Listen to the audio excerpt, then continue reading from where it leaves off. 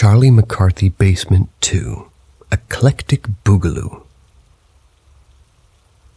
It covers from the first few months after moving the doll in 1993 to the year I was supposed to graduate high school in 2000. I feel I should clarify a few things before moving on. First, The Basement was written in 2017, and I copy and paste from where I had written it. This story is being written right now in 2020. My writing skills are a bit rusty, so I apologize. Second, the appearance of the doll. He had a hard head and hands molded plastic. His right eye had a slot carved out to hold a plastic monocle. I lost that monocle pretty early in owning him. He had a felt hat that had gotten beaten up pretty quickly by me, so it was misshapen, but I'd managed to hold on to all this stuff. His jacket could be removed, his whole torso and arms were white cotton. The elbows were just a strip of sewn thread divided in a long tube of cloth. My doll's hair had a scuff at the back of the partition, showing the flesh-colored plastic and its paint. He had 2 plastic shoes that you could tie, but I had lost one years ago. Inside the other one I had painted 2 letters with white paint. The letters were parts of his last name, so I won't divulge what they were, but they were distinct and very much a support to my claim that Toy Story was a rip-off of my life, as it came out 2 years after the events of this story. Pictured below is what this bastard looked like. I hate it with a burning passion, and looking at it makes me sick to my stomach. The last detail was he had a braided nylon loop sticking out of the base of his neck. When pulled, his mouth would move. See, after Charlie had showed back up in the basement, I refused to sleep down there ever again. It was the first time I stood up to my father about anything. He tried to force me to stay in the basement, but I'd wait until he was asleep, then move myself to the den and slept on the couch.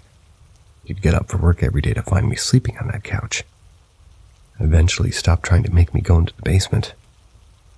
It was summer by this time, and I have fond memories of staying up all night playing Nintendo and riding my bike to the beach every morning to swim for hours.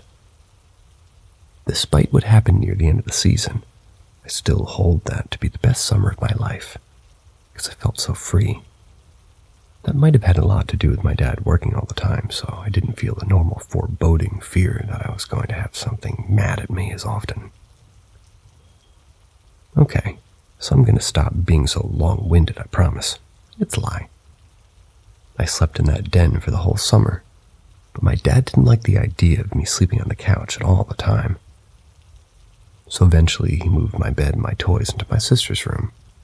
This was 93, so she would have been 8 at that time, and I was probably, I was just about to make that full-time rush into puberty, which made that situation uncomfortable to me.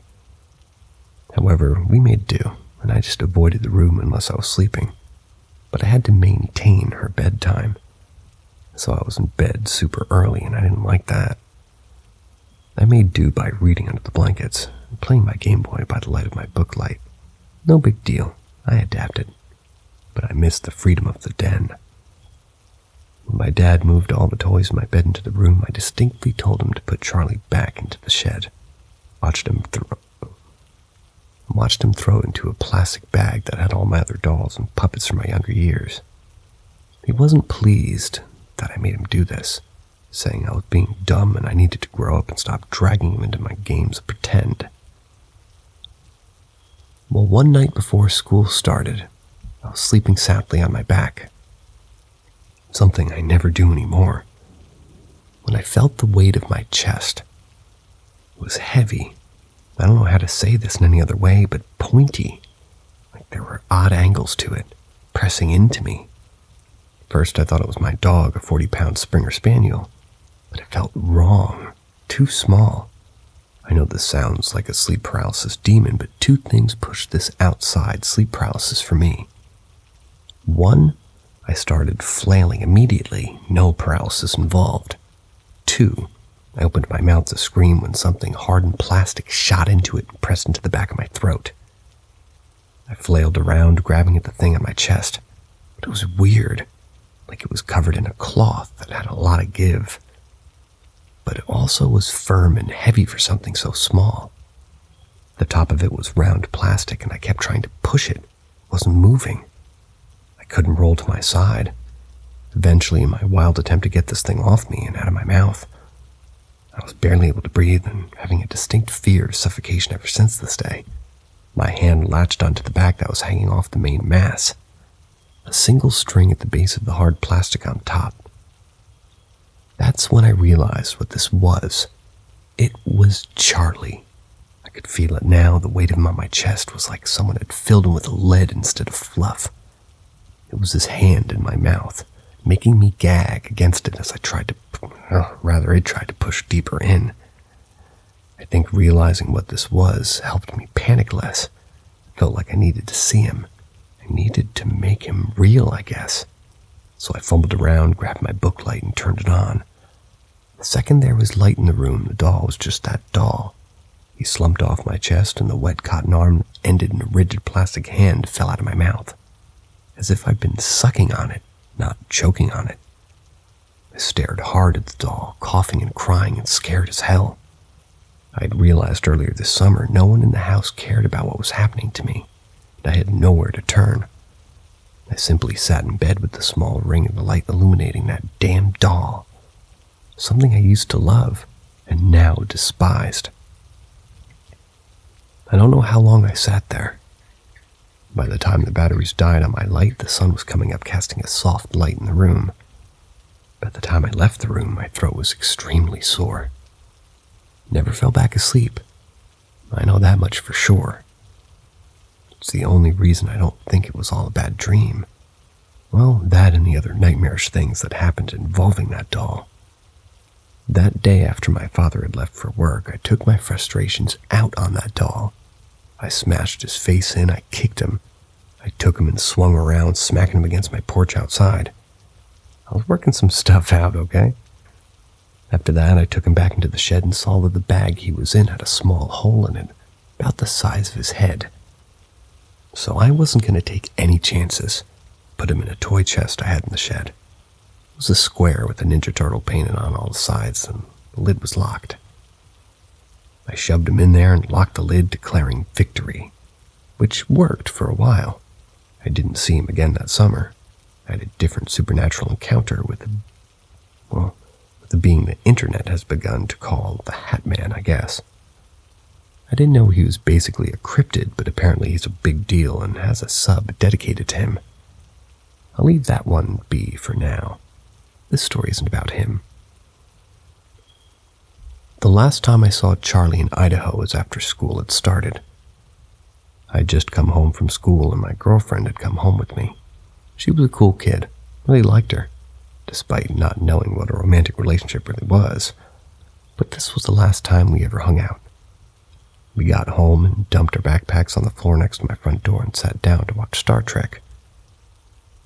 It's part of why we were friends. She loved Star Trek, and so did I. We watched it together every day after school until her mom picked her up. It should be noted that though the backpacks weren't visible to us, from where my couch was, the only way to get to the bags was to pass by us, in between us and the TV screen. Kinda hard to miss, right? Well, halfway through the episode we were watching, our backpacks flew across the room. They didn't roll or slide. They passed in front of the TV in the air, like someone had chucked them. She screamed, I screamed. There was no ice cream involved. We ran over the bags, then we looked at where they came from. Sitting against the door with a smug air about him was Charlie. It was like he was taunting me. The girl didn't know what was happening or why I was more freaked out than her. My mind was racing. I decided the only thing to do was to make sure that he was gone forever.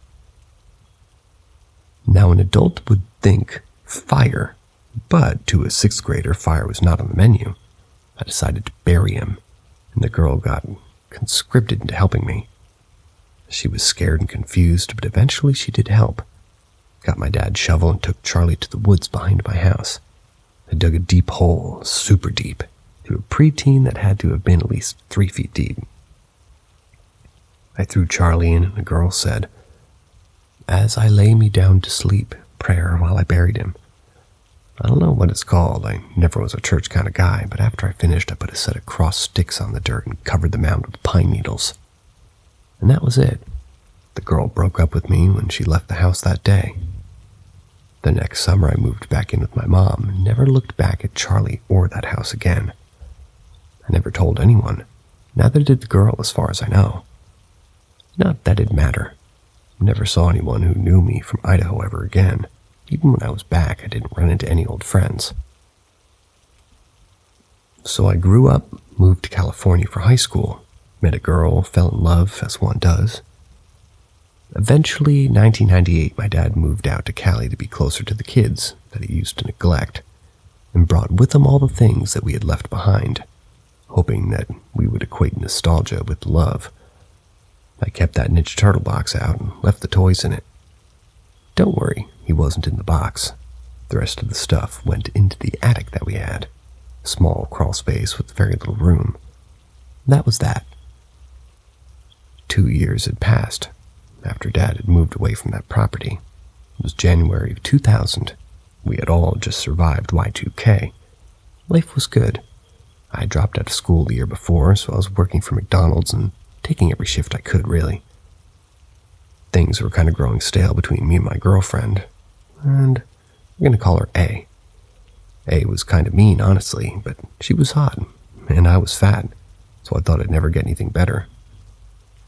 So one day after a morning shift of work, I came home and she was waiting on the porch. She knew I would be home alone, and she wanted to do the thing 17-year-old kids do when they can be alone together. I was also a 17-year-old kid, and though I was beginning to dislike her, I was 17 years old. Nudge, nudge, wink, wink, say no more. We went into my house, went into my room, and was trying to convince her to let me take a shower to get a McMuffin stink off of me, when she asked why my bed was so dirty. I turned around, and on my bed was a small set of sticks, crossed, under a pile of pine needles.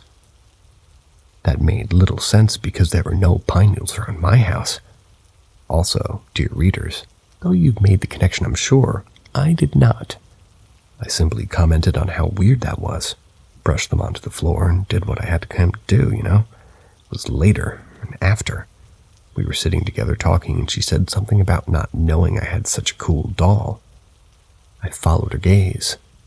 Sitting on the turtle toy box. Dear old Charlie. Now, I won't lie to you, I screamed. I got really dizzy and I thought I was going to pass out. Started hyperventilating as a ton of memories all caught up to me all at once. The thing is, though, this guy was fresh. He still had his jacket. By the way, I lost it years before the whole basement thing. His hat was perfect. He had his monocle in both shoes. A didn't know I was freaking out so hard. I asked her to check inside his shoe. She said there was white paint inside, with my special mark for my name on it. I ran over and grabbed him, and as I picked him up, I realized what the pine needles meant. I spun around and looked next to the bed where it had been swept off. There was nothing on my floor. I told A that she started to get why I was so upset. I checked the doll all over, and he had the same bald spot and everything. This wasn't just another doll. This was him. A wanted to know the whole story, so I explained it all to her over my Weber grill. I learned plastic stinks when it burns and leaves a residue at the bottom of charcoal grills. I also learned I wasn't as crazy as I thought, because as he burned, we both swore he was screaming. Part of me wants to think it was just air escaping his head as it melted, but I don't think that's the truth. Anyway, the long-lasting repercussions of those events means I get terrified of any doll. I can't do ventriloquism, and I can't watch the Goosebumps movies because guess who R.L. Stine based the looks of his haunted dummy off of? I swear everybody steals my life story. Also, my wife, who's not A, bought a Charlie McCarthy doll from Goodwill just to mess with me. It isn't the same doll, I've never seen it, and I forced her to leave it at her parents' house across the country. She also laughed at me while I was struggling to find a decent picture of him for this story. That's true love right there.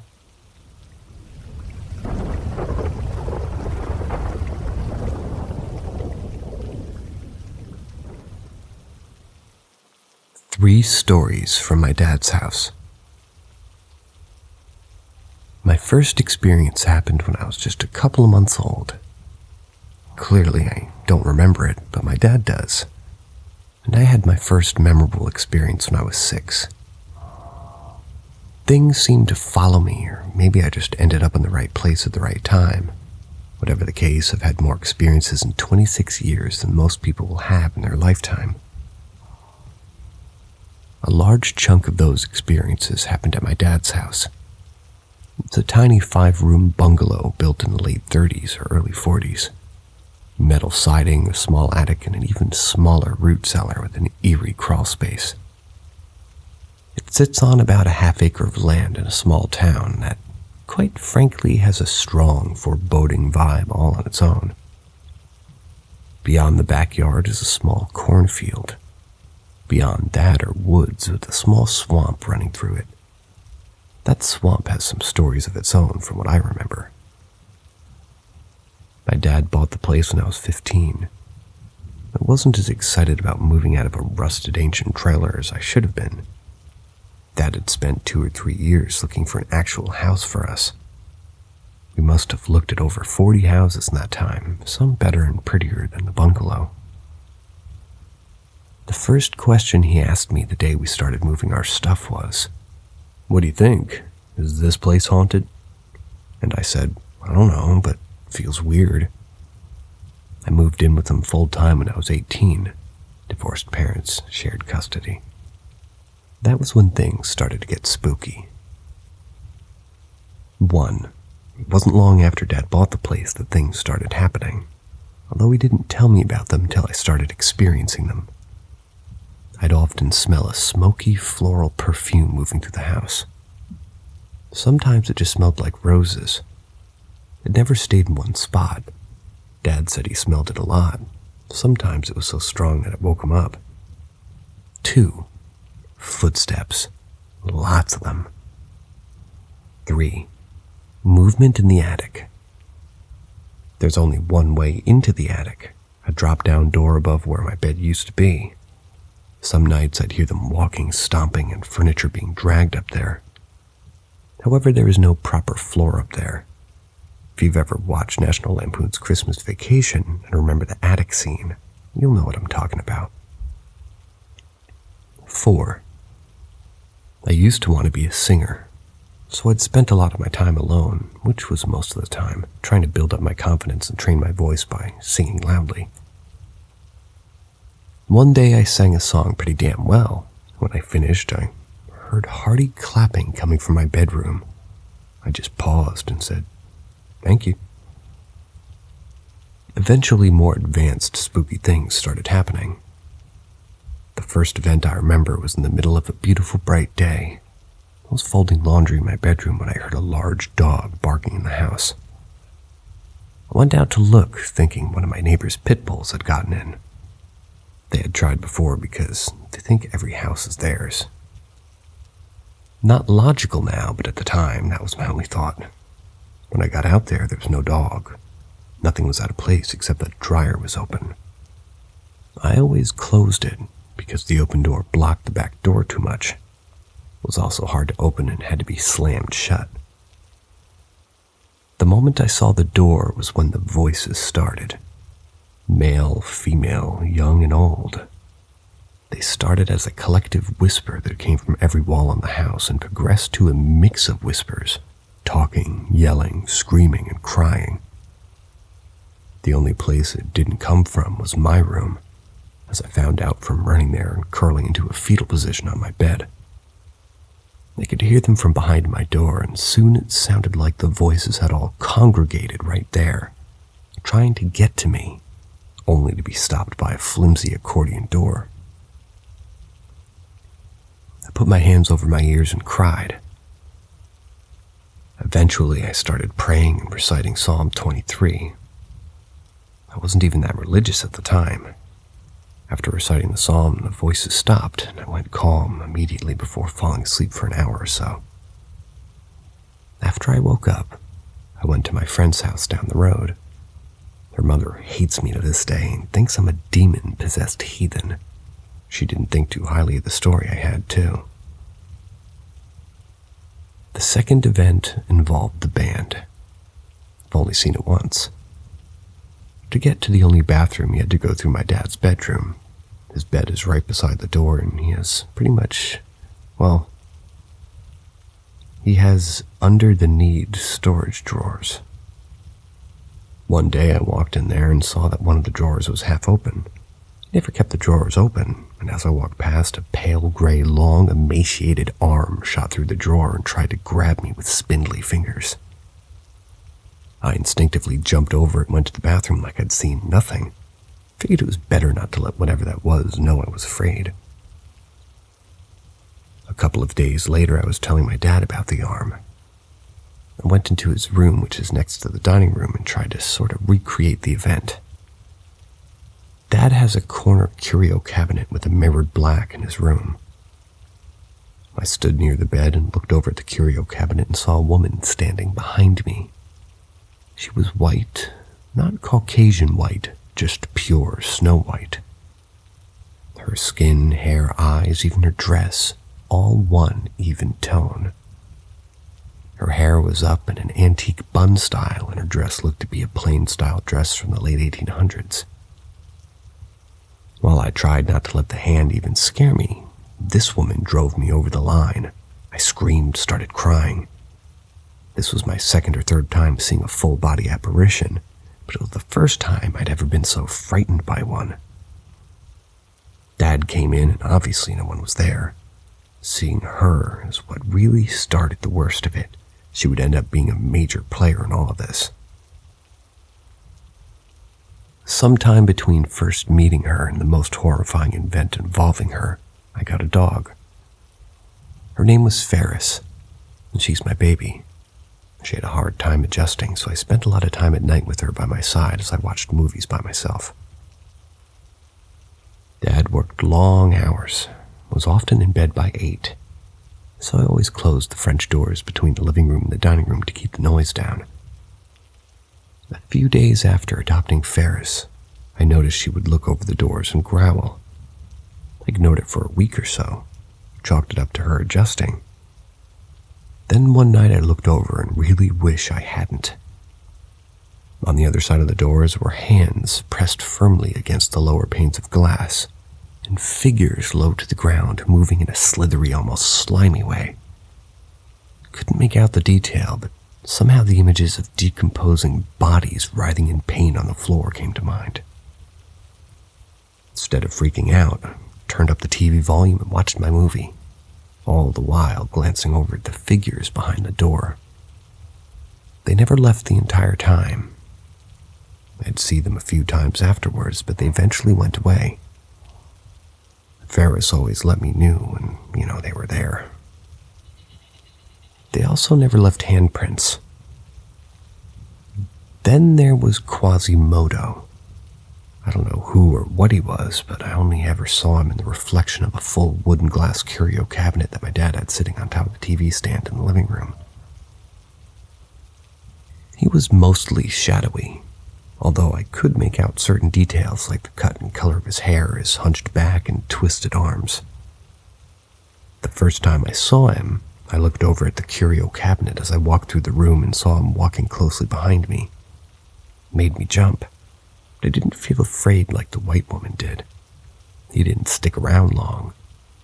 I wish he could have taken that bitch's place.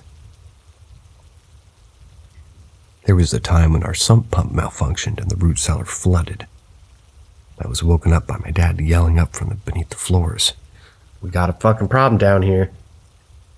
I was a bit pissed that he woke me up like that, as if he thought I had some broke appliance spidey senses that should have woken up hours ago just as the sump pump broke. I asked him later why he woke me up like that, and he said, "Woke you up? I heard you walking around upstairs before you even said anything." We both got a chill from that one.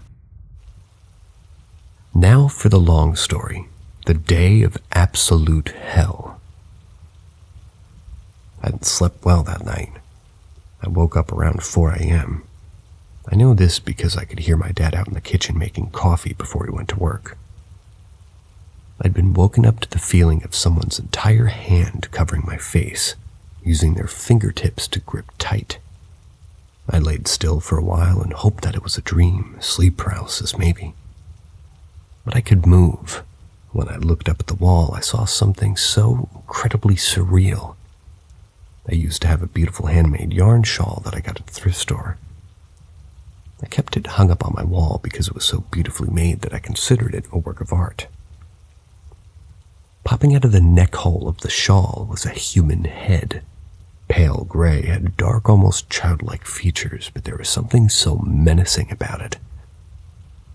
I stared at the head for a long time. It stared back at me, expressionless, and only blinked a couple of times. I eventually heard my dad leave, and I ran to turn on the light. It never broke eye contact with the head, and it never broke eye contact with me. Just like something out of a cheesy horror movie flick. The moment I turned the light, the head was gone. I tried going back to sleep with the lights on, but couldn't. I sat out in the living room and watched TV until 7 a.m. About that time, I felt like my heart was being crushed from within my chest.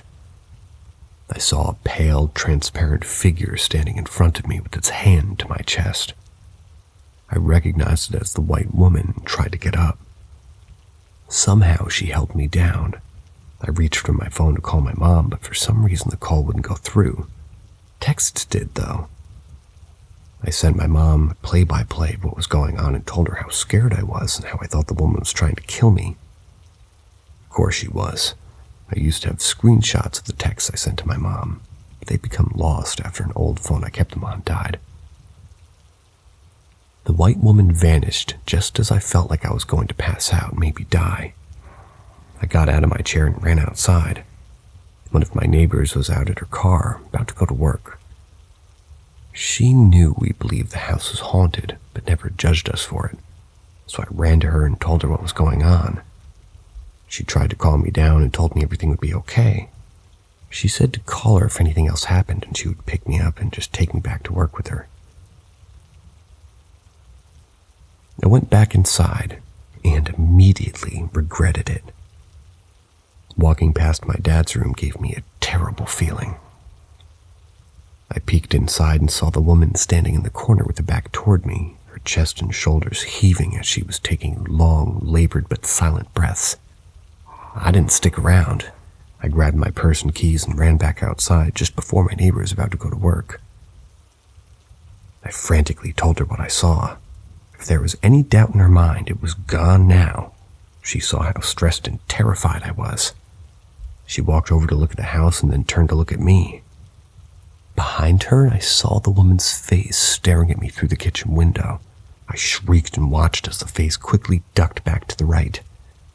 The direction she moved is illogical, since there's a cabinet, sink, and wall there.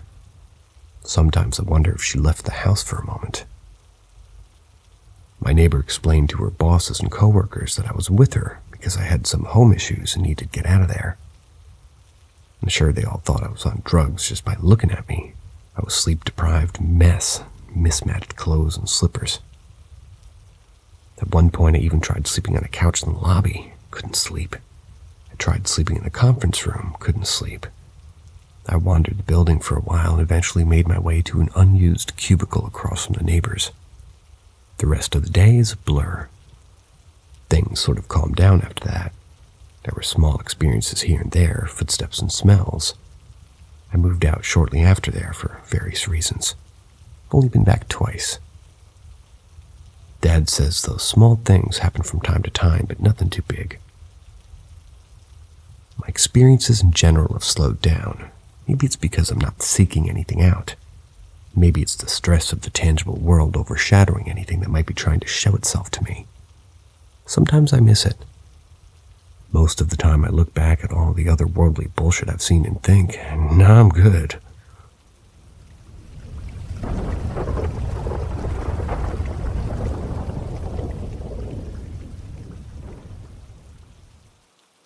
There's something in my girlfriend's house. It all started when my girlfriend told me about what she saw in 5th grade. She told me that one night her and her sister were sleeping in her room. Her sister woke up from a loud bang on the closet door. Her sister tried waking her up, but she never budged. She didn't know what to do, but she was scared, so she left the room. The next morning, Peyton woke me up, thankfully. She went about her morning as usual and went to her closet for a shirt. She was met with a white figure with black, pulsating eyes. She stared into them and saw black smoke-type substance ooze out. She screamed, ran away to her mom, but she didn't even believe her. Even when she showed the scars that it gave her in her sleep, her mom just chose to believe that she did it to herself. My girlfriend's gone through some things, and this has happened back in the past. But I'm not even judging at all, because honestly, that would be hypocritical of me. The point of the matter is, her mom just chose to disregard it. Anyone, if your child or someone you know tells you some shit like this, for the love of God, believe them. By not doing this, you're just kind of running the risk of making them rethink their own reality and feel stupid. It's not a good feeling, y'all. I know someone in this sub understands. When she told me about this for the first time, I immediately didn't feel right about something. The feeling's never gone away to this day. Every time I'm at her house, especially. I always feel like I'm being watched. It's even worse when I'm going through shit. It's like I can feel it feeding off of my pain, energy. Same for her, too. I know it is. I feel a darkened tension over everybody living there. Ever since we started getting paranoid about this shit, it feels like it's becoming more tangible as days go by. The only time I don't feel it is when me and her are having a good time and being calm together. I feel like the only way to manage it is to turn into something positive, but it just feels all too sinister to get rid of with good thoughts. It makes its way to us, I feel like, and I'm not over-exaggerating. In mid-2020, around 6 months or so in, she started having these moments where she would just, not even be herself at all. Just act fucking weird and stare at me with a blank expression. A minute later, she would act as if nothing happened. I begged her to chill the fuck out most of the time, because she would say shit like, "I love you so much, Peyton, and let's do something together," and shit like that. She would have a disturbing amount of joy in her voice. Well, not so much joy, but more like delusional sounding. It sounded like the tone you would use if you responded to someone saying, "I'm so ready for this year," but didn't mean it at all and just sounded like you're annoyed and angry overall. Sometimes I would just stare at her while this happened until it stopped and she came back. She would always play it off like nothing happened, but I just think she wants to believe that nothing really did happen. So every time I would either not say shit or act like it didn't happen, or freak the fuck out and beg her to tell me what the hell's going on. But usually response never got farther than a worried sort of, "Just stop talking. I don't want to be scared, Peyton." But all of that stopped when something weird and unexplainable happened. Me and her were sitting at her coffee table just hanging out one day. I was looking around for my vape. I remembered setting it behind me, but upon a quick search, it was nowhere in sight. I asked her if she had seen it, or maybe she had it with her. She told me that she didn't have it. We looked around for a minute before giving up, leaving me baffled and agitated. But when I said the words, "Where could it be?" or something along those lines, mine and her eyes both followed something falling from above her head. We saw it land on the table, right next to a lighter without moving an inch from the exact angle and point it fell. Didn't even bounce. It was as if it was set on the table by a machine or some shit. That's the only way I can describe it because of how unnaturally that shit fell. After we had frantically tried making explanations for what had just occurred, something else happened. I asked her how the vape could have even landed like that, and she responded with a confused, "Wait, what?" I repeated myself and told her what had just happened, confused as fuck as to why all of a sudden she was acting like this. She told me she saw the lighter fall next to the vape. To this day, I don't know how to explain this one plausibly. I don't think I'll ever be able to do that, honestly. After this happened, shit had cooled down for a while. Nothing had happened to raise concern or anything. I didn't even feel its presence anymore. It might have been from us trying to ignore it, but it did go away for a few months. But once I brought my friend Zach over to her house, shit hit the fan. We were all hanging out as planned. But when we went upstairs, Zach started acting weird. He looked like he was hiding something from us. So I asked him if he was all right. Right then and there, I saw his face go pale. He started dragging himself along the kitchen wall. His face brought the calendar to the ground, and he went with it. He hit the ground with ease, so I thought he was fucking with us at first. I helped him up while I gave him shit and just kind of made jokes like, "I knew I couldn't stand you." Dumb shit like that. I asked if he was all right. He reassured me that everything was fine and that he just needed to eat because he was lightheaded. So I went to the fridge, got out some turkey and cheese, and started to get the bread on the other side of the kitchen. I glanced at him, thought he was checking out my girl, so I sized him up right there. But it turns out he was blacking out from something. How I found out, you might ask. It looked like he let go of his body. Literally. I thought he died right then and there because he dropped harder than a fucking dumbbell would hitting the ground. The fucked up part is, before he dropped, he got one more worried sentence out. "This place is fucking haunted." When I think about that day, I still hear the loud bang repeat in my head. I don't know. Something about it has just kind of fucked me up. Now, a few months ago, me and her were in the basement in the exact spot as we were when the incident happened with the vape and the lighter. Except, I was living there at the time due to my parents kicking me out. The police had showed up and illegally kicked me out because of my stepmom telling them I wasn't supposed to be there.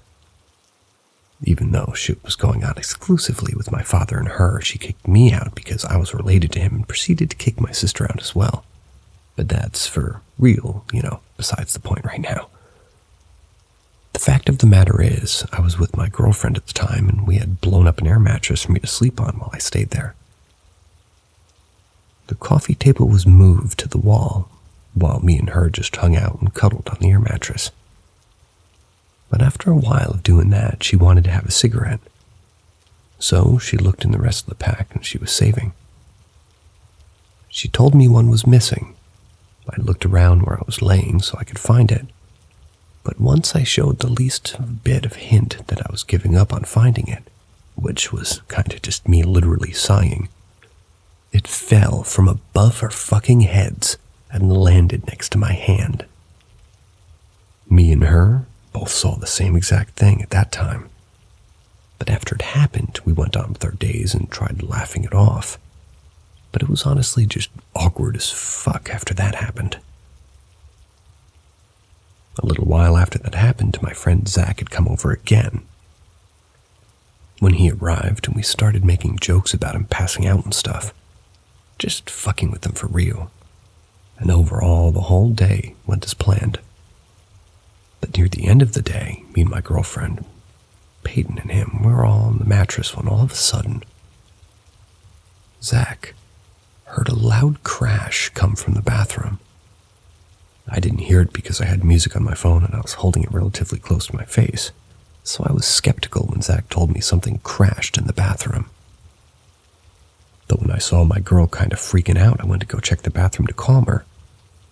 I also didn't need Zach passing out again just in case this was a contributing factor. I wanted to make sure my girl feels safe too, so I went over to the bathroom door and opened it. On the ground was her basket of bathroom stuff, lying upside down with everything still in it. Keep in mind that the basket was sitting on the top of the toilet with perfect balance before. It fit the whole top lid of the toilet, around 2 feet wide or less.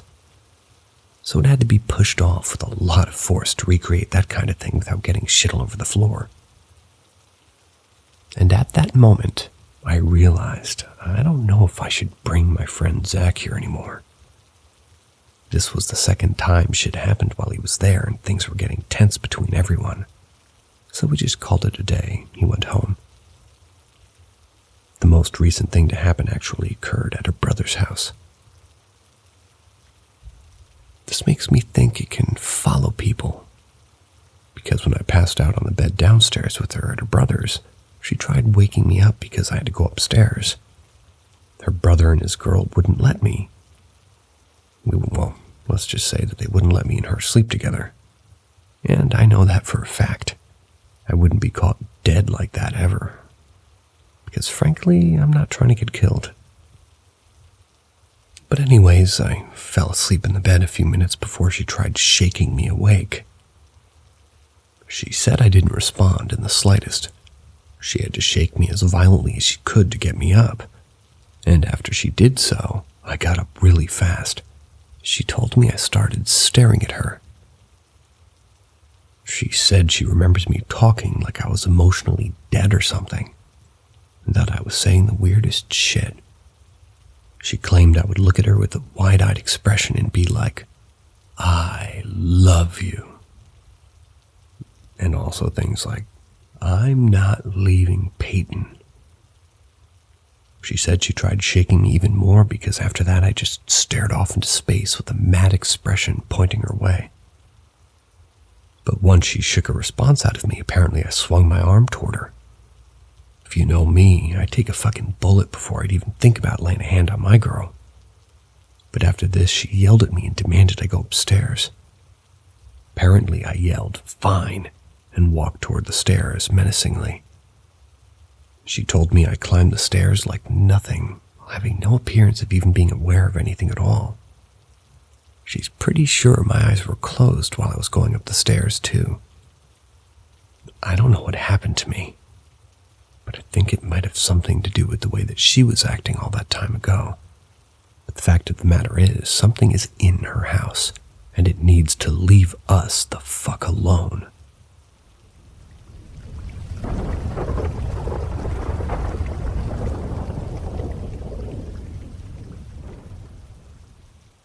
Welcome to the unexplored territory of Paranormal M. Delve into the unknown with us as we unravel the enigmatic and bewildering tales from the realms beyond. Subscribe and turn on notifications to stay updated with our latest mind-bending narratives. We hope you're ready to confront the inexplicable. Long story. Was a skeptic, but now I think I'm haunted.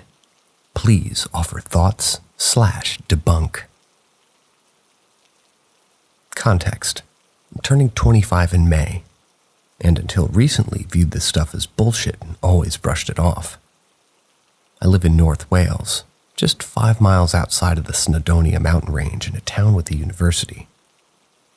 I've learned recently after weird stuff has really kicked off that we're directly on something called a ley line.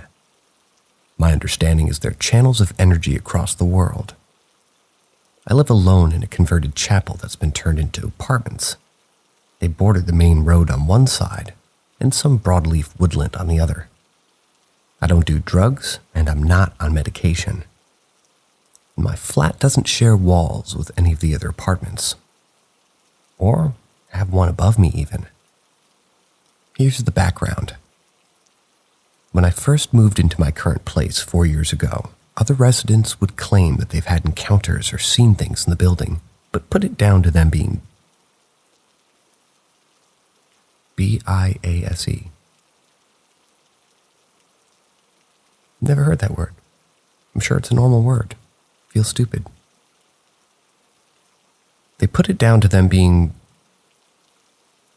Maybe they made... I have no idea. They put it down to them being... this word that I don't know. Bias? Biaza? Biaza.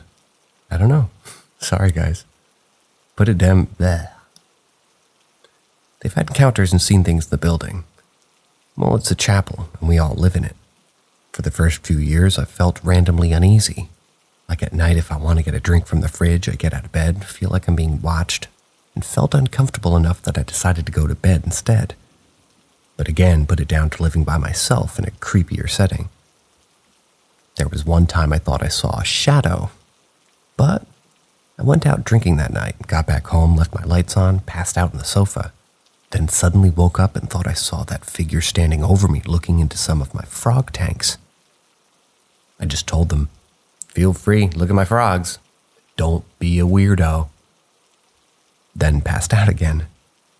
This memory stuck with me for some reason, but I've always put this down to me being drunk, and to be honest, even now I do, but thought it was worth noting. But yeah, I have a few other things going on and off, but dismissed it. Then I got my dog. Over the past few years, every now and then, he'd randomly be set off by one corner of my room. He'll be growling, barking, hackles up, and I tell him to be quiet. He just won't. And if I try to walk in my bedroom, he'll block me and not let me in. Not turning to face me, but stepping in front of me and not letting me pass while he's going nuts at the corner.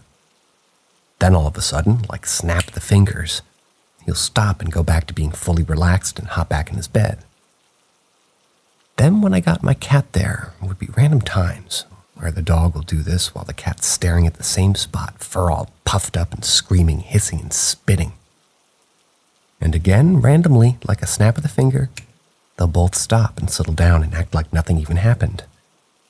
But I never really thought too much of it, as it would happen so sporadically, like maybe 2 or 3 times, months of nothing too. Recently, things have started changing. Back in January, I started being woken up at some point between 3 a.m. and 3:30 by the dog standing over my body going nuts at that corner, and the cat at my feet doing the same screaming, hissing, and fur puff. They won't stop if I tell them to. Then again, all of a sudden, they stop and go back to sleep. But rather than being every few months, it was happening 1 or 2 times a week. First big thing. One night, 19th of January, I was walking the dog late down at the woods, around midnight. And normally I put one ear pod in to listen to music, but when I reached the entrance, for some reason, I just decided not to have any ear pods on. Wasn't feeling on edge, just passive, not gonna put it in. It was a walk, pretty normal, for like 10 minutes. Then the next sequence of events all happened in the space of a few seconds. My dog goes running off the path, barking and going nuts at something. I look in the direction that he's gone in. I then turn to look at the path ahead of me, and I swear I saw a tall figure, I'd guess 7 feet tall, maybe a few inches less, standing about 15 meters ahead of me. And it was the darkest shade of black I'd ever seen, as if I'm looking as it fades away. Not blink and it's gone, but faded in front of my eyes. Legs and arms first, then torso, then head. For a split second, I figured it was my eyes playing tricks on me and my vision just readjusted. But then my dog comes sprinting out of the woods and runs into the spot where I thought I saw this thing, and he just stands there frantically barking, going nuts. I decided to carry on walking, because if I turned back the way I came, I'd be in the woods for another 10 minutes plus. Especially when I exit, it'll be very dark, and the area is very secluded for an extra 5 minutes. But if I carry on straight, in under 5 minutes, I'll reach a side path that takes me out of the woods straight into the main road, and luckily at the entrance of a housing estate. I get past the point where my dog is standing and barking, and then my dog follows me. A few seconds later, I suddenly feel really cold.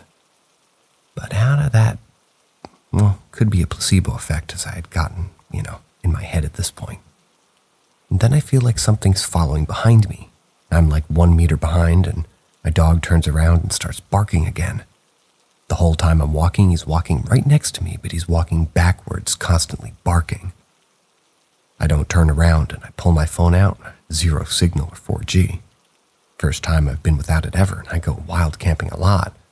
My phone's on 8%. When I checked it 10 to 15 minutes earlier when I was initially going to connect to my headpods, it was like 60%. I didn't turn around to look behind me at all.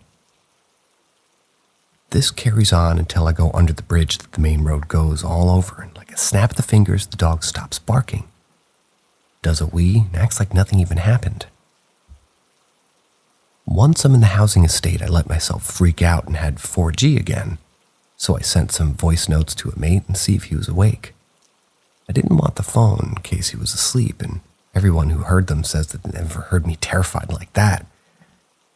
And it's what really got my skeptic friends thinking seriously about this, as I'm not someone who gets scared easily, and when I am scared, I'm good at hiding it and dealing with what's happening. Like when we went camping in Sweden and bumped into a bear. I just went up to it yelling and squaring up and got it to back off. And when we've had 2 guys try to mug us in Manchester at knife point, I carried on walking towards them and called their bluff and told them to actually do something or fuck off. They backed off. Current. Since that night, things have gotten worse in my place. The animals waking me up and kicking off at the corners have been happening for up to 5 nights a week. I've been waking up with weird scratches on me. I checked, it's not the dog or cat. No matter what angle I try, I can't make the same scratches with my nails. There's nothing in my bed, no springs poking out that could cause it. And it's weird positions like my thighs, inner, back, and top thigh, top of my feet, toes, side of my body, as well as arms. And 2 weeks ago, same thing. Dog, cat kick off at that point, and I'm just angry. So I get out of bed, go in the corner, and just say, if I could touch you and smack you, fuck off.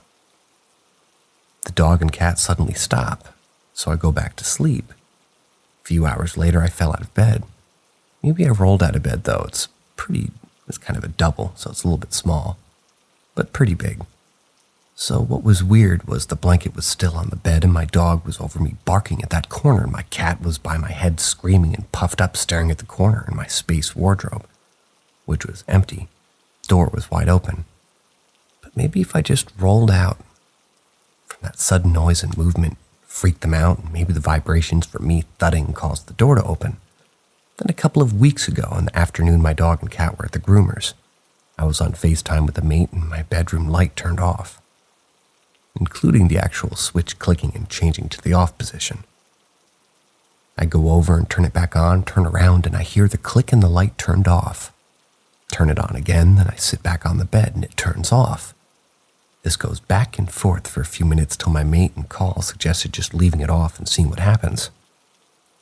About 1 minute goes past, and it turns back on, and I see the switch turn. Then, a bit less than a minute later, turns off again. I go to turn it back on, and this goes back and forth, and after 15 minutes from when it first turned off, it suddenly stops. And I haven't had an issue with it since. Pretty freaked out, but keeping it inside. Phoned my mom saying I need to stay at hers for a few days. I checked the trains and I had a 6 p.m., 7, 8, and 9 p.m. left that day. I aim for the 7. I pack everything I need in my general backpack, which looked fine, get outside, walk about 50 meters, then all of a sudden my main strap broke.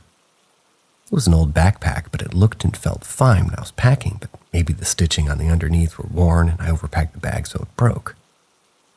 So I missed that train, and I grabbed my hiking and camping backpack that was in the same hangar as the other one to repack. But before checking, I quickly chucked something in the oven as I hadn't eaten that day. Yet, I figured I'd have time. I go to grab the other backpack. It's not on the hanger. After frantically looking for ages, I find it in the empty wardrobe. Maybe I put it in there when packing my original bag and forgot. But just weird, as I haven't used that wardrobe since I lived there. By the time I repacked, I don't have time for food, so I pull it out of the oven and leave. I make it to the train station and suddenly have that dread of forgetting to do something. In this case, was I can't remember if I turned the oven off, but ignored it, as I've never left anything on like that before. I've lived alone since I was 16.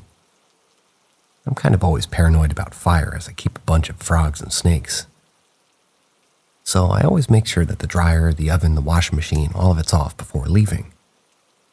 I've reached the point that I'm too stressed and I have to go back to confirm. I wound up missing the 8 p.m. train, but this time I actually did leave the oven on. Obviously, it's probably for me being stressed and rushing, so I must have forgotten. That's not like me, and while it probably is a coincidence, couldn't help but feel dread in my gut, feeling like something didn't want me to leave. I made the 9 p.m. train, and when I was at my mom's, I felt fully relaxed. Then this past weekend, my mom decided to come down. The first night she was down, I had the best sleep I've ever had in that flat for months, but she said that she had one of the worst nights of sleep that she'd ever had and was convinced someone was walking about in her room. Said she didn't turn the light on, but could hear footsteps, and the instant she walked in my room, she pointed to the corner and asked if that's the one, as she hates it. She also told me the whole time that she was here she could hear white noise and static. Had a talk with her thinking that she was a skeptic and hoped that she'd dismiss it as me being stressed in the day, but instead told me that she's had encounters and needed to tell me about some stuff when I was a kid.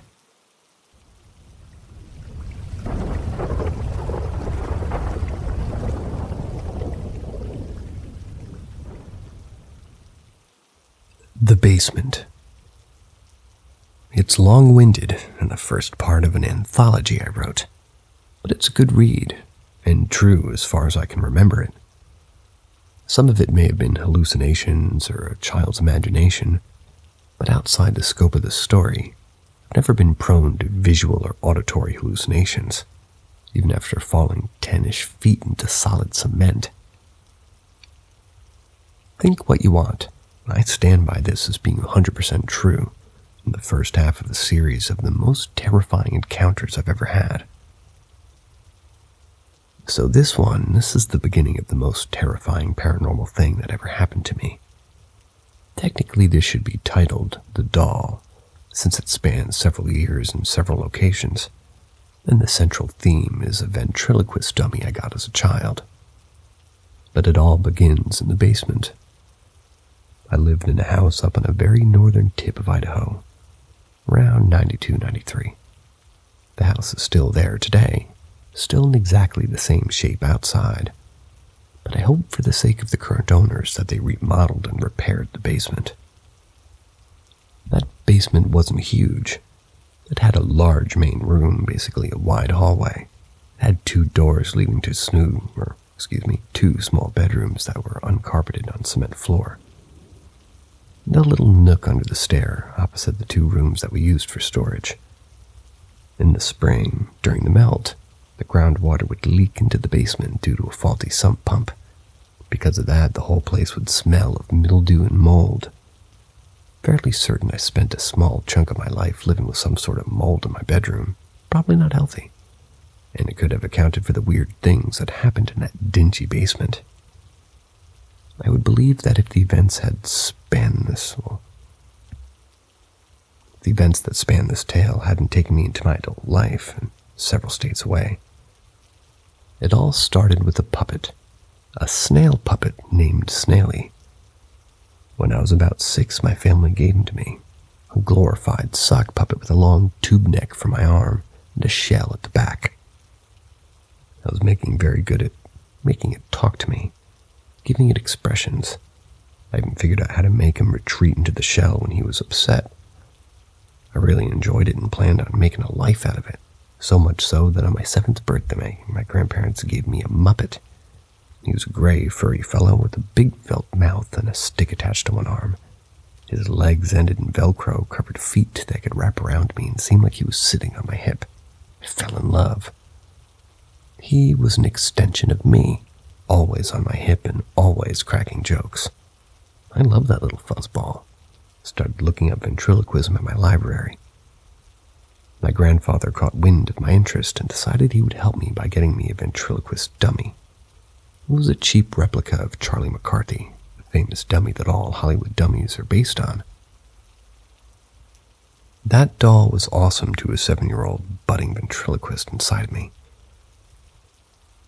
I didn't care that he only had a cheap pull string to make him talk, and that his velvet hat fell off his head every time I moved him. I loved him. When my family split, he ended up going with my father while I lived with my mom in Utah. Eventually, we bounced from place to place, splitting our time between my mother and father in different states. Thus, in the final half of the 5th grade, I moved back to Idaho into my father's new home, and into a hellish nightmare that was that basement. When I moved back in, I got a lot of toys my father had been storing, including Charlie. By that time, I was nearly 11. I'd forgotten about my love for ventriloquism, but seeing Charlie again reignited that flame, and I was at it again. Till a couple of months later, when I got my first computer. Suddenly, learning DOS Basic and playing Wolfenstein 3D became my new obsession. I cast Charlie into my moldy closet and moved on to more adult things. Eventually, he was put away by my father for safekeeping. From the moment I moved into that house, the basement was my greatest fear. When I found out my dad was sticking me in a dingy, unfinished basement bedroom with no carpet and mold on the walls, I pitched a fit.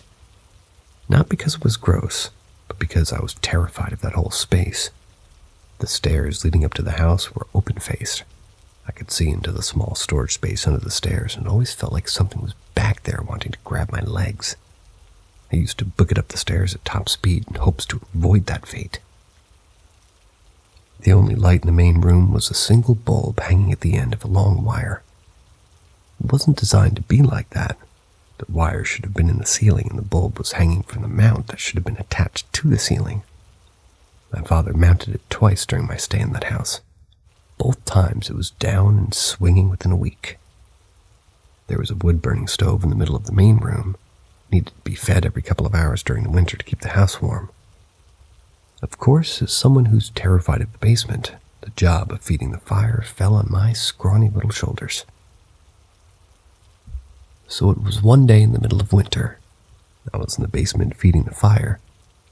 Since I had moved in there, I had experienced weird things, bumps in the night, stuff falling off a shelf while no one was near, the normal. However, this was the first time I'd lived there that something truly terrifying happened to me. As I was struggling to open the door to the stove, I heard a deep guttural growl from below the stairs to my right. I froze, hoping it was my dog hunting mice, and slowly, without looking at the stairs, loaded a fire with a couple of logs. I closed the door to the stove and slowly turned to look at the stairs, when behind me I heard a voice clear as day. "I will kill you." In a harsh, deep male voice, lost my shit, screamed and ran up the stairs. I think I only touched 3 steps of the 13 leading up to the main house. I ran to the back of the house, a new addition, and by new, like 40 years old, huddled under the blankets crying. I never wanted to go back into the basement, but eventually I had to go back to my room. From that point, all, and I mean every bump, every scrape, every little sound had me on edge while I was sitting down there. Time passed. Eventually I put the voice into the back of my mind, convincing myself that I had imagined it. I always had a rational mind, one that I used to explain away all the strange things that happened to me. Finally, as things tend to do, it was pushed into the back of my mind officially, and I lived with just a general fear of the basement again. Until one day, while feeding the fire, I got a sense of dread in my chest. Something I couldn't put my finger on, but it got my pulse racing. I began to nope it up the stairs, when the one thing I'd always feared happened. Something grabbed my leg from under the stairs. I freaked and went lightheaded. Couldn't figure out what was happening. I couldn't decide if this was real or a dream. I know I jumped backwards. I was nearly at the top of the stairs, and I didn't land on a single step on the way down. The way my body twisted as I pulled away from something holding me, like Had me kind of square on my back on solid concrete. Felt the wind rush from my lungs, and then I passed out. I don't know if it was from the impact or fear. I just know I lost consciousness. I don't know how long I was out. I do know when it came into my head, it was hurting like crazy, more than I ever had in my life. I was dizzy, not fully aware of my surroundings either. I crawled up the stairs and into the main part of the house. I laid down on a couch and fell asleep. My dad got home a few hours later and woke me up. I told him what had happened. He looked me over for any serious injury before telling me it must have been a dream. I was tired and lethargic for a few days after that. But eventually I felt normal, and I ended up deciding it had to have been a dream. Stuff like that didn't happen in real life. Thinking back on this now, I may have suffered a head injury and probably should have gone to the hospital, but my dad was very much the walk-it-off type. My brother knew of my fears and would torment me as much as possible, jumping out at me or sending me to get things from the basement just because he knew I was afraid. The worst thing he did to me was move stuff around my room at night. My room didn't have a door, so it was easy to sneak in and move stuff around. He would put my toy chest in front of the doorway or turn my desk upside down and put my chair on it. Never anything subtle about it. I didn't want to fuel his behavior, so I never got upset. I just moved things back.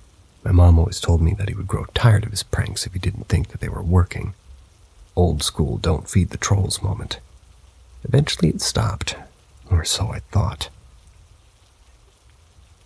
One night my brother's prankster spirit came out in full force. I woke up to a loud knock on my closet wall. I looked over, and in the light of the nightlight I could see my dummy Charlie sitting on top of my toy chest facing me. I laughed a little nervous laugh. Charlie had been put away in a garbage bag with all the other stuffed animals I didn't use any longer. The bag was stored in a shed in the backyard. I was proud of my brother for the effort. This had kind of more subtlety and class than his other pranks. I fell back asleep. A while later, I was awoken to another knock. I sat up hoping to catch my brother doing something else. This time, Charlie was on the floor, sitting upright, facing my bed. I rolled my eyes and sighed. I respected the conviction, but I was too tired to deal with it anymore. So I fell back asleep. One last time I was woken up. This final time the doll was on my chest. I flipped shit and ran into my brother's room, yelling at him to stop messing with me. The only problem was his room was empty, and it slowly dawned on me that he hadn't been home all day and was planning on spending the night at his friend Nick's house. I had been alone in the basement all night. It was quite some time later that I discovered that he'd never moved anything in my room. In fact, by all accounts, my brother did everything he could do not to go into my room. It gave him the creeps. I felt like I was going insane. Couldn't fathom how the doll had ended up on my chest, or how it got inside in the first place. Ran upstairs crying uncontrollably. My dad's door was locked, so I climbed onto the couch, fell asleep with my face buried in fear. The next day I woke up. I was on the couch, and it all felt like a dream. Still, I was done with the basement. I started sleeping on the pull-out couch after that. I don't remember the story I told my dad, something about the mold bugging me. But I never slept in that room again. Luck was on my side, and the basement started to flood heavily the next few months. My dad eventually moved me into the room upstairs with my sister. Thought my troubles were over, but that was just the beginning of the nightmare that spanned almost 10 years of my life.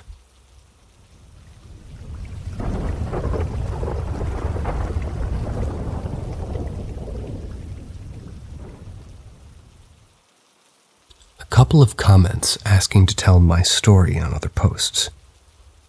So here's the start. So from the beginning, I wake up in my mom's house.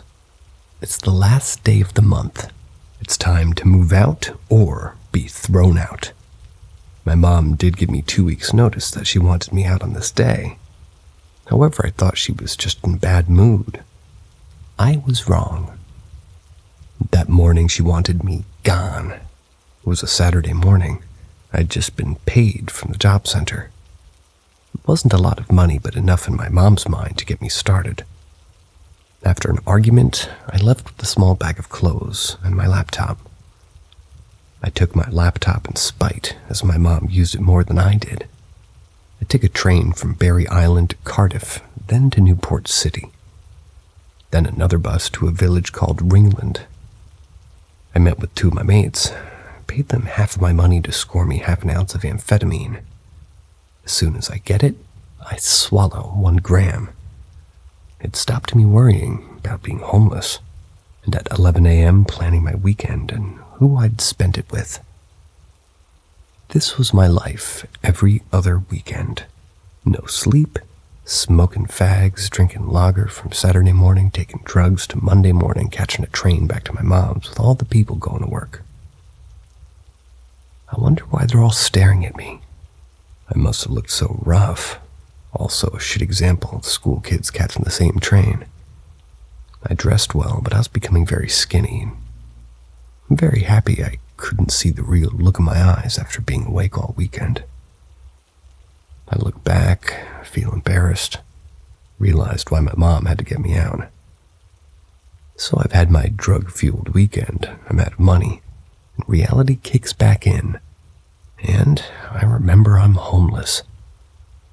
I'm verbally abusive to my mom over the phone because she won't allow me back there. I'm on a come down. I'm paranoid, worried mess. I wonder if my Nan will let me. She lives in a town not far from Newport.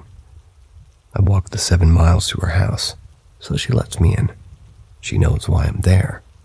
She probably expected me.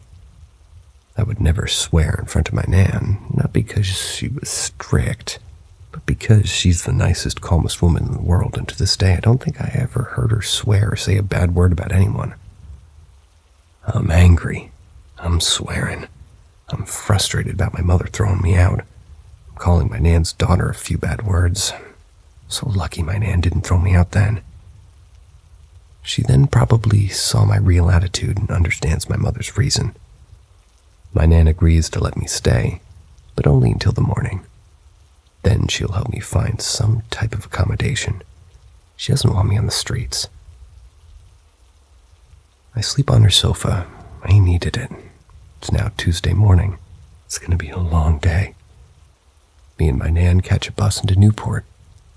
My mom accepts an apology and decides to catch 2 trains to Newport to help. We search all day. We're close to giving up. I'm panicking. Then we see a sign in a window of an empty flat. It has a mobile number and the landlord's name. The downstairs flat looks empty. I think it looks perfect. My mom dials the number and the landlord answers and advises the downstairs flat's not available at this time. However, he tells us that he has a shared house on Carleon Road with the 1 room available. We were to meet him there in an hour, so he can show us in and see what we think. For me, massive relief. In my head, I'm thinking I'm accepting before I've seen it. Then 30 seconds go by and we figure we don't actually know where this road is. We ask someone walking by, they tell us that we're a 30-minute walk away. We get there, but we're kind of taking longer. My Nan is in her 60s, has a driving license, but didn't have a car. My mom never felt the need to pass a driving test. In South Wales, the buses were regular trains and buses on the doorstep almost. Plus, she could carry more bags of shopping than the average car. We arrive at the shared house, before the landlord too. My first thoughts is it's massive. It's on a busy road and next to a flyover bridge. Train goes 2 ways. The house is actually taller than the bridge. Outside, I'm thinking of the times I used to walk under the bridge past this house every day. I would be on my way to like a work placement in a charity shop half a mile away from the bridge and the house. I loved it there. It was called St. David's Foundation. The job center had a sort of work placement there for 13 weeks. I used to walk past this house and wonder who lived there as to, the drive we now stood in was waiting for the landlord. It was always occupied by a couple of men. I think they worked on cars, or other days about 4 cars and no people. However, the drive was empty that day. No one there, no sign of anybody. We took a look around the letterbox. We could see a closed door to the right and a flight of stairs ahead. I remember seeing the stairs and wondering how old the carpet was. Maybe 1960s, looking at the pattern. Just as we were getting worried, the landlord turned up on a motorbike. He pulled off his helmet, apologized, and told us that he was a teacher and he was stuck at the school. My mom obviously fancied this guy. Later on, she admitted she thought he was nice. She was kind of into her hard-looking men. He introduced himself, and all I could think of is that I don't get along with teachers. Probably had a shit attitude around him, I can't really remember. The landlord gets this huge set of keys out, led us to the front of the building, led us in the front door. The door was a huge, big, solid wooden door. Around the door was huge green plants that grew up the whole front of the house. Looking back at it, definitely kind of looked creepy. We're led up 3 sets of stairs. At the top of the 3rd set was a creaky door. When it opened and slammed shut by a spring, then immediately on the right and left opposite each other were rooms 5 and 6. My room would be 6. The door, I remember it looking like an old classroom door, light brown with a window in the head height. This window had a purple bit of cloth hanging over like a curtain. He turned the key and we walked in. Surprisingly, it looked modern. It's like the size of an average kitchen with laminate flooring and nothing else in it apart from a sink and 2 cupboards underneath the sink. It looks perfect to me. The landlord explains that this can be temporary, and when one of his properties becomes available, he can let me know and I can have one. I'm just happy with what I'm seeing at the moment. He then explains he requires an advance of £230 a month payment if I want to move in today. I'm thinking, great, I've just spent $120 on the weekend and have no money left. I'm gutted. Just as all hope was drained out of me, my nan got out a brown envelope full of money, gave him the $200. Can't remember her even going to the bank, I thought, or even having a discussion that I may have been needing some money today, or I would accept a life on the streets until my next pay packet. Whatever happened to my mom and Nan, they knew I wouldn't have any money left on that day. The landlord welcomes me and says the house with 6 rooms are now occupied. He started telling me about the people who lived in each room. I can only remember him telling me about the lad the same age as me who lived opposite me in number 5. Oh yeah, and the mechanic who lived there for a long time could possibly show me a few things, as I told him I was interested in cars. Apparently, he previously studied mechanics. So did I. Before the landlord left me, he told me that he would come back on the last day of the month and collect $30 for electricity and water. He left. Then I realized I needed to get some things together for my mom's. I thanked my nan, probably not enough. I took the 2 trains back to my mom's and grabbed my small TV, a few clothes, a couple of DVDs and CDs, and a blow-up bed, whatever I was able to carry, really. I said my goodbye for now. She told me she was sorry. I thanked her for helping out. I felt this would have to be the time to change my ways. I took the 2 trains back to Newport Station and walked the half-mile to my new room. Got to the house. I walked the 3 sets of stairs, through the loud banging door, and then into my room. I still see no one. I pumped up my airbed and blowed it up with a very loud electric pump. I set my TV, and it was about 8 p.m. It was a long day. Took a look out of the window. I could see a small bit of the main road and the driveway outside, with now a white van reversed onto it. The main view was the railway track that ran across the top of the bridge. I was looking down on that bridge in my room. Apart from the squashed fly on the window, that was all I could see. I had a couple of pounds in my wallet. Decided to go down to the shop, which was towards where I used to work in the charity shop, but not as far. On the way, I thought maybe I could call tomorrow and see if they needed any help. I got to the shop and bought 2 liters of white cider. Thought to myself, well, I'm in my own new place. I'm quite nervous. Maybe I'll sleep well. After this, I remember getting back to my room and drinking from the bottles as I had no cups. I'd done nothing else apart from that and watch TV. Then the next thing I knew, I'd woken up in the morning around 5 a.m. on top of a blown-up bed, recognizing that I still had half a bottle of cider left beside me, with the top unscrewed. I looked then ahead of me, getting used to my new surroundings, realizing the cupboard doors under the sink are wide open.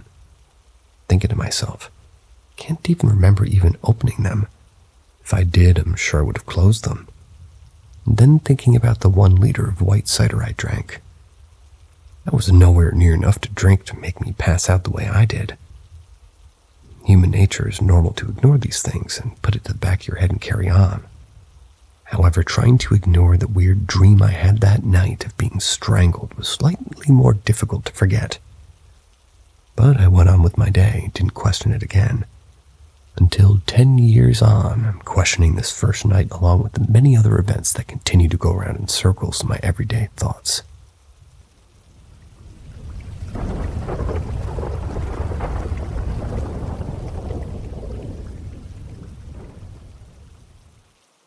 My one and only experience. This story happened 1.5 years ago. I've only ever shared this story with one other person. The other person who's actually in this story. First, a little about me. I have a formal education in the hard sciences, and I'm halfway through a doctorate of medicine degree program. So those are the lenses through which I see the world. This makes me a natural skeptic on most things. I firmly believe in the existence of extraterrestrial life because of the vastness of the universe makes it a mathematical certainty, but I'm far less convinced on the subject of UFOs. Although, there are a number of well-documented events that keep me from dismissing them outright.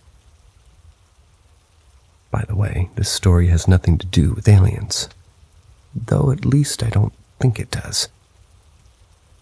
I guess I only mention it for the purposes of demonstrating that I keep an open mind on things, but that I still need to see at least some sort of suggestive evidence. I'm a huge fan of the paranormal as a genre, though. I find the stories and media fun and entertaining. I like being scared, and I enjoy the experience of reflecting on what if. But it's always been just that to me, a genre of entertainment. Then this happened, and I still can't explain it. My fiancé and I grew up and live in a small city in New England. Honestly, it's really only a city by definition. It's bigger than your average New England town, but it's far more suburban than your average city. The house that my family has lived in since I was 2 is located on the outskirts of this quote-unquote city. I'm now almost 30, and although my fiancé and I live in an apartment below her mom's place, I still keep a lot of my stuff there at my old house, including my motorcycle. When you pull out of the driveway and go one way, it takes about 10 to 15 minutes to get into the city proper, but if you go the other way, it takes about 2 minutes to hit farmland. Heading towards the farms, you end up on a road called Pine Hill Road. On this road is a very old cemetery with gravestones that date as far back as the 1700s. The cemetery encompasses a square plot of land bordered on 3 sides and by Pine Hill Road on the 4th. The official name of the cemetery is Pine Hill Cemetery, but everybody in that area calls it by its other name, Blood Cemetery. It is allegedly one of the most haunted cemeteries in New England. The name derives from the Blood family burial plot, located more or less in the center of the grounds, and it's where most of the alleged activity arises from. Tangibly, the blood headstone is engraved with the image of a hand, and it is said that during the day this hand points towards the heavens, while at night it points down toward the ground.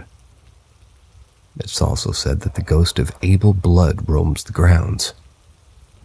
It's illegal to enter a cemetery at night here, and the police do patrol this area because of how frequently people try to get in at night to see for themselves. I personally have never actually been inside the grounds, day or night, not even during the experience that I'm about to describe. By the way, I've used the real name of the place. Feel free to Google this cemetery all you want. That way you'll know I'm talking about a real place with real stories attached to it. And this really happened to me. I've driven past this cemetery a million times before, day and night. And not once have I ever seen or experienced anything out of the ordinary. That is, not until one night last fall. It must have been around late August or early September 2017. Summer was on its way out and fall was just starting to let everyone know it was on its way. It was late and pretty dark one night when my fiance and I were out for a ride on my motorcycle. We love riding around this area because there's little traffic. The roads are just windy enough to make it fun, and the farms are beautiful. We were riding up Pine Hill Road and we were just beginning to pass Blood on the left, as we've done so many times before.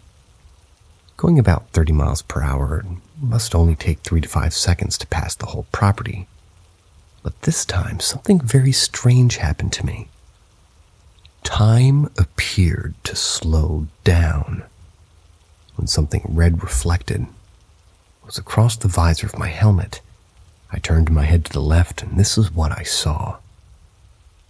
Up in a tree, just along the left border of the cemetery, there was a floating orb of the brightest red light I'd ever seen. So bright it was that its center was white.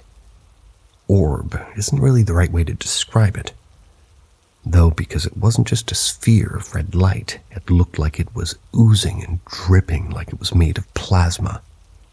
The best way I can think to describe it is that it looked like a tip of a signal flare when it's held off the ground. It was like that bright, and it was oozing like the tip of a flare, but it was not shooting out from anywhere like a flare does.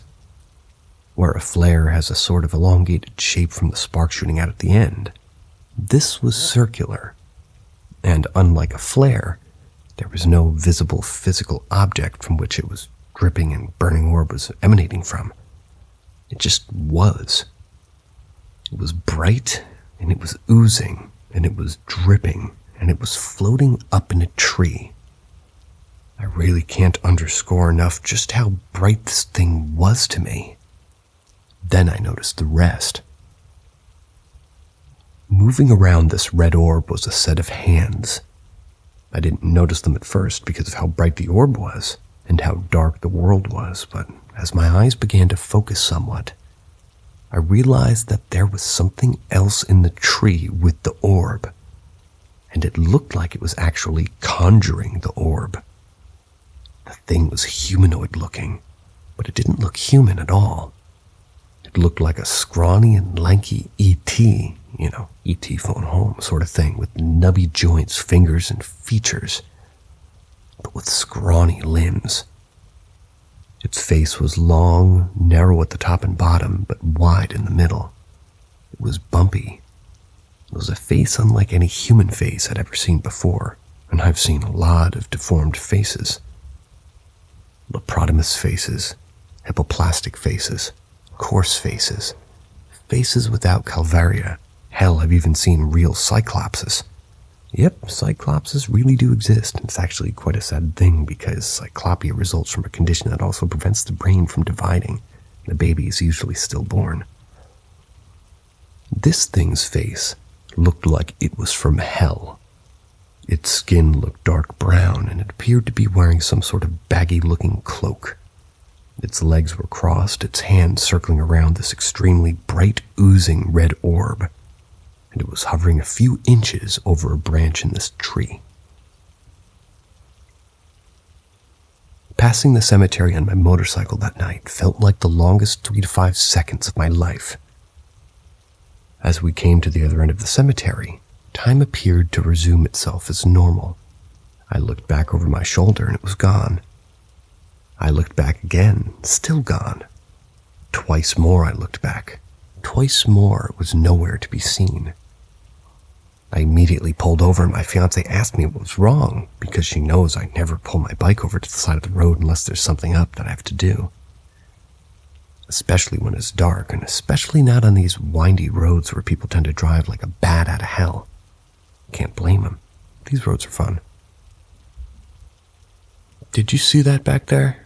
I asked her. "See what?" "That red light we passed at the cemetery just now." "Red light?" she asked, a little confused. Turns out she hadn't seen a damn thing. Nothing. I explained to her what I had just seen and experienced, or whatever it was that had happened. She believed me, noting how I looked visibly disturbed by something, but whatever that something was, she hadn't seen any of it. It was dark and we were moving, so normally I wouldn't have been so surprised by her not seeing something like a figure up in a tree we passed by. That orb of light was just so damn bright. There were no other cars around, no houses from which a porch light could have been peering through those particular trees. There were no lights in the sky, no planes or helicopters around, and no explanation as to why only I saw this. I've never been diagnosed with mental illness. I don't have a substance abuse problem, and I certainly wouldn't have had myself and the mother and the future of my children together on a bloody motorcycle if I was high or drunk. I've never had a seizure or been told that I ever had a seizure. I've never had hallucinations, and I've never experienced anything like this before, or anything like it again since. I've driven past blood numerous times since then, too. And every time it's just been its normal, old, sleepy self.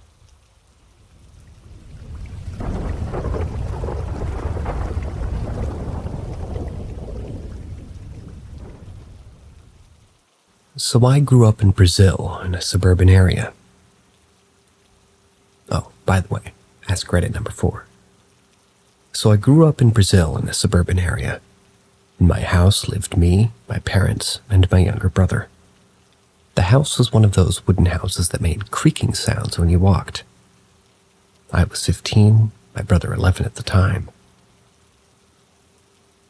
I would consider myself to have always been attuned to paranormal things. I had seen ghosts when I was very young, and had many cases of predicting near future, reading people's minds, and once I swear some form of telepathy. I had a sixth sense. I had most of my life felt lightly uncomfortable about my house.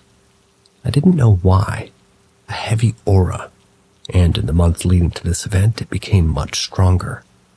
Nightmares were a little more frequent at night. I felt a constant unease as it became darker.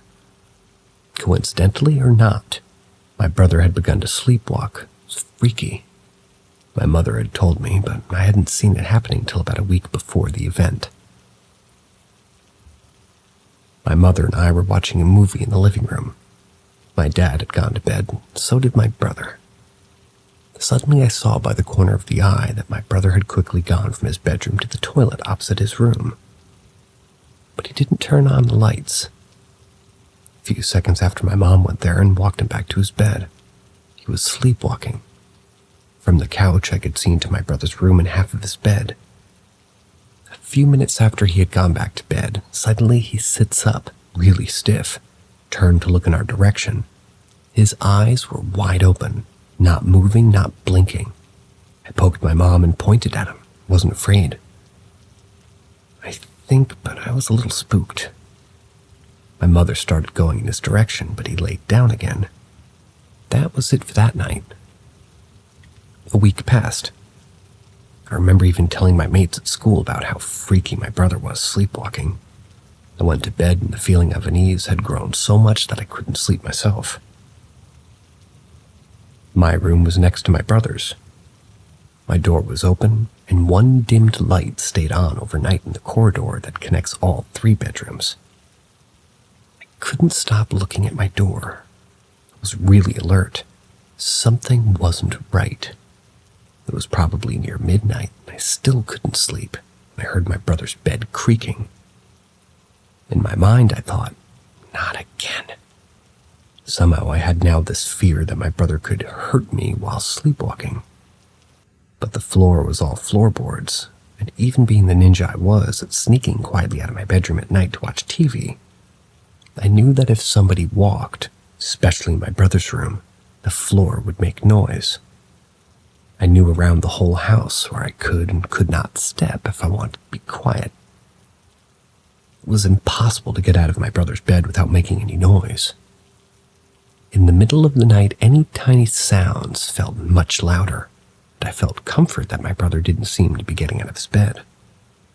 But the air had gone colder, tense, scary. I pulled my blankets close to my face, and I could just see the door. I couldn't take my eyes off of it for some reason, until a black, transparent smoke, for lack of a better way to describe it, quickly passed by my door, coming from my brother's room toward the living, dining, and kitchen. It covered the whole door for a second. The door was large, larger than most new doors nowadays. I froze. I got so scared and was hoping I could just wake up from this nightmare. First, it was dead silent, but that didn't last long. Heavy stomping began to come from behind the living room. I was a strong teenager, 1.85 meters, which is like 6 feet. And I know even I could not stomp that hard with all my strength. Couldn't believe my parents weren't waking up. It stopped. Not sure if it was to my relief or meaning it was about to do something else. I was scared. It then began alternating between, similar to chains being tossed and dropped. To me, it felt like it kept going for like 15 minutes. I didn't know what to do. Never been that scared in my life. Suddenly, just as it started, it stopped. Seconds later, I see my mother walking past my room, coming from hers, my brother's bedroom toward the kitchen. I hid in my blankets, and she didn't see I was awake. A few minutes later, she returns, with my brother. But my brother never went that way. There was no other way. Only the smoke passed my door. I was 100% sure. Nevertheless, the sight of my mother must have calmed me down. After a while, I managed to fall asleep. Next day. This is in the middle of the week, Thursday, I think. For the first time ever, my uncles, aunties, and grandmother came to my house in the middle of the week. Not even for dinner. They're all talking in the dining room while me and my brother watched TV. I got intrigued considering what happened last night, and I was trying to eavesdrop on them. They were also being unusually quiet. I tried and tried, then I heard it. ... Ghost ... That was it. I had to join that conversation. But as I went towards them, they quickly noticed and clearly changed subject. My mother asked me what did I want. I asked what they were talking about. She tried to brush it off, but I continued with, "Is it about the ghost last night?" They all got caught by surprise. My mom asked me what did I know about it. I told her what I had seen and what I had heard. They were surprised. They didn't know about that. My mother then told me what happened after I saw her that night before. She said she walked into the dining room, into the kitchen. All the lights were off. That when she turns the kitchen light on, there's my brother, waking. I believe they mean walking. Trying to walk toward the kitchen sink, with one drawer open and many knives on the bench, one in his hand. His eyes were open wide and he didn't respond. She approached him, took the knives away, gave him a hug, gently pulled him towards a chair where she sit him and just put him on her lap. She attempted to talk to him with no success, then guided him back to his bedroom. He lay down quietly and slept. She went back to her bed and fell asleep. But my mother looks at me and says, that wasn't all that happened that night. After she went back to sleep later, Both my parents woke up suddenly in the middle of the night. Their door was half open, and both of them say they see a large black smoke enter their room and move next to their bed. My mother says she became mute. She couldn't speak. She tried to scream, but nothing. Her arms and legs, however, were swinging at it, trying to push it away to no success. My father said the opposite happened to him. He was paralyzed, his body stuck to the bed, but he never screamed so loud in his life. That smoke hovered over the bed for a few moments, and then just left the room. Within a few seconds, my father said he could now move. He jumped from the bed to check on me and my brother, and we were both sleeping. He said he checked all the windows and all the doors, and all were locked. He went back to the bed, but they couldn't sleep again that night. This is why my family had come to my house. My parents were scared. My grandmother had brought holy water to bless the house. I think it was pointless, honestly. The reason I didn't say anything before was because after that night, the same morning the heavy aura I used to feel in the house was gone. My brother never slipped or sleepwalked again.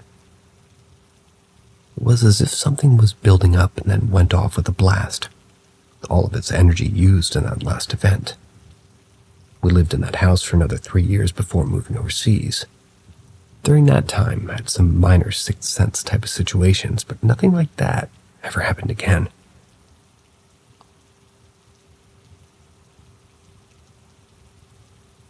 Hope you guys enjoyed those stories this evening, or afternoon, or morning, or whatever time you may be hearing this.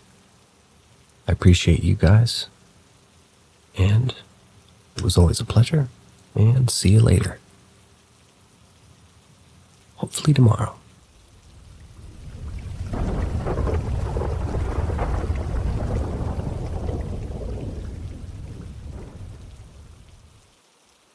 Girl in the Window.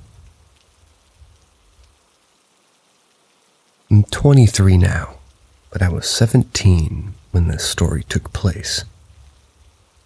My grandfather was very clearly nearing the end of his days, so we wanted to be with him before he passed away. So my family visited him in Tennessee for Thanksgiving. On the day we were leaving, I woke up feeling sick. My family lives fairly close to Los Angeles, so it took a long plane ride, and by the time we landed, I was feeling pretty awful. Being in an environment 30 degrees colder than what I'm used to didn't help either. On our first night there, we stayed at the house of my mom's old college friend. It was an old house that she had just bought and she moved into recently. She was telling my mom about how old it was and why she ended up buying it and whatnot. This was during the car ride, but I was feeling so groggy that I wasn't really absorbing any of it. When we finally got there, I could see what she meant by old. It looked like a Victorian-era house and had extremely narrow hallways that those old houses tend to have. When we went inside, I felt a really oppressive energy immediately surround me. I have anxiety, and being in a new, unfamiliar place will often trigger it. So I assumed that all it was, but didn't really pay much attention to it. Instead, I decided to just go to bed, despite it only being around 8. I just felt terrible and wanted the day to be over. I slept on the couch in the living room. Initially, I had a lot of trouble getting to sleep. My head was killing me, and I felt like my entire body was being weighed down, which I attributed to being sick and exhausted. I managed to fade in and out of sleep throughout the night. Later, though, sometime around maybe 5 a.m., I woke up to see someone else there. At the foot of the couch, there was a large semicircle-shaped window that perfectly framed a street lamp outside. Standing under the street lamp was a girl with long brown hair. and she looked terribly ill. She had dark circles under her eyes and looked pale as a sheet. She was barefoot and was wearing an old-looking white nightgown. Not old as in old and worn, but old as in antique, if that makes sense. She was just standing out there, staring at me through the window and mouthing something over and over again. It was windy and leaves were blowing around, but her hair and gown didn't move at all in the breeze. In addition to that, it must have been horrendously cold outside, but she didn't seem to be reacting at all. She just kept mouthing the words to me. Of course, I couldn't hear her, and in my sleepy, sick stupor, I said, "What? I can't understand you." A voice then responded to me, although it's hard for me to describe where it came from. It felt like it was coming from the left side of my head, but kind of behind me at the same time. Although it didn't feel like it was coming from anyone in the room with me, but rather like it was coming from inside my brain. The voice said, "She's saying gossamer. It's good for fevers. She's trying to help you." I got really scared at this, and I asked, "Well, why? She doesn't know me. Why is she out there? Why does she want to help me?" Then suddenly, as if in a blink of an eye, I could feel the dark figure of the girl who was outside just a second ago standing next to the couch, leering over me. The light in the room was coming from behind her, so she looked like a dark shadow person.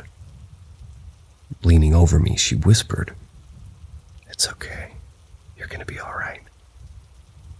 I immediately woke up at that, and I felt absolutely terrible. I was extremely disoriented as well, because I remembered waking up and seeing the girl outside the window. Couldn't figure out why I had just woken up again. I tried to get up and tell my mom that I needed help, but as soon as I got up, I had a hard time walking. Once I got to the door of the bedroom my parents were in, I collapsed to the floor and pawed at the door calling for my mom. When she came out and found me on the floor, she took me into the bathroom and sat me down. Everything was starting to get very hazy. When my mom was trying to get ibuprofen or something, I apparently passed out. The girl was with me again, only this time she was behind me, pulling me down into the deep, deep ocean. My first instinct told me that she was trying to drag me down to hell. My mom later told me that I was having a seizure at this point. When I came to from it, I remember telling my mom that I felt really, really bad. She tried to help me get up and back to the couch, but on the way over I blacked out again and had another seizure on the floor. I vaguely remember hearing my mom yelling to my dad for help, but it's hard to piece it together. I had never had a seizure before in my life, so it's not like this was a common thing for me either. The entire time I felt like the girl from earlier was trying really hard to take me with her, like she wanted me to succumb to illness. When I finally got back to the couch with the help of my dad, my fever immediately broke.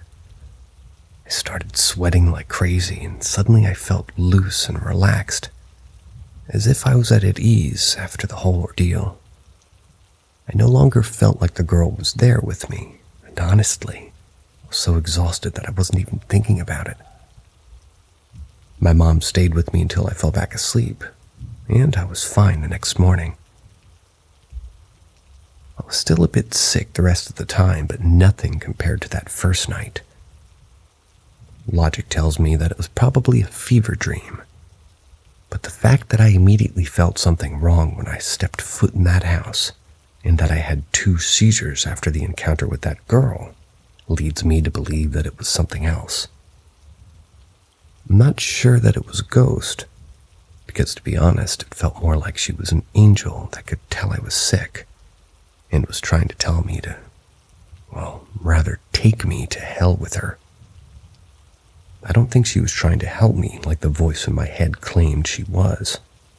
I think she was trying to kill me. I've never felt closer to death in my life. I've never told my parents about this experience for fear of ridicule, and I figured that I'll never be back to that house anyway. Especially since my mom's friend has since relocated once again, so there isn't much of a point. I just hope that I never encounter whatever that girl was again.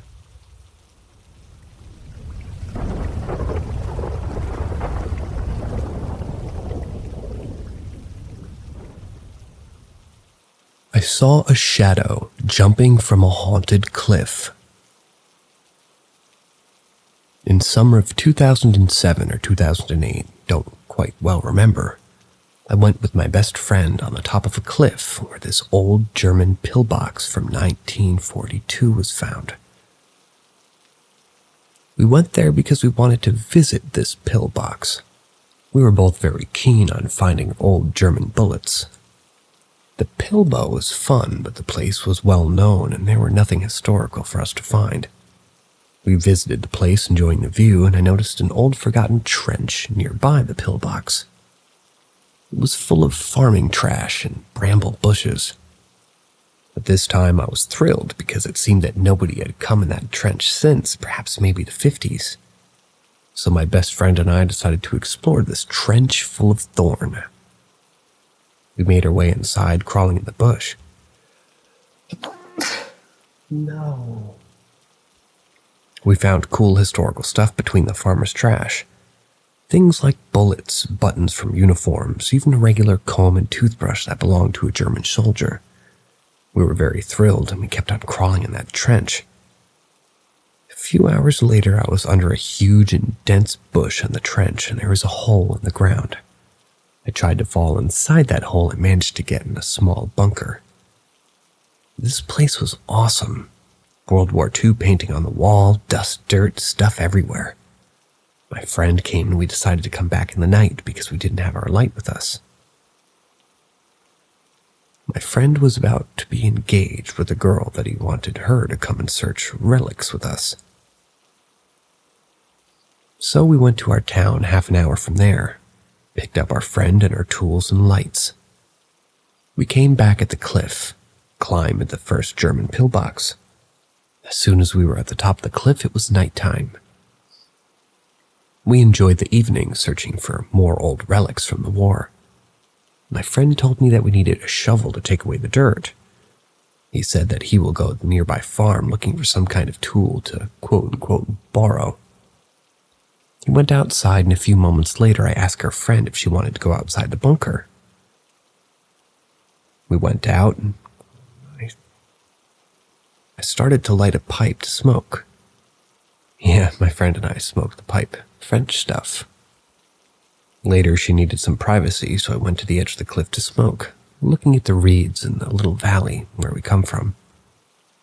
The moon was bright and there was a lot of wind. I saw someone in the valley wandering alone.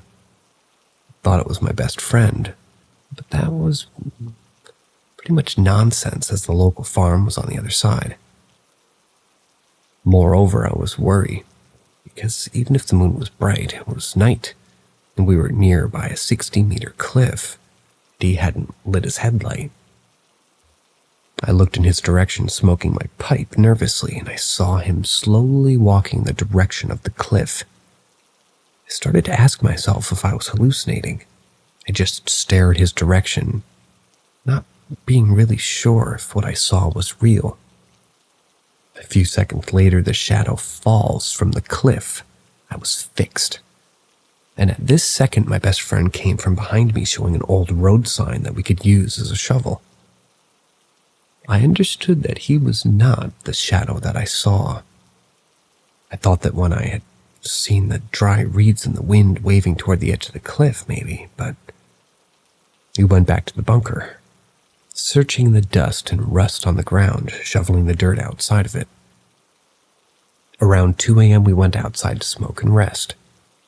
We lay down in the grass near the cliff's edge. I was in the front, my best friend laying just a little bit behind me, and our friend was behind him. My best friend couldn't see her. We were quiet and had a relaxing time. My best friend suddenly sat on the grass and called his girlfriend. "Hey, do not go this way. Come on, stop right here. There's the void over there." I turned in his direction and I saw them both, and I looked at him like, "What the fuck, bro?" He said, "Come on, Clesius. They just fell from the cliff."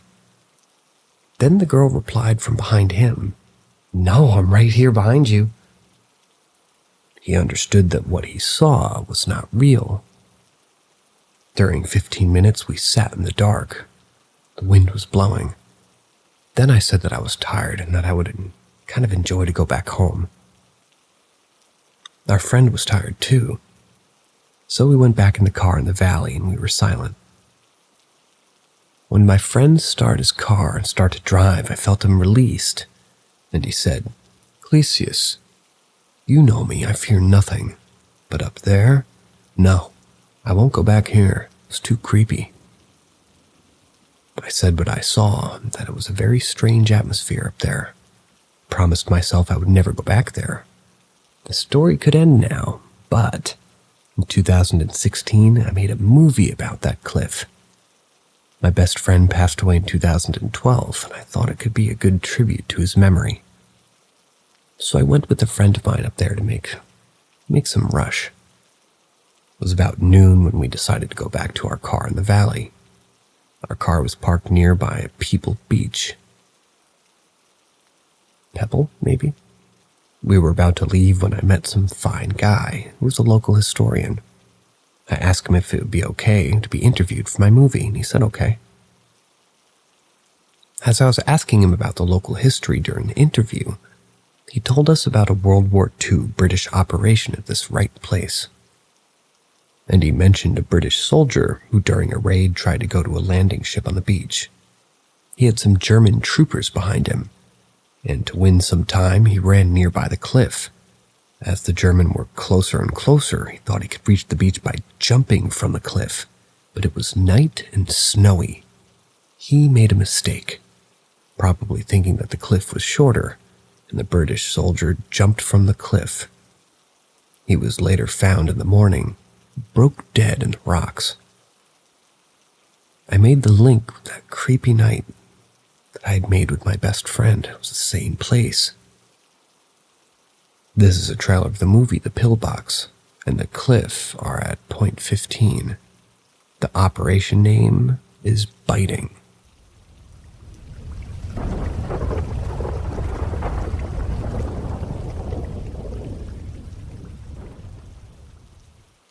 Cabin 7. One year my mom took us kids to a state park for summer vacation. She wasn't into going camping, so she rented a family cabin at the park. The cabin was picturesque, with native stone walls topped by brown plank trim, and it featured a small bedroom, a kitchen, bathroom, and had 2 couches in the living room. One of the couches was a hide-a-bed, the other wasn't. A wall plaque informed us that the park cabins had been built by the WPA in the 1930s. We had arrived in late afternoon and began unloading the car for our 3-day stay. I was to hang our clothes in the tiny closet, and as soon as I opened the closet door, I got a bad case of creepy chills. Though the west-facing cabin door was open and sunshine was streaming into the room, not one ray of light penetrated into the closet. It was like the light just stopped when it struck the open closet door. The wood trim along the opening gleamed in the mellow light, but the interior was pitch black. I couldn't find the rod to hang the clothes on. I didn't want to enter the closet to feel for the rod, and there didn't seem to be a closet light. Mom brought the flashlight. The batteries must be low, but they could dimly see the clothes rack. My sister 13 and me 11 would sleep on the pull-out couch. Little brother at 18 months would get to the other couch. Mom would sleep in the little bedroom. Unpacking finished, we hurried outside to enjoy the mountain scenery while it was still light. That night, Mom left the bathroom light on with the door nearly closed. This made a nice dim nightlight in a strange place, except for the closet next to the bathroom. We'd all been asleep for a while when I woke up without knowing why. Something wasn't right. I hadn't been aware of hearing anything, but something definitely wasn't right. I studied the room carefully. Nothing. I panned across the room again, and that's when I saw a very tall man leaning forward over my little brother on the opposite couch. The man was wearing a tan trench coat, like in the old Humphrey Bogart movies, and the 1940s era brown hat. His back was to me, and he appeared to be studying the sleeping child. I couldn't move, couldn't even breathe. Little brother's eyes opened. He looked up at the man and began screaming bloody murder. The man just faded out. He didn't leave, but he was gone. Now Mom's up. All the lights are on. Brother's still screaming and won't settle down. Sister sits up, rubbing her eyes groggily. What's going on? Meanwhile, I'm yelling hysterically. There was a man in here.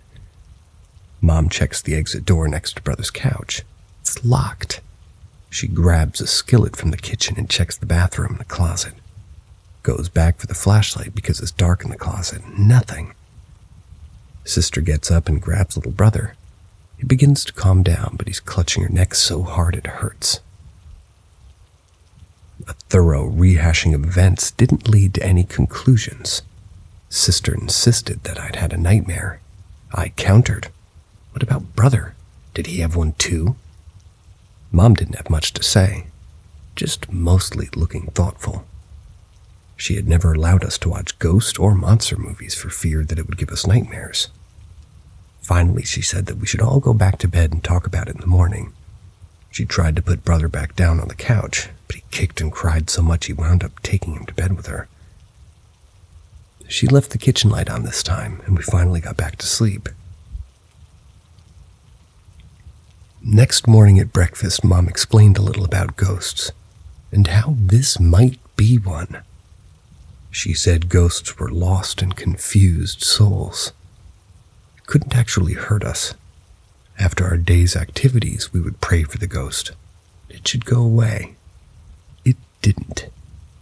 After our prayer session, Mom left the bathroom light on with the door open just in case. I wanted to go home. Brother still couldn't stand the sight of the couch. Sister resented the fuss because her sunburn was bothering her. Brother was to sleep with us on the pullout. I thought I'd never get to sleep, but finally did. Again, suddenly I'm wide awake. I look around and don't see anything at first. There he is, emerging from the closed closet door and walking slowly across the kitchen. Again, I can only see him from behind, in spite of the nightlight in the closet area still being shadowed. He disappears into the little bedroom where Mom is sleeping. I wanted to call out a warning, but was frozen with fear. A minute passes, then another. A crashing sound from the bedroom. My mother's voice, loud and commanding. Out! Get out! Lights on, rerun of last night. Mom said she woke up to see the man standing at the foot of her bed. As her eyes traveled up from the belt of his trench coat, the figure seemed to solidify, details becoming sharper. She looked at his face. There wasn't one. An automotive coil shock absorber emerged from the neck of the trench coat and disappeared into the fedora hat. It raised its arms like a Bela Lugosi monster or priest giving benediction, began falling forward onto the bed. Right before it hit the bed, it disappeared. The crashing sound came from Mom knocking her water glass and the bedside lamp onto the floor when she went for the light. Mom agreed that we would cut the vacation short and leave as soon as it was daylight. even though she doubted that the park would refund the unused day of cabin rent. Trust her to worry about that. Sister had to fetch her clothes from the closet as I flatly refused to go near it. She had to use the flashlight.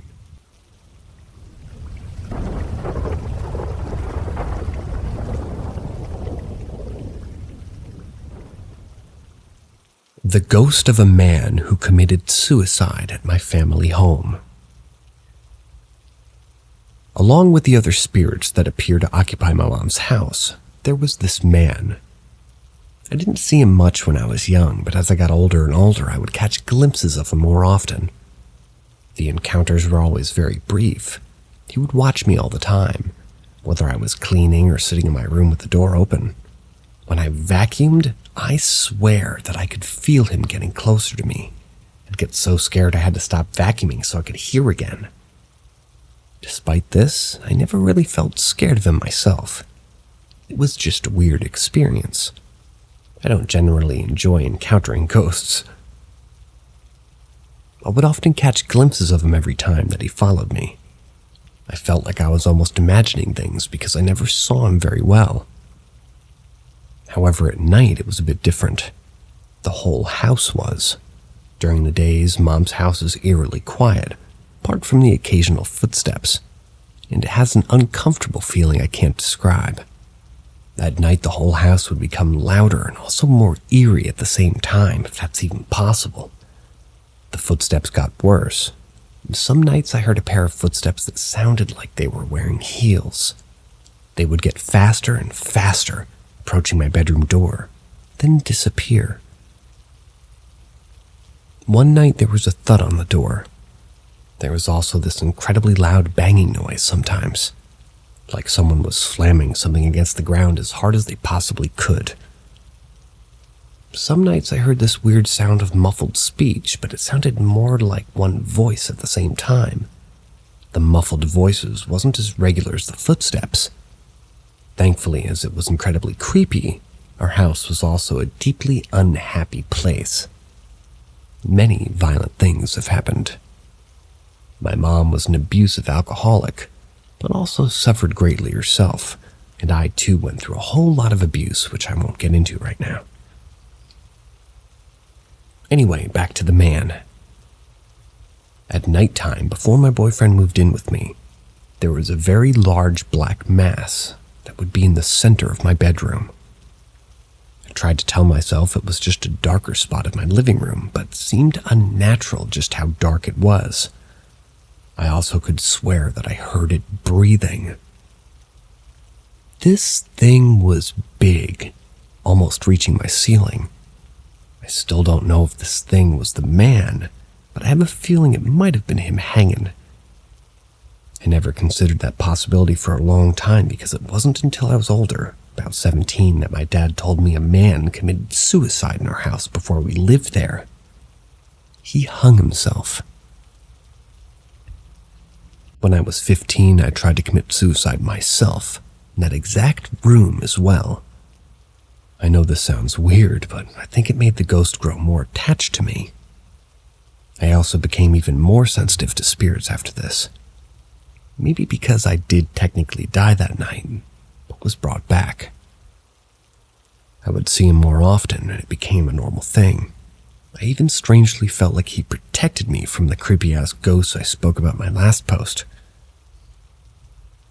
In a house where I often felt very depressed and lonely, he kept me company. I still never saw him clearly, though. I could just tell that he was tall, lean, with short hair. Even though I grew used to him, it felt a bit odd still. Then one night when I was now 18, I was watching TV with my boyfriend in my room. I always requested for him to come with me and wait by the door, as I was kind of scared of the pitch black house at night with all the creepy shit happening. Although this night I didn't, I don't know why. So I made it to the bathroom and did my biz, and just as I was going to turn the light off, I was looking at my phone. At 1:25 a.m., it read, I turned the light off and was about to hurry back to my room, but something made me freeze in my tracks. I'm sorry, A man's voice whispered in the ear from behind me. I could feel his breath and presence. Felt like he was towering over me from behind. "River?" My shaky voice squeaked. I already knew it wasn't my boyfriend. I flew down the hallway back to my room. Even though the voice hadn't seemed to want to harm me, I was terrified. I've never had a ghost come right up to me and whisper in my ear before, burst into my room with eyes as wide as plates and dived into my boyfriend. He held me as I cried and shook.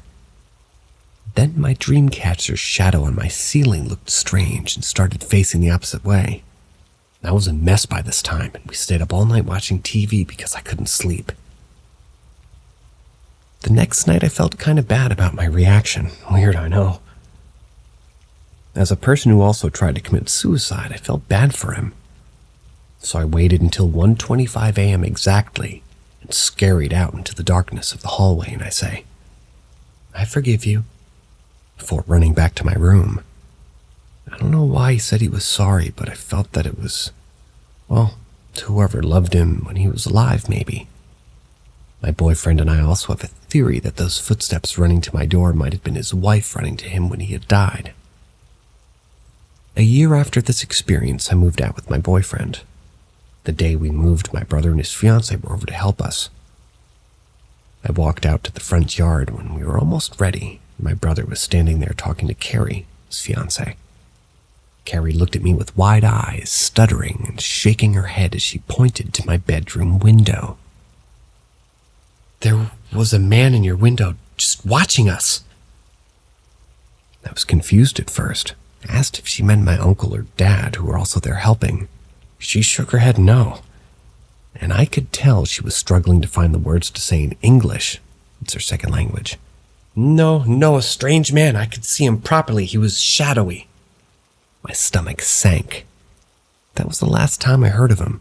I don't plan on returning to my mom's anytime soon.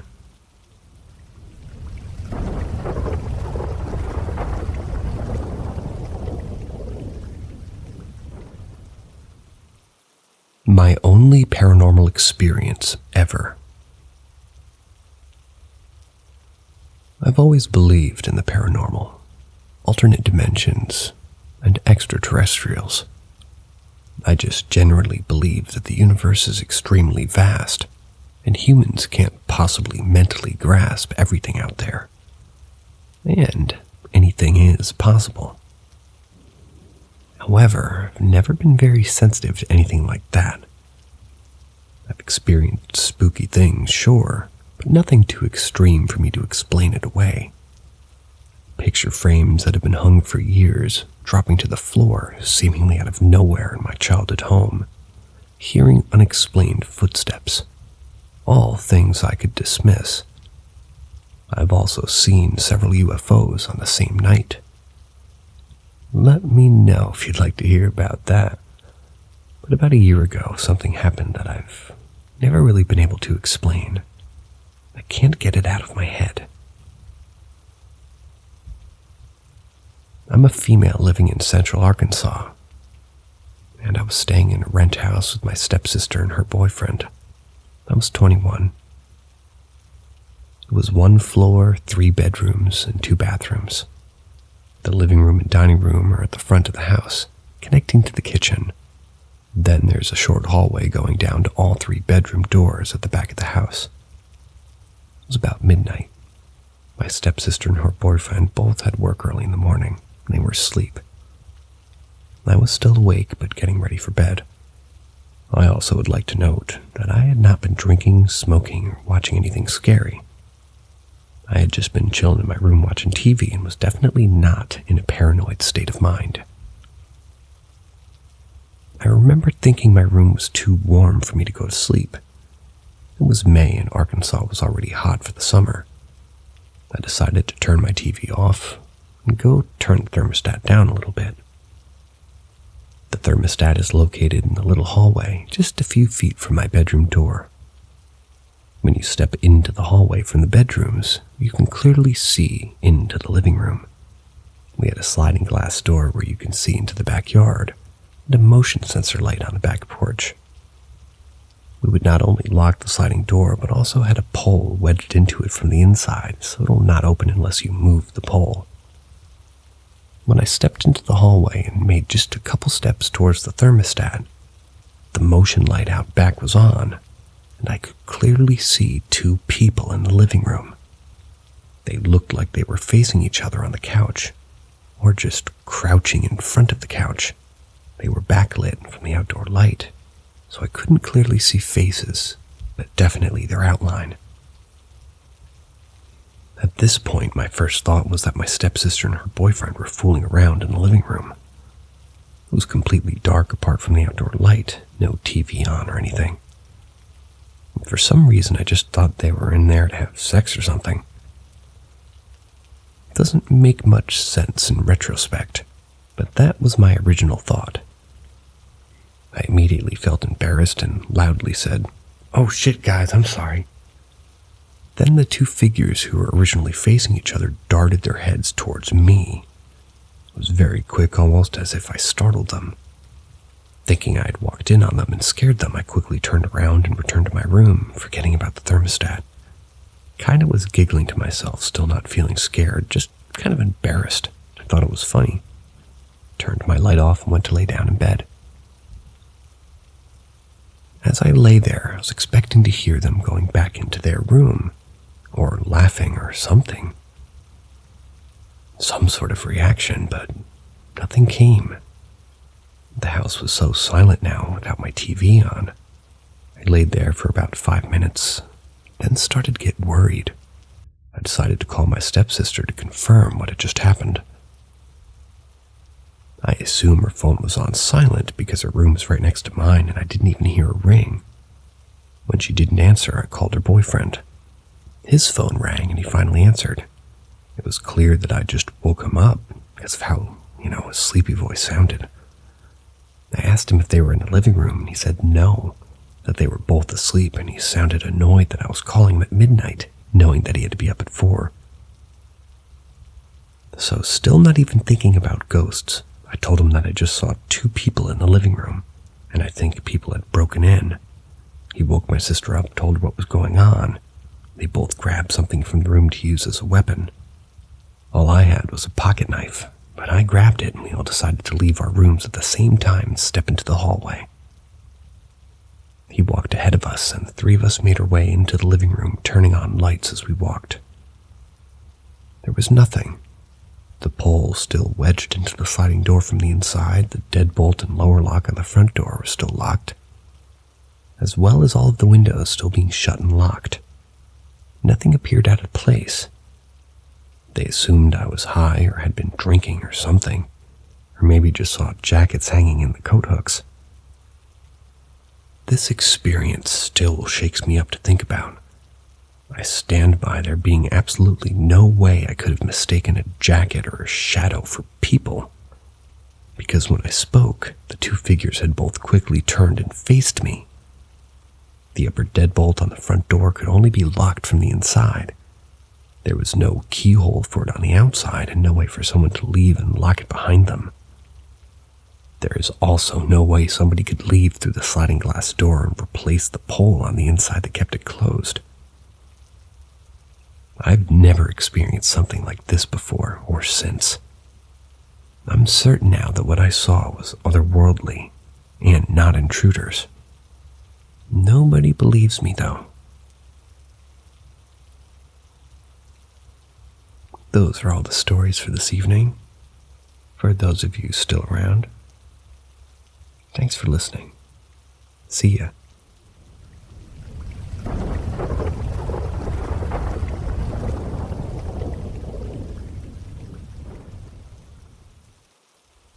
Hoping this goes here. I used to work as a transporter. When I say transporter, I mean a transporter of the recently deceased. How this job would work is we would receive a text of a location and the name of the deceased. We would then go and pick up the freshly passed from their house, or the accident site, or the old folks' home, etc. When we arrived at the location of the deceased, we would have to pack them up. That means handling them, keep in mind that the bodies make noises and grunts and groans. They're still warm and stiff. We would then have to bag them and move them onto a stretcher, then strap them down. Once they'd been placed in the van, your partner would leave and you would drive the deceased to the funeral home. Here's the catch. Even if my partner was not in the van with me, I never felt alone. Once my door was shut, I would start getting a sharp itch and pressure just behind my ear. Never failed. Body after body, this feeling was always there. When asked how it feels to see the deceased, I would always reply with the same answer. It's never bothered me. To me, the soul's left, and it was just an empty vessel. I guess, though, the soul may have left the vessel, but they seemed to still be hanging around for a while. Upon arrival at the funeral home, the deceased would often offload and be brought into their prep room. If one spirit was noticeable, walking into the prep room was very noticeable. I remember one funeral home had a camera system that I hoped just had a malfunction. One of the cameras would static and flash, then turn black, only to cut out just when you looked at it. This other one, you would have to walk through the whole building just to turn the lights on, the prep room being behind you all the way. This building always had a habit of having the doors behind you open after you went through them. Doing this job was, well, interesting. I'm not sure how to really express how overbearing the atmosphere was in one of the funeral homes.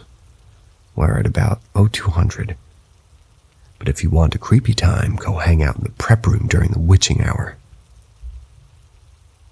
I no longer work being a transporter. I swapped out to work as an on-call pallbearer. Seems I cannot escape the dead. The first story was about me working as a transporter a few years ago, then moving on to call pallbearer. Someone had asked if I had ever had any other experiences, so I thought I might post a few and see how they're received. If you would all like to know more, let me know. So I've always had bizarre experiences and dreams since I was a kid, and even now, though fortunately they've calmed down. Due to how long it's been for some of these, time will have marred my memory. I'll try to keep this as accurate as possible and sort my stories by houses. A side note, my parents separated when I was around 2 or something, so the stories for when I was visiting my mom will be separated per house as well. I've lived in lots of different places in my city, and until recently I've had something happen in each of my houses and apartments, from apparitions to just terrible sleep paralysis. So let's start with my first house. I grew up in a small home with my dad and brother. Things were not easy, and day to day always presented a new challenge from not being able to afford food to a rather, let's say, troubled childhood. Anyway, I only remember a few experiences from that first house. One of the biggest ones that stuck with me was during an early morning breakfast. My brother and I were sitting at the table. The table was situated close to the door that ran to the basement. I remember hearing our cat running up the stairs, and when I looked over, I saw our fuzzy friend beelining around the corner like a bat out of hell. It was odd for that cat to act like that. He was old and was not that active anymore. Looking up from where the cat turned the corner, I saw a humanoid figure with horns and a hound by his side. Chalked it up to my child brain to put whatever it was into that form. But this entity was just there now, watching my brother and I eating breakfast. We just stared at each other for what seemed like forever until I was finally able to look away, scared, and get my brother's attention. When we looked back, it was gone. I never felt safe in the basement. There was always something off about it. But what kid likes the basement? Pretty sure that's just normal. Following that event, I remember 2 more odd things that happened in that house. They're the same event that happened at different times. I remember waking up at night. As a kid, I was unsure what the exact time was. Laying in bed, I opened my eyes to white mist or fog. It wasn't wet. It was just there. You could see through it fine as well as you could see everything in the house, almost as if you had your lights on. I opened my door and left my room to look down the hall, and it was the same. A white mist that allowed you to see it as if it was day. I would write it off as nothing, but it would happen again to me in the same house. The mist had the same characteristics, visible that it was there but never blocked your vision. It only allowed you to see as if the sun was out. Eventually we moved out of that house and into a different neighborhood with my dad's girlfriend. Unfortunately, things only picked up for me.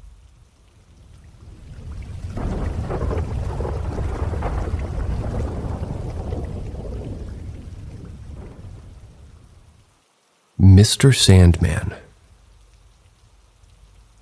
It was a random Thursday night in late September and early October, my sophomore year of college. My 3 roommates and I had some of our friends over to the townhouse. We shared for a low-key night of drinking and board games. After a while, the conversation got on the topic of the paranormal and hauntings and stuff. The house I grew up in and my parents still occupied was haunted, so I was sharing some of the crazy stuff we experienced from my childhood. Others began telling crazy stuff like they read online or that they experienced themselves and whatnot. It was one of those semi-drunken, fun conversations that you have in your early 20s, the kind that no one really takes seriously. There was one person who hadn't said a word since the topic of the paranormal had come up. My roommate Jay's girlfriend, Becca. They had been sitting in the corner of the sectional couch with a look of true fear plastered on her face, as if she had remembered something terrible. One of my other roommates asked her what was wrong. "I don't really like talking about this stuff," she replied. We asked her why. She at first was hesitant to get into it, but relented after some more pressing. Here's her story. When Becca was 10, her parents separated, and her mom took her brother, and younger sister to live in this old house that had once been occupied by an elderly couple who had recently passed. The kids did think it was creepy that the previous owners had died, but were reassured by their mom that the people didn't die in the house, but rather at a nursing facility a few miles away. Becca indicated that this put her at ease and that nothing really happened for the first few months or so living there. But after a while, her little sister, who she shared a room with, started acting very, very strange. Becca would wake up in the night to see her sister frozen on all fours on her bed, staring at nothing. She would talk to her new imaginary friends and become increasingly agitated over the smallest things. She refused to eat and began growling and grunting at everyone, even in public. But according to Becca, by far the creepiest thing that she started was singing Mr. Sandman by the Chordettes in this odd voice. Becca couldn't really explain the voice at the time, but assured us that it was creepy. And this was all at the same time, like almost every second of every day. Becca said she'd wake up in the middle of the night with her sister on her bed, frozen on all fours, staring at nothing, singing Mr. Sandman in this strange voice. Their mother at first thought it was a phase and didn't really do much about it. This went on for months until one night Becca woke up to the sounds of her mom screaming. She looked over. Her sister was not in her bed. She bolted to her door and crashed into her brother in the hallway. They looked down the hall to their mom's bedroom and the door was closed. As they started sprinting to the door, it opened and her little sister comes out laughing and talking to her imaginary friend. They barreled past her to their mom's room and asked her what happened. Their mother refused to tell them. All she was doing was crying and telling them to check on their sister. Neither of them wanted to because it was super creepy, because they just ended up sleeping in their mom's room that night. The little sister went back to her room and the entire night was singing Mr. Sandman loudly. The next morning, their dad came over to stay on the couch for a few days. Apparently, he had experienced something similar during one of his weekends with the kids, so he believed their mom. Ultimately, this led to her parents reconciling and the family moving back into their old house with their dad. As soon as they did that, the weird behavior stopped. Becca told us that she can hear Mr. Sandman's song without getting creeped out. Rather, she can't. We were floored, but then Becca went on to blow our minds further. She had proof of some of this at her home in her hometown, which is only about maybe an hour and a half away. Apparently, her little sister liked to record herself singing pop songs and stuff as a kid. It captured something super creepy shortly after they moved in. Becca decided to go home that weekend to get the tape. It was excruciating waiting until she got back Sunday. Sunday night, she came over with the old Talkboy tape recorder. It was the one from Home Alone 2, and the tape. I had that too. You had to listen with headphones because apparently it was pretty faint, so we had to take turns. When it came my turn, I couldn't believe it. The tape starts pretty innocuously. You hear a sink running and dishes clanking against one another. Someone is doing dishes. A woman softly begins humming. It sounds like the mother doing dishes humming to herself. The humming begins to shift into singing. Then it's Mr. Sandman. The woman's voice softly sings, "Mr. Sandman, bring me a dream." Then Becca's sister starts singing, but's messing up all the words. She then says, "Mommy, how does the Mr. Sandman song go?" A different woman's voice speaks. "Well, sweetheart, it goes, Mr. Sandman, bring me a dream." The original woman's voice is still singing at the same time.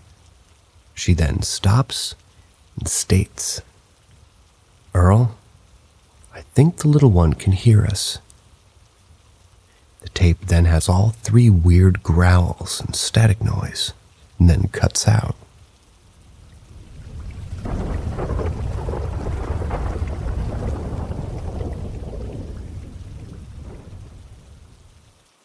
The Hot Ghost.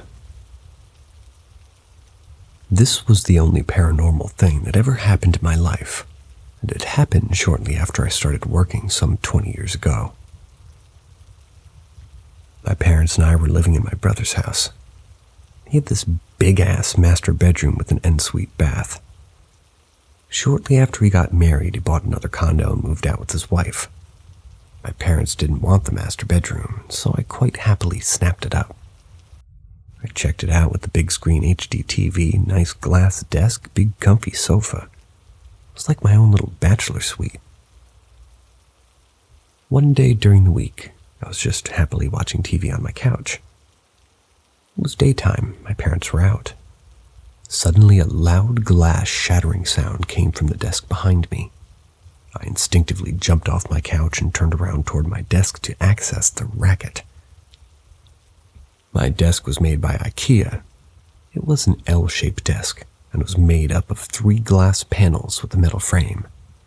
The smallest of the 3 panels was missing, and apparently it had just exploded into tiny bits across the half of the bedroom floor. I have to stress, it didn't shatter. It exploded. My computer modem was the only thing sitting on the glass before, and now it's dangling by its power and phone cables over the desk frame. I touched it. It was barely lukewarm. Nothing could have explained why the glass exploded. I eventually dismissed it as a fluke. Maybe the tempered glass had a structural flaw from manufacturing, I told myself. After a few uneventful weeks, about a month later, I was home alone again. This time at night. I was on my sofa watching some movie. All the lights were off. The only light source was the flickering lights of the TV. Out of the blue, I heard a sound coming from the bathroom to my right. The bathroom door was slightly ajar, couldn't make out the noise at first. The noise stopped. I shrugged it off and kept watching my movie. Less than a minute later, the noise came back, and this time I did recognize it. The hairdryer. My whole body froze. My brain attempted to rationalize it. It was the hairdryer. I usually set it down beside the sink. It was always plugged in, but this hairdryer had a mechanical sliding switch. There's no way in hell that it could just magically be turned on all by itself. This does not compute. With my petrified body, I continued staring blankly at my TV while trying to process it all. Maybe it'll shut off by itself again, I thought to myself. Maybe it's all in my head. But the sound never stopped. Chills started running down my spine. I muted the TV. The sound coming from the bathroom was deafening now. It was the only sound in the absolute silence of the house. I reluctantly turned my head toward the bathroom. All I could see was the door and the darkness that lies beyond the little crack. Fuck, thought to myself. Fuck! After what seemed to be an eternity, I mustered up enough courage to stand up and walked over to the bathroom door. I stood there, tried to strategize my next move. My body was in fight or flight mode. My body hair was standing on end, and I very much wanted to get the fuck out of there. There was really no two ways about it. I had to go in and turn off the hairdryer, or it could become a fire hazard. My arm felt as if it was weighted by a ton. Strength to lift it up, open the door with one finger while staying as far away as possible, getting ready to run. Run? Are you shitting me? Where to? Can you even run away from whatever lies within? I stood fast while the door swung wide open. I peeked into the dimly lit bathroom with the little light from the TV. Nothing there, but the sound of the hairdryer grew even louder now. I stepped in, turned on the light, and cautiously walked over to the counter, purposely averting my gaze from the mirror. It's always the mirror, I recalled from all the movies. The hairdryer was within arm's reach now. It was roaring aimlessly beside the sink. The vibration reverberated through the wooden frame of the countertop. The swirling warm air didn't help with the chill to my bone. Quickly picked it up and turned it off. The sliding switch was not in some half-on, half-off position. It was solidly on the on position. I looked around, but nothing was out of the ordinary. Nothing funny was in the mirror, neither. Trust me, I looked. I didn't want to, but I eventually did. Needless to say, I had all the lights turned on in the house until my parents came home that night. Never told them what happened. A week went by. I was again sitting on the couch. Something seemed off. Colors of everything faded and details blurred. It looked like my room, but not my room. My couch, yet not mine. I looked to my right, and there it was. A girl with a stranger's face in her late teens, wearing her white sleeping gown, standing in front of the bathroom door. There was no words. She only gave me a little innocent smile as if she was announcing, "Yep, it was I in the room, and I'm here just to say hello." Yet I felt no fear, no evil vibe.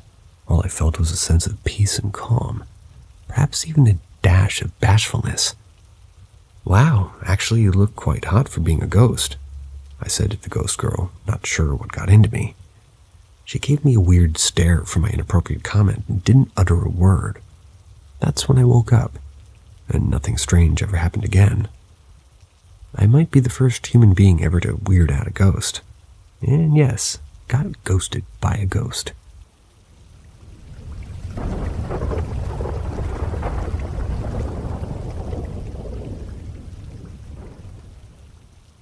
Creature in the woods. So this happened about 4 years ago. I used to live in a very rural part of North Carolina, in the Triad/Foothills area. I was about 17 at this time. My house was in the woods about a football field's length away from the road, which wasn't a major road, just a back road. We did have quote-unquote neighbors on one side. They were pretty close. separated by maybe 10 yards and some trees. But the other side, there's a few acres between us and the nearest house. Behind her house was acres and acres of fields and woods. There was also a pond down there. Important later. Now to the encounter. So we had a dog at the time, and he had a lot that we'd put him in at night to sleep in. It was nestled in the very edge of the woods, about 100 feet from our house. It was about 7 to 9 at night, and it was winter. Probably January to February. Don't remember exactly, but I do know the holidays were over. I was taking her dog out to the lot. I had his metal food bowl in one hand and a phone in the other. Got about halfway to his lot and felt weird. I did freak myself out taking him out sometimes, so this wasn't particularly extraordinary. So I shined my flashlight on the edge of the woods near his lot where it sloped down a little and was further into the woods. When I did this, I saw 2 glowing white eyes looking back at me. They were about 3 foot, 3.5 feet off the ground. My mind deduced that it couldn't be a squirrel or a small animal, so I immediately yelled for our dog, dropped his food bowl, which made an extremely loud racket, metal on concrete, and ran in. I came in freaked out saying I saw something in the woods. I was not going back out. My mom said I was dramatic, that it was a deer, and said that she'd go with me. I felt very confident after the racket I'd made. Whatever it was, probably would have left, and so I went with her to take him back out. We walked out and I shined my light where the eyes were. The eyes were still there, just as bright, stared right at us. My mom got freaked out and we ran inside again. She came in and told my stepdad, told him that I was right, and was freaking out saying there was a man sitting down there in the woods. My stepdad then went out there with a real flashlight and a gun, and we followed. He shined it back in the spot there, where the eyes were, and he yelled, "Hey!" real loud. This is when I get the best look at it. The eyes were 100% about 3 foot 3.5 feet off the ground. It stared right at us and then walked sideways, not breaking eye contact, very fluidly, then went off into the woods. We never heard a sound, no leaves breaking, no twigs snapping, nothing. Never saw anything like it since. And every time I took my dog out, I never saw anything like that again, despite checking every time. Some follow-up stuff to this is, well, before anybody asks, I don't know how my dog was acting at the time. I was too scared to pay attention to it. I do know he would sometimes eat possums and skunks that'd fall in his lot, would bark at other stuff like deer and foxes. The whole encounter, he was silent and ran inside of us and stayed close with us. The land behind the house, I'm almost certain, is native land. Way behind the house up on a hill overlooking the pond are stones in the ground, about 2 to 3 with markings on them. With certainty, I can say the inscriptions are old and are definitely a form of writing.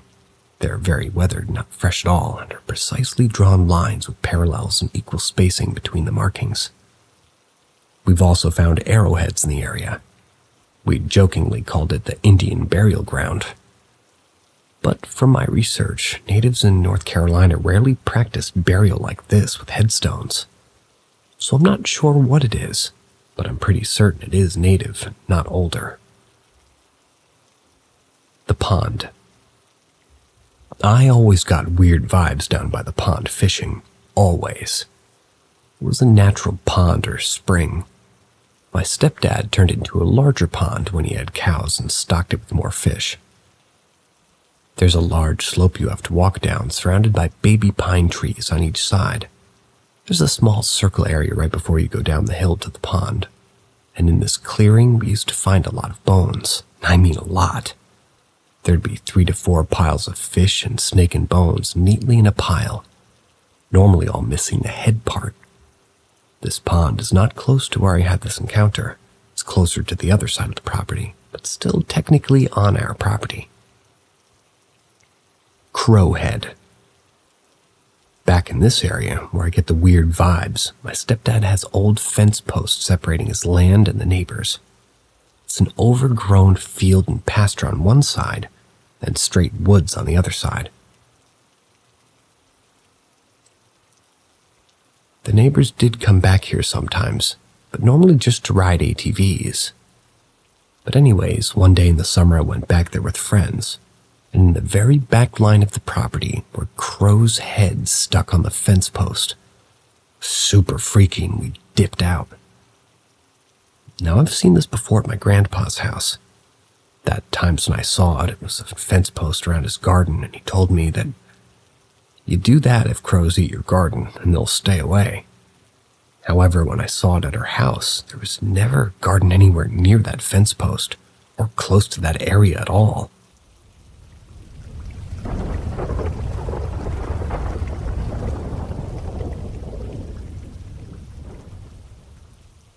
Halloween is not easy for sensitives.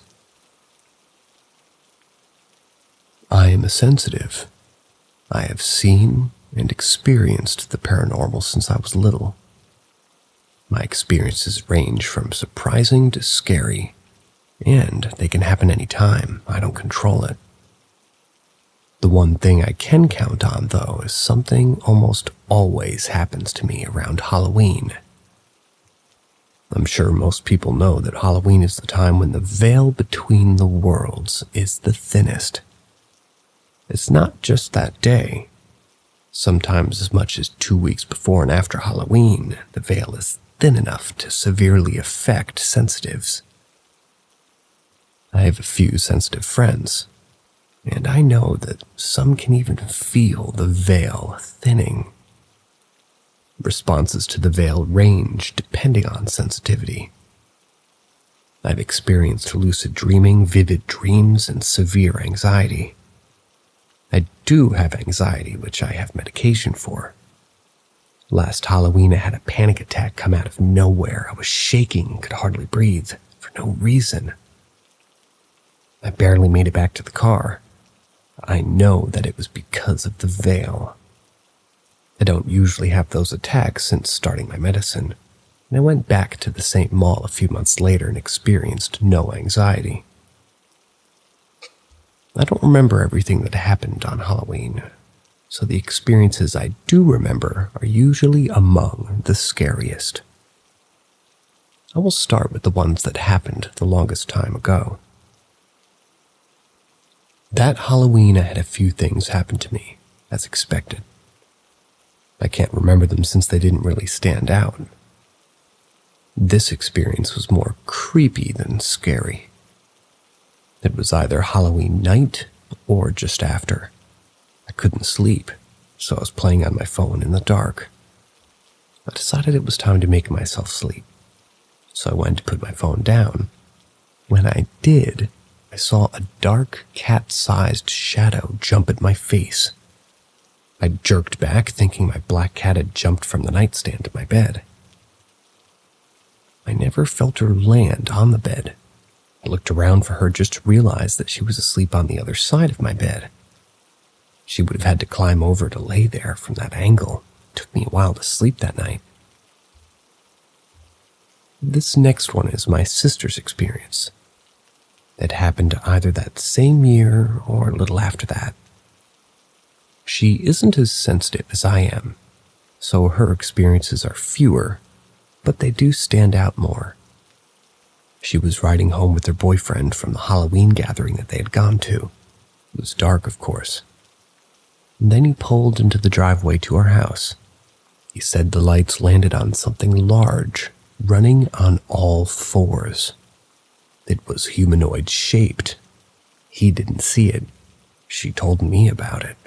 I told her it was fine, and she was inside, and I told her not to go outside again that night. Last Halloween was my most active one. It was a week or so before, and I had my panic attack. I also had several lucid dreams, and one very vivid dream that I still cannot convince myself it was just a dream. I also saw much more than ghosts. I have a job that requires me to go to customers' houses, try to make contact with them. That was what I was doing when two of these incidents occurred. I can't remember if they happened on the same night or not. It was just before Halloween, though. I was on a dimly lit back road in my small town.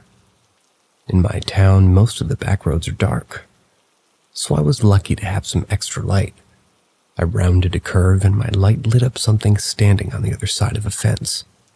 It was a gray mass that seemed almost two-dimensional. The best way to describe it would be almost like the reports of Bigfoot, honestly. It was taller than a human, but shaped similarly. It wasn't Bigfoot, though, had no definition to it.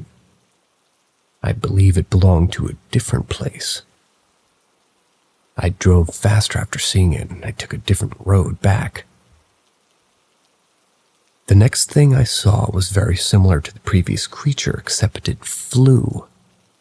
I was in my own car. But the way the windshield slants, I only saw it for a moment.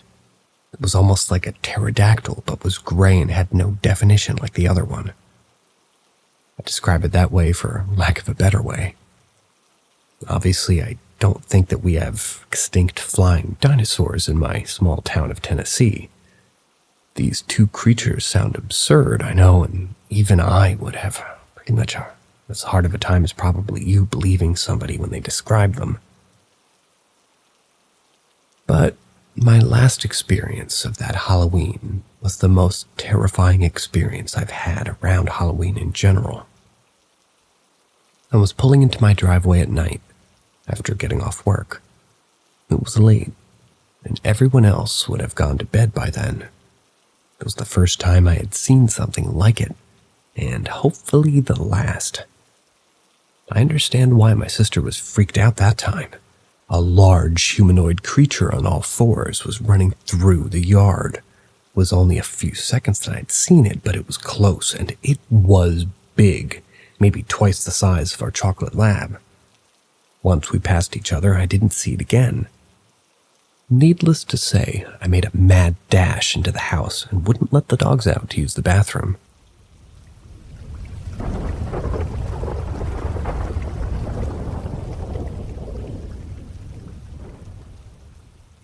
I heard a voice, but I was completely alone. When I was a freshman in high school, I decided to move in with my mom. She was moving to a different city with her boyfriend and my siblings, and I was ready for a change of pace from where I'd been before. We moved into a nice 3-bedroom in town and settled in well. First, it didn't take long for us to start noticing some odd things happening around the house. The atmosphere in the house always felt a bit off. Me, having been more skeptical at the time than I am now, chalked it up to everyone adjusting to our new blended family and a new way of life. Didn't take long for me to start having doubts, though. We'd hear weird thumps in the walls at night, find cabinets opened that were previously closed. Little odd things that could maybe be chalked up to explainable phenomenon, but altogether definitely gave everyone the creeps. On a few occasions, my family members claimed to have seen or heard something unexplainable. My little brother told us that he saw the apparition of a child turning his TV on and off and messing with his toys. He barely slept that night and was anxious about sleeping in his room alone for a few weeks after. My mom said she saw a shadow figure standing at the entrance to her room on several occasions. She usually left her door open as to be able to hear us. And several times she said that she had woken up to see a tall shadow figure standing in that doorway. Her boyfriend also had a weird experience. He was extremely skeptical, but this spooked him too. There was a time that they were on the phone and he asked my mom where she was. She responded that she was in her room. She had been watching TV but turned it off to take his call. He said it sounded like there were other people in the room talking, but there were not. It was just her. He said it was like several whispers, not super quiet, but loud enough to be able to make out what they were saying. It was very strange. I'm not sure myself if there's a logical explanation for it, but it definitely spooked them both a little, and he started kind of taking us a bit more seriously when we mentioned weird things happening at home. A few months into living there, I found myself home alone for the weekend. My brother was off to his dad's, my stepsis was camping with a friend a couple of hours away. My mom had gone off to see her boyfriend, who was out of town for work a few hours away. While it was offered to me to go somewhere else or to come with her, I declined. Having the whole house to myself for the weekend sounded like a dream. I could cook and take care of myself just fine. And I wasn't a wild teen in the slightest, so my mom wasn't worried about me getting into trouble. I saw my mom off and locked up the house for the weekend, excited for the weekend of me time. I was sitting at the dining room table drawing in my sketchbook, the house empty, completely silent, when I heard a few weird thumps in the hallway. It jump-scared me a little since I was so focused, but I brushed it off and continued with what I was doing. The house was totally silent again for a moment. Suddenly I heard a voice go, "Hey!" From down the hallway. The tone of voice was kind of like it was trying to grab my attention or call me over. It sounded extremely similar to my sister, despite her being hours away. That really freaked me out. Ran into my mom's room in a panic and grabbed the metal bar that she kept by her bed. I dialed her up and luckily she answered me quickly. I start telling her what happened while I'm slowly making my way toward the hall, peeking in all the rooms with my bat at the ready. Needless to say, I didn't find anything or anyone of any of the rooms in the house. I checked under all the beds and the closets everywhere. Now extremely unsettled, I sat in the backyard for at least an hour talking to my mom while I calmed down. The rest of my weekend was okay, albeit very tense as I was now super spooked. The only other time I've heard such a clear voice, I was living in a different place with my mom. Once again, home alone. I was 18 or 19 at the time. I was just up in my room, my dog laying on the floor next to me, and my cat cuddled up on my lap while I was reading a book. The doors were locked. Nobody else was around.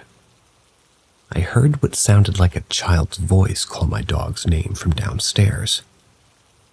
At first, I thought I was going nuts. Spider on my foot.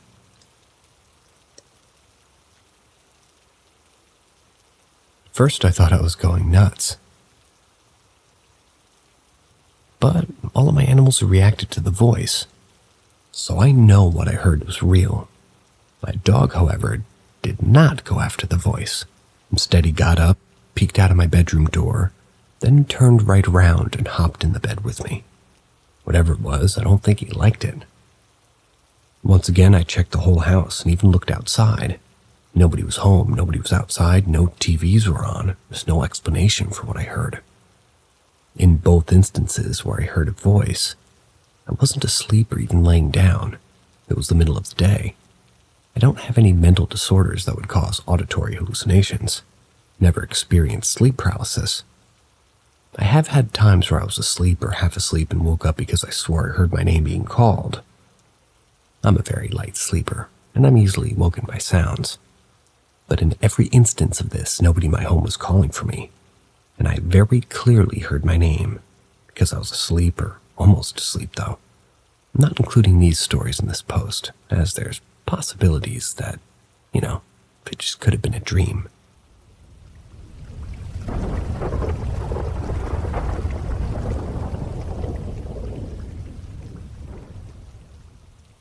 The family still looms. So I've had experiences before in my childhood where I'd see shadows. I moved out of that house and had a pretty nice calm 4 years of nothing spooky haunting me or my family. We moved again after that 4 years period and left the mountains to go closer to mid-California. Instead of a history of an old Californian pioneers, I traded a history for gold miners. Fun. However, I'd yet to ever see a full-body apparition. all I used to see were shadows. That changed when we moved to this town in my teenage years, which in all honesty wasn't that long ago, as I'm only in my early 20s now. My mom moved us into her boyfriend's house at the time. It was a house he inherited from his mother, who still lived there, but she needed some help. Since he had to help her and her husband, he asked my mom if she'd like to come with him. It would make it easier for my second sister to visit. My mom was pregnant with another one of his children. We had moved in and learned that his mother's grandfather built the house, and it's been passed down for generations. However, her grandfather, grandmother, and mother all passed away in the house. Normally, I'm not too suspicious of people dying in a house. It doesn't make it haunted 100% of the time. Yet, with stories my sister told me before we moved, I was keen on keeping my senses up. My first experience with anything paranormal in this house was mine and my brother's room. I had a shelf of things I'd collected and displayed them all nicely. They were old toys I started to grow out of playing with. In the middle of the night, I had heard something fall off the shelf, so I looked at the floor and I had a must have been off balance kind of thought. I led my eyes to the shelf. More things started to just slowly but surely drag themselves off the desk. Dealing with these things before, kind of just rolled over and passed out thinking, here we go again, or something of the sort. The stuff on my desk would always drag off every time I put it back up, so I just put them away and left the desk empty. Mainly because I was tired of this reoccurring nightly. Then one night, something really different happened. I was on my iPod Touch going through social media talking to friends before bed. I got tired, so I had put it on one of those charger alarm clocks and lay down. After closing my eyes, I felt mild discomfort and rolled facing the side of my bed that wasn't the wall. When I opened them back up, I saw this old man standing next to my bed. Not a shadow, a full-on person.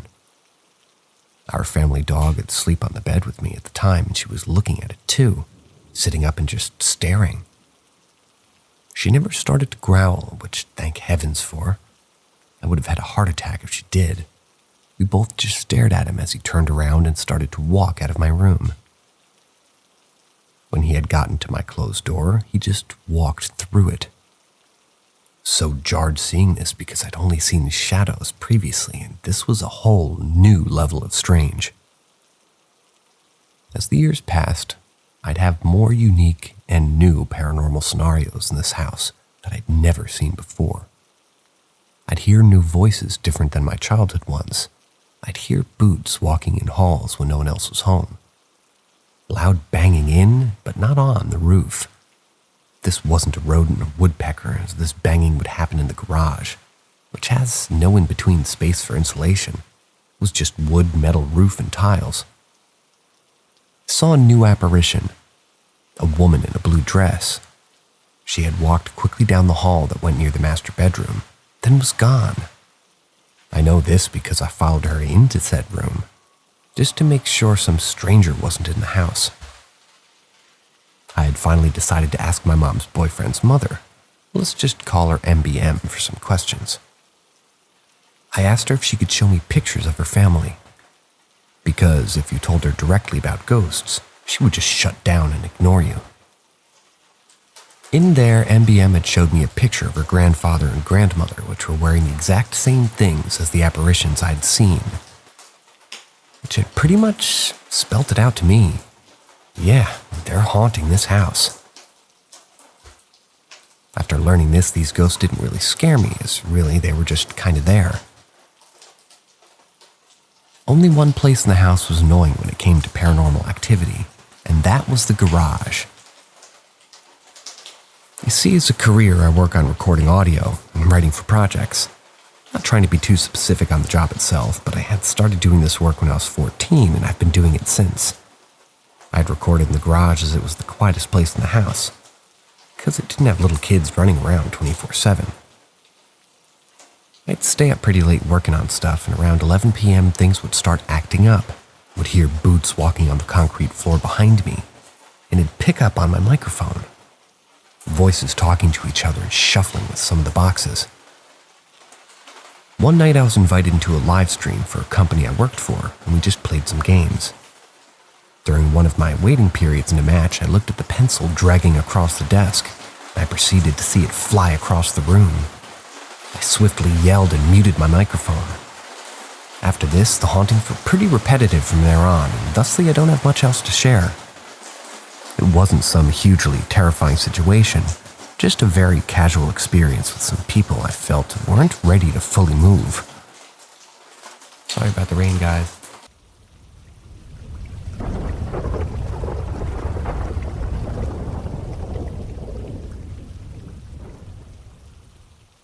My childhood shadows. When I was 4 years old, we moved to a new house in my childhood hometown. Something to note is that this town is crazy old. We used the Pioneers as our elementary school mascot because of it. On top of that, it's had the same old buildings that were, of course, rebuilt and refurbished over and over again and again. So the main street looks identical to how it looked before the roads were even paved. My point is, the town has a lot of history. Anyway, we moved to the edge of town and we had a few neighbors, so it wasn't like the middle of nowhere sort of edge of town. We had been living there for roughly half a year, and I felt something different. I had been watching cartoons while my parents were outside doing yard work.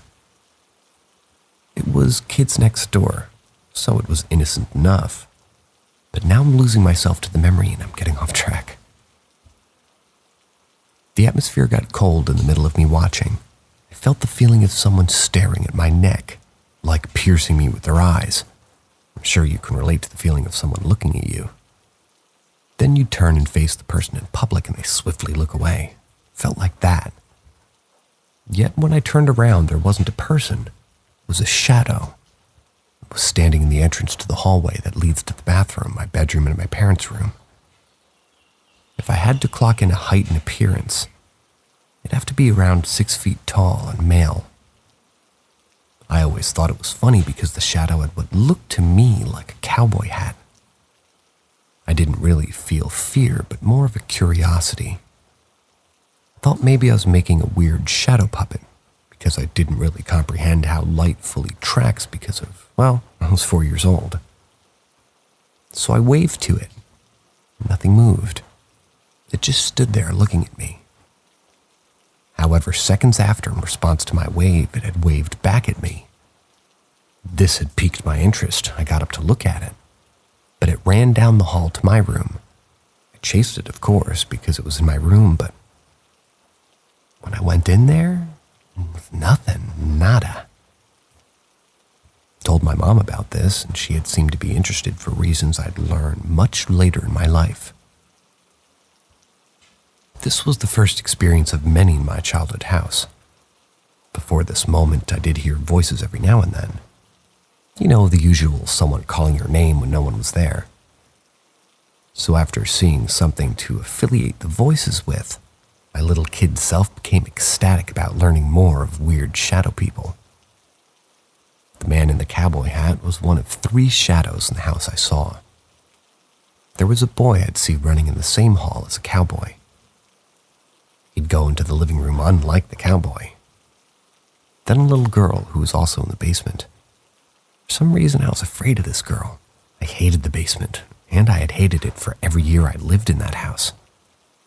For some reason, she was the only one that scared me. So years pass. Nothing crazy happens other than the occasional confrontation with the shadows and the voices. Yet things changed when my mom left the house. Divorce, something truly terrifying to kids. At this point, I was 10 years old. The atmosphere of the house felt weighted. It had like a filmy feel. Then one night I woke up and basically with just a terrible nightmare. I was in a cold sweat and I took a breath. I I sat up to look at my wall and just kind of bask in the light from the nightlight. My younger sibling shared a room with me. My sister needed it as she had developed a huge fear of the dark. Both were at my mom's new house, and I was the only...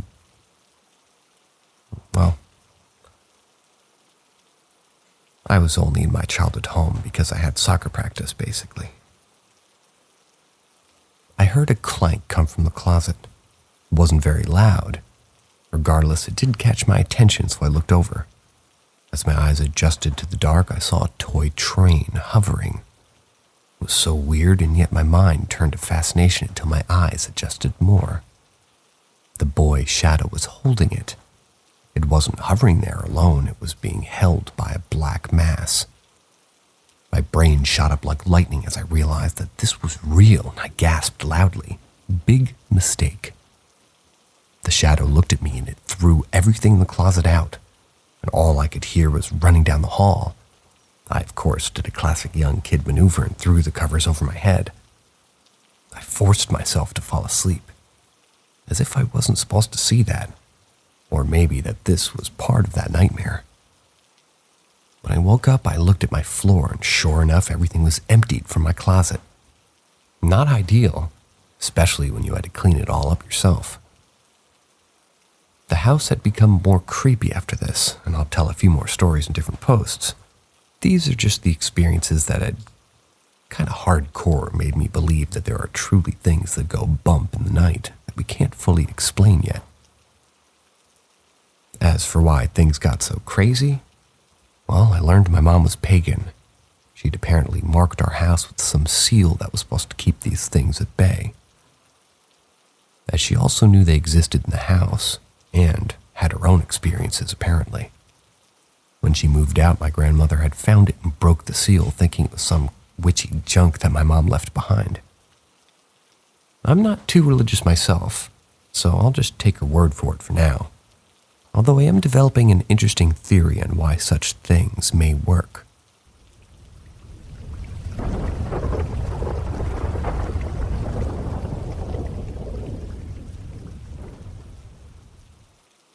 My childhood home, shadow entity. This encounter happened a few years after my first experience, where I heard a woman's voice calling my name. It had been a couple of years since my father passed. My mom had started dating a man that she met at church that would soon become my stepfather. It was a warm summer Sunday night. I was home alone as I didn't want to go to the evening church service. I loved Sunday night TV, and I was watching my favorite shows. I was hungry, and I went to the kitchen to get a snack. I could easily see the TV from the kitchen table, as our home had a pretty open floor plan. Everything was good, and I was enjoying the shows and having my snack at the kitchen table. Then the lights dimmed and flickered. It wasn't uncommon during this era to have brownouts. This is somewhere in South Carolina. This time was different, though. The atmosphere in the house became heavy, dark, and evil. It got really cold, and I was immediately weirded out. Lights flickered for a minute or two, and then went back to normal. Okay, weird, and I felt uneasy. I remember losing focus on the TV and being hyper-aware of something or someone being with me. Tried to brush it off and continue to watch TV, but I could barely focus on it. A few seconds later, I saw a shadow figure out of my peripheral moving around the entrance of the hallway to the right and the door directly in front of me. It looked into the unlit, dark, formal room. The hallway went to the back of the house where the bedrooms were. I'm spooked out big time, but I hesitantly go to investigate this shadow figure. I looked down the long hallway, formal room and bedrooms. Nothing there. There couldn't have been any way for anyone else in the house anyway to enter. They would have had to enter through the back door located behind the den, through the mudroom and past my line of sight. It couldn't have entered through the front door in the formal room. It was an oversized, heavy, solid wooden door, after all. and this was secured by a bolt lock and difficult to open due to the frame swelling from the humidity. This door made a lot of noise when simply unlocking the bolt, and definitely would make a big sound when opening it. We rarely even used it. So it's not possible that somebody entered the house without being seen or heard. I'm very spooked and uneasy, but try to convince myself that it was just a flicker of the power and I was imagining the shadow figure. I had lost my appetite, went back into the den, leaving my food on the table, and started trying to watch TV. That heavy feeling had not left the house, but I tried to ignore it, hoping it would just go away. A few minutes later, I saw the shadow standing to my left in the kitchen out of the corner of my eye. As I turned to look at it, it slowly faded. I'm now frozen with fear. The lights dim again, and I hear a scraping noise from the outside of the house, which sounds like someone dragging a rake or something metal down a brick exterior wall. I noped right out of my house immediately, ran into my neighbor's backyard. I'm scared to be inside or outside of my house at this point. I'm terrified, more than I ever have been in my life. I don't feel safe in the neighbor's yard either, but I'm a few hundred feet away from my house. My neighbors aren't home and their house is completely dark.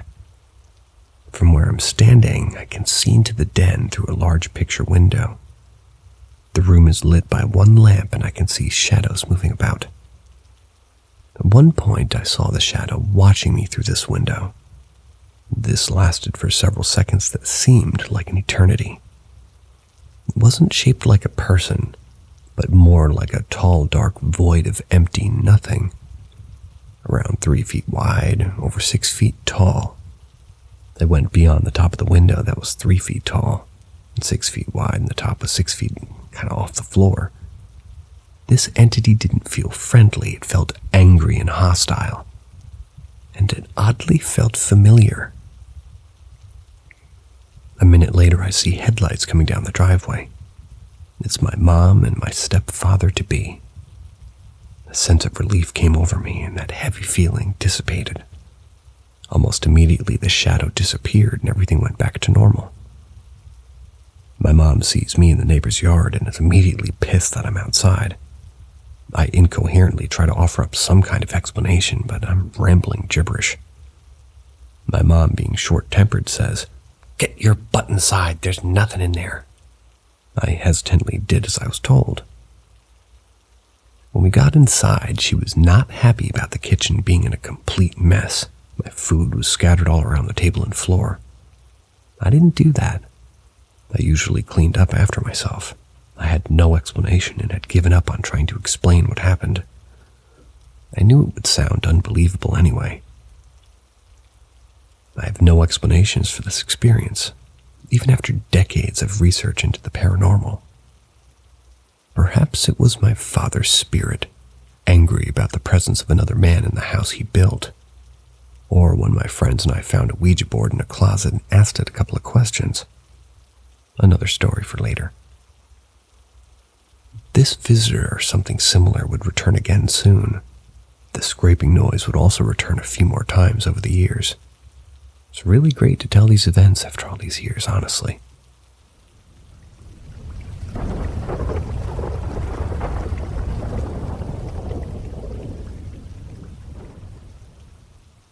I think I lived in a haunted house. On September of 2017, I, a 25-year-old female, moved into one side of a 110-year-old duplex. The other side was unoccupied. This was with my friend. Let's call him Kyle, and his wife, we'll call her Jane. They settled in a couple of days before I did, allowing them to move furniture in and have a lot of things ready before I got there. The night I moved in, Jane went to bed with the dog, and my friend Kyle and I stayed up catching up on our lives and whatnot, when we heard what sounded like a hard knocking on the ceiling above us.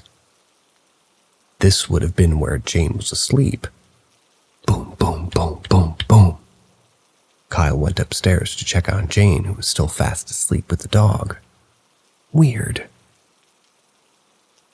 We continued chatting and having fun when we again heard noises coming from the upstairs. This time it sounded like footsteps walking from one side of the house to the other. We both brushed it off a little bit and thought maybe a possible haunting was still in the back of our minds, though.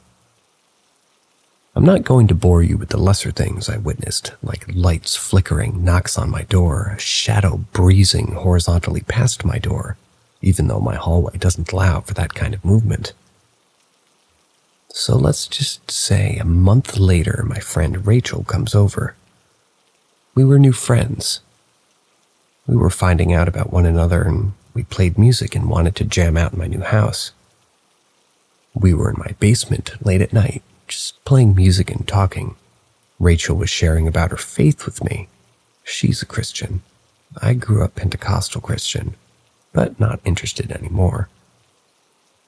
She had just said Jesus' name when we both heard what sounded like maybe a 2-second clip of children's laughter, with some sort of background noise coming from the staircase going upstairs. My heart immediately dropped. For both of our sakes, I rushed upstairs just to make sure my roommate Kyle wasn't fucking with us. And sure enough, he was asleep upstairs. I go back downstairs and Rachel and I continue on like normal, when not too much longer after, we hear yet another sound of laughter, this time sounding like an adult woman, and it was mocking in nature. I run upstairs and sit on the couch, putting my head between my legs because, what the fuck, right? Rachel says a prayer for the both of us and goes home. It's like 3 a.m. at this point. Terrified, I go upstairs to my room and I see Kyle headed toward the bathroom. I told him everything that just happened. He tells me not to worry. Then we both heard the noise of a crinkling grocery bag from downstairs. Then it sounded like something fell over. We are both frozen at the top of the stairs. I assure him Rachel left and I locked both entries of the house. Jane wakes up and comes out of their room and tells us we're both idiots and there's no one here. Sure enough, she goes downstairs and there's no human there. After this night, I grew very paranoid. I always felt I was being watched, especially in the kitchen and in my bedroom. There was no hiding from it. I stayed up late at night unable to sleep. I didn't eat because I couldn't go into my kitchen. I wrote about what I thought, or maybe hallucinations, in my journal. I wrote songs about it, too. Anything to try to get something out of it, or just to get some of it out. I started self-harming again. I started using opiates after 3 years of being opiate-free. Kyle and I did this together.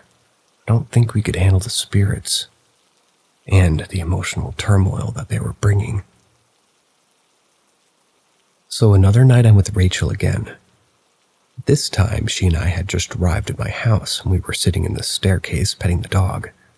She was waiting for Kyle to be done in the restroom so she could use it. We heard a man's laughter coming from Kyle's office. We noped right out of there, went to her place, and I prayed. And I don't pray. I don't really think it works. But I have had experiences at church to make me believe it does sometimes. I always thought it was odd that I never heard the laughter, and Rachel wasn't with me, but was so thankful that I didn't question it too much. The third and final occasion, Rachel and I were in the basement with a friend, another Christian, playing music together. I felt safe with Rachel with me, so I would go to the basement only when she was with me. This time, while we were all sitting down there together, we all heard the laughter again, but muffled and sounding like it was directly above us upstairs. It was all so much I ended up taking refuge at another friend's apartment for the remainder of my lease, in hopes to escape what awful spirits were in that house. I haven't lived there in 2 years, but I found this subreddit and I would love to hear any thoughts.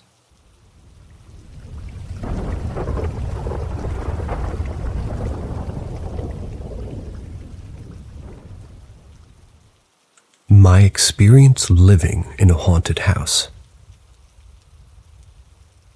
A few years ago, I lived in a haunted house. I've always been fascinated by the paranormal, and living in this house somewhat solidified my belief that ghosts and spirits are real.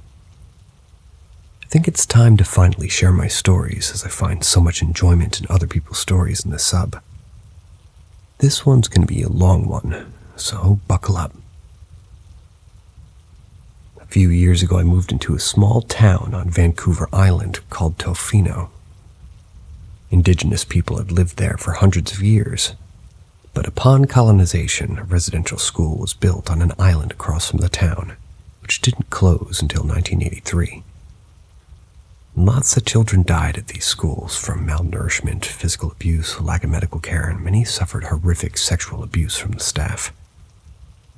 Currently, the town is now owned by rich people with vacation homes, while the indigenous people have been pushed to a reserve outside of town. I believe that the genocide and abuse that took place in that town is the cause of the hauntings. Now that you have some context to the history of the town, I'll start my story. So I arrived in town and right away found a house to live in. I was placed in a makeshift storage room the landlord had made by hammering a big piece of plywood onto the end of the kitchen. My first night sleeping there, I remember lying in bed and having the unnerving feeling that I was being watched. I felt the need to sleep facing the wall, because it felt like something was looking at me from the doorway. Chalked it up to anxiety from moving to a new town. I didn't think much of it, really. Immediately after moving in, things began to get weird. The first paranormal experience I had living there was about 1 week after I moved in. My roommate had a friend who was visiting from out of town and sleeping on her couch. In the middle of the night, I'm going to say at like 2 or 3 a.m., I began hearing a knocking and tapping from somewhere in the house. This knocking proceeded to slowly move around the house. I again didn't think much of it and chalked it up to being mice in the wall or some kind of animal. The next morning, my roommate's friend who was sleeping on the couch approached me, asked me if I had heard a tapping sound overnight. She told me that she had heard the beginning of one in my roommate's room, or rather heard the beginning of one in my roommate's room. I was getting annoyed because she didn't understand why he was banging on the wall. She said she distinctly heard the knocking sound move out of the room and into the bathroom. At this point, she went to confront my roommate because she was annoyed and wanted to go to bed. She approached the bathroom door and could hear the knocking extremely loudly from inside. She knocked on the door and said, "Phil?" And the banging immediately stopped. She waited for a minute for him to reply, and after hearing nothing, opened the bathroom door to find it empty. She actually ended up staying up the entire next night because she was so freaked out. Left a day early. I asked my roommate about it after her friend left. She proceeded to let me know that almost every single guest she had ever had sleep over has asked her the next day if the house is haunted, due to some weird experience they've had while staying with us. Over the 4 months that I've lived there, the knocking happened frequently. The most unnerving experience I had with the knocking was one night the knocking came into my room. It proceeded to move around my room and eventually came right next to my head. It was one of the creepiest things I've ever experienced. I just pretended to be asleep because I didn't want to let it know that I was scared of it. I still have no rational explanation for what could make this sound, especially because it would move around the house from room to room. Another experience I had while living there was when I went to use the bathroom in the middle of the night. As I explained, my bedroom was at the end of the kitchen. I needed to go through the kitchen to get to the bathroom. This is gonna sound like some paranormal activity shit, but when I go back to to the bedroom, about half the kitchen cabinets had all been opened in the span of a minute that I was peeing. I remember them being closed when I left my bedroom, and I didn't hear anybody, even though it's an extremely old, creaky house, come or go from the kitchen while I was in there. Again, I didn't want it to know that I was scared, so I pretended I didn't notice and went to bed. After I'd lived there for 2 months, a childhood friend of mine came back from home in Tofino. She began dating and moved in. This was with my landlord, who lived in the master suite of our house. She told me that on multiple occasions during the night, the bathtub or sink in their ensuite bathroom would turn on full blast. The lights also turned on in the bathroom during the night. From what I remember, this is the extent of what she experienced, but I'll follow up sometime to ask. I guess the final experience I had living there was one way he decided to have a roommate meeting about the haunted house. During our meeting at the exact same time, 2 of the bedroom doors slammed shut. To be fair, a window was open in one of the rooms, but it seemed so weird that not one, but both doors slammed closed simultaneously during our only one meeting we ever had about the house being haunted.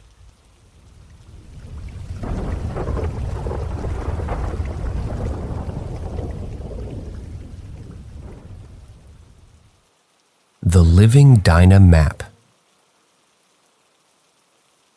I used to work as a CNA for 4 years before I got into RN school.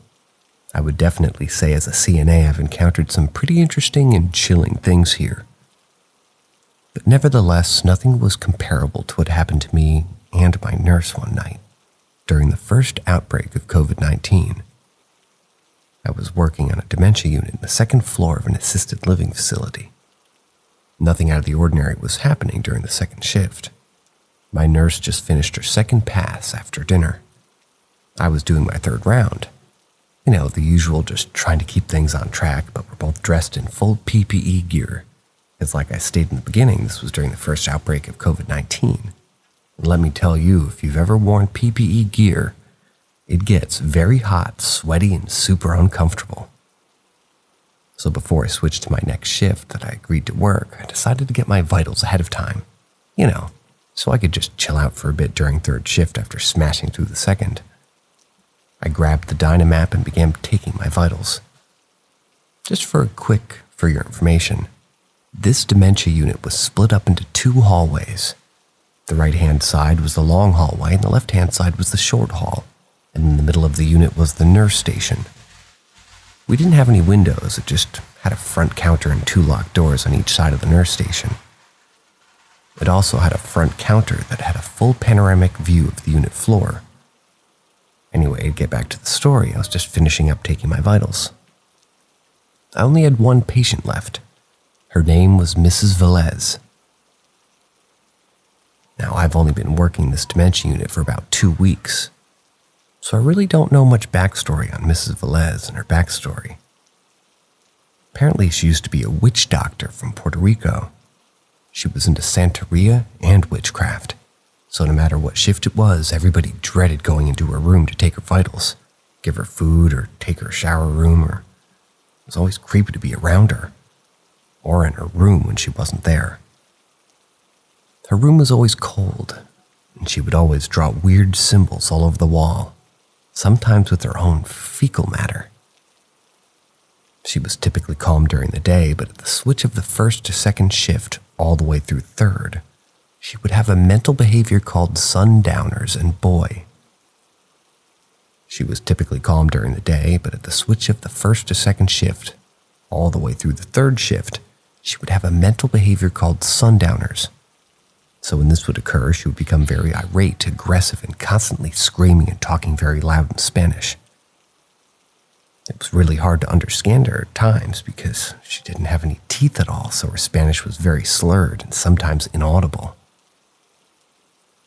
Like mine. So as I needed her room, I noticed that I was very quiet. Very unusual for this time of night because of her condition, so I slowly approached her room. I left the dino map a couple rooms down from hers so I could approach her room quietly. As I got closer, I felt chills start to run up and down my spine, the little hairs on my neck stand up, and the temperature in the corner of the hallway getting very cold to the point where I could see my breath. So I kept slowly approaching until I finally got to her doorway, and it took everything in me to open her door. I slowly opened it, and to my surprise, she wasn't in the room. This left me puzzled and, to be honest, scared. Only because Mrs. Velez was infamously known during her behaviors to hide and sneak up on anybody who tried to approach her in her room. So not seeing her, I left her room, walked briskly back to the nurse station as fast as I could and as quiet as I could, but I stopped abruptly in my tracks. I noticed that the vital machine was missing, so I stood there for a second, then continued walking to the nurse's station. When I got there, I kind of let miners know that Mrs. Velez was not in her room. So that being said, my nurse got out from behind the desk, locked the nurse station, and helped me look for her. Me and him were looking about maybe 10 minutes, and out of nowhere, we felt the whole unit get freezing cold. So in a quiet panic, me and him stopped what we were doing, got back to back, and started looking in all directions like a pair of sentries. As we stood there for a couple of seconds, I heard an eerie dragging of the vital machine coming down the hall, moving by itself, as if somebody was having a hard time pulling it. Me and the nurse both stared at it in disbelief. The machine started to flicker on and off as it neared us. All the notification sounds started going haywire and then immediately stopped. The machine was about 4 feet in front of us when it stopped. After it abruptly stopped in front of us, it was thrown, as if somebody grabbed it and chucked it across the room. Now, I'm going to let you know these machines weigh roughly 80 to 90 pounds, depending on the name brand. It hit the nurse's station with such force that one of the CNAs from the neighboring unit came over and asked what was going on. Oh my God. That is the most aggressive beep I've ever heard. We explained to the CNA from the neighboring unit what happened. She told us it's gotta be Mrs. Velez. So she went down with us down the hall to her room to inspect, and guess who we seen sitting Indian style in the far dark corner of the room? Mrs. Velez. So it's safe to say after working that double on the dementia unit that day, I noped the heck out of there and never worked there again.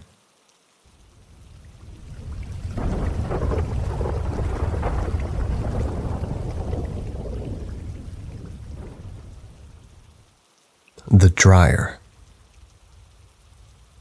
Between the ages of 5 and 6, so 87 to 88, I lived in a house along the Pend Oreille River in northern Idaho. My parents were renting it, and it would be the last house that we all lived together in as a family. If anyone is following along from my other stories, you're going to learn pretty quick that I moved around a lot as a kid. Never in one place for more than 3 years, from 82 to 97. I wish we had bought that house. I loved it there. The house itself wasn't creepy. It was half a trailer connected to a large wooden building. The trailer section had 2 bedrooms, a bathroom, and was connected to a larger building by a short, thin hallway that contained a washer and dryer. We called it the washroom. The main part of the house had a living room, which attached had a dining room, a kitchen, a master bedroom, and a master bath. All in all, it was a great size for my family of 5, brother, sister, mother, father, and me. The best part about it was we all had the largest amount of waterfront property along our little neighborhood. Everything about my life at the time was going great, because I was 5, and my biggest concern in life was how to get the Ghostbusters Firehouse playset. Spoiler alert, my mom got it me for Christmas when I was 6. The only thing that was really a problem was that I was afraid of the dark. At that time, I had no reason to be. The only weird thing I ever experienced was in broad daylight, and things had yet to go bump in the night for me. But my fear often had me sleeping in beds of others.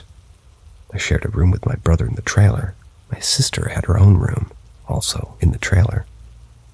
Sometimes I'd get scared and try to sleep in my brother's bed. He wasn't keen on that idea, so he would make me sleep at the foot of the bed, like the dogs do. I wasn't comfortable doing that regularly, so I oftentimes would choose to go to my parents' bedroom and sleep between them. But making that trip meant going through the washroom where the dryer was. Something about that short little hallway at night sent shivers down my spine, and I hated if the dryer was left open, because it would scare me. So I always ran through that hallway holding my pillow like a shield. I never slept without my pillow, which was nothing special except I had a pillowcase that had a cat wearing red sneakers on it. Google it, you'll see what I mean. One night after a particularly bad nightmare, I decided that I needed to sleep in the same bed as someone to make the scary go away. I tried my brother, he wouldn't wake up, and I knew that I wasn't supposed to sleep in his bed without permission, so I decided it was going to be my parents' room that night. I grabbed my pillow and softly padded through the trailer, past our bathroom and the washroom hallway. I remember that hallway that night was perfect visual clarity. There was a fish tank in the living room with the light on that cast a dim glow into the washroom. I remember clearly the pile of clothing to my right, stuff that needed to be washed, and the washer and dryer to my left. I remember the dryer door was open. I hated that. It looked like a big hungry mouth. That light didn't shine into it from the fish tank. I steeled myself and I charged forward, hugging my pillow tightly. Rushed past the washer and then the dryer, and as far as I was excited, I just made it. Something grabbed me. I could feel cold, long fingers wrap around my torso. In my mind, I've always imagined them to be long, knobbly hands with sharp fingers. I cried out, dropped my pillow, and I was tugged backwards. I remember the feeling of the opening of the dryer scraping against my arms and head. Felt myself bend at the waist painfully. I heard the dryer door slam shut after I was pulled into it. Then I jerked awake. I was in my bed, alone in the dark and scared to death. I was too scared to leave the bedroom again, so I just cried into the blankets and fell back asleep. That would have been it. Just a bad nightmare that I never would even kind of think to be anything else. I wouldn't even post something like that here if it hadn't been for what happened when my mom woke up in the morning. She brought my pillow into my room with her. She said she found it in front of the dryer. It's been 23 years since then. I don't remember a whole lot about her time in that house. I don't remember how I reacted when my mom gave me my pillow. But my mom remembers. I was talking to her about this story, and what I remembered about the house was accurate or not. I asked her if I'd ever told her about the dryer grabbing me. She told me about the day she found my pillow in front of the dryer. When she gave it back to me, I started crying. I told her about my dream, and I'd promised I'd never go to her room to sleep again. The reason she remembers that is because I never did sleep in her room again. She found my story about what happened to be super creepy. Can't tell you if this actually happened or if it was a crazy dream where I sleepwalked and dropped my pillow in the washroom and then went back to bed. But I figured it was spooky enough to share here. And it's as true as I know it to be. I'm still super picky about sleeping with my pillow, and every dryer I've ever purchased has to have a light in it. Not a conscious choice because of this incident, just something I realized to look out for in a dryer that I thought was kind of funny.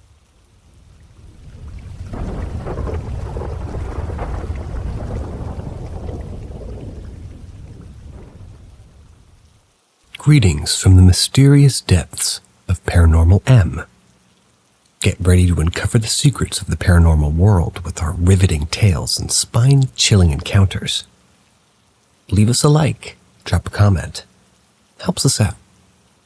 And subscribe, so that way you'll be the first to witness our latest eerie discoveries. Bright light shining onto my bedroom door at 3 a.m. I really want answers. This strange experience I had was in 2022 around September. I'm annoyed I didn't type this out. It was fresh in my mind as now. It's almost a year later and my story will become more unreliable and fade as time goes on. So I spent the day at my grandparents' house and got home pretty late. I headed to my room to chill for the night, and I'd binge-watched some films for a while. Around 3 a.m., I see my doorframe light up.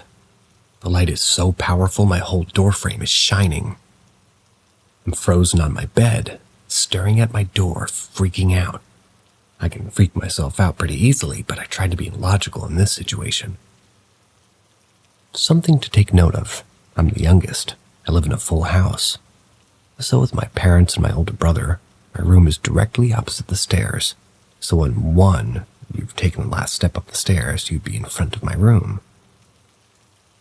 So me trying to stay calm and logical, thought it was my dad outside shining a torch. Bit of backstory. During this time, my dad had bought a new torch and loved to shine it at me and play harmless tricks on me with it. So I thought it had to be him. But it did dawn on me that my dad wouldn't take it this far to be outside my room at 3 a.m. to scare me. I also want to add it's extremely easy to hear people walking around as my house has a lot of creaks and sounds. So I can easily tell who's walking. I know the sound of each family member's footsteps, if that makes sense. So I'm still staring at the door, barely trying to breathe, to see if I can hear someone behind it. My heart was beating so fast I couldn't for the life of me build up the courage to open the door. So I put my headphones on, distracted myself with music. After a few minutes, it was gone. The next day I walked into my mom's room, told her about this strange light outside my room and asked if it was Dad, as it really freaked me out. She seemed concerned, as she knew it wasn't my dad, and she could see I was generally upset about it. Now this is where it gets really weird. Jumping around 2 days later, I was talking to my mom and she was telling me a funny story about my brother, saying that he thought he saw an alien and was going to get abducted a few nights ago. I know. It sounds ridiculous, right? We all laughed it off. Before I get more into the story, this is the layout of the upstairs of my house. So you head up the stairs, my room is directly opposite. Turn your body right, and you'll have the hallway. A few steps forwards on your left, a spare room. Keep walking down the hallway. The bathroom's on the left, my brother's room is opposite on the right. At the end of the hallway is my parents' room. So my brother explained that he went to go to the bathroom late at night, which is opposite his room. When he came out of the bathroom heading back, he looked down the hallway and saw a bright light outside my room. He explained that the light was so blinding and powerful that he couldn't even see the door to my room itself. It was like he was looking into a bright void. Now at this point, I hadn't told him my story yet, so hearing him talk about it was crazy. The fact that he was there at the time to witness it.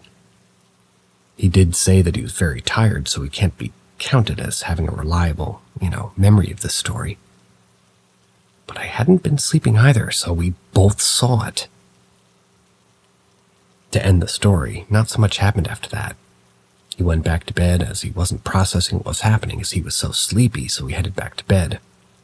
But he did think to himself, "What the fuck, did I just see an alien?" He said he got an anxious feeling about it, but in the end, he didn't recheck it. After me and my brother shared our point of views, we freaked out and came up with every possible solution we could think of. Even my mom got involved. We were even recreating the night. My dad, he's more of a realist. He'll come up with anything that's not pointing towards the supernatural. His best solution was either 1, someone from outside the house was shining a torchlight, but we weren't letting him have that as a solution because with the angle of the window and our blinds, there's absolutely no way the source came from outside. Even if we did a test, just to try to prove our point, we made him go outside when it was late, shine a torch through the window. It had zero effect.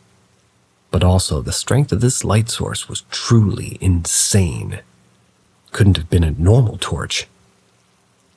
He also used the excuse of a helicopter or something high up shining through. But even so, it wouldn't have gotten past the blinds, so again, there's no way it was from the outside. His second best solution was a burglar, which got me and my mom worried, but again, what's the logic behind that? So someone broke in, took nothing, went upstairs, shined the brightest and most powerful torch on my door for 5 minutes and left? Also, we have dogs, so they would have at least barked.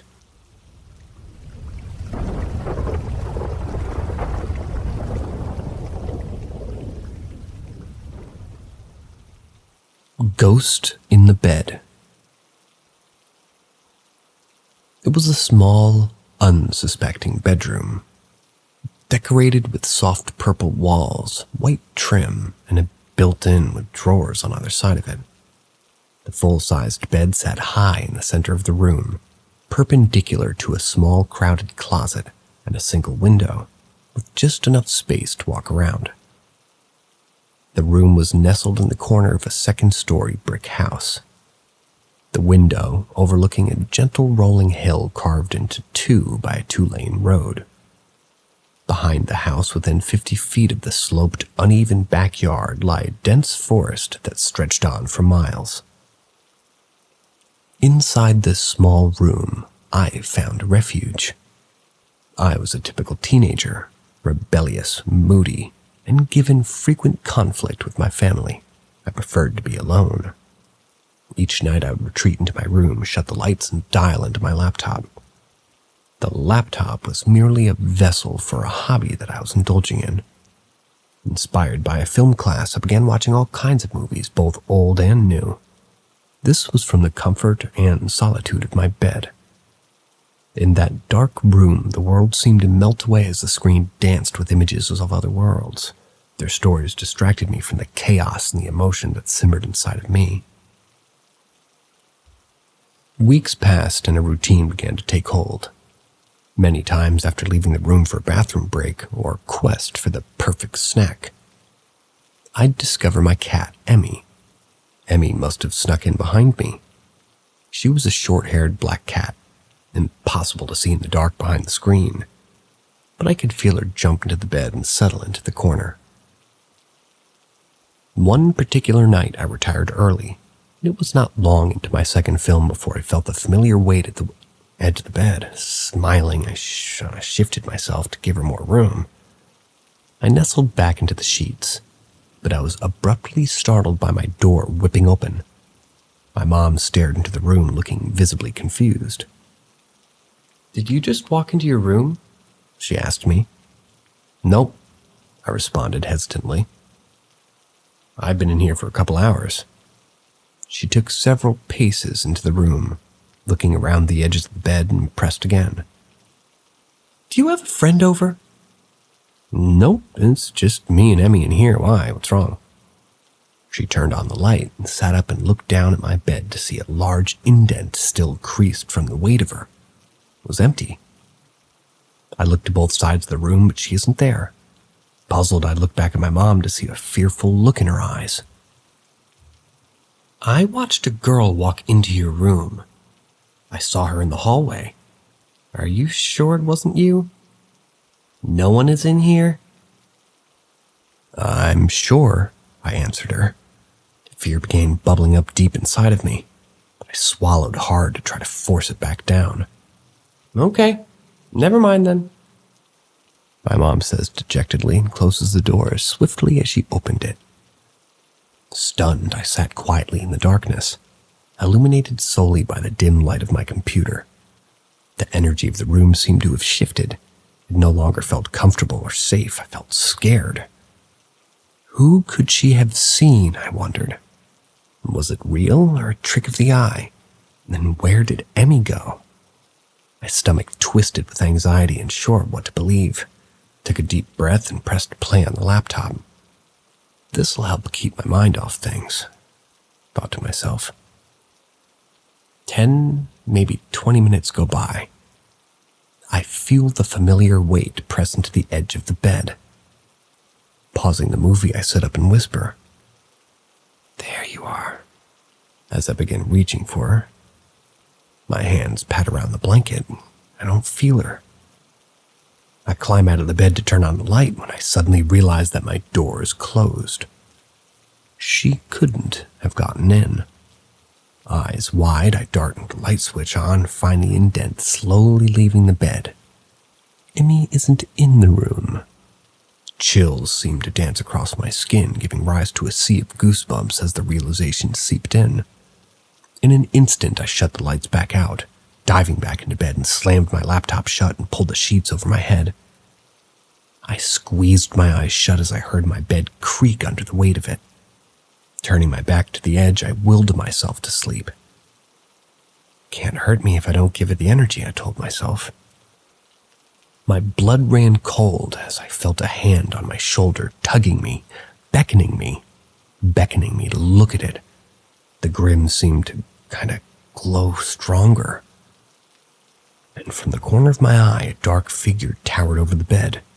I whispered over and over for hours for it to leave, but it was not welcome. I whispered until exhaustion won the war versus fear. The world went silent. It was the last night I ever stayed in that small purple room.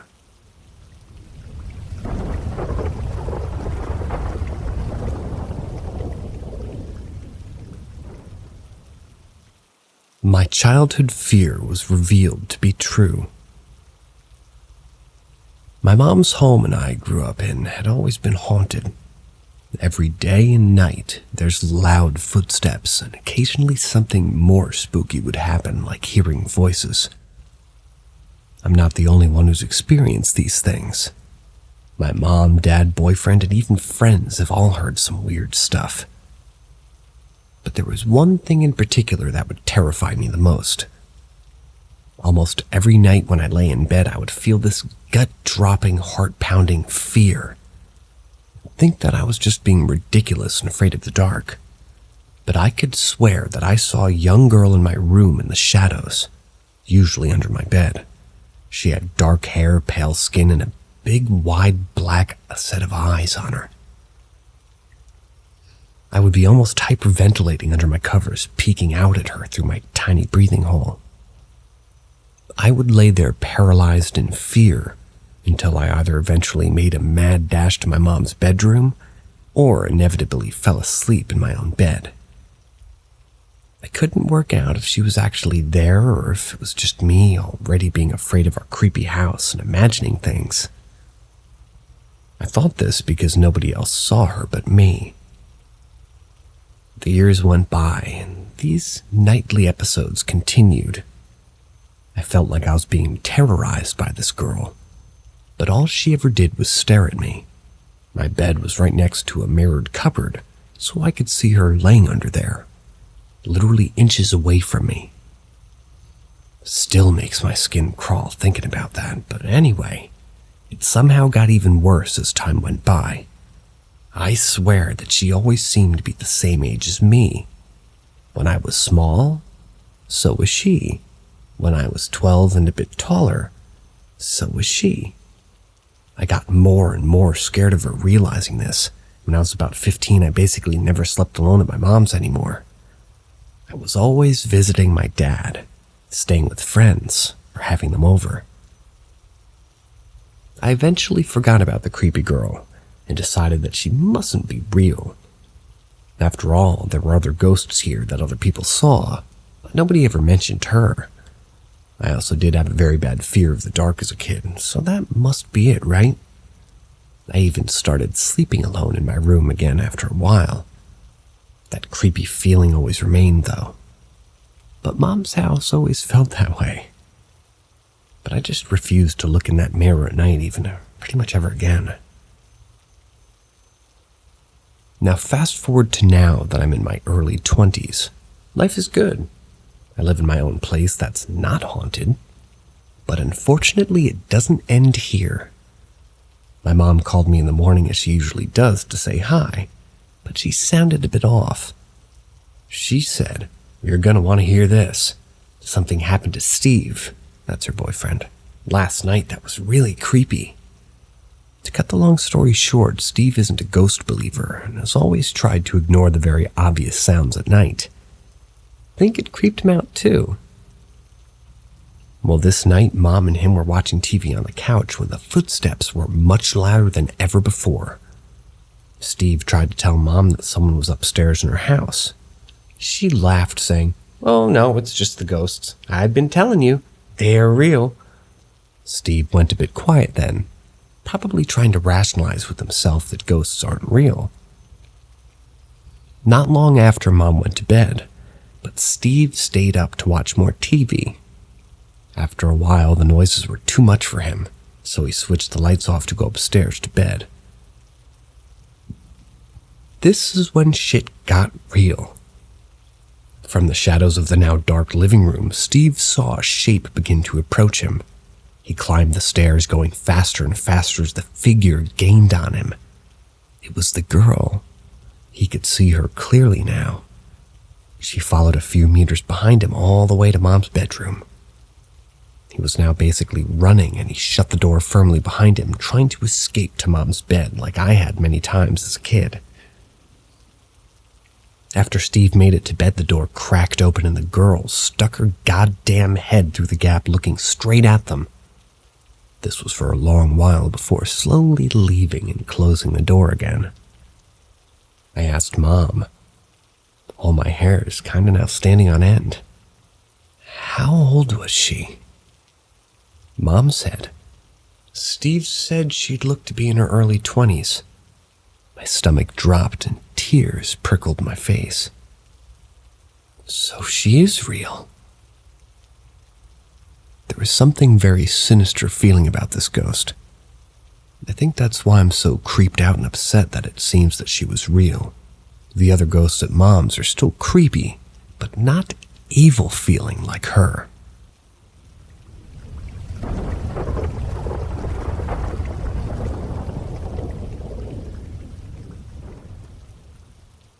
More stories from the farmhouse. There's a lot. This will be long and probably sporadic, but if you have questions, please ask. I live in a very small town from the age of 5 and 6. We didn't stay there long, not because of anything that happened. My parents just wanted to move to the city. I don't remember hardly anything from this age, but every memory I can think of has to do with something scary that happened. To set the scene, we lived on some land in a house that was built in possibly the 50s or 60s. I did try to do some research to find out exactly, but I can't seem to find anything. If I do, I'll update the post. After finding out the address from my parents, I put it into Google Maps and realized that our house was only about a mile or two away from the church where I had the experience from my last post. The church has also been around since 1873, and it has a graveyard attached to it. On the land was our house, a very creepy barn, and a pasture full of cows. That belonged to our landlord, not the narrator. My dad let me know that we used the barn for storage, and this cleared up one of my experiences. It was most definitely a dream, but the dream still freaks me out anyways. To start with my dream, I remember for some reason I went into the barn. Me and my brothers usually stayed away from there because there was a lot of rusty tools, and it honestly just looked scary. When I walked into the barn, I could see the middle part of the floor was slightly raised for storage underneath. After talking to my dad, he said the barn didn't have any underground storage. I remember looking down into the floor and seeing 2 kids around my age playing in the underground. I also recalled them inviting me down with them. Since I know that the floor wasn't raised, I'm wondering what this could mean. It was most definitely a dream, but why? Now, the actual stuff that happened in the house, bear with me, there's a lot. My 2 older brothers shared a room and had their own bed on either side of the room. I believe whatever was in the house targeted them the most, since I don't remember anything happening to me there. My oldest brother told us one time he was trying to fall asleep when suddenly he felt someone pushing against his mattress underneath him. Of course, he thought it was our other brother messing with him, but when he looked under the bed, there was nothing. Both of my brothers also mentioned many times that they could see feet in their closet at night. They would leave the light on in there but close the door, and could see someone's feet blocking the light. Of course, when they opened the door, there was nothing there. They also have talked about hearing scratches on the door. While I was talking to my mom about all of this, she told me about one night where she couldn't find my second oldest brother. She apparently searched the house and couldn't find him anywhere until she found him asleep under his bed, and he has never been known to sleepwalk. My oldest brother also told me a while ago about every once in a while, my other brother would sit up in bed and stare at the wall in front of him in the middle of the night. He would tell him to lay down and go to sleep, but would always get ignored. Of course, he never remembered sitting up in his bed. The last thing I remember is my oldest brother had a huge bin of Legos that he kept underneath his bed. Some nights he would hear the Legos being shuffled around. Of course, he always thought it was my other brother until he saw him asleep in his bed. My older brother passed away almost 2 years ago, so I won't be able to ask him about anything, but I'll try to talk to my other brother about it. He's not much older than me, so there's a good chance he doesn't remember either, especially since he was asleep when anything happened to him. Also, a quick little mention as well. The cows did not act normal at all. I don't know if this has anything to do with paranormal activity, but they were terrified of humans and ran away anytime you came close. Usually cows are pretty friendly, kind of like big dogs. Agreed. No one ever believes me when I talk about this. I'm glad I've found a space where people don't deny this stuff. I don't doubt that any of this has happened. The town I lived in was the first settlement in my state. It has a very deep history. It all makes more sense now after I found out that we live so close to a church. Currently, I live an hour away from the house. I'm almost tempted to try and contact whoever owns it now and see if I can visit or ask if they've experienced anything themselves. Odds are the house and barn are no longer there. When I look at the property, it says the house is bigger than it was when we lived there, so I think that they may have torn it down and built a new home. Probably not a good idea to go back, but I'm definitely curious.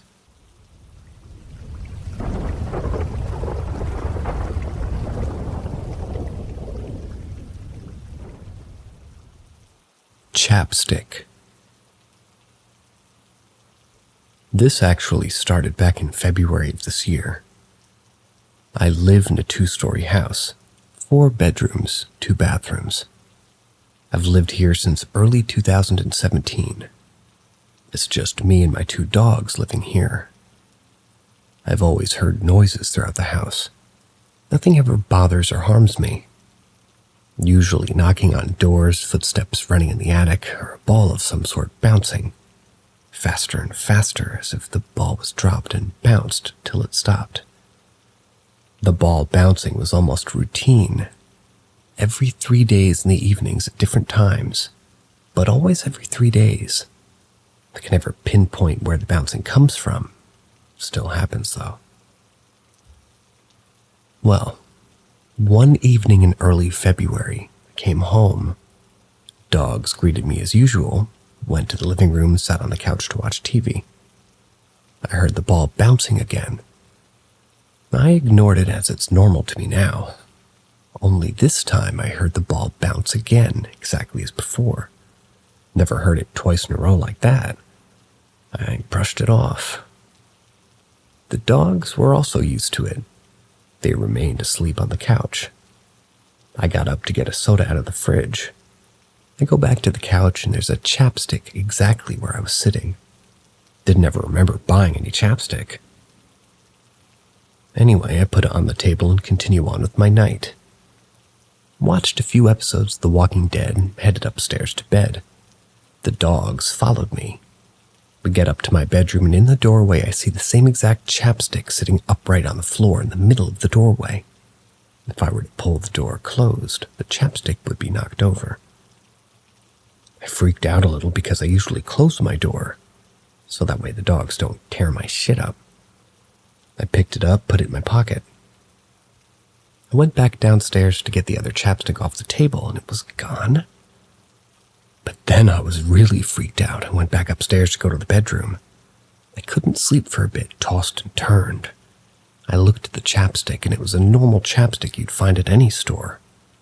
I sat it on my bedside table and tried to go to sleep, and finally did. The next morning I woke up.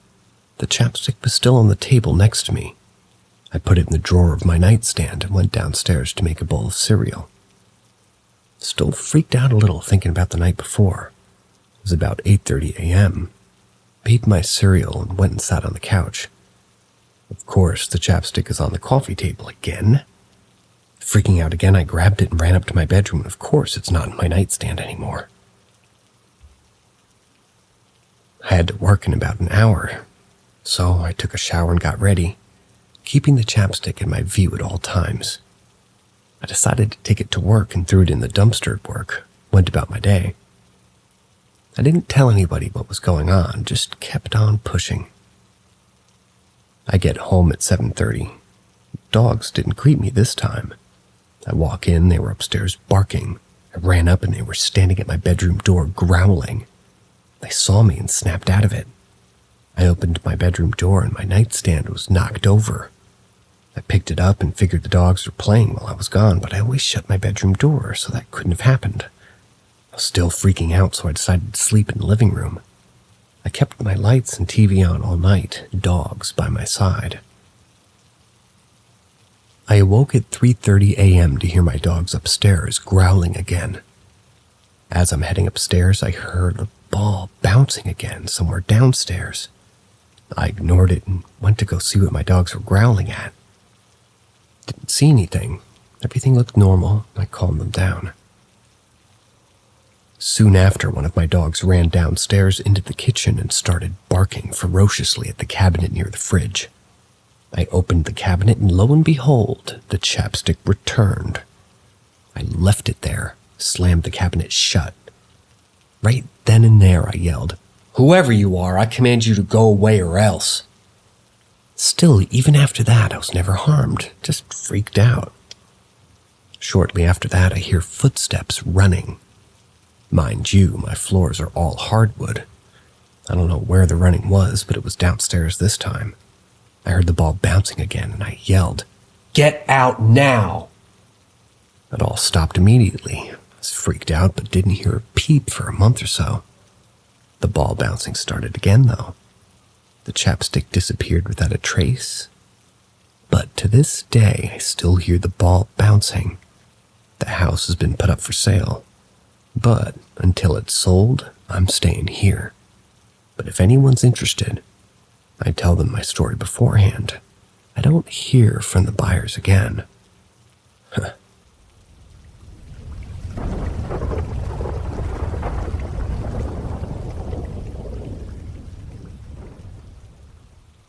I saw a creature in a huge black forest in France. I want to share with you an encounter I made in September 2012 in a French wood by the neighborhood, oh boy, I'm not good at French, Baug''E.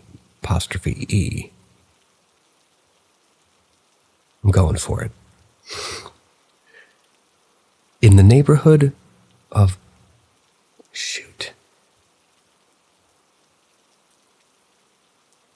Baug'Enanjou. Forgive me. In the French wood in the neighborhood of Baug'Enanjou. Sounds Asian. I'm doing this wrong. Oh no, there's more French in this. I'm so sorry, guys. I'm reading it anyway. I'm not sure the name of the forest. It could be Le Bois d'Anjou or La Forêt de Monial de Chandales. Now it sounds Mexican or Spanish. I don't know.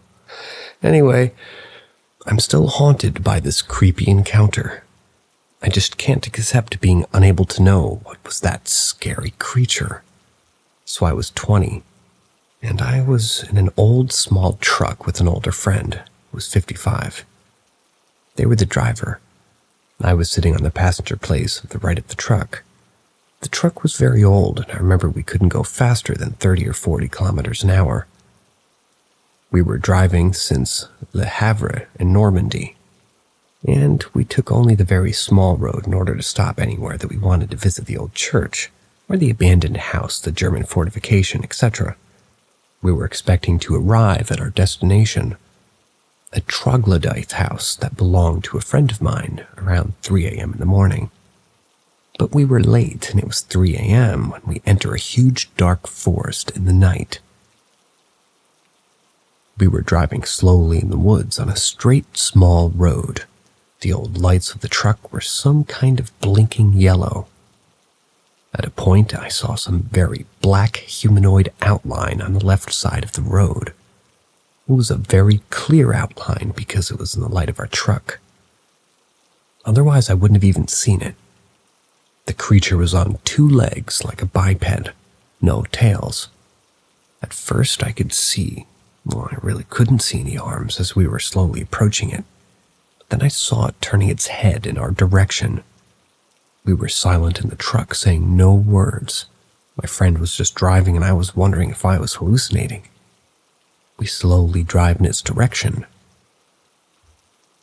and it started to cross the road as it was staring at us.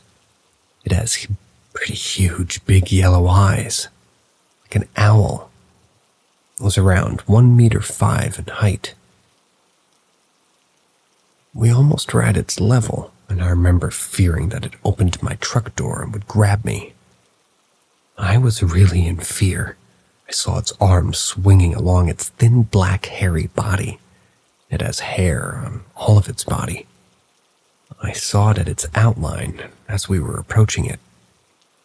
It arrived on the other side of the road and suddenly stops and turns in our direction, still staring at us. A few seconds later, we passed it, and I didn't move my head, just looking at the right rearview mirror, seeing that it was staring at our truck, letting us drive away from it. My friend and I didn't say a word, and half an hour later we drive out of the dark woods and I say something like, "Well, weird things in the woods, right?" And my friend was suddenly extremely nervous, saying, "Yeah, did you see that? What the fuck was that?" We talked about it, and we saw the same thing, me and him. He thought he was hallucinating because we were very tired, but nope, we saw that thing in the wood. Today he's 60, and I'm in my 30s. We both still are haunted by this thing. We talk about it every time we meet each other. He's particularly marked by the intelligence in its big yellow eyes. I know this could be explained, but to be honest, I'm an urbexer since 2004, and I visit the catacombs of Paris every 2 months. But I never feared anything. But this thing scares me, really. But anyway, one day I found a picture on the internet. Sadly, I didn't find the artist. There was no context, but it looks like a lot like what I saw, except for the eyes. The creature I saw had very big, round, yellow eyes. I'm so sorry, author. I'm the opposite of being able to speak French.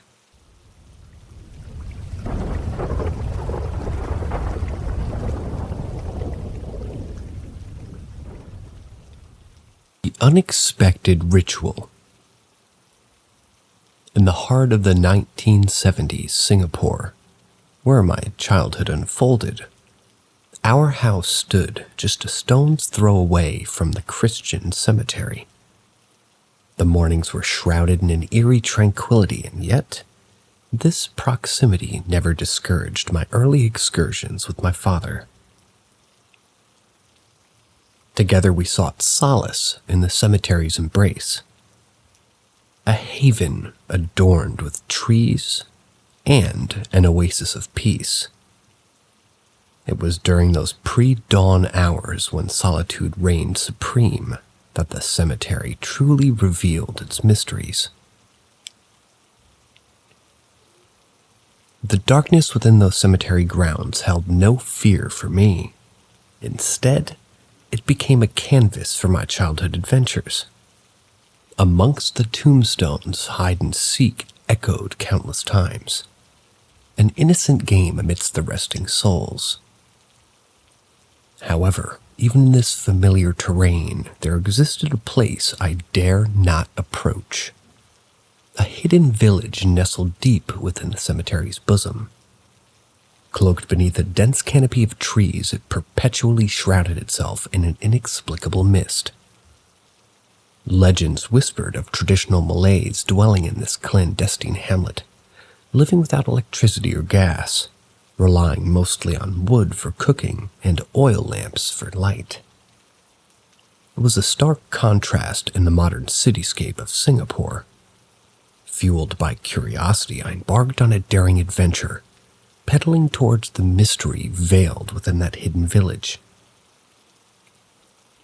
As I approached the village entrance, an unexpected mist greeted me, an odd occurrence in the typically hot Singapore midday. With courage, I pushed through the chilling fog, reducing visibility to a mere haze. Deeper into the village, darkness enveloped me, revealing shacks and huts crafted from primitive materials. Some lacked doors, heightening the sense of the uncanny. The mist thickened, forcing me to dismount and proceed on foot, pushing my bicycle through the haunting atmosphere.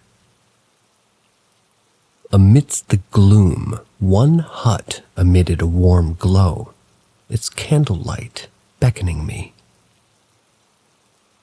Drawn to the light, I pressed forward, and as I did, the weather shifted.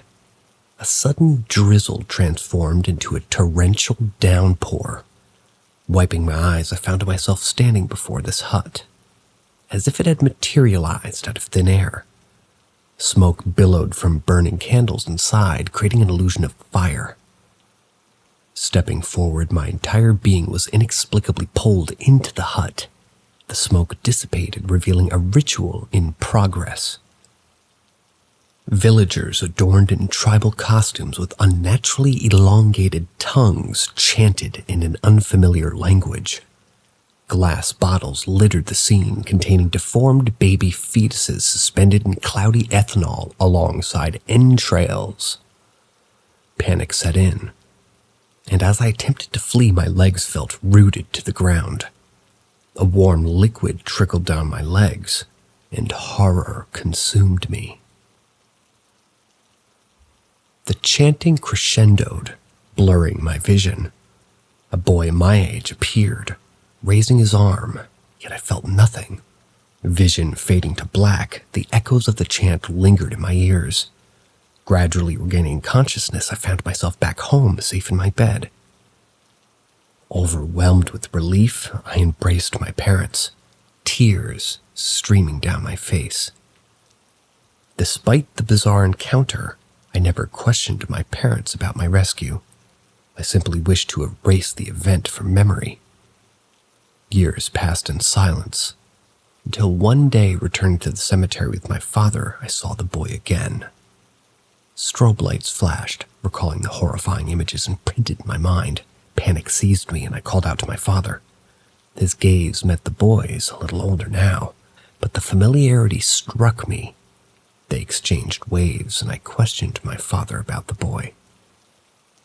Nonchalantly, my father revealed that the boy had fallen off of his bike years ago, and he had found and carried him back to the village. That revelation sent shivers down my spine as the insignificant event resurfaced, the haunting implications.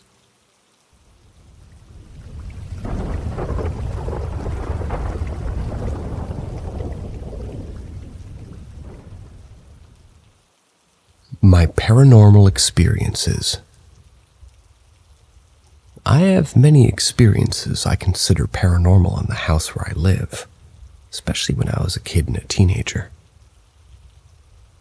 Before I was born, my mom has a bunch of weird experiences, especially in her room. She tended to wake up because of tachycardia, always at 4 a.m. and see shadow people. A couple of times they tried to approach her, but she says a white light circle-shaped thing appeared, and they disappeared when this light arrived. Once she didn't want to open her eyes because she knew she was going to see them, so she wanted to hold my father's hand. My dad's tall, so he has big hands. But instead of that, she feels a small hand, like a child's hand. There were no children at home. She says that this presence didn't scare her and held the hand tightly, but it let go of her hand gently. Then she and my dad moved to another room. I know this could have been nightmares or sleep paralysis, but what I've seen are not nightmares. It all started when I was around 10. Things used to fall from their places, but not in a normal way. You know, sometimes we leave things very close to the edge of tables or shelves. This was not like that. Stuff that nobody had touched and was not close to the edge would fall, but not in a normal way either, as if someone threw it, like a projectile motion. It happened with my toys, with my books, many times. Sometimes we saw it, and sometimes we find stuff on the floor or heard it falling. Once my cousin Patty was visiting, and we and my parents were going to have lunch at a restaurant. My parents had some stuff to do, so Patty, who's older than me, and I went back. She went up the stairs before me. I clearly saw that she went to the kitchen. Well, I saw someone going to the kitchen directly to the refrigerator when I arrived. When I got to the kitchen, there was no one there. She was at the bathroom. The experience I remember the most happened the day they celebrated my 11th birthday. After my party, my mom went to a job dinner. My school friends went home at like 6 p.m. There were some candles and snacks left there, so my cousins, Liz, Fiorella, Sandry, and Patty, I decided to play with some dolls, saying that it was their birthday. It was like justification to eat the leftovers. So we went to that room I mentioned before, where my toys and PC were. Liz was like 18 at that time, so she didn't really want to play with us. So she was expecting some time playing games on the PC. We let two of my dolls sit down in chairs at the end of the room. One was a normal doll, the other was a 75-centimeter doll. Those were popular a long time ago.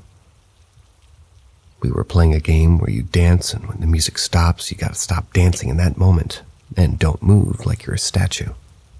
We asked Liz to be the one who turned on and off the music. We were playing for like 30 minutes, and suddenly we all looked at the dolls. The big one moved by itself. Like an invisible hand was holding it and threw it to the floor. The five of us saw the same thing. We all ran away from the room. Sometimes it was difficult to stay at home. We could feel an awful atmosphere. It was heavy and dark. My family's Catholic, so they called a priest to bless the house and paid for a mass of souls. Purgatory. Never heard of that before.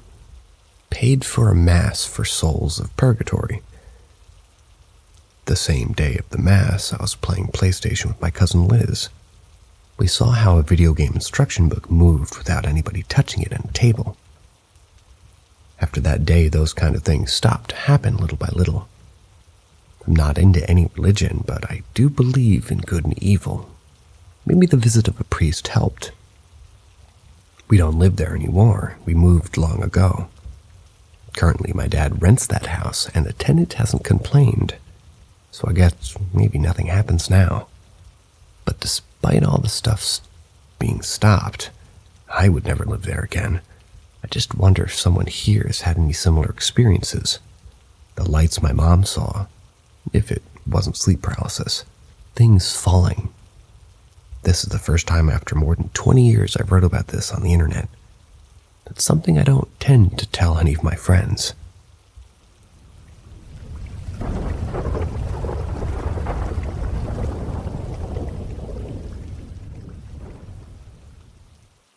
Lady in White. I'd like to preface this with the fact that I have no idea exactly who or what it was that I saw, but it's pretty spooky regardless of whether or not it's got an earthly explanation. That's the part that continues to haunt me 10 plus years later. I grew up in Sleepy Hollow, New York, home of the Headless Horseman, and allegedly a number of other hauntings. Me too. I was 16 at the time and riding shotgun in my then-boyfriend's car, headed home on Old Sleepy Hollow Road at around 3 a.m. And by the way, this was before my parents enforced a curfew because I was taking advantage. At the end of Old Sleepy Hollow Road is Sleepy Hollow Road, and then a stop sign at which making a left brings you through a densely wooded area to my parents' house.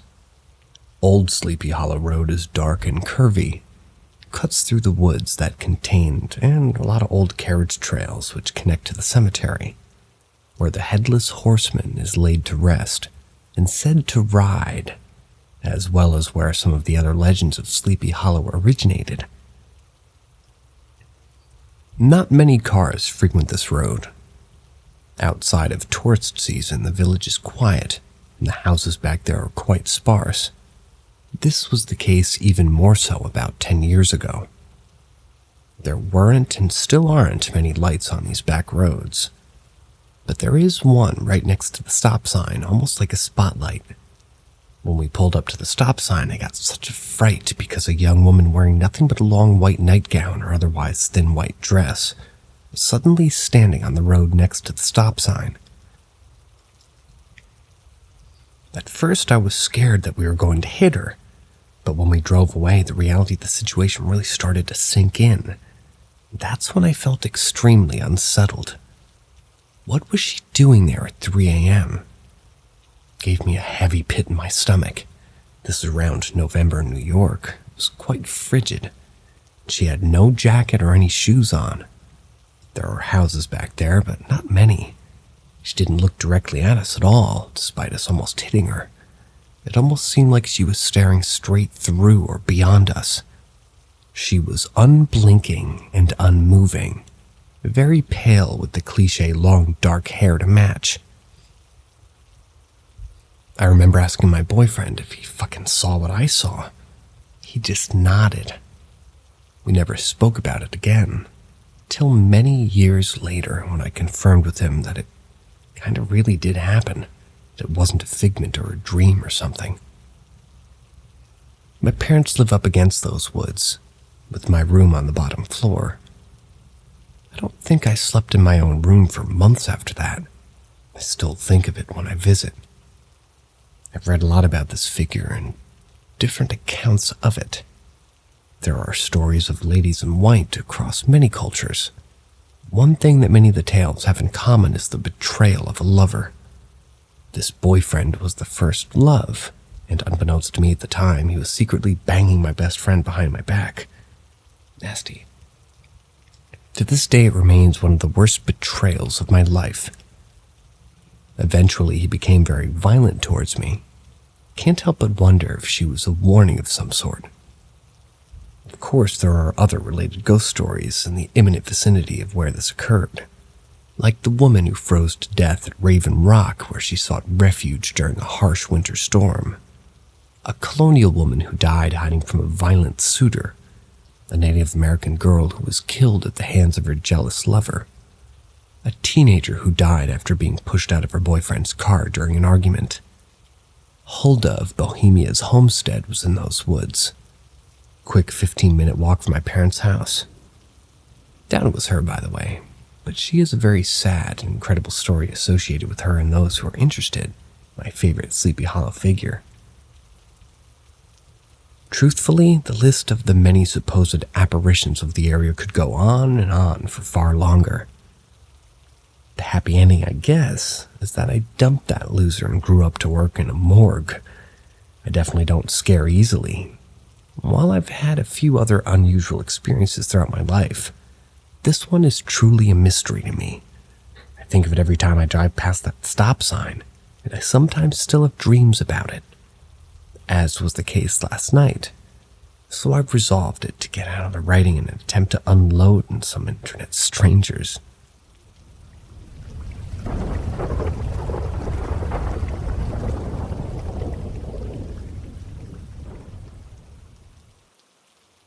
Pretty sure my dog and I both saw a ghost. In 1999, I moved back to Washington State, traveling around the country for 4 years. My grandmother let me move in with her for a while so I could get back on my feet again. I hated the basement of her house, always have. But it was free rent and she was cool with Chuck, my 90-year-old pound black lab. Plus, my grandma and I always got along pretty well. Late one night, about 3 months in, I woke up because Chuck was moving around on the bed. He kept shaking the mattress. Then I heard him start grumping. You know those grumpy groans old dogs make when you scratch behind their ears, and they love it. He started doing that. Once I realized what I was hearing, I sat up to yell at him to go back to sleep. That's when I discovered the reason he was moving around so much. He was trying to get closer to the woman standing right next to my bed, scratching him behind the ear. I didn't scream, and I'm proud of that. But also, what the actual Where'd she come from? Who was she? Why the hell was she standing in my room, petting my dog at 3 a.m.? I was too scared to ask. I did the only thing I knew how to do in these situations. Hid under the blanket. Certainly, she would be gone by the time I re-emerged from under the blanket. That's how these things are supposed to work, right? I waited for a little while, but when I came out from under the blanket, she was still there. So I hid under the blanket again, 3 more times. Every time I came back out, she'd still be there, smiling at me and scratching my dog's ears. The last time I was under the covers, I realized I wasn't actually afraid of the woman. Chuck and I met under stressful situations for both of us. Because of that, he and I had a super strong bond. I trusted him implicitly. If she'd meant me harm, he would have reacted to her negatively. His reaction was clearly positive, so I figured that she probably wasn't there to kill me. So, I came out from under the blanket on the last time, intending to deal with the freaky woman still standing next to my bed. Somehow I decided that turning on the light would make her disappear. I reached over and snapped the bedside lamp on. I don't know why I thought that would work. Is that even a thing? Are ghosts supposed to disappear in the light? Well, I turned on the light and she didn't, so I don't think that's a thing. But then she'd been standing at my bedside petting Chuck for several minutes, and I was out of ghost-busting options, so I gave up on being terrified and just looked at her. Really looked at her. I can still see her right now in my mind, dressed up in a classy brown pantsuit with a cream-colored blouse. She had shoulder-length auburn hair styled beautifully with these long, big, curly loops. She looked like she'd been on her way to a work party or something. She only stopped by for a second to say hello. She was very pretty. She looked happy. I didn't have the nerve to talk to her, but at least I don't remember speaking, but I stayed present and we looked at each other for a while. I remember having the distinct impression of her knowing I was there, both of us being aware of the other. Then she stopped petting Chuck and walked to the end of my bed, stood up straight and proud, and dissolved away. I mean that very literally. First her clothes, then her skin, organs, and bones, like that Nazi at the end of Indiana Jones' Raiders of the Lost Ark. I remember what her blood looked like as it dissolved away to reveal her skeleton. Yes, Gecko. That should be gross and terrifying in memory, but I don't remember it like that. At the time, it felt like she was doing it on purpose, like she'd wanted to leave in the most dramatic exit that she could manage. I remember thinking, this should scare the pants off me, but also, wow. Somehow I got back to sleep. In the morning, over coffee, I was going to tell my grandmother about what happened, but she'd just received an upsetting phone call. Apparently her best friend from high school, Ursula, had passed away in the middle of the night. I'd heard stories about their teenage shenanigans, especially the one about the stolen birthday cake, but I never saw a picture of Ursula, so I asked what she looked like. I couldn't tell you what she looked like these days, but when we were young, she had the most beautiful curly auburn hair. That's not the only weird thing that happened in my grandmother's basement, but it remains the most vivid and least scary. Have a good night, guys. See ya.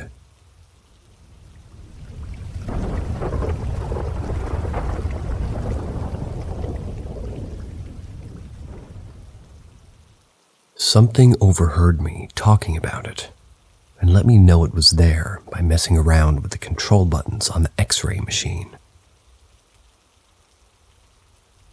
I want to start off by saying that I'm a student in the UK, learning to be a radiographer, and I do my placements at a massive major trauma center.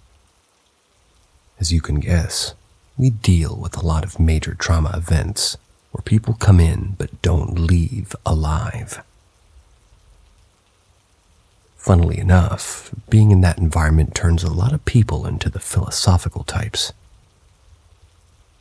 On this particular day, we had to image a major trauma victim who'd been flung from their car windshield at 100 miles an hour. This was after colliding head-on with a lorry. They were taken to the imaging department.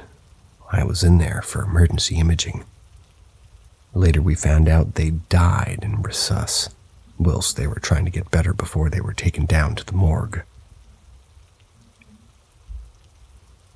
At this stage, I want to mention that the layout of the hospital means that the X-ray department was built straight above the morgue, due to the practicalities of the forensic radiography service that we provide.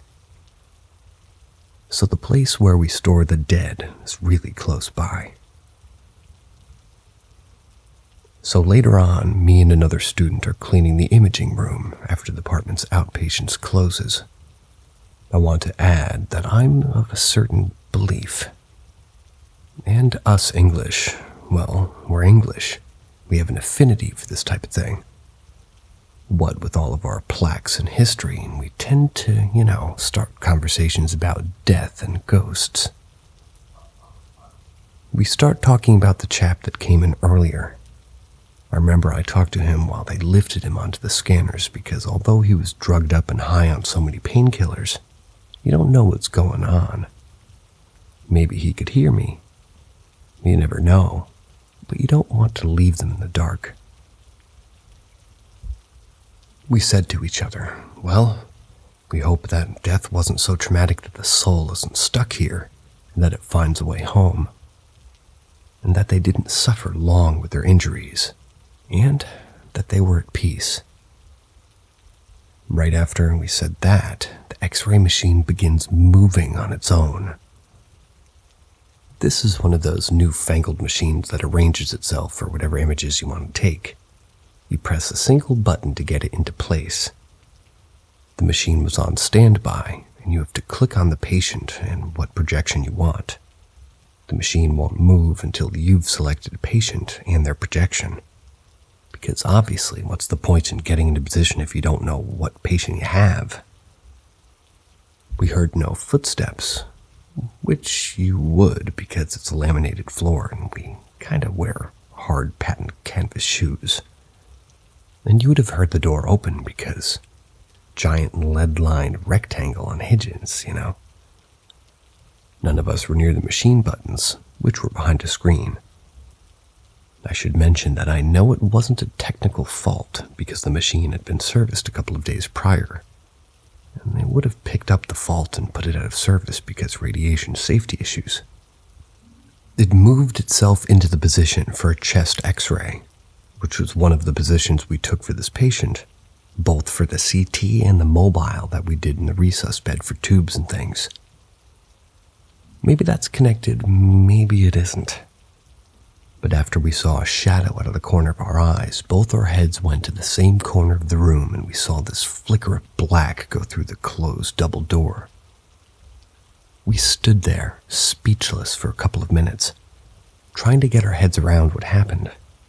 We're still trying to understand what happened to this day. It's a weird thing to happen. Even so, those things happened right as we said, and it's how things panned out. That machine has never moved on its own since that day. I personally believe that our body is a biological machine, and that the energy formed from forming neurons and memories, which are networks of energy anyway. So, we're just conscious energies which exist after the body dies. I think maybe he followed someone back and found us, and he wanted us to know that he was okay before he departed to wherever he was headed to. Hope he found where he was meant to go in the end.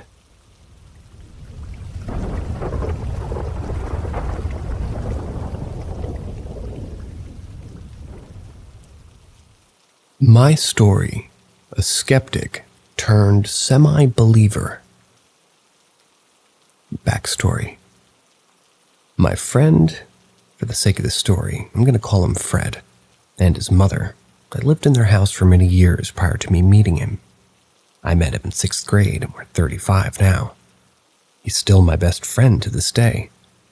Both him and his mother swore up and down that his house was haunted. All through high school, we'd hang out at his house, and I never had an experience. He ended up going to college in Louisiana, but would visit on holidays. This experience happened in December of 2006. He was coming home from college for winter break. He brought a friend from college with him too, and we'll call him John. Experience. We decided to try to coax a reaction from this ghost, since nobody but him and his mom had been seeing anything. We were 18 and foolish, so we had a Ouija board. I know, but it was fun. And candles. We were sitting in his room after midnight, I'm sure, because his mom was already asleep. We were burning a candle in a thick glassed coaster designed for candles. We were playing with the Ouija board and the flame flickered a bit. But whatever, it was just a draft. Then the coaster popped clean in half, no shards, just... My first thought is that this was just heat transfer and the coaster couldn't handle it. At least that's what I tell myself. The candle was not low, so 1, I don't see how it could have transferred that much heat, and 2, those are specifically designed for candles. I'd have to imagine that the amount of heat it would take to cause this to happen would be far greater than that of anything a candle could emit. Sure, it was December, but we live in Texas, so it wasn't that cold. It definitely wasn't cold enough to cause such shock on the glass. Even with those 2 considerations, I'm still able to dismiss this as physics. However unfavorable the conditions for such a reaction were. Here's the part that sends chills down my body 17 years later. I had my laptop, 2006 HP, and I was searching how to perform a seance. When I got to the website and clicked the link for instructions, my laptop shut down immediately.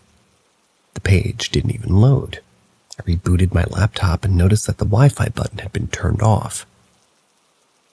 I pressed it and it lit up, but I still couldn't connect to the Wi-Fi. I had to go into the control panel, re-enable the Wi-Fi radio. It had been completely shut off. I was finally able to get connected again, so I reloaded the website and attempted to click the link. As soon as I clicked the link, the lights in his room dimmed as we heard footsteps run down the hall. We freaked the fuck out, and I'm still covered in goosebumps just typing this. John, who wasn't a big believer, immediately opened the door and went out into the dark living room, telling the ghost to show itself. We followed sheepishly and noticed that his mom was still in her room sleeping. There's no way she could have dimmed the lights, but even if she could, she couldn't have ran and made it back to her room and act asleep that quickly. Not to mention her room was out and to the right, but the footsteps clearly traveled down the left side of the hallway. I had experiences in that home afterward, but none nearly as terrifying as this one. Just mainly feelings and sounds. His mother moved a few years later, hasn't had any experiences since. I know this all sounds crazy, and objectively, I wouldn't believe it if I read it. All I can say is that the feelings I had that night were very real, and continue to spook me when I think of it today. His mother is basically my second mother. I trust her 10,000%, and told me other stories of experiences, but since I wasn't there, I don't want to share them, because I can't verify it. I do know that she would sleep with a knife under her pillow. Not that it would really help against a ghost, but probably provided some comfort. It makes her sound nutso, but... And if I know this is kind of rich coming from a random person on the internet, she's not by any means nutty. Like I said, I love her as a second mom and trust her just as much.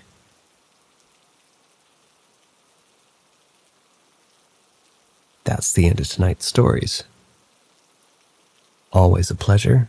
See you later.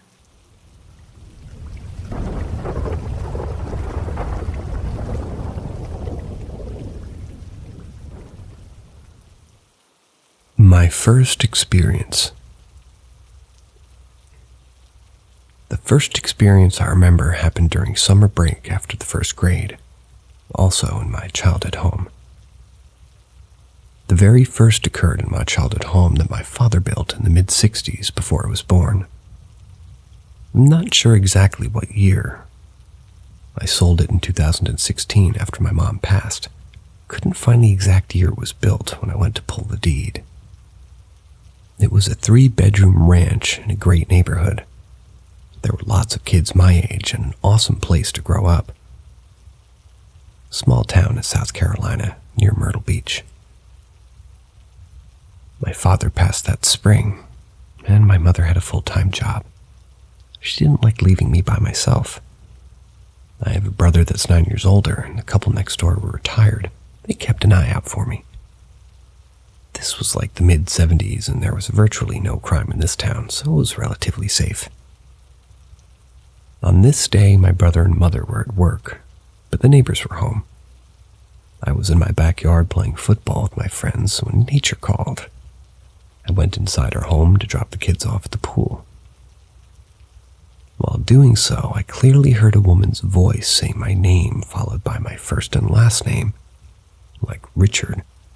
Then a few seconds later, Richard Johnson. Not my name, but same number of syllables. It was a pleasant voice with no urgency. It was melodic in tone, almost sung. It was somewhat unnatural. I'm not sure how else to explain it. It wasn't muffled, and it sounded like the woman was in the house. I remember thinking that it was weird and that the voice wasn't a familiar one. Initially, I wasn't scared, as I thought I could have just been a neighbor. It wasn't unusual for people to drop by. Our home had lots of drop-in visitors. I quickly finished up my business and looked around the house. It was empty. I started thinking that I didn't hear the back door open before I heard it. Normally I would have. The back door had a cheap storm door with a little hydraulic arm and a spring that would creak and pop when it opened and closed. The front door was almost never opened and locked up tight. Now I'm freaking out. I went next door to ask my neighbor if she had come by. She said no and asked if someone was in her house. I told her no, and it must have just been the TV trying to hide my fear and anxiety.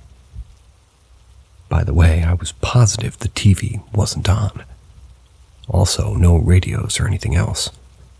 I didn't let her know I was freaking out inside because my mother was kind of hesitant to let me stay home by myself as it was.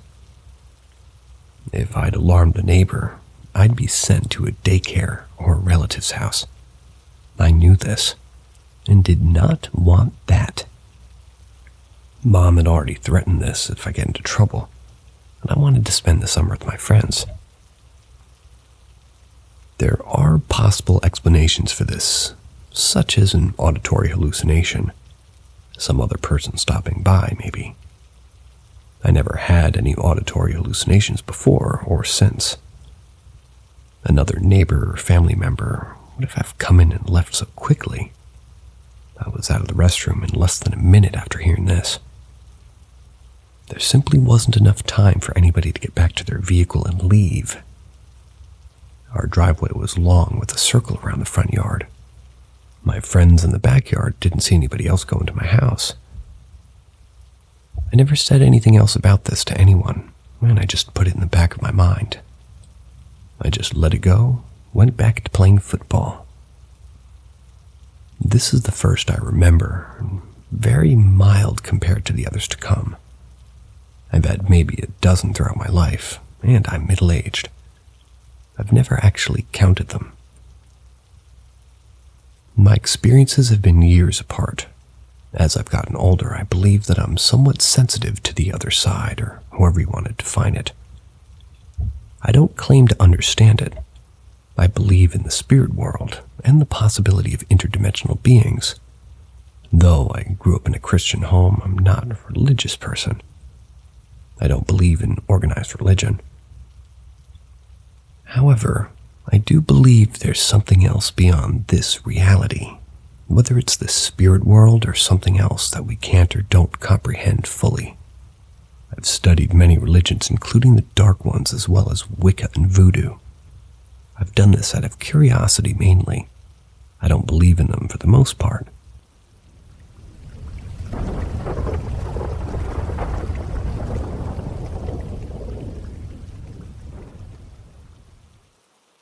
Ghost walked towards me. 1 to 2 years ago, I stayed at my parents' house. It was in the evening, and I was in my room eating. At this point, I was feeling pretty well and rested. Didn't take any kinds of drugs or, basically, you could say I had enough sleep. I finished my supper and I was leaving my room to bring the dishes to the kitchen. For this, I have to go 7 meters straight and then turn left and go straight again. At the turn, I can go left again and I'm at the door of the living room. The door was slightly open and the lights were on, so there is a little bit of light shining through at the end of the hallway opposite where I'm standing. As I step out of the room, I see the other side of a translucent figure standing in the light, and since it was a little bit further away, I was very confused. I could see the objects behind it, could make out how it was standing. It wasn't facing me, but the cracked door of the living room.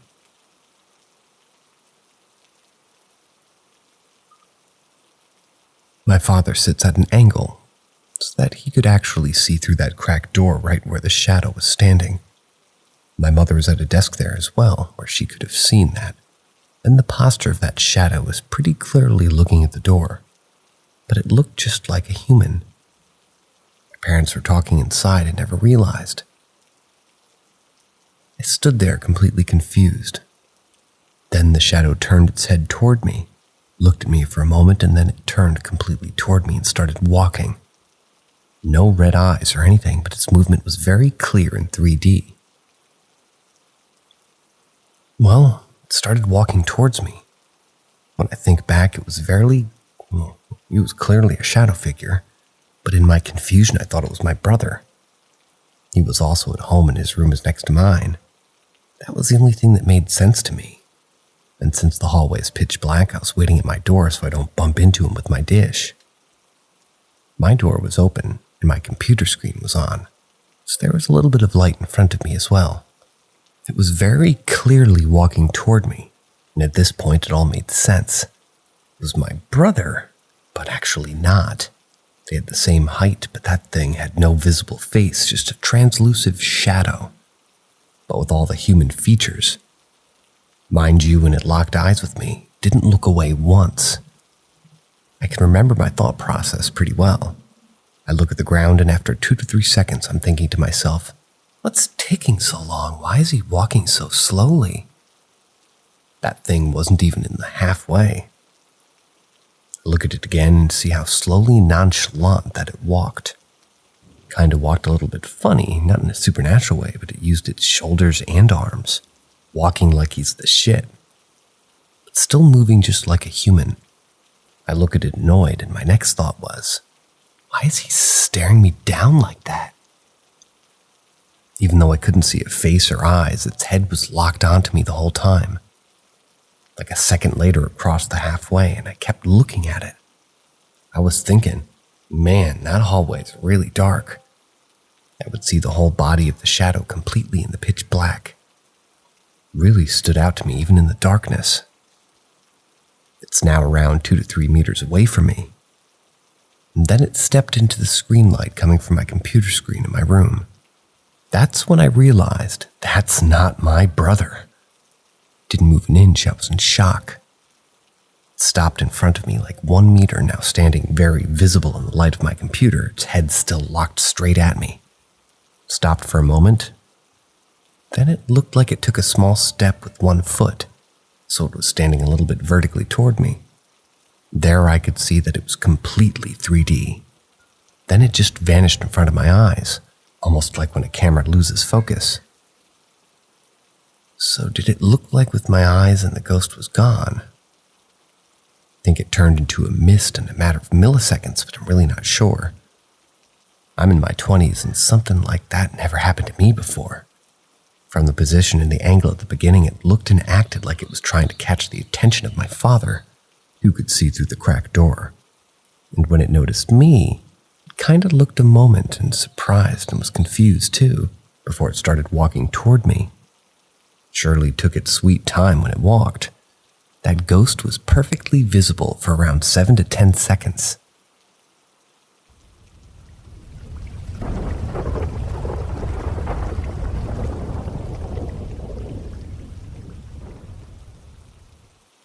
My wake-up call. I've always believed in that there's more out there, and I always have felt something else is around, if that makes any sense, anywhere I went. But around this time in my life, things went from 1 to 11, and it's been a roller coaster ever since. There would be years with no activity, and then all of a sudden, whoosh. I'm in that whoosh phase right now, which brings me on to the following. 15-ish years ago, I wasn't doing so hot.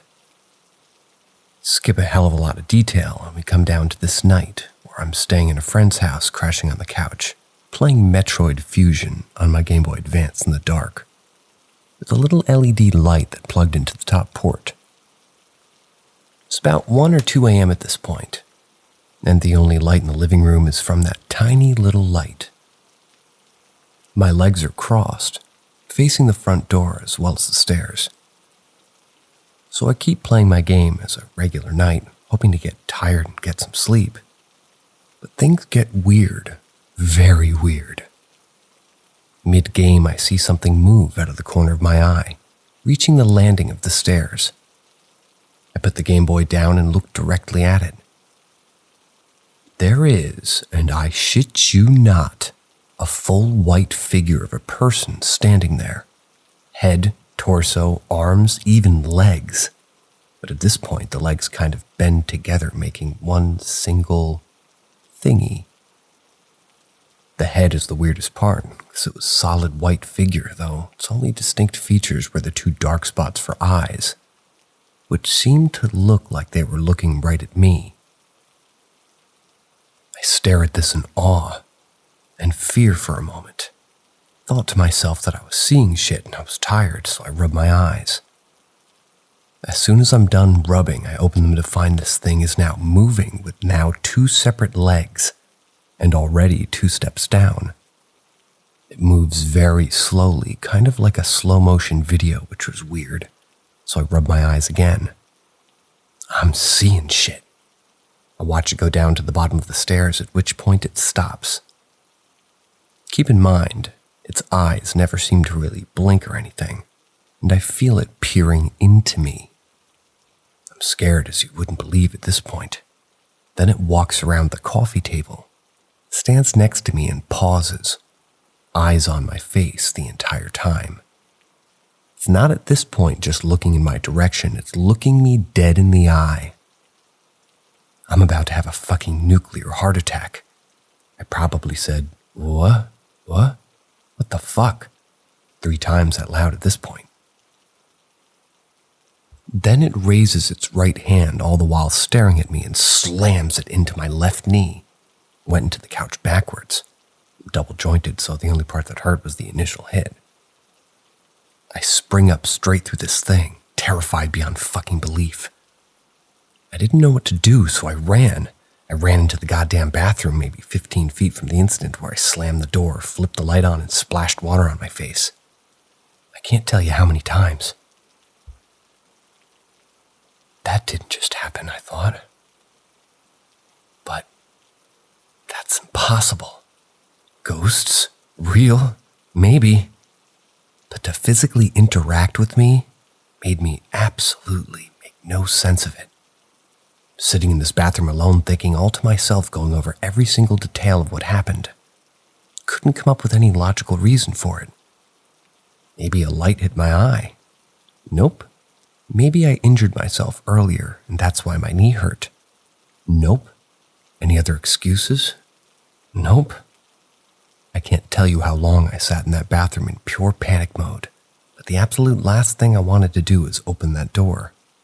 My worst fear was to open it, see that son of a bitch, or whatever the hell it was waiting for me right there. I don't really think I could take it. I would have likely had a real heart attack at 19 or 20 had I seen it right there. Needless to say, I worked up the courage and walked out of where nobody else happened that night and went on with it. But that downright was the scariest paranormal experience I've ever had.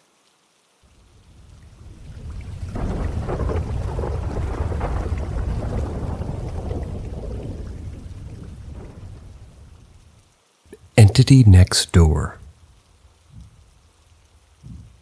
This happened to my sisters and I back in the summer of 1994. We were in search of an apartment to rent. One of my sister's friends recommended a townhouse that she was getting ready to rent.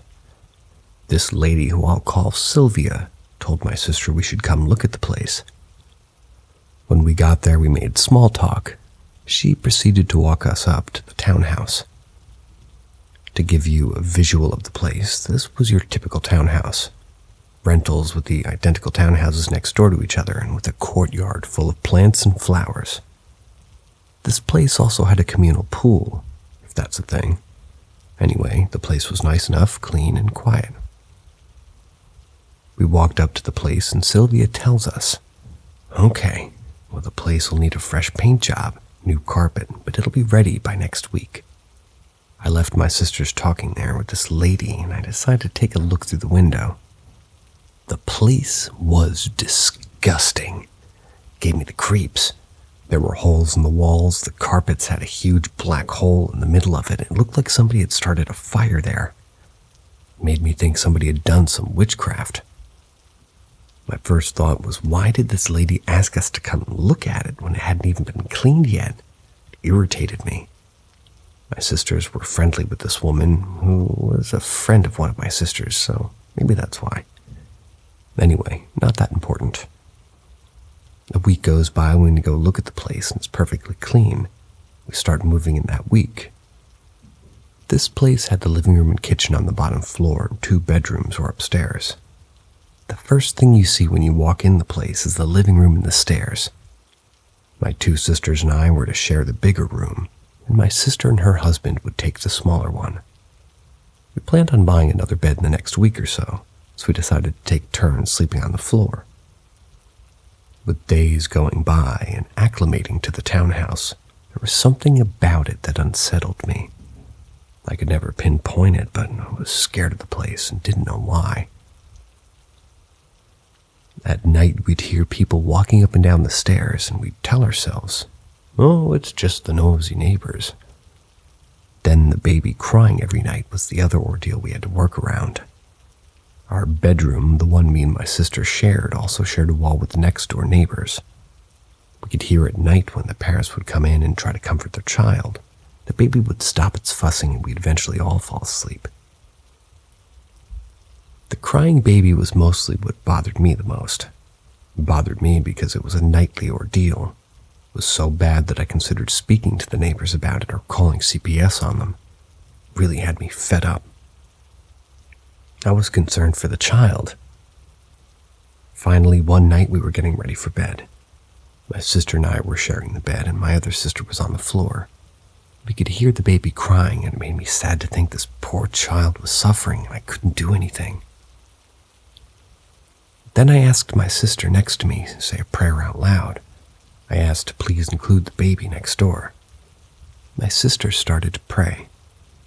"Jehovah God, that you are in heaven, thank you for what you've given us today. Thank you for providing us the things we need. Please, we ask you to protect the child next door." My sister goes quiet. My other sister jumps in the bed with us. At that very moment, all 3 of us are feeling the exact same thing. An enormous entity has entered our room. It's come from the child's room. It feels like it's filled the entire bedroom. We're laying in bed terrified. I tell my sister to continue praying. "Keep praying, Kate," she continues. Jehovah God, in the name of your Son, Jesus Christ, remove whatever is in this room with us. Please protect us and the child next door from any evil and harm. We ask this in the name of your Son, Jesus Christ. We stay silent for what feels like 10 long minutes, but I'm sure it was only a few seconds. I asked my sisters, "Did you feel it too?" One of my sisters says, "Yeah, it was huge." She says, "I'm just glad we have Jehovah to protect us." We slept soundly that night as well as the baby next door. We prayed out loud every night since, and nothing ever bothered us or the child again.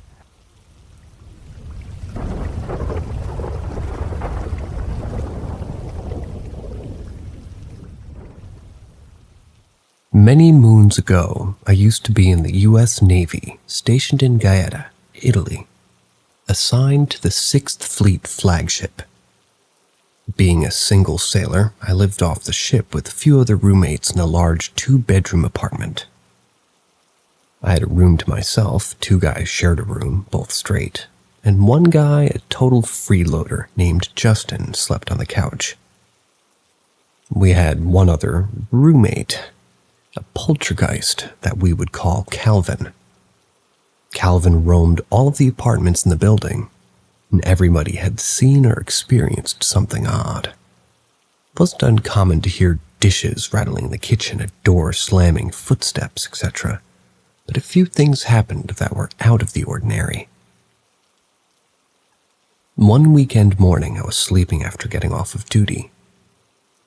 I had a mid-watch the night before, when the dishes in the kitchen started to rattle. All of my other roommates were out.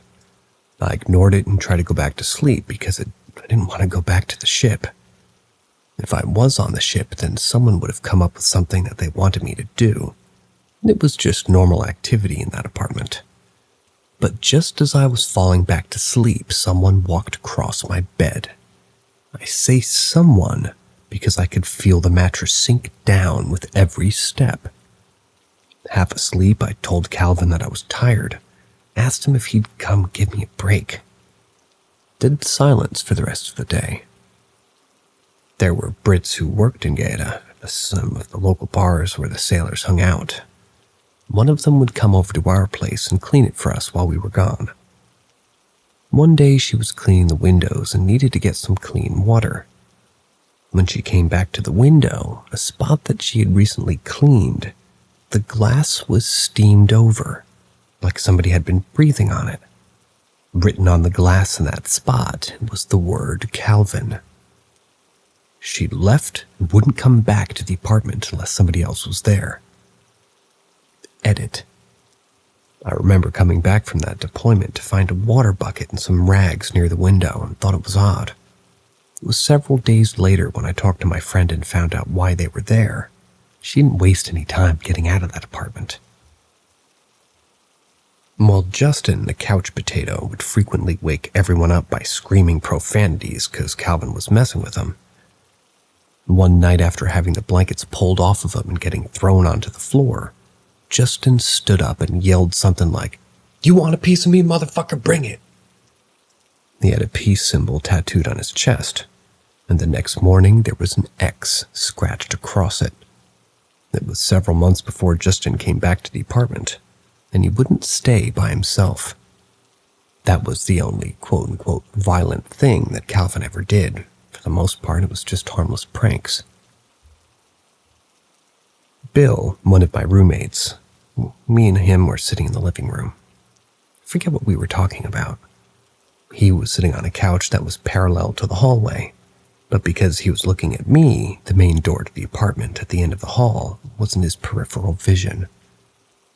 I was sitting in a chair with my back to the same hallway. Occasionally, Bill would look down the hall almost like he had a nervous tic. I asked him what was wrong. He said he kept seeing something out of the corner of his eye, but every time he turned to look, it was gone. I told him that the next time that he saw something to keep looking at me and just use his peripheral vision. A few minutes later, Bill turned pale.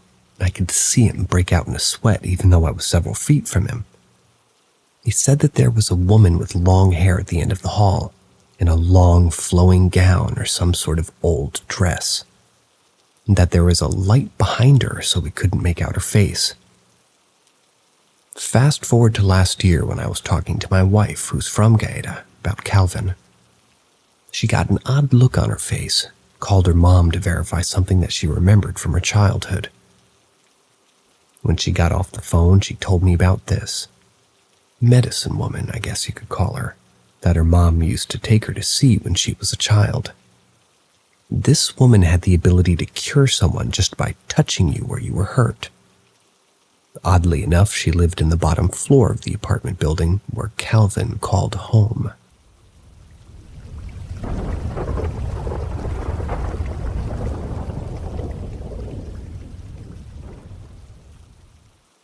Why I hate dolls. When my younger sister was born, she had been a light in the family's eye. She was the firstborn girl after 2 rambunctious boys. My grandma and aunt spoiled her with toys galore, and of course a majority of those toys were dolls. At first I had no fear of them because honestly, dolls are just toys in the long run. They don't really do anything. Yet after my parents separated years later, the house changed, became so sinister.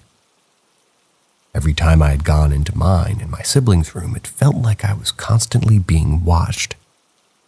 Didn't help that my sister's dolls always felt like they were looking at you. My fears were soon to become justified. One day I was going to stay over at a friend's house. I had to pack a bag of clothes.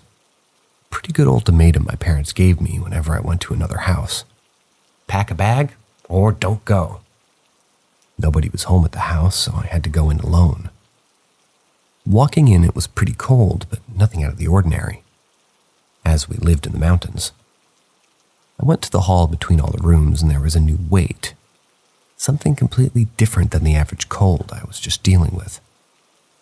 Making my way to my room, I had grabbed a small backpack to put clothes in. As soon as I walked into the room, I made eye contact with the wall of dolls that my sister had. There was one I really didn't like, and it was on my dresser. I set it aside on the floor so it didn't really intimidate me too much. I kept trying to make eye contact with dolls, while grabbing my clothes, not really caring what I put in the bag. However, when I got to the shirt drawer, it was incredibly empty. There were shirts in it, I knew that much. Just none that seemed right to wear. I wasn't going to wear a button-up shirt to play in the dirt. I turned my head for a bit and finally took time to analyze my shirts. I then heard a knock right next to me, and the doll was back on the dresser. My first reaction wasn't to spaz out in a panic. Could have thought I put it in the ground, but maybe I just left it and ignored it. I was pretty sure I put it on the floor, though, so I leaned in, took a look at the side of the doll for around 10 to 15 seconds in suspicion. Then it happened. The doll's head snapped to look at me. This wasn't a baby look-see or anything with mechanical parts. It was literally just a plain old doll. So yeah, I freaked out, quickly grabbed a torn-up red shirt and booked it. While I ran through the house to get out, I heard laughter and a ton of whispers. As soon as I got out the front door, it all stopped. I hadn't locked the door when I ran out, so I had panickedly opened it and locked it from the inside. Luckily, nothing happened. That's really the end of the story with the dolls, but the laughter was something I heard before. You see, my house had a pretty creepy basement. It was the one place I refused to go into, as it genuinely caused me a lot of fear. I had been in there and I would see a shadow of a girl. She'd turn off all the lights and shut doors while people were down there. Or worse, throw my stepdad's carpenter tools at you from across the basement, each followed by that nasty laughter. So I just hated her. And to give more reasons why I was unnaturally afraid of this girl, I'm confident she was something less than human. When I was 6, playing in my room at night, underneath my window is a grate that leads into the basement. As I was playing, I was looking out the window and bam! There was a giant, sharp, clawed hand that was bloody. As soon as it slapped on the window, it slid down like it was weighed down. I told my mom. She ran out of the room, of course. She took me outside to calm me down. What we saw was something so eerie it's kind of stuck with me for all these years. The grate was dislodged from the wall. She took our dog with us and used it to distract me from, well, it worked on me. But I never ever forgot that when I went toward the basement and saw the girl. So I believe it's thanks to her, or rather, why I fear dolls.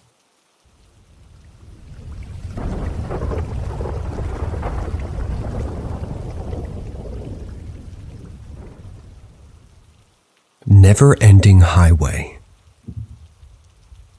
I've been wanting to write this down for a while, but every time I tried, I got really uncomfortable and caught up on all the what-ifs of the situation. I think this is attempt number 10.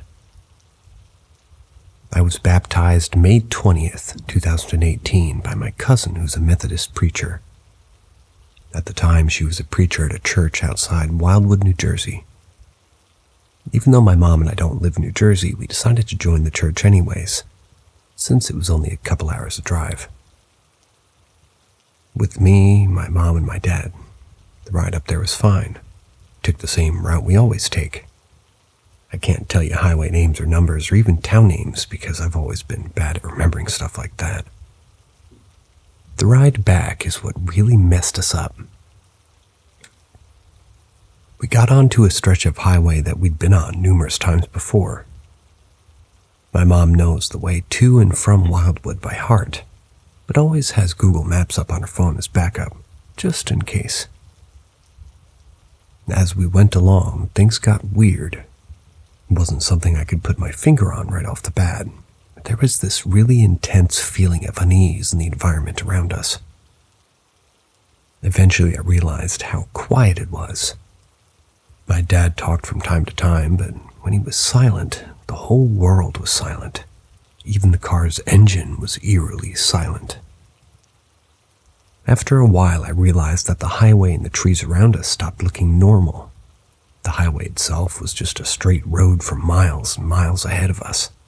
No signs, no bends, no curves, no exits, no place to make a U-turn, no buildings off in the distance.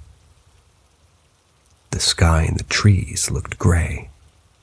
Not a rainy day kind of gray, just a nearly colorless gray. I looked over at my mom's phone, which still had maps up, and realized that we were kind of being directed to make a U-turn at some unseen turnoff. Looking at maps, there was nothing around us, just one long, straight highway.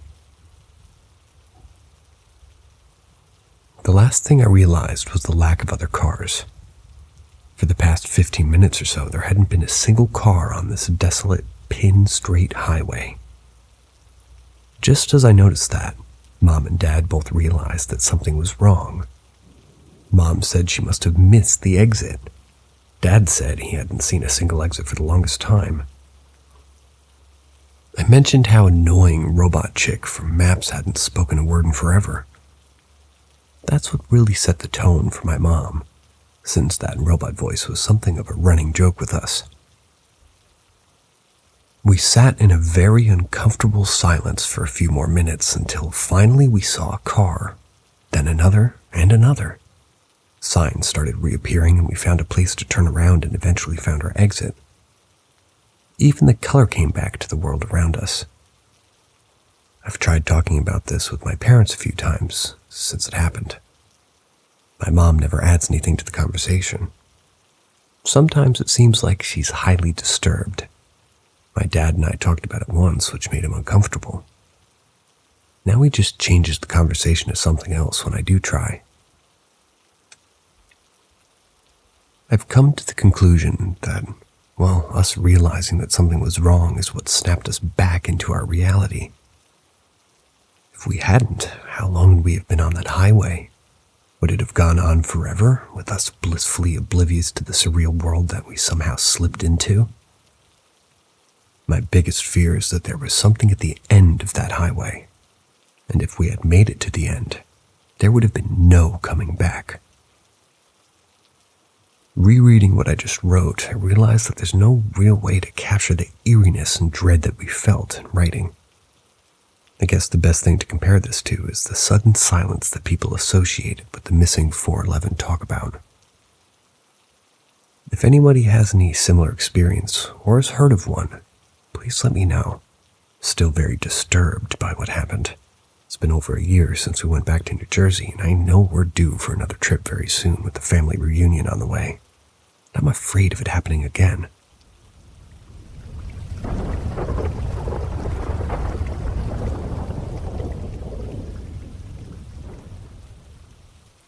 I can see through time. For about 15 years of my life, I could see the future in my dreams. We've all had deja vu scenarios. However, what if yours were to feel like resyncing with reality? The first few times have been minuscule tidbits, like not finding a toy I had lost, but remembering a dream where a family member moved it. Although I'm not sure that's too future, just a coincidental dream, right? Well, then those dreams became less of a coincidence and more specific. I'd dream about conversations days before they happened, being able to see about a 5-second interval that would just happen down the line. Most of the conversations were pretty mundane, just average life stuff, and for the longest time, I just played the bit, not really trying to change what I saw. However, as I grew older, I wanted to see how much power over these dreams and visions I had. I started to see sync events and try to interrupt the parts I was meant to play. To my surprise, I did. However, in doing so many resyncs, it started causing minor headaches, and I have no idea why. Maybe putting too much thought into a situation and overdriving my brain. Well, I thought it was a pretty cool party trick, and I tried to explain it with science. You see, I have an eidetic memory, as I'm told. I don't think it's that strong, to be honest, yet I do retain a ton of information that I process. It's honestly allowed me to have a decent career in acting or in debates. Anyway, I'd come up with a theory. My visions in my dream were highly calculated scenarios I'd think up. Then while awake, I'd subconsciously reenact said dream until said part would come into reality. I was comfortable with this theory until I saw other people's lives. Not just future, but their pasts too. People I don't even know. I once met someone who I only recently got to be acquainted with, and one night that person and date played a scene in my dream that was nightmarish. It was a scene of them trying to off themselves. I interacted with the person and assumed if it was like my future vision, I'd want to tell them to be careful of that date. They looked at me with fear, asking how on earth I knew that day. I told them honestly that I had a dream about it and was worried about them. They had retorted to me that they had tendencies in the past. Some that were noted, but the date I mentioned was the one time nobody knew they had attempted anything. We were both shaken. After that, I started to see more random people's futures or pasts and finding them in real life. Some in completely different states with no way for me to truly identify them. So many that seemed to need help at points just became overwhelming. So I stopped sleeping. I gained insomnia and a fear of sleep. After roughly days at a time, my dreams were just dark. I finally get some sleep again. I no longer see other people as much. Now it's back to just random conversations I had every now and then.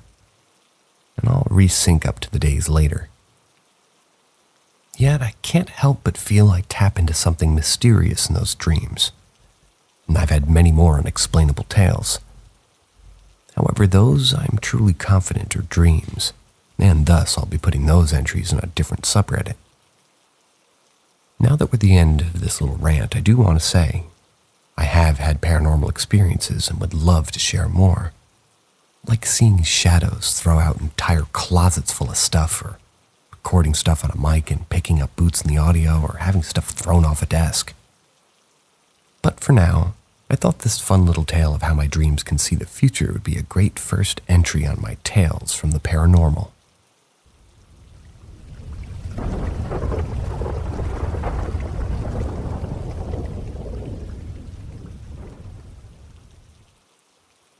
First story post. Skeptic verified experience. Forward. I'm a narcoleptic, which means that I'm prone to hypnagogic and hypnopompic hallucinations. Seeing shadow people has become a normal experience for me, and I can usually verify experiences with the people around me, and even my service dog's reaction, or lack thereof, to what I believe is happening. If one is not familiar with hypnagogic and hypnopompic hallucinations, they're simply hallucinations one experiences as they're drifting in and out of sleep. Anyone can experience them, and many paranormal experiences have been written off as such hallucinations, which is why I leave this forward, leaving you the opportunity to scroll away if you choose to write off any experience I have due to my condition, and sparing both of our time. Background. I was 16, still living with my parents in their little double-wide trailer. The house was set up so when you walked in the front door, you were immediately in the living room and dining room. There was a line down the center of the big room where the two halves of the trailer were joined, separating the living room from the dining room perpendicular to the front door, with the master bedroom being on the left wall of the living room and the kitchen being on the other side of the join, still on the left wall, leaving a patch of space between the doorway of the kitchen and the door to the master bedroom. The couch was set up as a barrier between the area that served as an entryway in the living room, facing the master bedroom. So, if looking at the room from the other perspective of coming in the front door, the couch would be on the right side of the room facing the left side. The TV was just to the left of the door of the master bedroom, and just to the right of the master bedroom was the patch of space between the kitchen and the bedroom where the house was joined. Between the master bedroom and the kitchen was an old piano that filled the patch of wall completely. Just to give some scale of how big that space between the kitchen and the bedroom was, from the rightmost cushion of the couch, you could see straight into the master bedroom and somewhat into the kitchen. But sitting on the left side of the couch, you couldn't see into the room nor the kitchen, but could see anybody who came out of the kitchen or out of the bedroom. Now on to the encounter. Story. I was sitting on the right side of the three-person couch with my service dog, a dog who was specifically trained to not be easily spooked or break their attention easily. Sitting in between me and my dad, a man who was a slight skeptic, preferring to not talk about the paranormal at all. We were watching TV, and I was in a relaxed position. It would be reasonable to assume that I was falling asleep, and as such, I assumed that the larger-than-grown wolf-dog-shaped black mass running from the kitchen to the master bedroom and disappearing was just one of the hallucinations that I get. And as such, I began my fact-checking list, which began by looking at my service dog, who had just been dozing off and was now sitting up, eyes wide enough to see the whites of his eyes staring intently into the bedroom. Spooky, but I could still shrug it off as my dog sensing my panic and assessing the situation and trying to find what caused me to startle. Next, I moved on to my dad, who was trying to quickly look back to the TV and act like nothing had just happened. I asked him if he saw that, with him answering in a casual but slight warning to drop the subject tone with a, "Yeah." Next, I asked, "The thing that just ran into your bedroom?" And again, this time in a curt, I said drop the subject kind of tone. "Yes." I dropped the subject. was clearly freaking my dad out, but still sat with the slight giddiness and satisfaction that maybe this entire time it hasn't just been hallucinations.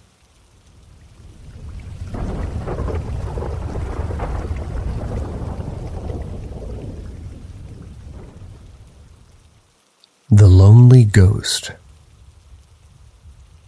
Cheeky situation that happened to my friends and me in the middle of summer in Denver, around 2008.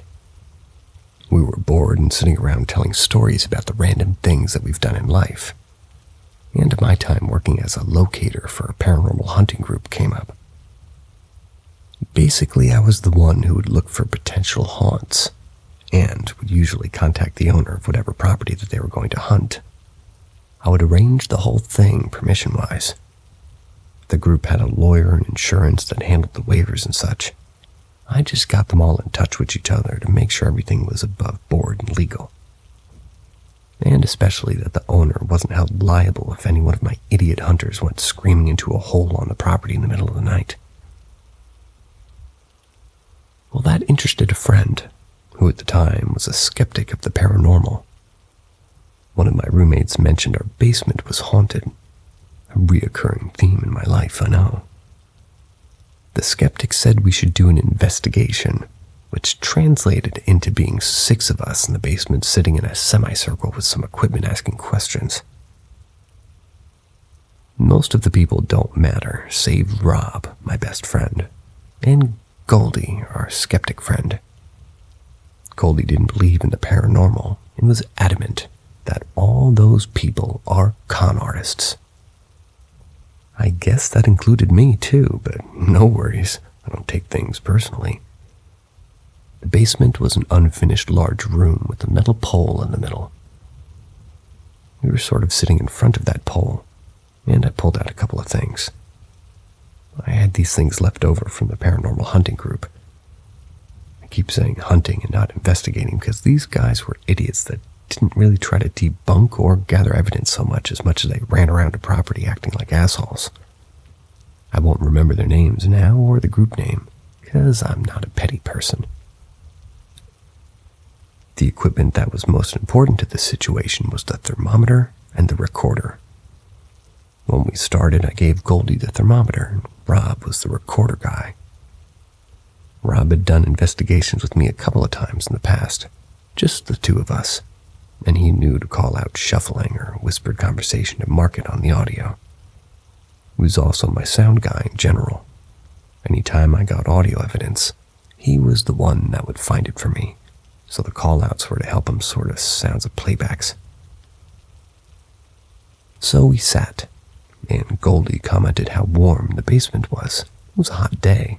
There was no AC venting into the basement. The thermometer said it was in the low 80s. So we sat there for a while asking questions and goofing around in the dark. No one was taking this seriously. After some time I realized half my body was very cold. Goldie commented almost immediately after I felt it freezing in the room now. She shined a light on the thermometer and it was down to 44 degrees Fahrenheit. We were staring at the readout silently when Rob suddenly yelped and jumped up, then took off upstairs. He followed after into the warm upper level, and Rob was pacing all around, hyper and freaked out. This guy was a rock, and here he was babbling like a scared child. Once I calmed him down and told him what had happened. As we were looking at the temperature, he heard a whisper in his ear, felt a shocking cold sensation on his crotch. Not one to be interested in that kind of experience with the dead, he freaked out and took off. We didn't have any evidence except his recounting of that uncomfortable situation, until we reviewed the audio. There, right between me commenting about how the temperature had dropped 40 degrees and Rob jumping out of his seat, a clear female voice can be heard, and it said, "I'm so alone." Goldie freaked out since she was the only woman in the room at the time, and this voice was right next to the mic, while she was at least 8 feet away from me. These days, Goldie is much more open to the idea of ghosts and spirits.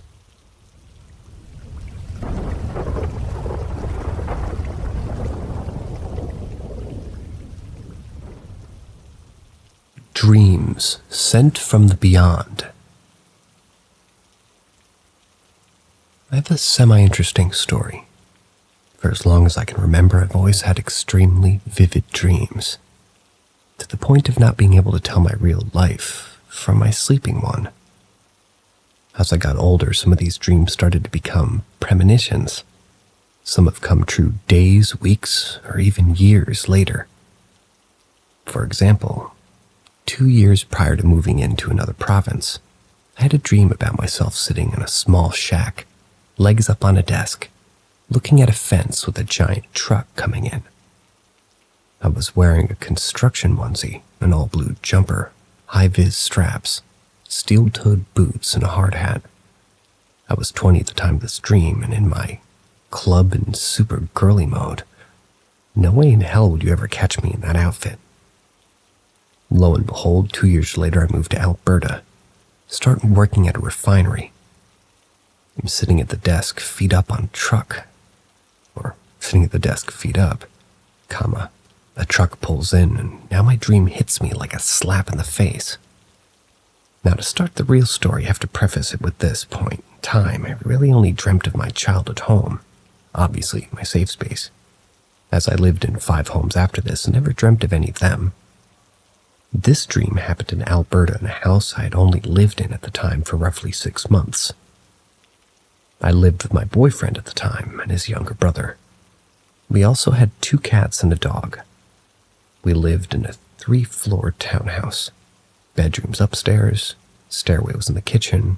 Back about 10 feet from the base of the stairs was the back door to our parking spot, then the living room entrance opposite the back door, but off to the side of the kitchen. So I go to bed, and the dream starts with my walking down the stairs into my kitchen. There's a pasta pot in the front burner of the stove, and it's on fire. I freak out because I have nothing to stop the fire, wake up from my dream. I walk out of my bedroom, look down the stairs, kitchen lights off, no lights at all coming from downstairs. So I go back to bed and fall asleep. At some point I fall back into the same dream. I'm walking down the stairs to my kitchen. The pasta pot is on the stove again, but now the entire stove, the wall behind it, are on fire. I feel the heat on my face. I panic trying to wake everyone up as my boyfriend's asleep upstairs. His brother asleep in the basement. Trying to locate my animals, can't find anyone or anything. Wake up again. This time more frazzled. I walk out to the top of the stairs again, and all is still normal. I go to the bathroom, try to shake off the feeling of terror from that dream. I eventually fall back asleep, only to fall back into that dream for a 3rd time. Now this time, I'm walking down the stairs and I can see before the base of it that the entirety of my kitchen is on fire. Red-hot flames are licking the walls, black smoke everywhere. Hurts to breathe. It's hot as hell. Get into the kitchen to see the same pasta pot in the stove. A wall of fire is blocking the living room door entrance, and my dog's on the other side of it barking like crazy, and I can't get to him. As I hit the floor, the stairs behind me were also set ablaze with both of my cats at the top of the stairs hollering. I can't save anyone. I want to run to the open back doors. It's the only safe route to go, but my brain is like, oxygen. I'll blow the house up. What do I do? I woke up, sweating buckets, crying my eyes out. I leave my room to go check out the kitchen. Now there's a light on. I freak out and run downstairs. Guess what I find? My stovetop is on with the pasta pot from the front burner. All of the water had boiled off and it started to turn red. My boyfriend's little brother came home drunk from the club, tried to make food, but passed out in his room. My mom thinks it was basically my great aunt protecting me, as she had just passed away earlier that year. Part of me thinks I also may have some natural abilities for this, as it happened in the past, but never that instantly.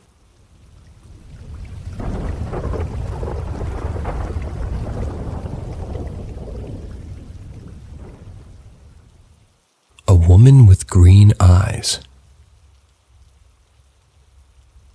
Although the label has put shadow people as the theme, it is a repetitive dream that I've already suffered on several occasions, and that occasionally has coincidences with the real world. but the cause is a character that I have not been able to fit into any of the themes. So I decided to put that one because it seemed the closest to his appearance and appropriate to the situation, you could say. In the dream, it's always me. I'm walking along a rural path, similar to that of farms and land on the outskirts of my city.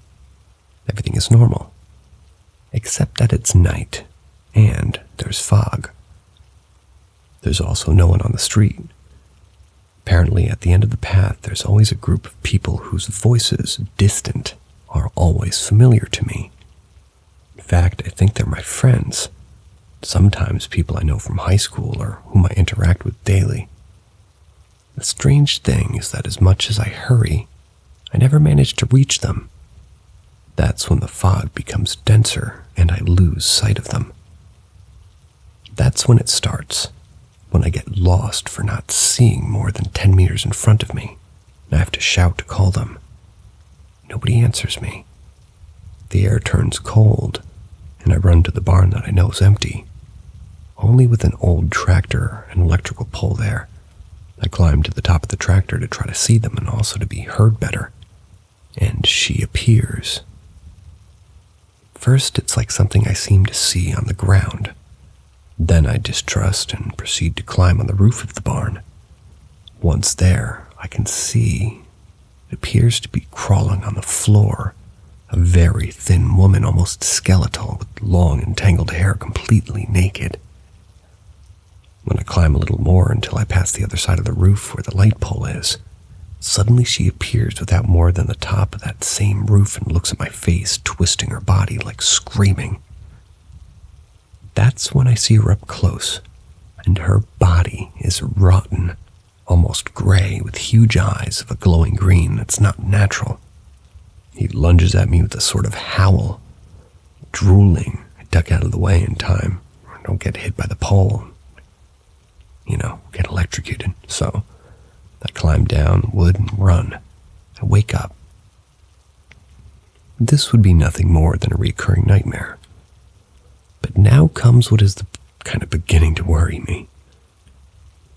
It's been several times that I seem to see it, or sort of present in my day-to-day in some way. The other day I was having a milkshake with my colleagues until they went to pay. Just for a moment, and in that couple of minutes I thought I saw her standing across the street, looking at me ecstatic. Yesterday, returning late through my neighborhood, there were no people on the street for a few moments. There was a strange silence. Then a strange breathing caught my attention. I looked toward the window of my neighbor's. At first, I thought it was her mother, an old woman peeking out. But then I noticed her long hair, like a shadow, and suddenly a thin gray hand slammed down on the glass from inside the house. There are more strange situations, but those two are the most recent. What I find surprising is that it happens when nobody can verify me if they've seen something or if it's just me who has paranoia. I mentioned it to a friend. He told me to ignore it, that it would be kind of nonsense. But the concern came when I was in a park with two friends, and when they went to buy some sweets, I just watched a girl playing on a swing far away from me.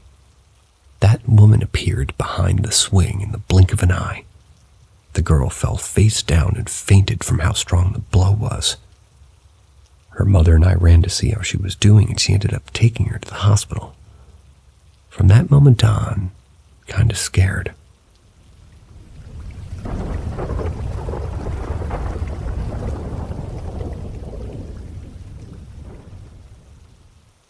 Woke up to myself screaming from a weird spirit dream. I'm visiting with extended family at a house that one of my relatives owned. I don't know who, but didn't recognize the house. There are large portraits of the previous family members that had lived in the house. I'm told the father of the household went mad and murdered his whole family as I'm staring at his portrait. Nothing weird happens for most of the dream, just chatting with cousins and aunts and uncles for the most of it. Towards the end of the family reunion, I'm told a bus is coming to pick us all up and take us back home. I have a large family, so renting a bus would make sense if we were all going to be leaving. My brother and I decide to go to the bathroom before the bus gets here, since it's a long ride back. He goes first. I'm a girl, so we didn't go at the same time. He comes back, and nothing seems weird. I go in next, but it's a bathroom set up similar to a public restroom with several stalls and a large stall with a shower in the corner. All the toilets are disgusting and gross, so I head down to the shower stall. There's a girl, maybe about 17 there, wrapped in a towel and doing her hair. From the back, it looks like my cousin Sarah. I say, "Hey, I know you're just finishing up, but all the bathroom stalls are really gross and I need to pee. Do you mind if I boot you out for a minute and use the toilet?" The girl turns back to me and I see it's not my cousin. She just laughs and says, "Sure, that's fine." She leaves the stall and I realize there's just a shower, no toilet. I think, fuck it, this place is creepy. I just hold my bladder till we get back home. I get out of the stall and the girl's standing there now with clothes on. I feel uncomfortable, and I know she's a spirit for some reason.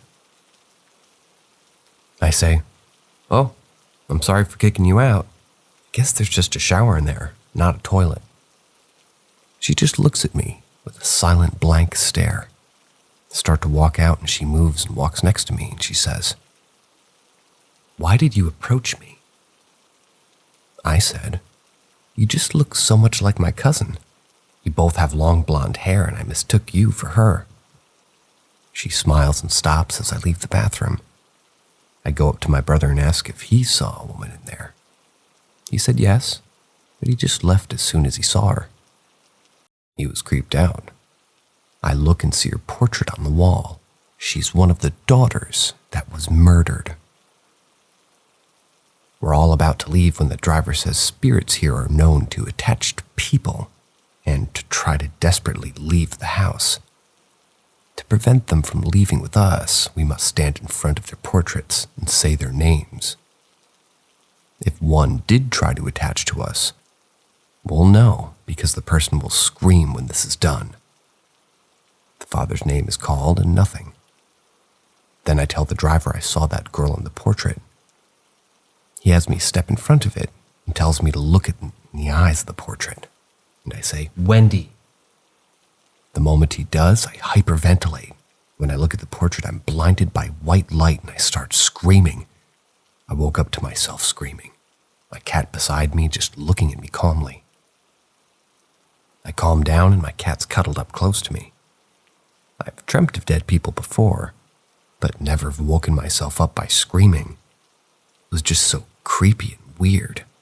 I had to share it somewhere. I like to think that my cat's protecting me from something. He and I have a close bond, and I know cats are known for protecting their owners from spirits and negative energies. The weird thing is, this isn't the first time I've dreamt of that family or that house. I've had prior dreams of being there with family before. Never ran into a spirit, though, in prior dreams.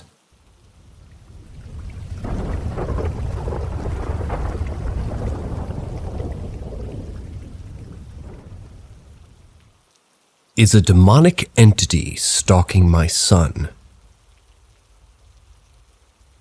Okay, to start, I'm a new father.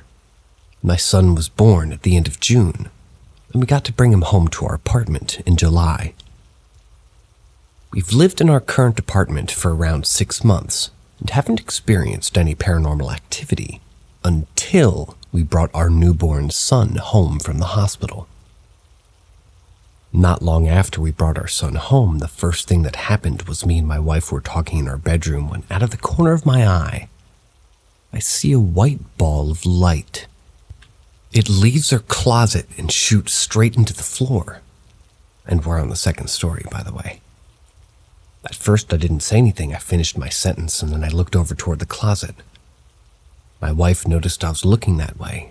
And when she asked if I saw the same thing she just saw and said, "Yeah, we saw the exact same thing." Since then, not a lot has happened. We would find doors and cabinets opened or closed when we didn't remember leaving them that way. Now, before I get into why I'm writing this, I want to say that we have 2 cats that we've had for 4 years. They're amazing cats that are insanely nice to us and strangers. Yesterday, I woke up with the back of my neck stinging really badly, so I stood up and felt it only to feel 3 marks on the back of my neck. My son was asleep in his crib, and the wife was awake at the time, sitting next to me reading. Our cats weren't anywhere nearby. My wife sees the scratches, and at first, we blew it off to thinking it had been the cats. However, the more I thought about it, the more it didn't make any sense. In the 4 years, my cats have never scratched me. My cats sleep with us here, but never go above our hips on the bed enjoying to sleep in between me and my wife's legs. Also, why did I just start feeling it if my cats scratched me beforehand? Now confused, I had my wife take a photo of the scratches, and when I saw the picture, I ended up with more questions. There were 3 lines, 2 running down my neck, then 1 going alongside my neck at the bottom of the other 2 lines. It's almost in the shape of an L, maybe a V. I'm posting this, curious if anybody's ever heard of any demonic or evil spirits that follow newborn babies home. I'm hoping to hear I'm overthinking things and everything's okay, but I'm wanting everyone's honest opinions for what I should do from here. I did a small amount of research, and after reading a few people's suggestions on the paranormal Reddit thread, and I wanted to try and do something about the situation just in case it was a demonic entity. I didn't have nor knew where to get sage, but I did see that sometimes even just the smell of sage can help. So I went and bought some sage-scented incense and began burning that throughout the apartment. If anything, honestly, this kind of made me feel worse. I felt more tired and drained after doing this. In the early 90s, my grandma and grandpa would go and assist a pastor in cleansing and a few exorcisms. So I decided to give my grandma a call and describe everything that had happened. She wasn't positive of what it could be, but talked me through some prayers to say while on the phone. After I got off the phone, I decided to go and take a shower. Mid-shower, all of the bulbs and the lights in my bathroom went out. That evening, me and my wife laid in bed, and over in the direction of my son's crib, we heard a young boy's voice, clear as day. And he just said, "Hey." After the increased level of activity, I went over to my grandma's house and talked to them. They'll be coming over in the next week or so to do a cleansing. I'll keep everybody posted after that.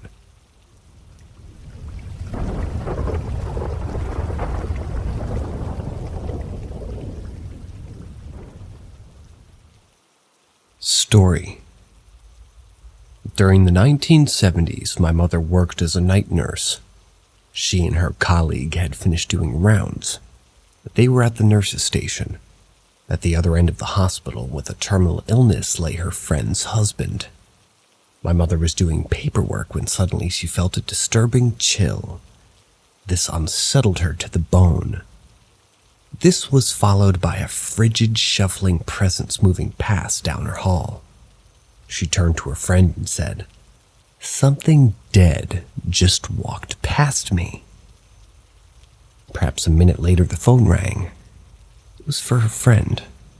Moments before, her husband had passed away. Another story, not necessarily paranormal, but disturbing. The 1970s were a time of darkness and loss for my family. Numerous family members died, and rather young. My mother was a single mother, struggling to raise 2 girls alone. She was in nursing school, living at home with her parents and her sister. And the year was 1975. The month, October. That time of year when the spirits of the dead are said to be closer to Earth than ever. The leaves turn brown, the sky darkens early, and things die. It was never a happy household. Her parents were separated, and her father, who had a stroke 2 years prior, dwelt in a little side room. It was the early morning hours of the evening of October 4th. All in the hours, everyone was asleep. Except my mother. The house was silent as a tomb. My mother had finished studying and was now sitting in the kitchen busying herself with crocheting. When suddenly she heard a distant noise, what sounded like a call for help. A distant noise that sounded almost imperceptible. My mother quietly and softly made her way through the house, from the kitchen down the long hallway to the bottom of the stairs. Suddenly, in the pitch dark, she heard my father's voice. An urgent and breathless whisper. "Nance, is that you?" My mother recalled that her leg began shaking. She bounded up the stairs to his room. She found him sitting on the bed, blinking wildly, sweating profusely. Gasping, he said, "Can't concentrate. Can't focus." Over and over. She woke up the rest of the house. The house was in a panic. EMS were called, and my grandfather was brought down the stairs in a stretcher. My mother kissed his forehead. My aunt and grandmother went with him to the hospital. My mother stayed home to watch the house. As she watched him leave, she knew she'd never see him again. The hours passed, and my mother's feelings turned to a certainty. He had died in the waiting room of the hospital, mid-sentence in conversation with the attending doctor, as he suddenly entered respiratory failure. A second stroke had claimed his life. He was young at the age of 55. A day later, my mother and my grandmother were sitting in the living room. Suddenly, the family dog began barking at seemingly nothing, fiercely barking and backing away, scared. "That's your father," my grandmother said, as the dog continued barking and whimpering. "He's come to say goodbye." He was given a wake at the local family funeral home. It had been a business for decades. He was buried a few days later. It would be the last funeral the home would give. The funeral homeowner himself died days later, laid out in the same place.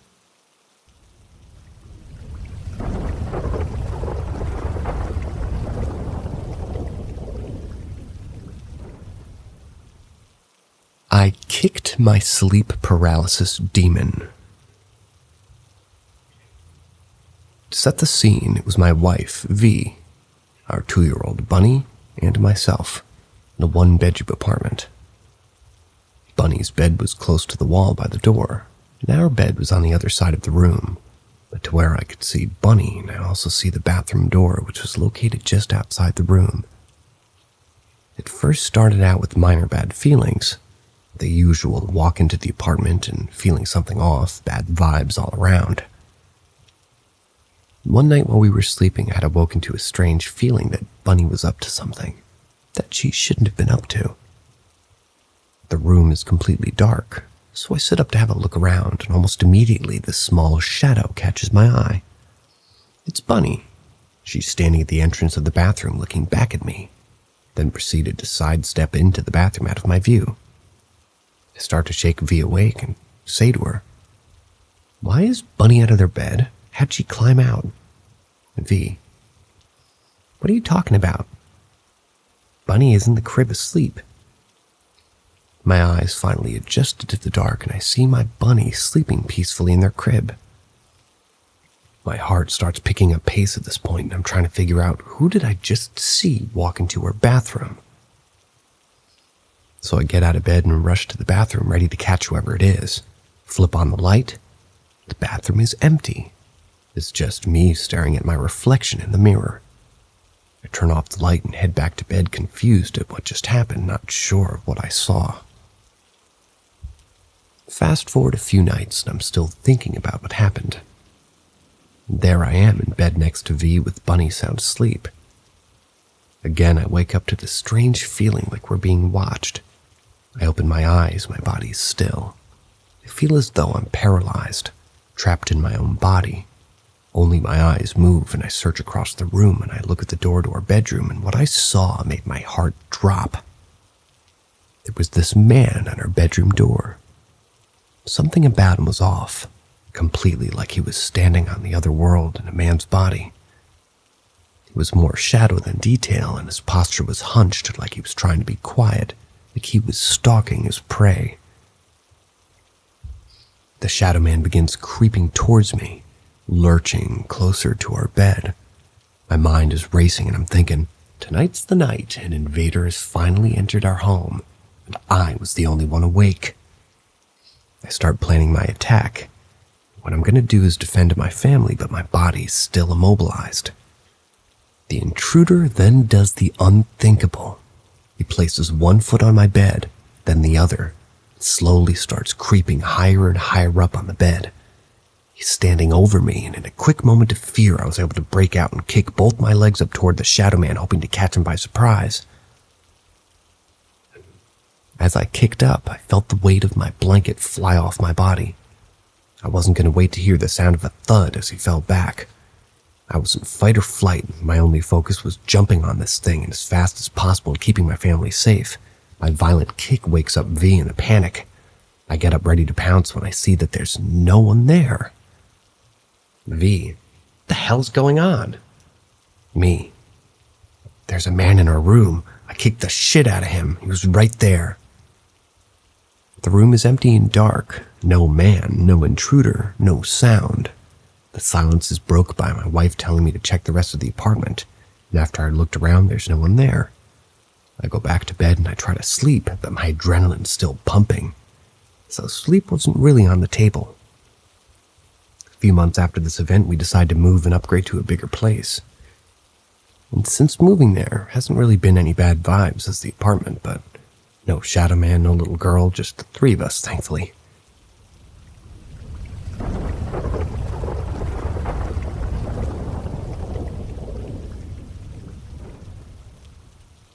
Under the floor. Just want to preface this by saying I believe there's an explanation for everything, and I do not believe in ghosts. I'm not religious, never have been, but what happened this particular morning, I've never been able to explain. When I was in 5th grade, I lived in a semi-rural area, about a handful of neighbors there. It was just my little brother, my mother, and me that lived in the house. We had just moved in a couple of months ago, and it was one of the only times in our lives that me and my brother had separate rooms. The rooms had a connecting bathroom in the back. One morning, my mom had come in to get us up for school. She wakes me up first. As soon as I'm awake, me and her are hearing what I could only explain as the sound of 2 to 3 cats meowing slowly, almost moaning even, with their voices overlapping.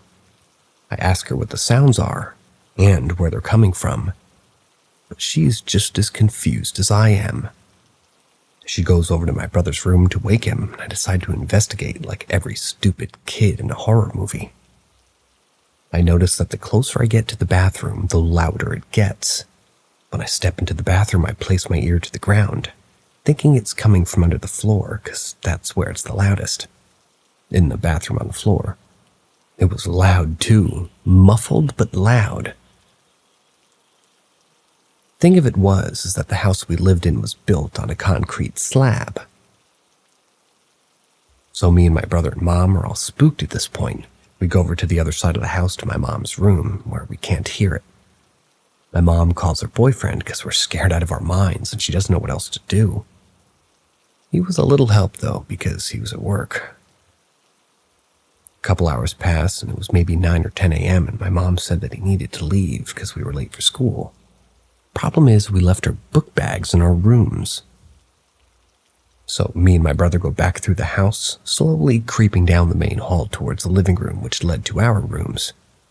I stepped to the doorway of the living room, which had no door. It was just an open doorway. Peek my head around the corner, and I see or hear nothing. Nothing at all. It's dead quiet. made the hairs on the back of my neck and arms stand straight up. I also had this overwhelming sense of dread, like something was watching us. Neither me nor my brother wanted to step foot in that living room, as if it was off limits to us, and every fiber of my being told me not to. We had to get our bags, though, and the only way to get into our rooms was through the living room. I eventually worked up the courage, being the brave big brother and all, to try to go get our stuff for me and him. I slowly placed my foot over the seam of the doorway. Soon as my foot hits the floor, this loud sound of cats fighting breaks out as if it was in the same room happening right in front of me. That was more than enough to send me and him running, squalling, crying back to our mom's room with our tails between our legs, pleading with her to not make us go back over there. Needless to say, we didn't go to school that day. We didn't sleep on that side of the house for a while either. I was scared for a while, especially from that, and normally didn't turn off the lights when I went to bed after that for a long time. Nothing else ever happened. My mom's boyfriend checked the attic, but nothing was there, and even if there was, I don't feel like it could have explained what was coming from the floor. I remember that event like it was yesterday. It gives me goosebumps talking about it even now, 15 years later. Still don't believe in ghosts, but I don't think I'll ever figure out what was under the floor.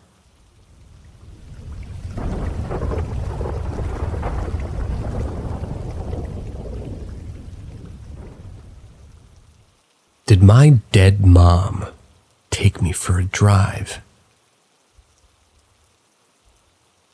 This experience just happened to me yesterday, November 6th. Facts I need to share for the story to make sense. My mom passed away 3 months ago. She had early onset dementia for years and had gotten really bad the past year. I've lived in my town for the past 20 plus years and have driven the roads, and I'll be talking about like a million times. On Sunday, I listened to a story that featured Rachel Stavis, an exorcism specialist. And she stated that we all have a presence with us, and we need to invite them in. That night, I laid in bed and had a chat with my mom. Told her if she was with me. That was cool, and she's more than welcome to be here. I told her just not to freak me out. I'm all about the paranormal. I just don't want to be afraid of it. I drifted off to sleep that night, feeling hopeful and happy. The next morning, I had to drop my son off at school, then head out to the lake area side of town, about 10 miles, to cover our boat so it could go into storage for the winter. Again, this is a route that I've driven millions of times as we lived out there for many years and just recently moved into town. So I drop off at school and set out. As I'm driving, I remember seeing all the things I normally see on this route. The golf course, the Amish farm that sells eggs. I remember trying to decide which way I wanted to go. Back roads or the main county road. I remember deciding that the county road would be pretty much the way of the day. As I'm driving, I come to the top of the hill where I'm set to take a left turn. I know every house, every curve, every farm field. I take the turn and see the road sign that says CTY Road KK. It should say County Line Road. I slowed down and realized the houses weren't familiar. I had a massive headache. Pulled over and just sat there looking around. I had no idea where I was. I started to panic. Opened Google Maps and it captured my location. This did nothing for me. Nothing was familiar to me. It was like I was looking at a map of Zimbabwe instead of my own little hometown. I was lost. What the hell? So I turned around, decided to retrace my route to go back where I came from. It was only one turn I had made, so it wasn't hard. Went back, made the one turn, and I was back to driving down the county road. All of a sudden, I finally realized I was on the road I recognized, and it was not the road I was supposed to be on. Got back into town where I started from, decided to try it again. I drove my route, ended up at the boat storage where I was supposed to be like nothing ever happened. The This morning I woke up and had a little more memory of the event. I remembered that while at the stoplight, I had this last-minute overwhelming feeling that I needed to go straight instead of turn. I actually went straight from the turn lane. Legal, I know, but let me tell you, going straight takes me the complete opposite way of where I needed to be. The strange thing is, even though it was the wrong road I was on, it all looked like the road I was supposed to be on. All up until I saw the City Road KK sign. I can't explain the feeling. I've never had anything like this happen before. I ran the story past my cousin. She said, "Don't you find it strange that you ended up on KK?" I was like, I find the whole thing really strange. What's your point? She said, "Your mom's name is Kay." But what she didn't know is that my dad called her KK. So I guess when I told my mom it was cool to hang with me, she missed the memo about freaking me out. Think we need to have another talk.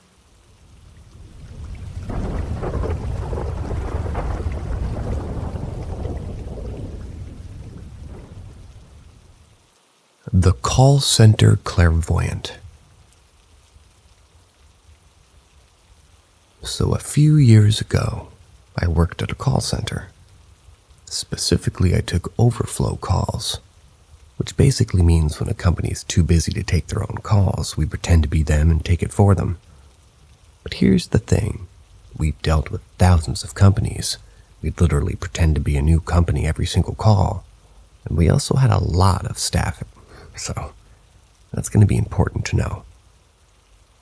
So anyway, one day I receive an overflow call from a sofa company. I pretend to be the sofa company, answering how the sofa company would answer. But then the caller says, "I'm glad I managed to get through to you." I was like, oh yeah? Do you want a catalog?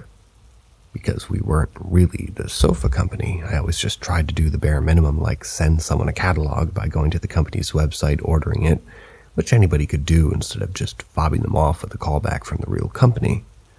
But then she said something I didn't like one bit. "No, I actually don't even want a sofa. I just wanted to speak with you specifically."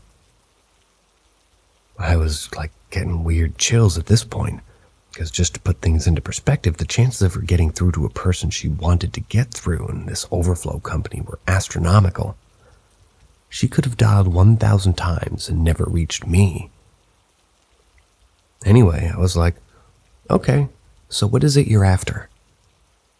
And then she said to me, "Firstly, I just want you to know that your dad's surgery goes well next week. And I know your nan's worried, but you're going to become closer than you've ever been before. And that's saying something, because I know you're close now. I love your guinea pigs, by the way. I saw them too." I don't remember exactly what I said after. This was a few years ago now, but I remember ending my sentence with, "Saw them how?" To which she said, "I died. Many years ago in a car accident. When they brought me back, I saw things. My shift had ended at this point, but we kept talking anyway. If she was an old friend, maybe, but truth is, I was worrying about my dad. All day, just during my shift in fact, but somehow, I believed her, that he would be fine throughout his surgery because of what she had said. You could say someone was having a laugh with me, but no one in the company knew my dad was having surgery, or that I was close to my nan, or had guinea pigs, nor is there an outbound call option on our computers. Or you could say that it was a friend that doesn't work for the company then. But no one outside the company knew which companies I took calls for, much less this random sofa company. As I said before as well, the chances of getting through to a specific person you wanted to talk to was next to impossible. One minute I'd be a sofa company, the next part of an accident lawyer company. The next minute I'd be buying shoes for some old lady. Still can't explain exactly how it happened. I told my parents, and them being super religious thought that the devil had spoken to me through the call. But this lady was nicer than anything. Anyway, there's my story. It was the only interesting thing that ever happened in a call center. Aside from the possible devil thing, I find that job to be terrifying in and of itself. I couldn't tell you the number of times I'd call someplace thinking, I don't think you actually work there. I think that you're completely lying to me. And your story makes my thoughts true. Thanks for telling me that.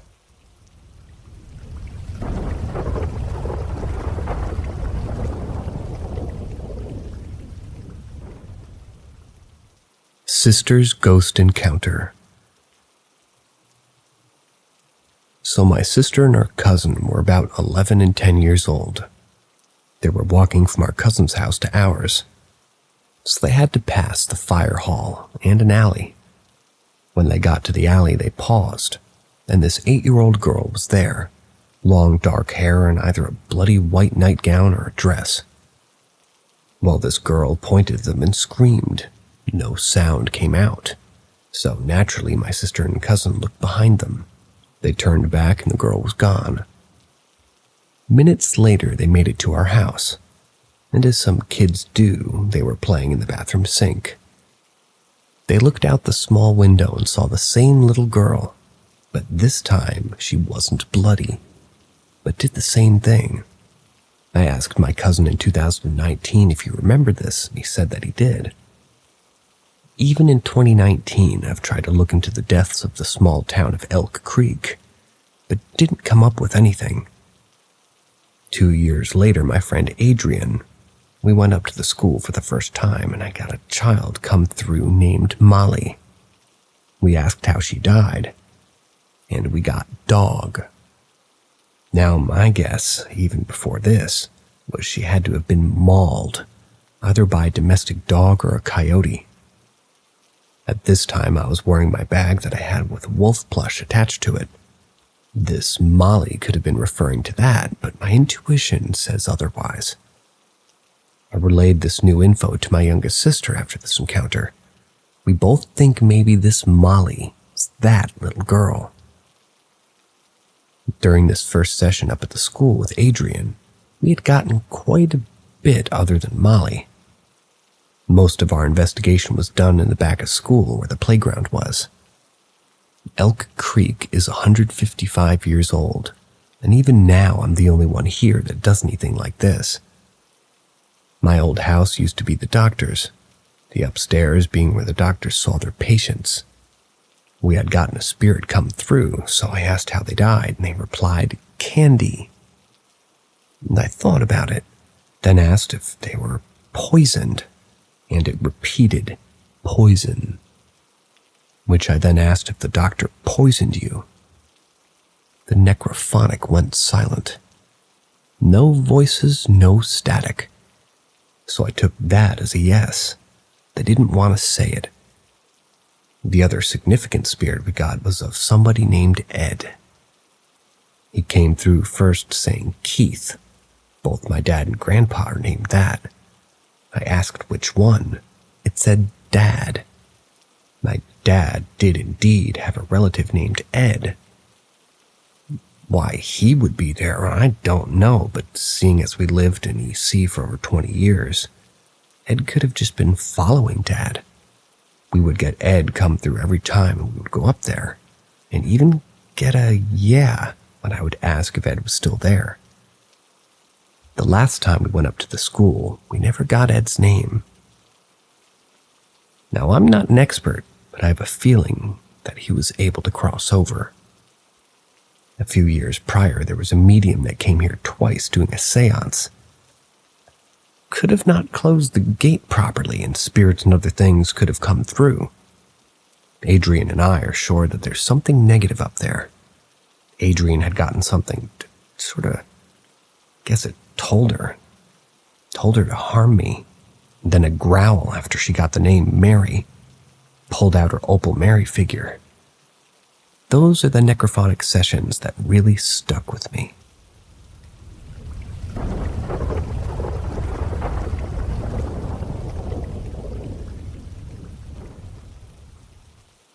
I could see it through the mirror.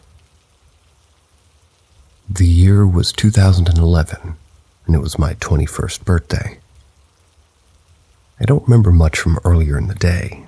All I can remember is my boyfriend at the time and myself went to my parents' house to see them, spend time with them for my birthday. During my visit with my parents, I noticed that my mother seemed really off. The facial expression she carried seemed far away, like her mind was elsewhere, but her body was there. I do need to point out that my mother and I were extremely close. She was literally my rock, the most important person to me in my life. I remember being there for a few hours, and we had cake and ice cream and took a few pictures.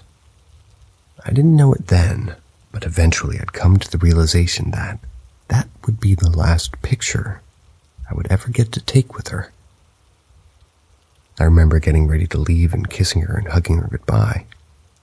The last words she ever spoke to me was, "I love you, I'll see you tomorrow." But sadly, before tomorrow came, she passed away in the middle of the night due to a brain aneurysm.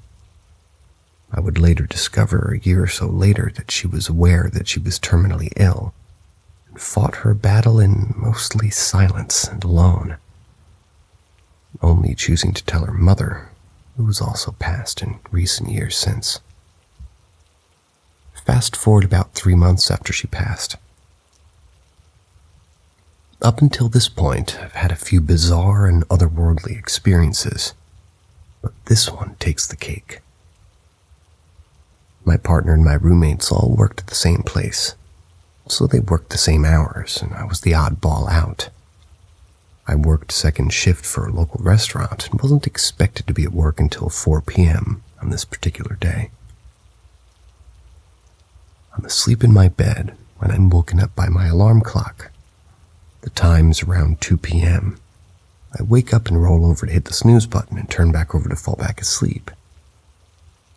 When I turn over and close my eyes to drift back off to sleep, I'm startled by the feeling of someone's hand nudging me softly on my arm through my blankets. Naturally, I was instantly terrified. I knew I was home alone and what was happening to me right then shouldn't be happening. It wasn't logical. I remember feeling the heat from fear rise in my cheeks. I couldn't move. I thought that if I just laid there and ignored it, it would go away. But oh, how wrong I was. It just kept nudging me. So I gathered the strength and willpower to sit up in my bed and see what it was. But when I did, nothing was there. I don't know what possessed me to look, but my eyes shot directly to the mirror in the bathroom. My partner and I stayed in the master bedroom of the house, which means we also have a bathroom attached to our bedroom. The way my room was set up is you could easily see into the bathroom. As my eyes locked onto the bathroom mirror, I could see perfectly a dark shadow figure slowly, what looked like levitating, make its way across my mirror, as if it knew the only way I could see it was by looking through the mirror. When I saw it, as if all time stopped, I couldn't believe what was happening to me.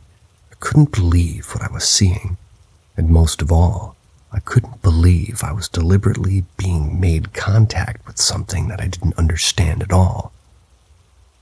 Whoever or whatever this was wanted my attention, and it wanted me to know that it was there.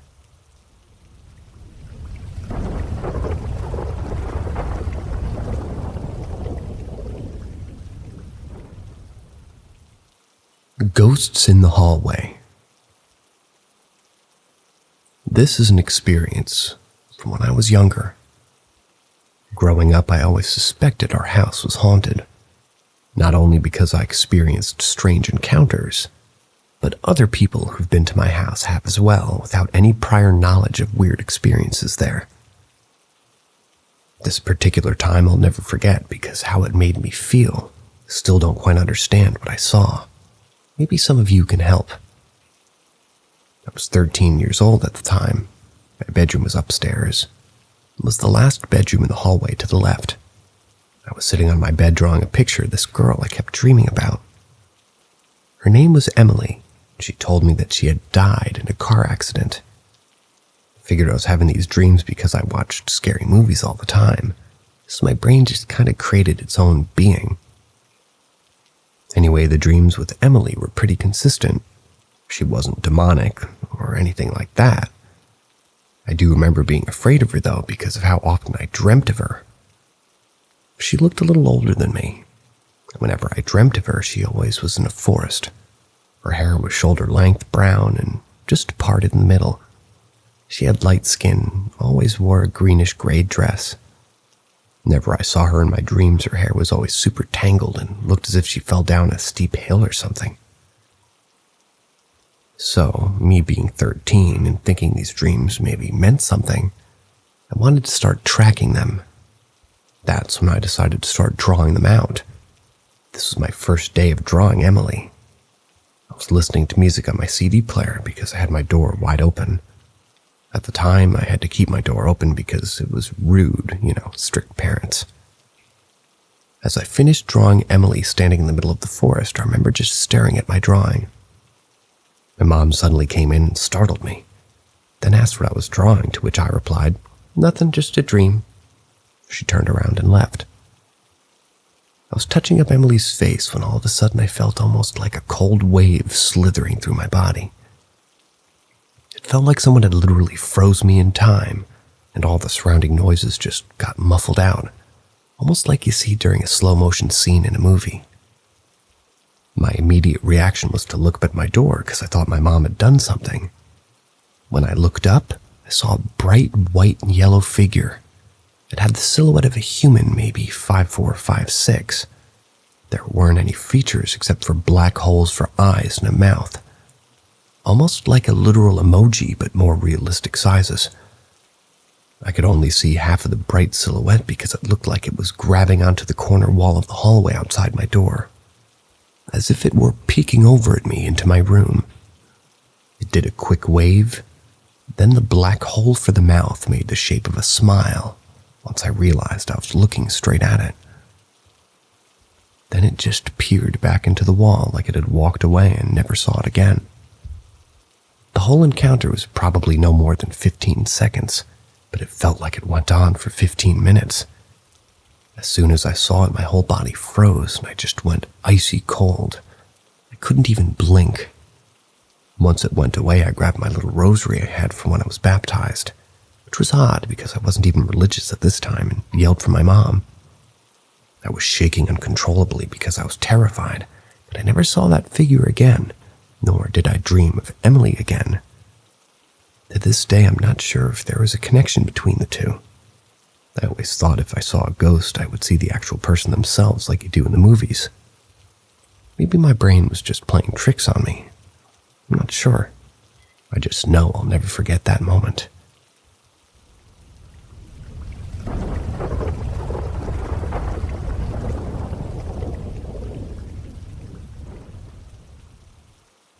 Someone sat in my bed.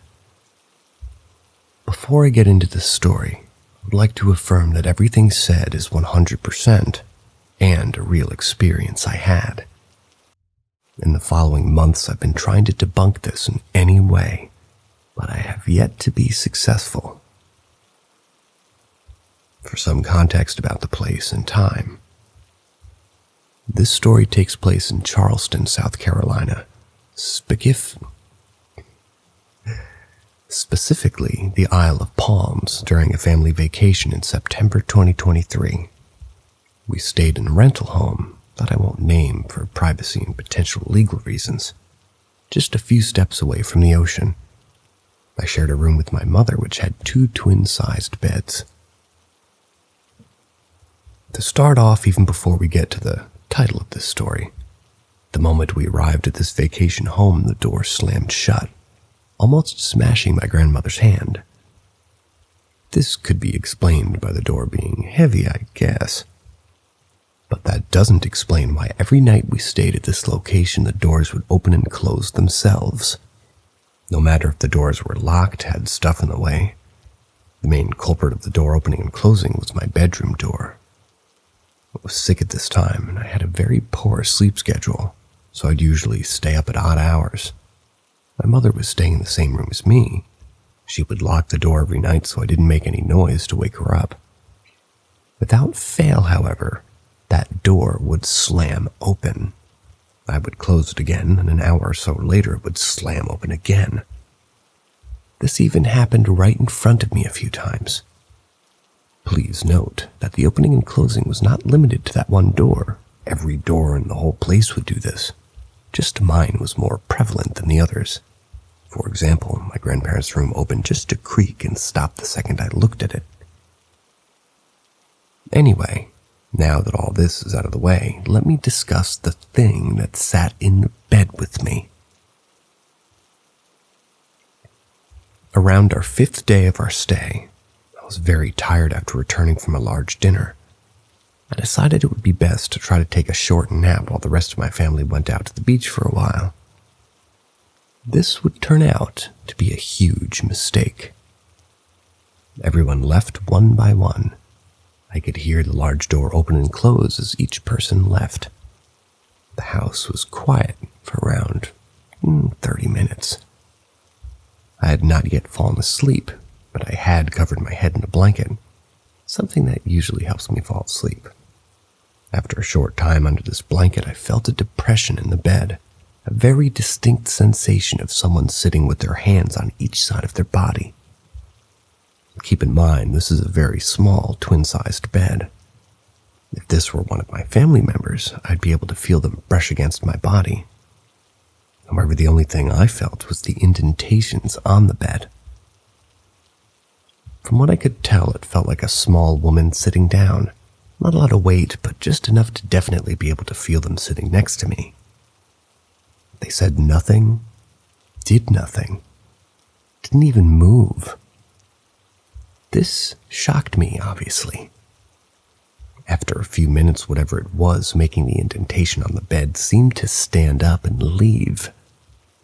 I did end up falling asleep after this by some miracle. However, my fever had gotten much worse. Please let me know if you have any ideas or have had a similar experience. I would say I'm more of a skeptic, but this was kind of crazy to me.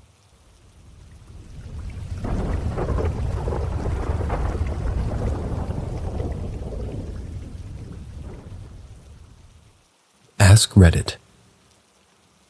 So I live in the Midwest, and the shit that goes on around my house, pretty messed up.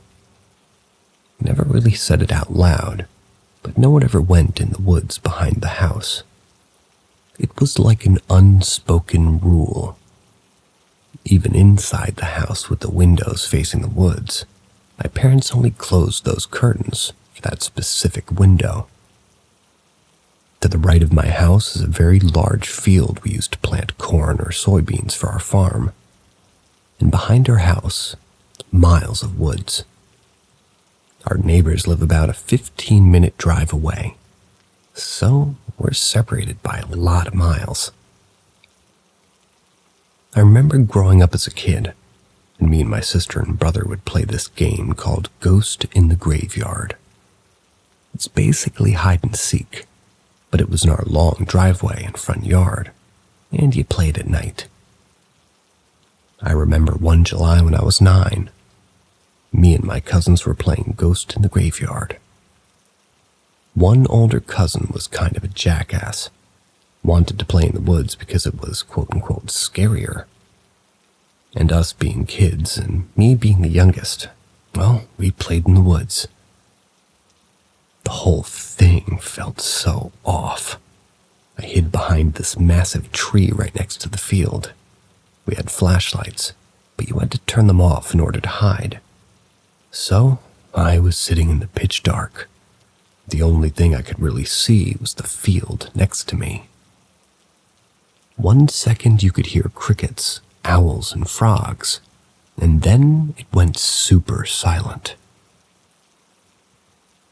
About 5 minutes into waiting to be found, it began to smell like literal sewage, like shit, and rotten meat were mixed into a blender. So I stood up, looked for my cousin, turned my flashlight on. I remember gagging as I walked. It smelled so bad. As I walked, there weren't any noises or anything that scared me. I just felt like something was following me. So naturally, 9-year-old me started crying, running, calling out for help. My cousin found me. We were yelling for other kids to come back to the house because we were done playing. No one responded, so we went in the house to grab the adults to tell everybody to come inside. We grabbed my dad, and he came outside and yelled for everybody to come back inside. There was no rustling or even a response. So my dad grabbed his flashlight, went out and helped us look. Eventually, all of the adults came out to look because we had no idea where the kids were. Everyone started panicking. My dad pulled out his truck, got his deer spotlight, to see if we could find them along the trail. We stayed out looking for them for about 5 hours. Finally, we found the first kid. Nothing happened to him, but he would have had to take a car to wander out as far in the woods as he was. It was miles. Same with the other kids that we began to find by morning. Each kid had the same story. They heard our voices calling from the farthest side of the woods, opposite to where our house was. They were trying to get away from the smell. Now on Thanksgiving, we always talk about it. And even thinking about the smell now makes me gag.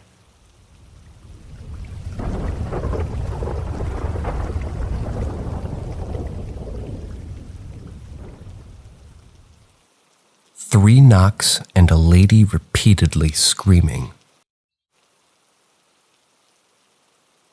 I woke up and heard a lady on the streets just yelling, "Please help me," on repeat.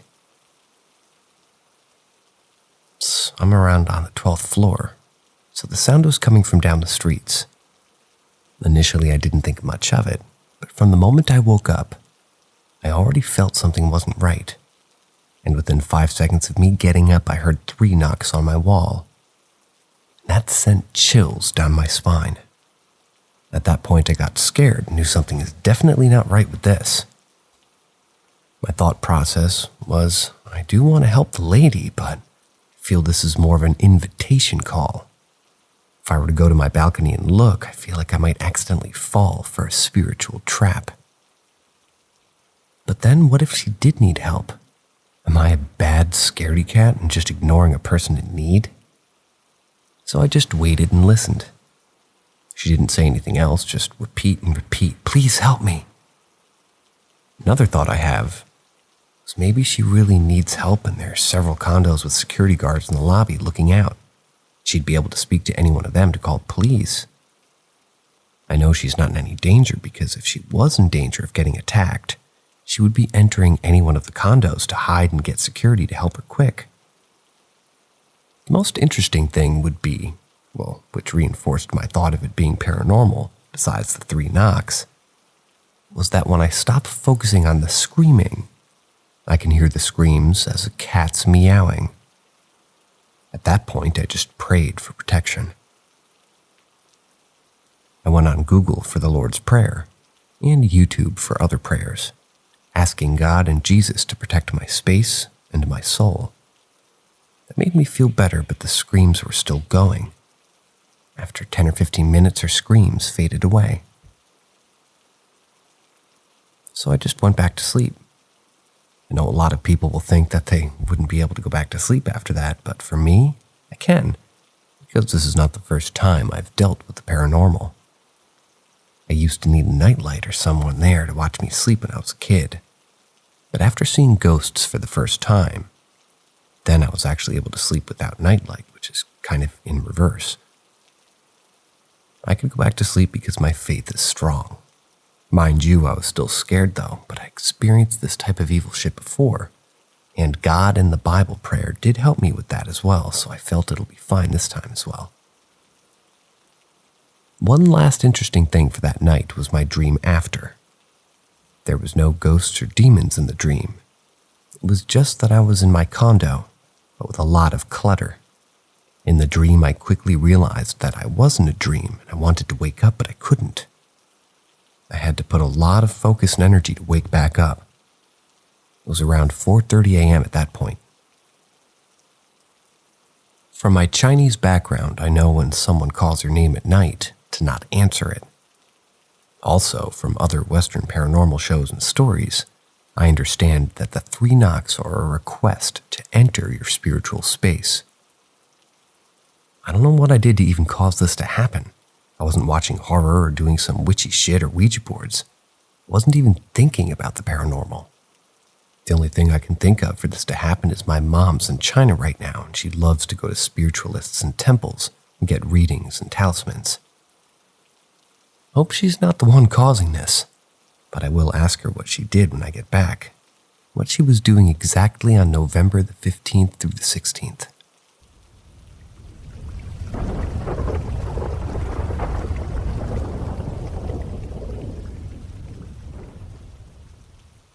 My experiences at a 55 and older community.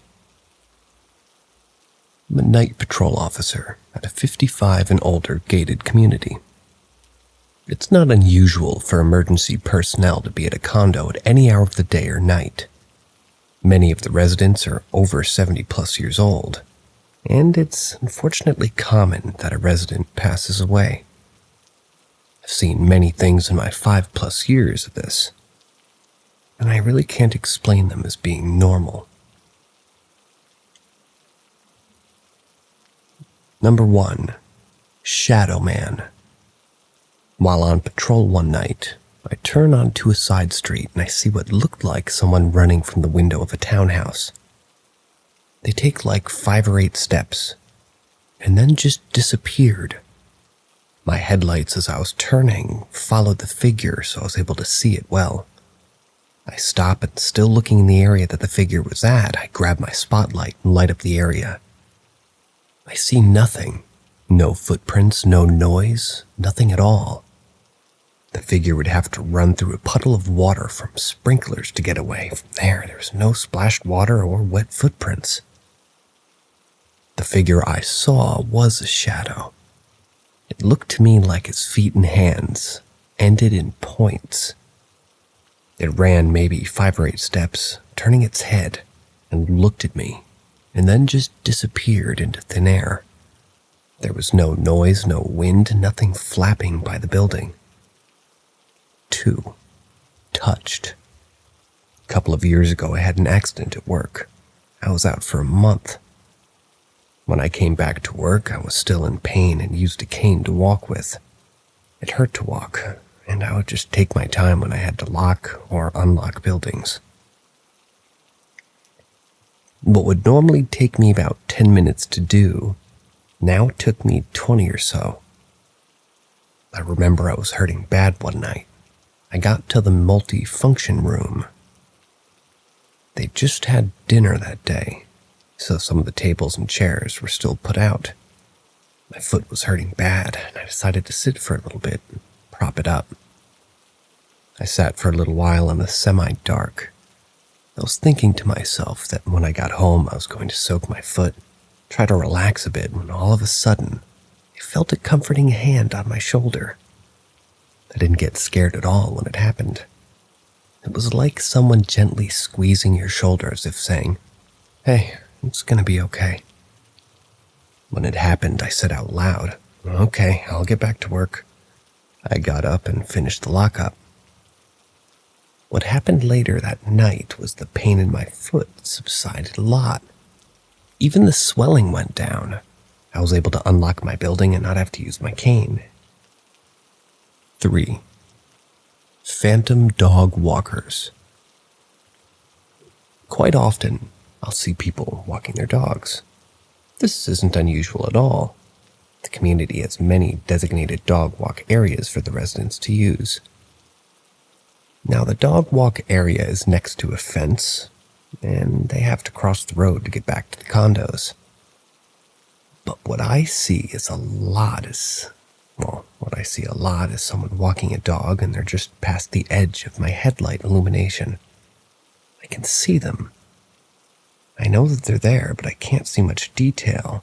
But when I get closer to where they are, they're gone. I see this quite often.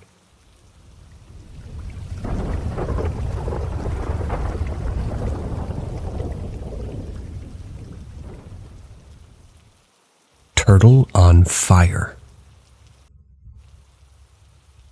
Oddly enough, I remember that we seemed to have gotten the same spot that we have gotten the previous year, at the top of the hill not far from the path that leads down to the lake itself, where there was a dock. When we got there, my brother was excited to get down to the lake and start fishing right away. I stayed near my parents while they set up our camper in the camp. I remember seeing a walking stick type of insect for the first time, being a bit afraid and amazed by this strange bug and playing with it and some other insects. Fast forward a few hours, when my mother told me to head down to the lake and get my brother for dinner.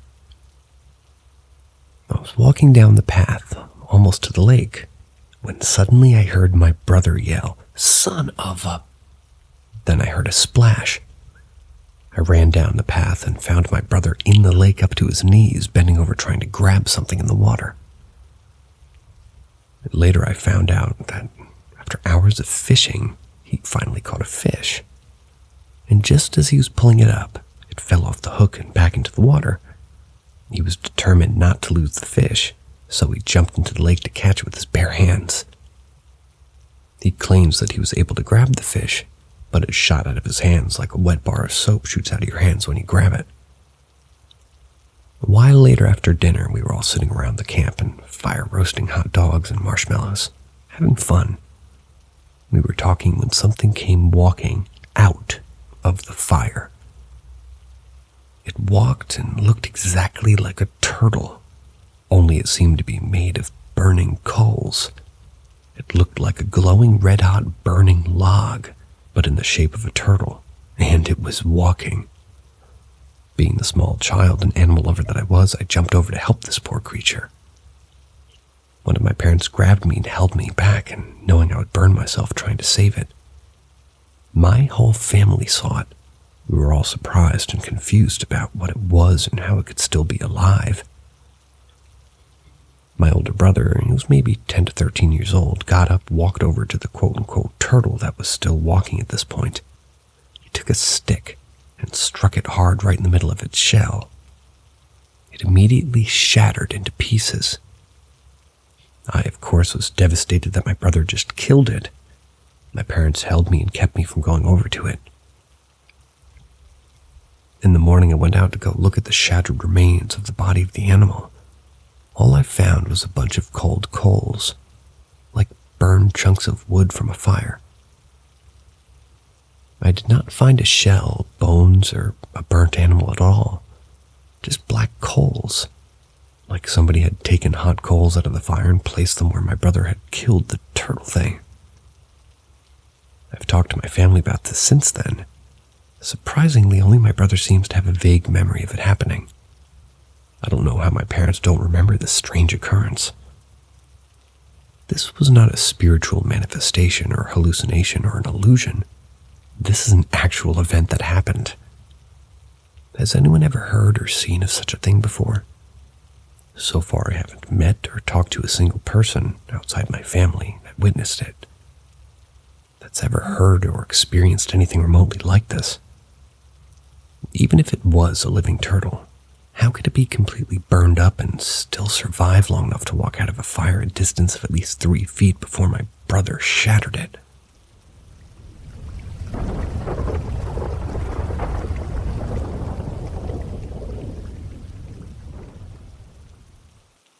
My experience working deep sea. This was about 6 years now, in early 2014. I'm a merchant mariner, and at the time was working on an American flagged car carrier in the engineering department as an oiler. My whole life growing up, I've had some rather strange things happen. I've seen some things, felt some things, but this is the first time I've had it happen on a ship I was working on. I was on the midnight to noon watch with the third engineer. When I was in the middle of my reading one evening, I happened to notice an orange blur in my peripheral vision on the deck below, which was the lowest deck in the ER. I turned my head and caught just a glimpse of orange coveralls walking down the shaft. This wasn't an engineer or anyone else in engineering, as we didn't wear coveralls. Our work outfit consisted of cargo and mechanic pants, and whatever shirt you owned. The deck guys, however, did wear orange. So I finished up my reading and walked down the lower level to find him, the guy. Thought maybe it could have been the AB on that night. They were the watch, but they don't make rounds in engineering spaces, but whatever. So I go down there and no one's there. Whatever, probably just tired, I thought. I finished my rounds. After finishing up, I turned in the sheet to the third in the control room, then stepped back out to go start on a project when I saw the door to the tool room and machine shop was closed. Again, I thought probably a decky down here to steal a tool or something. So of course I go to the shop, and as I entered the shop, the door to the storage room was just closing. I continue to follow, but there's no one in the storage room, and the only way out would be through the steering and up into the main cargo deck. I continued steering, gave a quick glance around again. I found nothing. On my way out, I glanced into the hydraulics room when I finally saw him. He was facing away from me, looking at a panel I almost just walked past. I caught myself mid-step and shouted over the sound of the steering pumps to get his attention. The man jumped and was turning around when the ship lost power. Losing power was nothing new. This ship has had a faulty shaft generator for a while. It was pretty standard. I didn't think anything of it until I got my flashlight out of my pocket. The man was gone. Like he was never there. I looked around, but nothing. I was starting to get a little nervous and jumpy at this point. But right before panic had set in, the diesel generators kicked in and lights were restored. I returned to the control room to ask the third if a decky had left the engine room, though he said no. Cut to a few days later, I'm talking with the boatswain's mate in the deck locker when I notice a picture hanging almost as if it were a memorial. I asked him about it. The bosun said that he'd been there for a while. The ship used to be Swedish flagged, and they had a death aboard back before it became U.S. I sort of went quiet, then told him what I saw a few days ago, and he just goes, "Oh yeah, we catch glimpses of them roaming the cargo deck sometimes too." I didn't have anything else happen that trip, and we even got the shaft generator fixed in the next port, but still it was sort of wild having that happen in the last place I'd ever expect.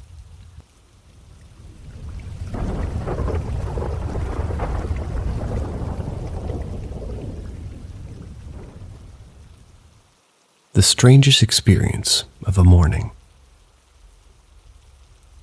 About 2 or 3 years ago, when I was a gerontology student in Venezuela, I spent 5 days a week at my grandmother's house, and then returned home on weekends. The issue is that at the time, Venezuela had a critical situation in relation to pensions for the elderly, who had to get up about 2 or 3 a.m. in my city to stand in line at the bank. They hoped that at some point during the day, or afternoon or even evening, they'd be able to receive the money and return home. I apologize for telling these details, but I consider them necessary so that you can understand where I was at the moment that this paranormal event occurred. It all began on a Tuesday at about 8 p.m. My grandmother told me that she would be leaving with a friend to go to the pension at about 3:30 or 4 a.m. This was on a Wednesday. So, in case I woke up and didn't find her at home, I would already know where she was. Since this was not the first time this had happened, I decided to set my alarm on my, go off around 7 a.m. so that I would be up by 8 to complete my chores for the day. I spent a quiet night without any problems, but the weirdness started first thing when I woke up. But at that moment, I had no idea it was going to be a weird event. The alarm went off at 7 a.m. and I woke up completely. I'm more difficult to get out of bed than to wake up. Then the first thing I see is that the bathroom next to my room kind of has the light on. I noticed that because I leave a little open on the door because the air conditioning was just very powerful. so the light of the bathroom or hallway would be easy to observe. Then not only the light was on, but I could hear the sound of my grandmother's makeup case being handled. At that moment, I was a little surprised, thinking that my grandmother had not gone to the bank. But I didn't give it much importance. I thought that surely she had returned for breakfast because someone was watching her place in line or something like that. Of course, I didn't dare to go out and say good morning because of the same laziness of having to get out of bed, so I turned the opposite direction of my bedroom door and started to check my cell phone. The noise continued until it stopped. I heard my grandmother touch the button to turn off the bathroom light. I heard how she closed the bathroom door, and I heard how she went down the stairs.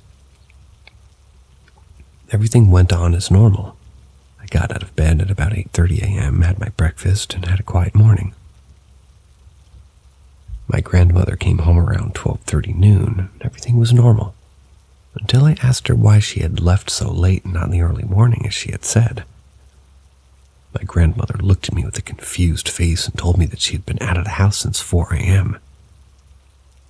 Normally, one who lives a normal life and has to live experiences like this, they end up being more than scary. However, this was a little surprising for me because I'd never had an experience like this, but I did have a little history with weird experiences. Of course, after explaining this to my grandmother, she was more surprised than me, as expected. Unfortunately, an experience of this type didn't happen again, although strange things did happen, but it was not something frequent, but something that happened suddenly and already. But I must say that I never liked that house because I felt like it's something that would make it uncomfortable for me. But that's kind of history for another time.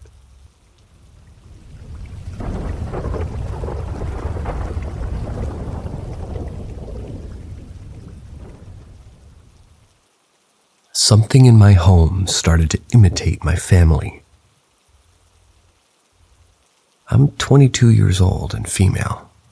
I have a history with mental illness, see PTSD and depression, but no illness that is commonly associated with hallucinations or the like. I lived together with my boyfriend and my grandparents, my childhood home, and ever since I was little, some weird things would happen.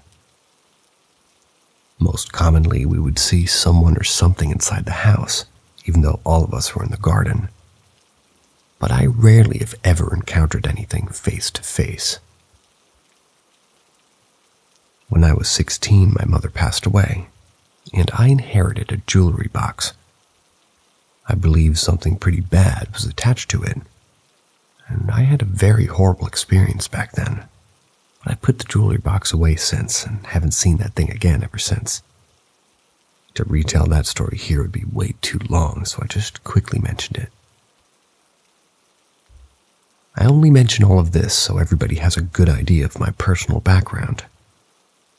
Maybe that helps in figuring out what's going on now, though. The situation at hand is that something seems to be impersonating family members. It started a few weeks ago when I was home earlier than everybody else, and I was waiting for my boyfriend to come home too. I was on my PC when I heard the door handle being pushed down. It's a bit squeaky. The door was opened and I heard heavy footsteps behind me going into the bedroom. It sounded perfectly identical to my boyfriend's footsteps. I called out to say hi, and at first didn't think anything of it because he often rushes past me into the bedroom because he needs a little bit for himself when coming home. But I didn't get any reply. That was kind of weird to me. So I went into the bedroom. There was no one there.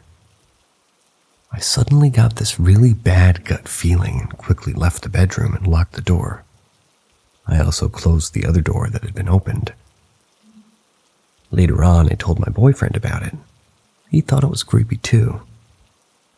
The next day, my grandma called me upstairs because she was angry that I was up late last night and slamming doors upstairs.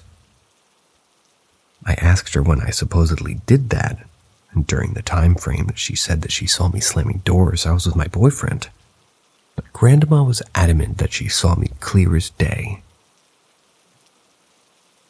Now, yesterday night, I woke up in the middle of the night and saw my boyfriend get up and walk to the bathroom, open the door, and go inside.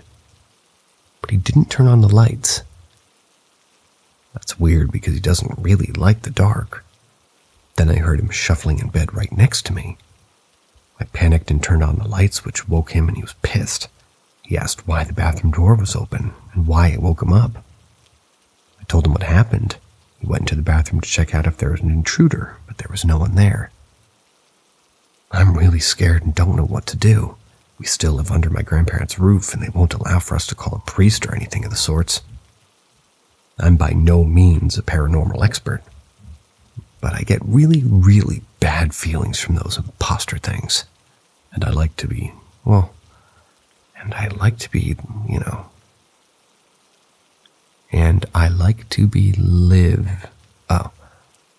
I believe they mean, and I'd like to believe that my gut feeling is usually very accurate.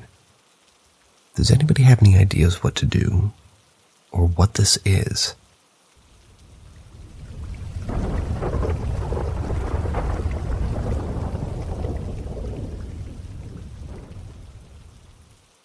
Ouija board. My chilling encounter. All of my life I've told myself that I would never do a Ouija board. However, a few nights ago, after a few drinks, my friends convinced me to try it. After losing a friend to suicide last week, I tried to speak to them through the board. I asked questions that only my deceased friend would know. They were not answered correctly. I thought that the other person I was playing the board with was moving the piece. I became upset and started cursing at the spirits, calling the Ouija board a hoax. This would later prove to be a mistake.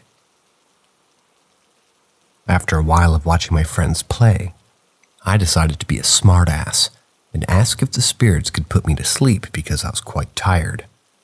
I had heard similar stories of Ouija boards making people pass out. My friends agreed to ask the spirits to put me to sleep. I relaxed and allowed my body to be completely vulnerable. According to my friends, the piece on the board started to go crazy. The piece was moving incredibly fast and spelling out my name and telling me to sleep. I was out cold at this time. Although my friends claim I was sleeping, I could comprehend everything that was said. Once the board had spelled out "wake up," my eyes opened and I could see and talk, but my body was completely paralyzed.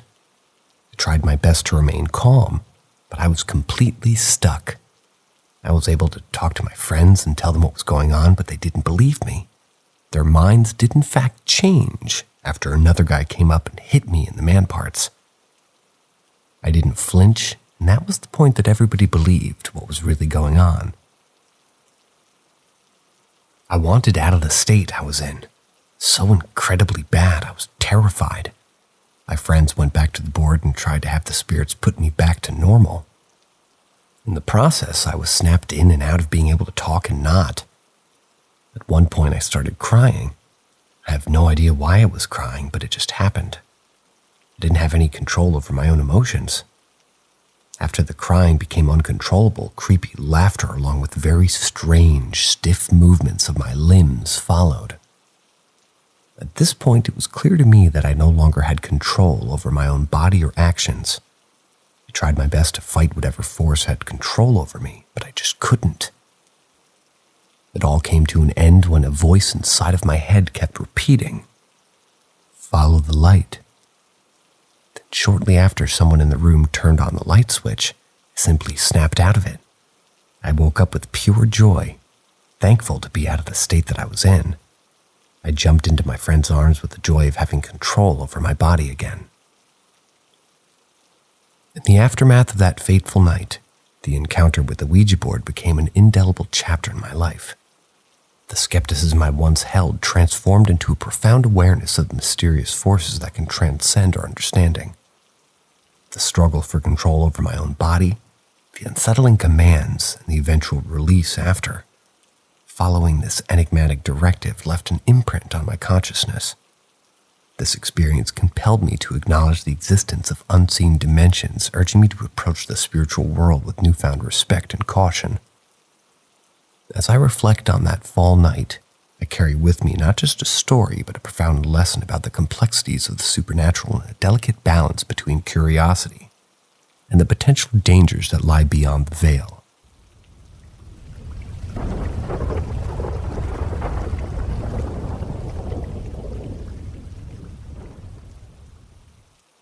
An alluring smell and sudden fog in the forest. This happened here in Norway in 2018, specifically on October 4th. Since then, the experience has been a fun story I've told some of my friends. Maybe someone here has an explanation for what happened. I was going for a run with my dog. It wasn't too late, maybe 6 or 7 p.m., but it had already gotten dark. That wasn't a problem as the nearby forest path was lit by lampposts every few meters or so. I felt amazing. I had started talking to a girl at the time who made me feel on top of the world. It was out of character for me to be that giddy with excitement. It's the only thing that struck me as different about that day. I was listening to music and practically dancing as I jogged. My dog was happily following behind. I only remember passing a couple of other joggers. It struck me as a bit odd, as there'd usually be more people out at that time. We jogged for a pretty long while and everything was great, until something hit me. A sudden pungent smell bombarded my senses. To emphasize, my nose is usually stuffed, and my sense of smell not great, but this was unmistakable and concentrated. It was sweet and inviting. Not too sweet, almost floral, but it had a slight aftersmell, something a bit sour and off. It was so inviting and unfamiliar that I got caught up just standing there smelling, till I thought of my dog. I turned to look at him, but it took me a moment to process what I was seeing under the lamplight. He was surrounded by fog. We were surrounded by fog. There was no fog earlier, not a hint of it. I was expecting him to be standing to the side of the path catching up with the dog Twitter feed, but nope. He was standing dead center of the path, smelling the air. I had a surge of dread run through me. I could feel the hairs on my neck stand on end. Logically, it was just fog and a smell, but my body filled with adrenaline. Instead of challenging that feeling, I called out to my dog. He was focused on the smell but didn't hesitate. He bolted toward me and I took it as a sign to do the same. If this was a track meet, I'd be going straight to nationals. We ran for an indefinite amount of time. It took a moment to stop and gather myself. The uneasy feeling didn't leave, so I kept going, not stopping until we made it back to my grandparents'.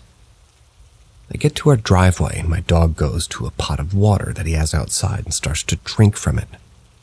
I stand there for a moment trying to process what had happened, but I don't get to stand there long before I notice it. The smell comes creeping back. Without thinking, I immediately go to the front door and tell my dog to come inside. My grandma fully supported that I didn't wait to find out what it was. That's it. Never smelled it since or experienced any more sudden fog. Could be a lot of coincidences in my mind playing tricks on me, but having my dog also react with me makes me doubt that.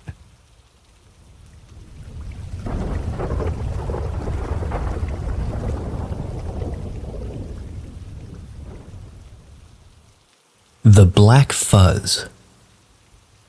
Hey guys, I wanted to tell the story that happened to me about 9 years ago that I still can't find an explanation to, or anything that could point me in any sort of direction.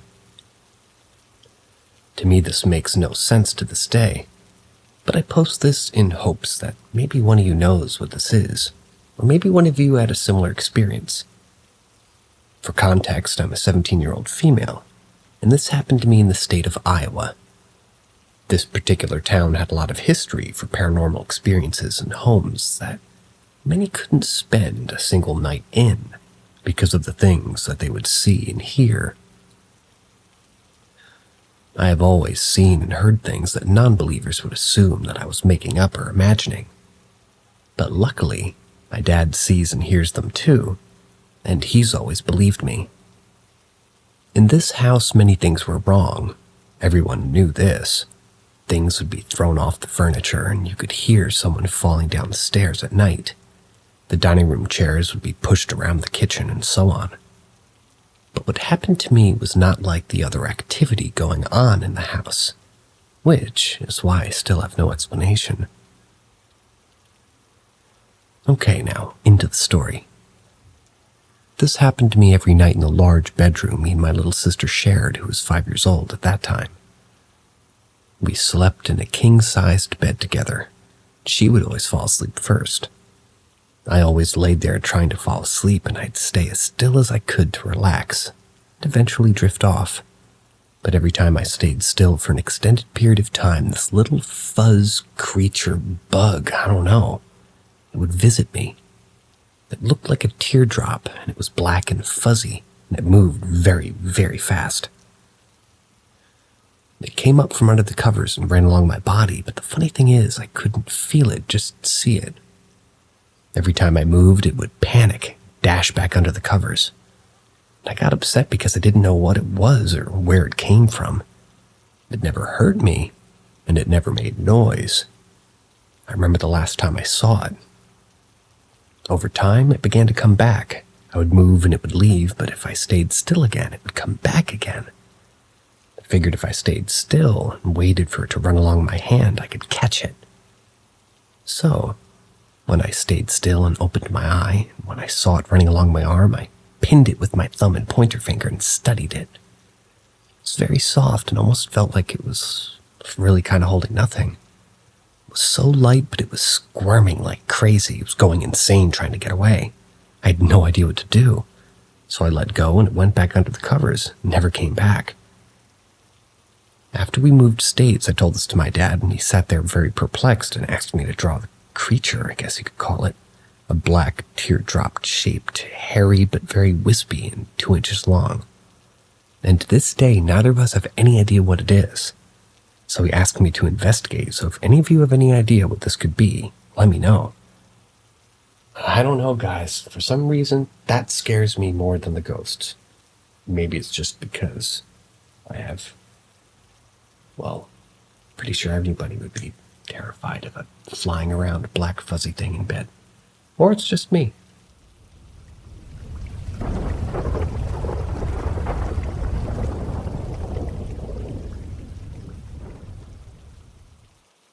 Two experiences I could never explain. Putting this on a throwaway account, because my family does not support talking about what happened in our old house. They say that it'll bring it back. Well, when I was a teenager, my mom, my younger sister, and I moved into a rental house for a few months after my mom left my sister's dad. As soon as we moved in, things started to happen, like creaks and things moving. Every once in a while, somebody's name would be called out, but no one knew where it would come from.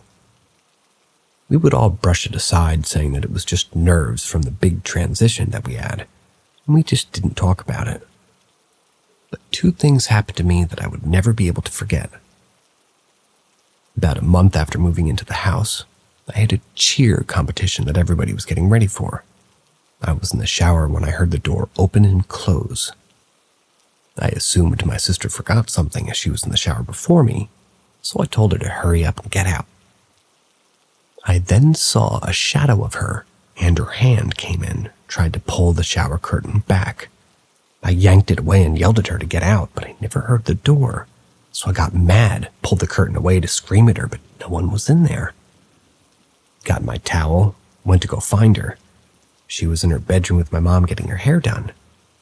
I started yelling at her for what happened. They both looked confused and said my sister was there the whole time, never moved. Freaked me out, but after a while, I chalked it up to being tired from practice the day before. Perhaps I just imagined it. Until a few weeks later, when the second event happened. I had just gotten home from school and went up to my room. Since I was in high school and my sister was in middle school, she always got home before me, so sometimes she would think it was funny to scare me when I came home. When I walked into my room, I saw her shuffle under the bed and rolled my eyes. I told her I saw her and that she needed to be sneakier if she was going to scare me. I heard her giggling and went to my desk, get homework done. I was tired. I decided to just wait for her to get bored and come out like she usually does. But every once in a while, I would just hear her giggle a bit and then silence. Until 20 minutes later when I heard our front door open and my sister and mom's voice came in the house. An icy feeling came over me as I remembered that on Wednesdays my sister had softball practice, came home later than me. Froze for a minute, turned to look in my bed, and I still saw a bit of what looked like my sister's hand under it. I got up as quietly as I could, kept my eyes on the bed until I got out of the room. When I went downstairs, I told my mom what happened. I still remember that look she gave me was like she knew what I was talking about, till she told me to stop talking about it, that I was probably just tired. 2 weeks later, me and my sister came home from our grandmother's, to our bags packed, and my mom saying that we were moving out of the house. She won't ever talk about it, but I have a feeling something happened to her that day that made her get out. Still pass that house occasionally. I make a point to never look at it for too long.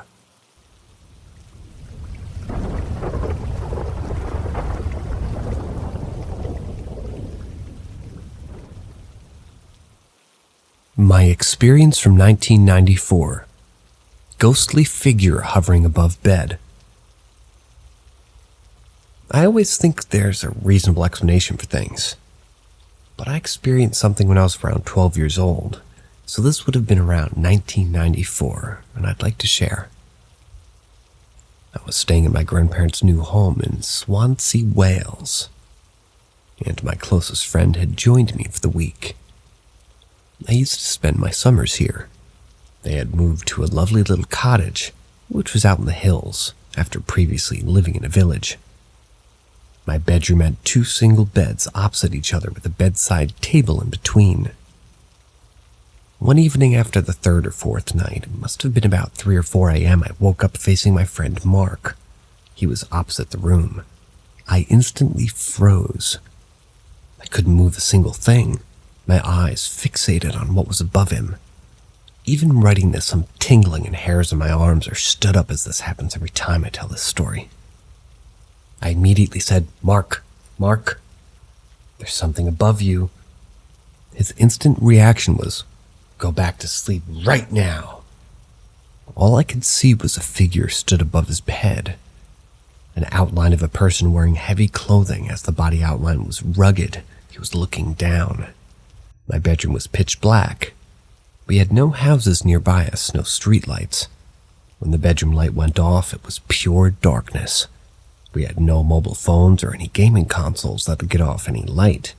There was no other light in the room, no reflections of figures or the walls. In the morning when we woke, Mark immediately said, "What the fuck was that thing above my head?" We both paused in silence, as we couldn't understand what it was or who it could be.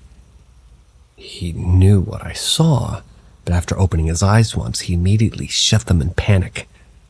He said he saw the man stood above him. I've never since had an experience, but it's something that stuck with me that I could never understand what its cause was. The next day I told my grandparents, told them that a man died in the property around 100 years prior, apparently. He didn't live there. He was doing some form of construction work. This was identified after my nan's china ornaments kept falling off bookcases, and the dog would growl at the wall under the kitchen table. The dog would never go under the table, even if his ball or a toy would go under. They'd done a bit of digging, went to the local library to check records. They found out about the death, and it was a man in his early 20s that had fallen from a structure when building the roof. After they found out this astonishing news, my granddad then got into a discussion with the local priest and told him his story. He said he would visit the property and bless the house to rid all of the things bad, which, similar to myself, my granddad wasn't a believer, but thought, heck, why not? While my nan, granddad, Max the dog, was out for the day, the priest done his thing inside the family home. On returning home, the front door was opened and the dog immediately went in and sat under the kitchen table.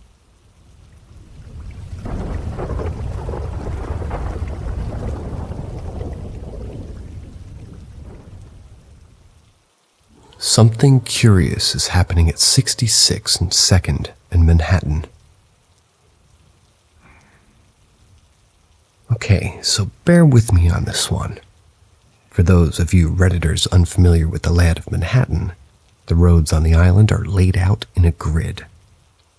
Avenues run north and south, and the streets run east and west.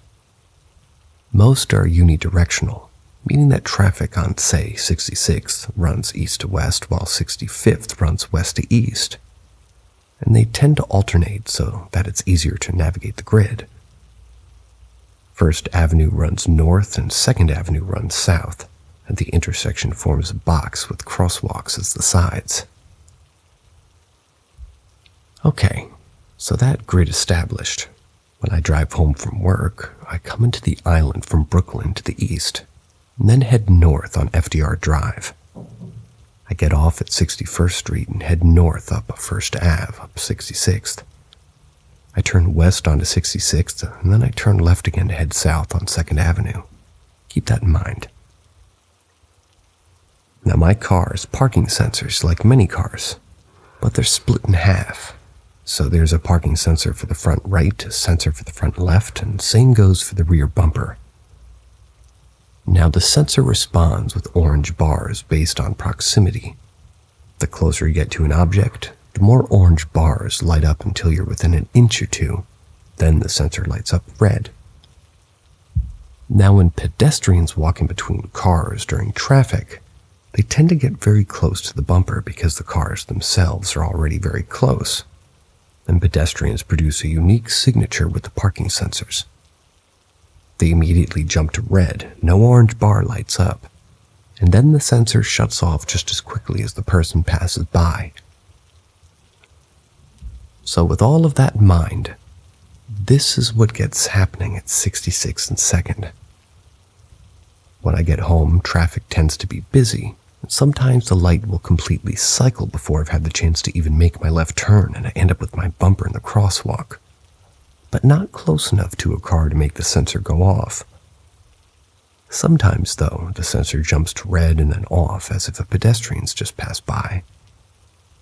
Now you might be inclined to think it's some environmental factor triggering the sensor, and it was just my first thought too, until I realized that it's only, and I mean only, ever happened at 66 and 2nd, and only when my car is in the crosswalk. Well, today maybe there's some sort of radar device around that's messing with it, but nope, it only happens in the crosswalk. Not just outside the crosswalk, only in the crosswalk, like a pedestrian is walking by, but there's no one there. There's probably some sort of reasonable explanation, but it got me thinking. 66 and 2nd is a pretty busy intersection. I'm not sure if, in its history, a pedestrian or two has been hit.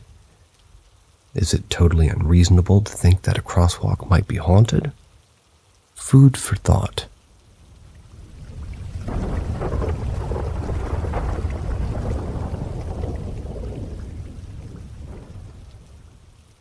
Strange occurrence in Mesa, Arizona. Thoughts? Circling around the Mesa Community College Red Mountain campus, there's a nice little trail to follow. The area is a Sonoran desert. It's a nature preserve, and it's a nice walk to see the sunrise and watch all the animals coming and going. The trail curves near the intersection between McKillop's Road and Power Road. And there's a little grove of Palo Verde trees and cacti. I've walked past it many times, and often felt a little cold there, maybe a little uneasy, but I always chalked it up to being shadier and wetter, since the runoff from the monsoon seasons probably drained there. Not the only one who had felt it. My father-in-law walked the same trail a few weeks ago. I'd never mentioned that feeling, but he's confirmed that this particular stretch of trail has also made him feel off. Well, I walked the same trail today, and I was just warming up for a run. This was around 7:45 a.m. I happened to be wearing my Polar Beat heart rate monitor. I use this to track my target heart rate, and at the time I was also listening to a podcast on my headphones. I was having a nice morning, felt no particular stressors short of the usual, feeling fine. As I rounded the trail near the intersection between McKillop's Road and Power Road, I suddenly had a huge shift in my physiology. I've never had a panic attack before. I'd like to think I'm pretty level-headed. I've been an EMT and have a pretty good handle on my emotions. This was like nothing I'd ever felt before. In that same instant, the podcast I was listening to stopped without me pausing it. My heart started pounding in my chest so hard and sudden that I could hear my heartbeat in my ears. Together with this was a slight sense of nausea. I felt pressure weighing down on my head and chest, and everything felt so heavy and dark, and it seemed like my legs didn't want to walk as well. I also thought I heard whispering, but it was like it was in the periphery, barely perceptible. Anything felt like it was kind of vibrating. My vision changed a little too. It felt like the world was twisted just slightly off in that spot. I kept walking and the feeling followed for a while, but eventually subsided. You can see on my heart rate tracing where it is. It shot from 90 to 140 within seconds, just shy of the 30-minute mark. And even though I was trying to speed up, I actually slowed down slightly. Another odd detail was I noticed a bunch of trash piled in the middle of the trail, which looked like it was done by people. Not sure if that was significant at all. This is the first time I've ever had any kind of experience like this that I would remotely associate with the paranormal. Love to hear your thoughts on what may have happened. I know there are plenty of stories of strange things that happen out in the Sonoran Desert. I'm curious if anybody's ever heard of something similar. Whatever it is, seems to have a permanent residence out by these trees.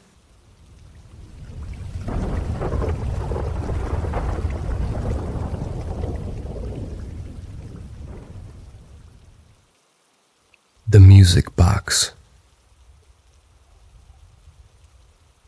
When I was younger, I was super into all things paranormal.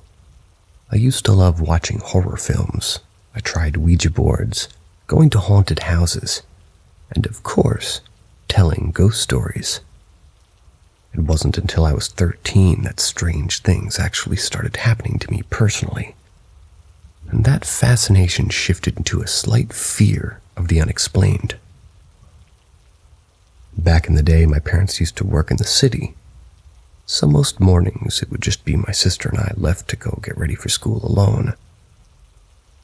One morning, my sister, 2 years older than me, we were both downstairs on the main floor when we heard it.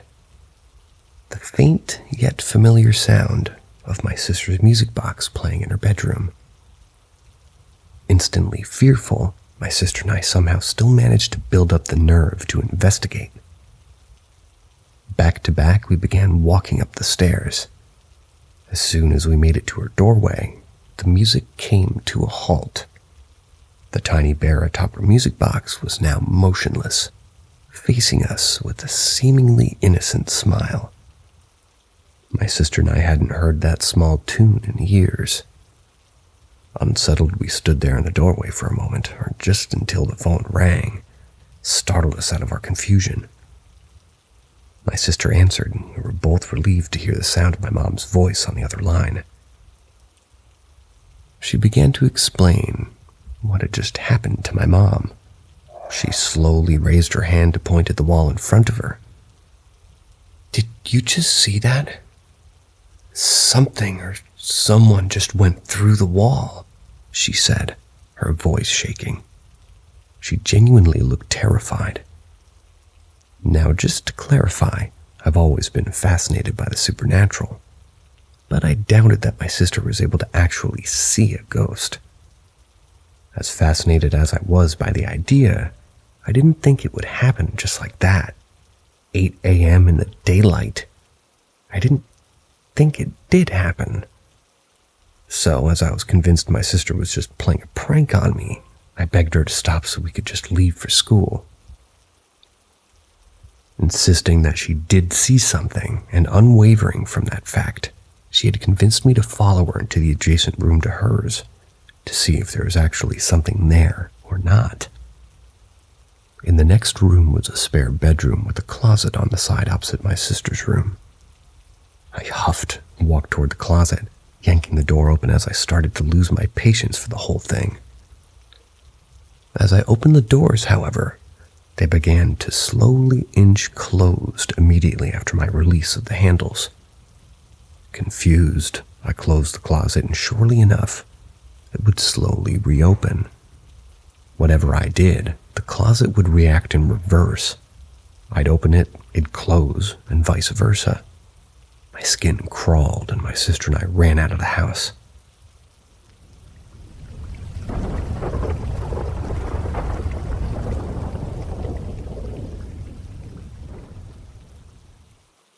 Meteor. Falling metal flakes. Time froze.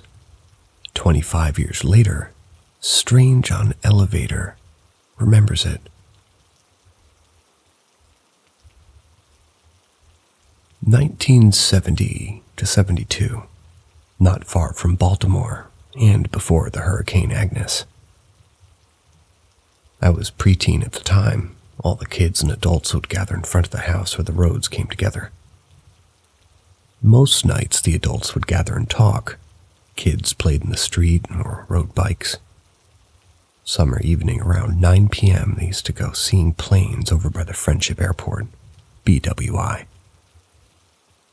Westinghouse was next to that, so sometimes experimental military planes could be seen.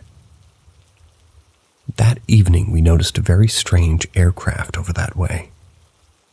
The light pattern and the way it moved were very strange. Then it just vanished. Not long after, a streak in the sky, assuming meteor, and it burst overhead. We all saw what looked like 3 to 5 inch shiny pieces of metal, like foil falling. The edges were glowing like hot metal, and they were burning up before hitting the ground.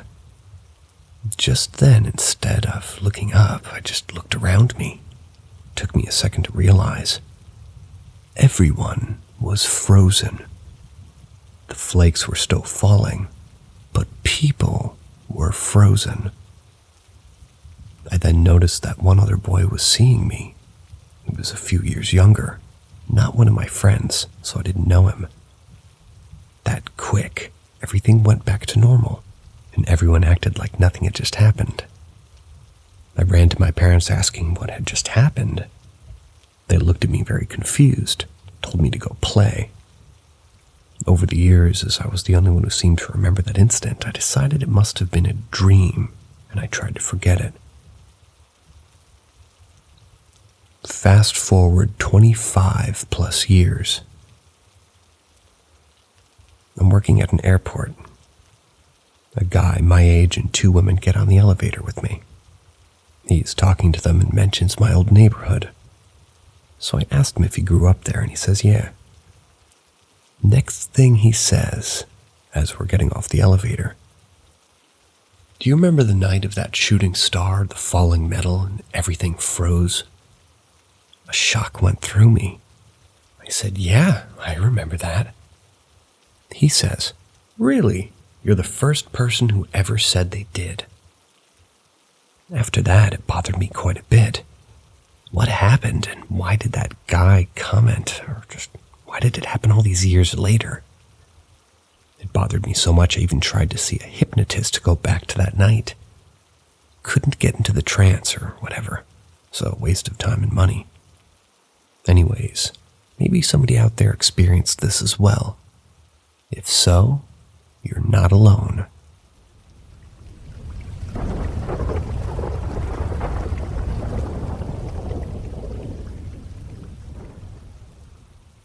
Rural Tennessee farmhouse, a haunting incident from my childhood. I often forget about this experience, as I only have vague memories of my childhood. But when I do remember, it still scrambles my brain and gives me the chills. I've only told a few people, and have a really hard time believing it myself. Until recently that I've been reading accounts here and talking to people about their experiences. I'm convinced that I'm not misremembering and that this did in fact happen and is still unexplainable. Here goes. When I was 7 or 8, I had a best friend. We spent all of our free time playing together at her home, a big old farmhouse out in the middle of nowhere in Tennessee. There was a small room upstairs that held all of our, animal toys, you could say. We would spend hours and hours battling against each other with our armies and creating stories that would be played out for weeks on end. This room was mostly just storage for boxes and spare furniture. There was a small wooden chair in the corner of the room that had been there for years. As long as we had played in that room, that chair was there in that corner. One day, I was playing with them in the room. They were sitting in the front wooden chair with her back to it, and I was sitting in front of her where I could see the chair over her shoulder. We both immersed in our game. When I looked up, I see a little boy. A little boy with large, thick, square glasses and dressed in a very dapper vintage outfit. He was just sitting in the chair looking at us. For some reason, I wasn't scared at all. I simply asked her, "Who's that boy in the chair behind you?" She, of course, thought I was trying to prank her, told me to stop. I asked her again, "Who is that?" They finally turn around and see the little boy. She immediately panics and jumps up, causing me to panic as well. We both bolted out of the room and went downstairs. We were so young that we couldn't even comprehend what had just happened. We just accepted it and moved on. However, we never went back in that room. From then on, we couldn't even walk by the room without an immense feeling of dread. Neither of us would go inside. We never played with our Schleich animals again because we were too scared to retrieve them from the room. Nobody believed us when we told the adults about the little boy. I think this caused her and I to grow up believing that our minds created this experience due to an overactive imagination.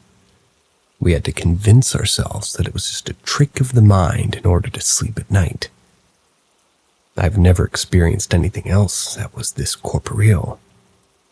Her and I both still vividly remember the image of the boy in the chair. I remember his glasses, his blonde hair, his outfit, and even the color of the wall behind him. I know we both saw the same thing, and I know that it was real. I have no explanation except that this little ghost boy probably just wanted to play with us.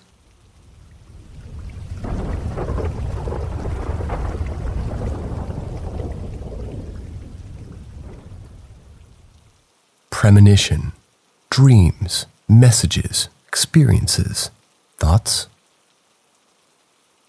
So I've had premonitions since I was a child. I've known beforehand when a couple of people were going to pass away soon, dreamt of someone's pregnancy, known where someone was moving out of state for a week or two before they shared the information, changed lanes while driving, which helped me to avoid an accident after being told to move over. Told in air quotes. I've also seen energy and energy beings.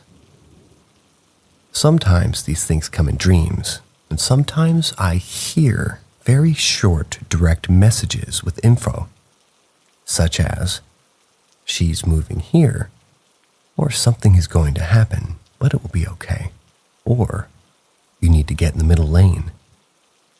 These are all some real examples. I say that I hear it, but it's actually not really audible in my ears. It's more like a random thought that's not my own. It enters my head almost telepathically. It's neither feminine nor masculine, not overly emotional, just matter of fact. It's just like I know these things with no reason or having any prior knowledge of it. I had a dream a couple of days ago that someone I love very much, doesn't have much longer, but This person had no current known medical issues to indicate anything this pressing other than age.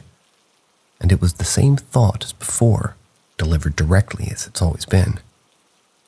It feels as if this is not shared with me to change the outcome necessarily, because I'm left with the feeling that there's nothing I can do to change the inevitable, but it's more in the way of recognizing and truly being present in whatever time is left.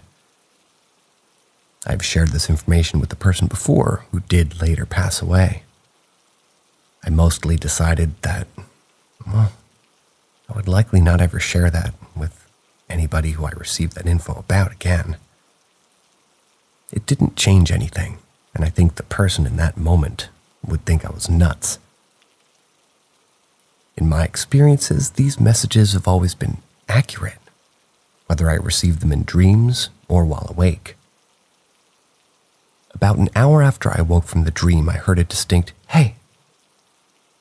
It was coming through the baby monitor in my child's room while I was in the kitchen. It stopped me in my tracks. I picked up the monitor to look at the screen, and my child was fast asleep. Same voice and thought as the dream. A spirit trying to get my attention, perhaps. My questions are, do any of y'all experience this? Aside from the answer simply being intuition, and maybe it is just as simple as that. But do you have any insight into where it comes from? Guides or ancestors or spirits? I guess I'm just looking to hear that I'm not alone and hoping to hear any of your experiences. For reference, I never hear voices or thoughts at any other time, and messages never contain anything older than premonition messages.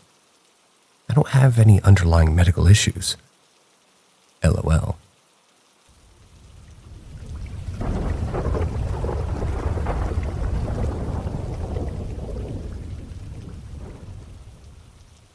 Car repeatedly shaken in the mountains. Let me preface this, that while until now I believed that there are energies that we don't yet understand, I wasn't ready to believe in spirits. Until now.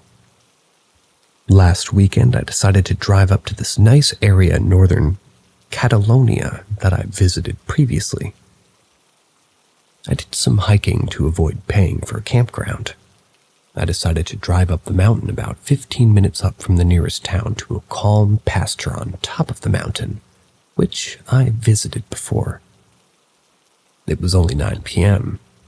I was clear-minded and still quite awake, but I tilt my driver's seat back and close my eyes. Within about a minute, something big hits the rocks next to my car, coming from the rear right side opposite of me.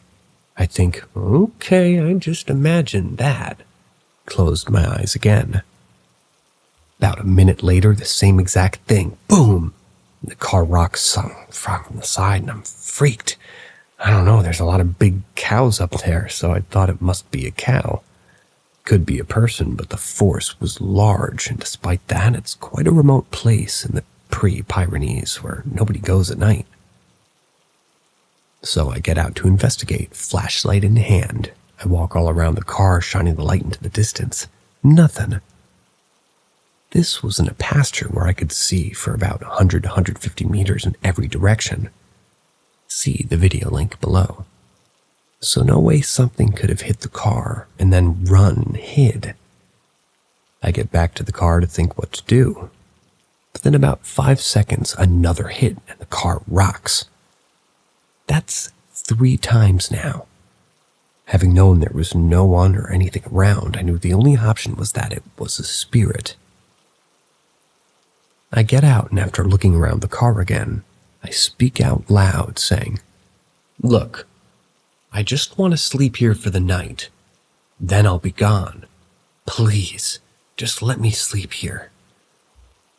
I get back in the car, and within 5 to 10 seconds, again a 4th big hit, and the car rocks side to side.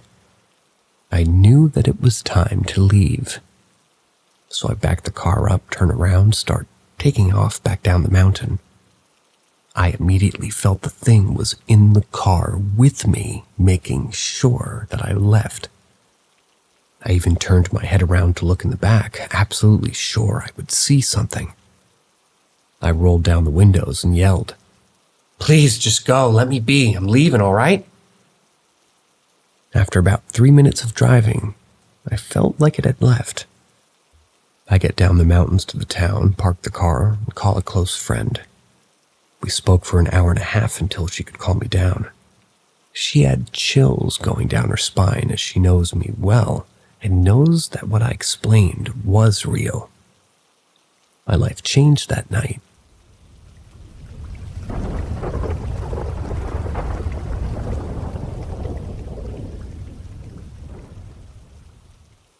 Woken up by a small floating light that retreated into my internet router. Last night I went down for bed around 3:30.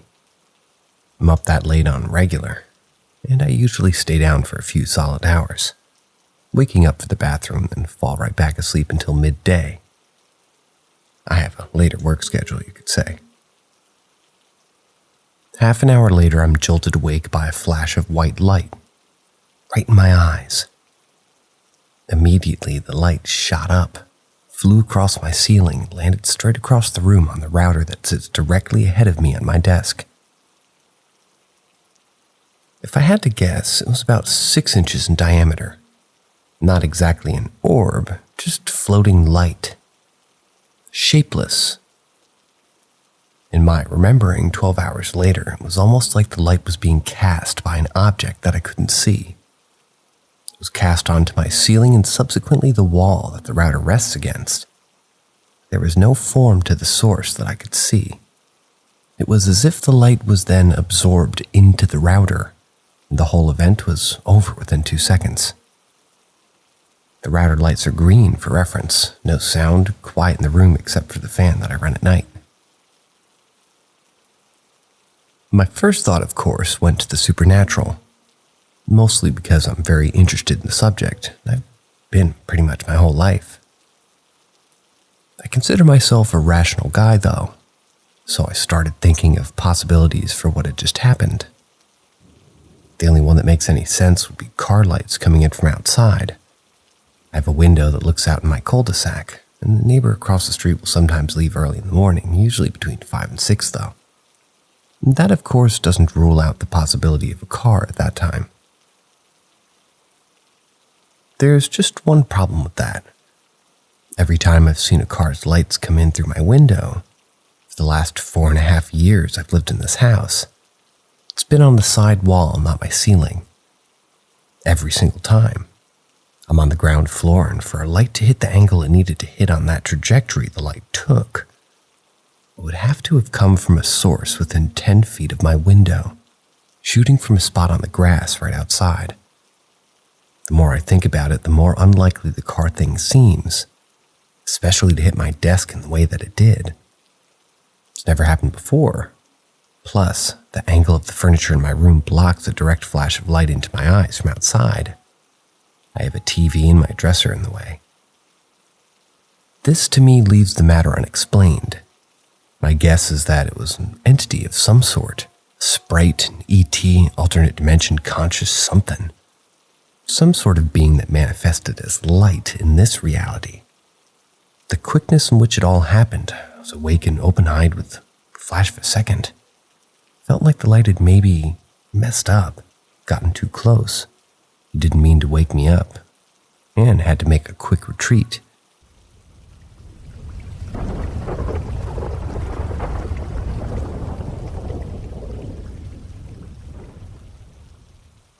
Finally telling somebody. I don't even know where to begin. On the early morning of the 9/11 events, I woke up after having 3 strange experiences of my life. I had this dream where I found myself inside a building after what it looked like some kind of earthquake or an explosion. I could see offices destroyed, desks, phones, papers, printers, computers everywhere, holes in the walls, floors where you could see into other sections of the building. I could see those lights with the long bulbs hanging everywhere and flickering, and I could taste dust in my mouth. Lots of it. At some point, I encountered a huge hole in one of the walls. When I got closer, I could see down to what I recognized was Central Park. This walkthrough in this building lasted for what seemed like forever, and I was the only one there. I remember waking up with the strangest of feelings. Around 1 or 1:30 a.m. in the morning of 9/11, with a huge racing heart, soaking in sweat, a huge headache, but a kind of headache I've never had before. It was a headache, but didn't hurt. Can't explain this. Also a sense of confusion. I woke up from that dream in a hyper state of WTF was that type of thing. I was living in Vermont at the time with an ex. I woke up, went to the bathroom, sat on the toilet, trying to understand what I was experiencing, and to rationalize that I had just had a weird dream. My ex came into the bathroom and asked me if I was all right, since I spent so long in there according to her. But from my perspective, it had only been a couple of minutes. I let her in and shared my dream in detail. She listened, convinced me to go back to bed, that it was just a bad dream, so I did. Fell back asleep, and the next morning I went to work as usual. And that's when I get a call from her at work. I'll never forget what she said to me. "It's happening. Oh my God, your dream, it's happening." I remember freezing in place to the old landline phone to my ear. Can't remember what I said or what I did before walking to the hotel's restaurant TV and watching as the second plane hit the towers. I was in my 20s then, late 40s currently. I'm agnostic and skeptic. I'm no longer with my ex, but we share a daughter and talk every once in a few years, and we really dislike each other. But the only time when we talk like civilized people is when we remember that experience. As the years have gone by, we compare memories of what we recall. We always recall the experience. It's always the same way. Same order of events. I wish I knew what it meant. Maybe there was something I could have done. But maybe they would have thought I was crazy or worse, involved. I carried an immense amount of guilt after. I drank heavily for some time until I moved to Maine at the time and forgave myself on account that I didn't even understand the dream myself to begin with.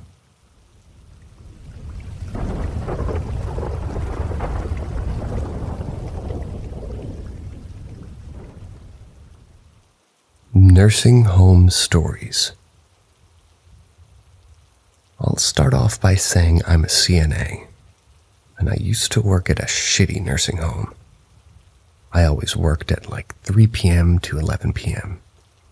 But this one night in the winter, there was a storm. It wasn't too bad, but no one was showing up for the next shift, the 11 p.m. to 7 a.m. shift. So before the end of my shift, people were being mandated to stay, and I was one of them. It came to the end of the shift.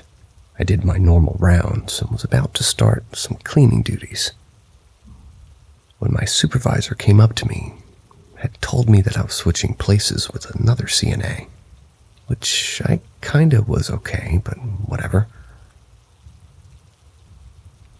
There I was sent, well, to where another CNA, like I said, a shitty place, so I had to do my rounds again to make sure my hall was all good. When I grabbed my clipboard, I'd noticed a woman at the end of the hall. So I decided I'll start at the end of the hall so I can check on this woman first. I had asked her if there was any other thing wrong and introduced myself. Her reply was only, "Couldn't sleep." So I asked her if I could do anything.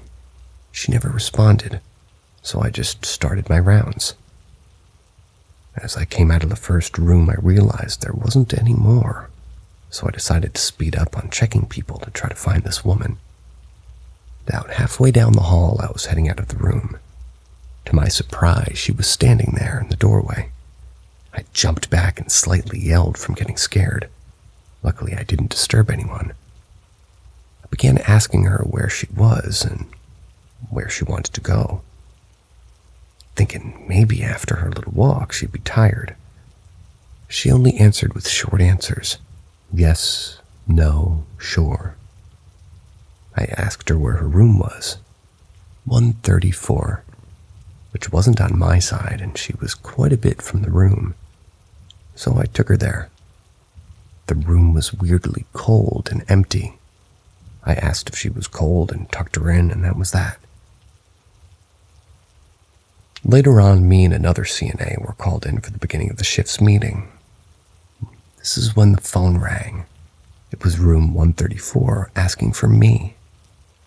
With that being said, I told the nurse about the lady being off and her little trip around the unit, and asked her why her room was alone and why it was so cold and empty. He answered with, "There's no one in room 134. That woman passed away maybe 1 or 2 nights ago." I laughed, saying, "No way. I tucked her in and had conversations with her. Stop joking around." He showed me her documentation of her passing, and then her empty room. Couldn't even fathom that that had actually happened. It's still a huge shock to me.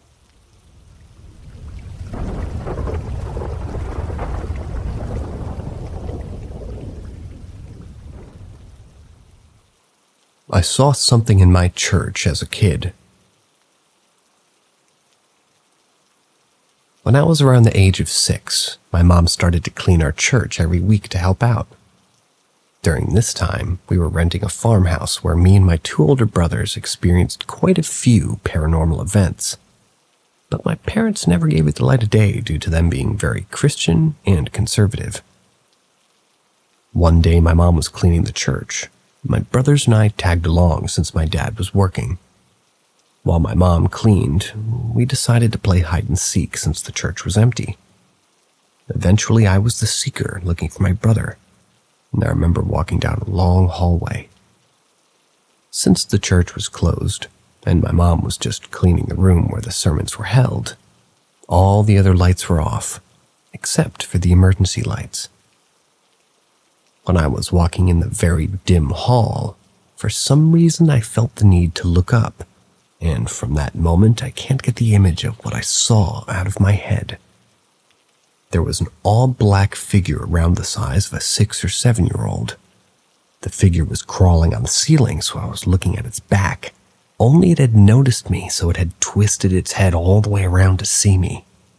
The face was blurry since it was dark, but I could make out an almost cartoonish smile staring at me, and I remember its eyes being not human-like at all. The weird thing about this is despite how creepy I remember the figure being, my 6-year-old self was not scared at all. I remember thinking to myself, how did my brother get up there? Then I felt the need to leave the hallway. When I saw its face, I didn't feel my stomach drop, nor did I feel scared or threatened. It just felt like whatever I saw wanted me to just move along. To this day, I don't have any idea what that was. My brother just called me crazy and said, there can't be any demons in a church, since it's protected by God. My parents agreed. The older I get, the more I wonder if it was just a dream that made itself a memory.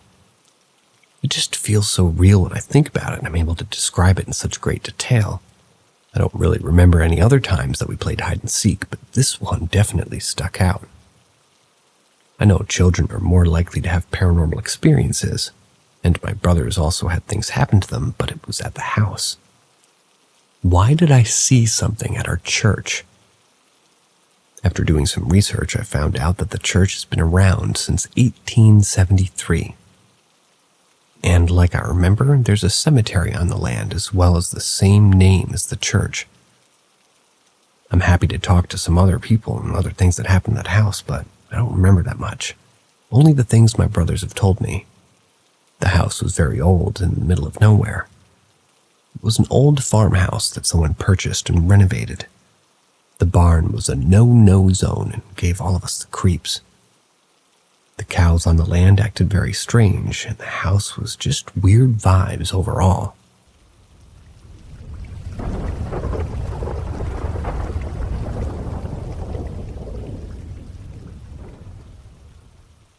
I think I had a run-in with a dead loved one.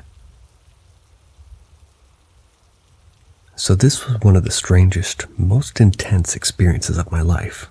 I've rarely spoken of it because it felt so surreal. One time I'd driven out of town with a friend to a beach town for the day.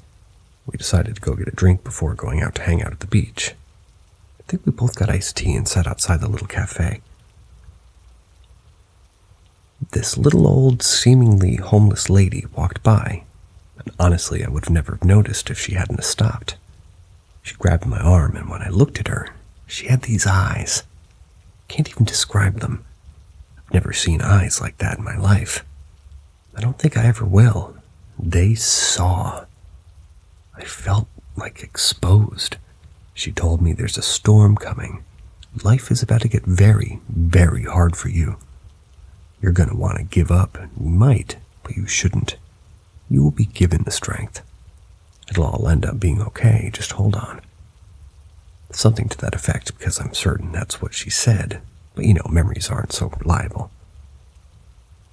At this point, for some strange-ass reason, my friend and I are flat out crying. It was just so intense, I don't know how to begin to explain what washed over us. The waiter came and shooed her away. Before we left, she turned and she said, well, my name, and my name is Isabel.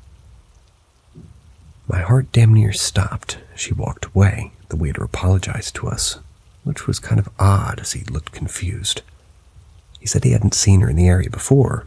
It isn't abnormal for this to happen in that area in the place I lived, but there's a pretty high homeless population.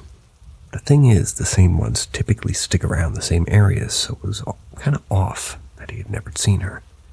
Not a biggie, but interesting. Now, the two things that made this experience paranormal, or rather spiritual, are as follows. 1. I proceeded to have the 2 hardest years of my life.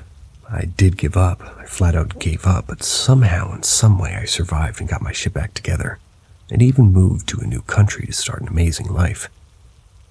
Things aren't perfect, but if you had told me that this would be my life in the 2-year period, I would have never believed you. 2. A relative, very, very, very close relative I had lost and been dreaming about was named Isabel. I've always found it off that she didn't open with that. Why did she wait until the end to say it? I'll never know. However, she made sure to say it. I've always wondered if that lady was even a human being. The only person I shared this with was my dad right after the fact, and he also got that overwhelmed feeling and cried as well. He was speechless, convinced it was an angel. I'll never forget how good, well, rather, I'll never forget how he said goodbye to me on that phone call. Well, I guess we need to brace ourselves then, huh? If only he knew what was coming.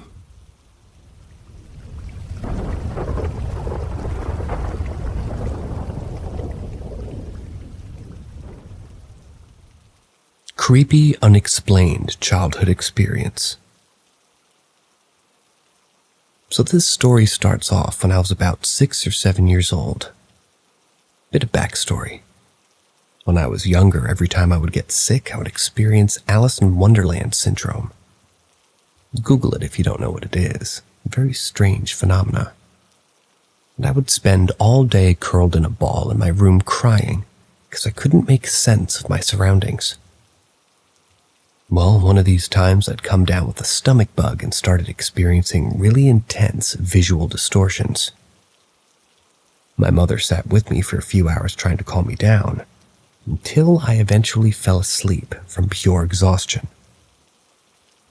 After I fell asleep, I slipped into a very vivid, lucid dream, where my bedroom floor collapsed off into an endless void that I ended up walking around on the sides of the walls.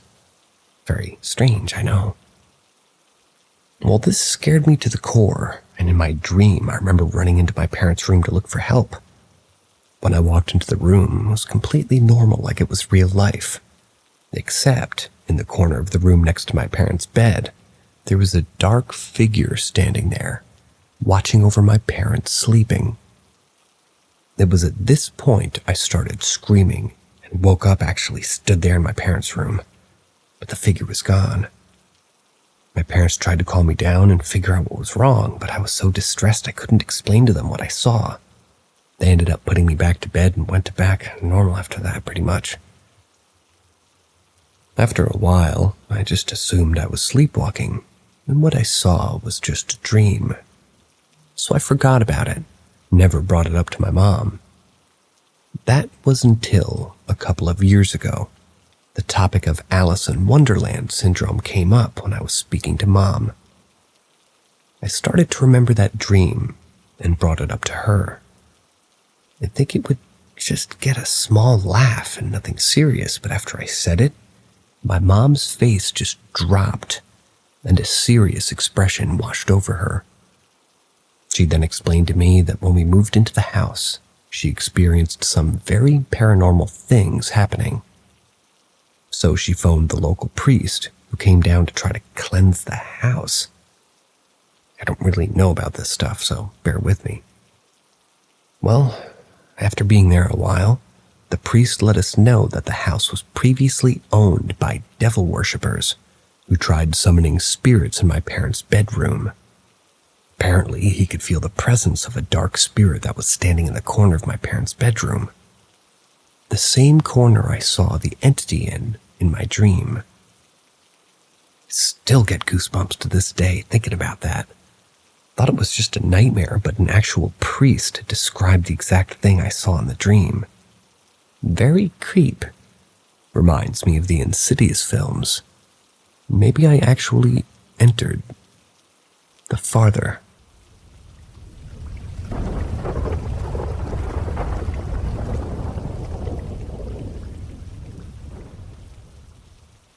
Ghost that haunted my dreams as a toddler. When I was little, I used to really have bad nightmares. They were so bad that I'd wake up in the middle of the night screaming like I was being murdered. At one point, it got so bad that my parents actually called 911 because they weren't even sure if I was breathing or not. What were these nightmares about? Being so young, it's pretty hard to remember, but I can recall 2 of these nightmares. In the first one, I was at my grandparents' house, playing with a toy on the floor, when my grandma was doing something in the kitchen. Then their dog barked from the other side of the house. I heard my grandma yell, "Hey!" at the dog. As soon as that happened, everything went quiet. I looked up from the toy to see a tall, shadowy figure where my grandma was moments before. It just stood there staring at me. It didn't have any distinguishable features. It was like I was staring at the shadow of a tall, skinny person. The second one's a lot shorter, but it's kind of the only one I remember the most. I was in my crib at night when I heard something from the doorway. I looked over to see the exact same shadowy figure staring directly at me from the doorway. I don't remember any of the other night terrors I had when I was a kid, but I'm sure they all involved this thing. It got to the point where I was terrified of shadows and loud noises. I understand why I was afraid of shadows, but for the life of me, I can't explain where the fear of loud noises came from. Maybe it had something to do with the fact that my grandma shouted at her dog right before the shadow person showed up. Maybe it had nothing to do with those nightmares at all. I really don't know. Normally, I wouldn't be concerned by this. For all I know, I saw something like this on TV when I was little and had nightmares about it. I wouldn't even consider it a paranormal experience if my mom hadn't seen the same thing I had. She came home late one night to find the entire apartment dark. Assuming my dad had just left for work, she walked toward her bedroom, which was at the end of the hallway and across from mine. That's when she saw the tall, shadowy figure at the top end of the hall, in front of my bedroom. At first, she assumed it was my dad, so she got mad at it and just started scaring the heck out of her. So she got mad at it for scaring the heck out of her, but the figure didn't move. She reached behind her to turn on the light, and the figure vanished. She told me about this years later. My dad backs up the claim, since he recalls getting panicked phone calls from my mom saying there was a ghost in the apartment. And that's where it ends. A few years later, we moved out of the apartment, but never experienced anything to do with that shadow ever again. Ever since then, I always sleep with the hallway light on because I'll never forget the feeling of absolute terror I had when I saw that shadowy figure staring at me from the doorway.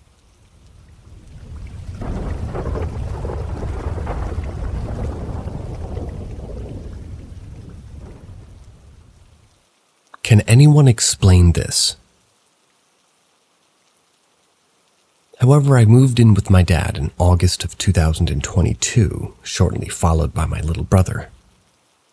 My brother and I have witnessed things, an example being, before moving we heard this computer power on when coming home.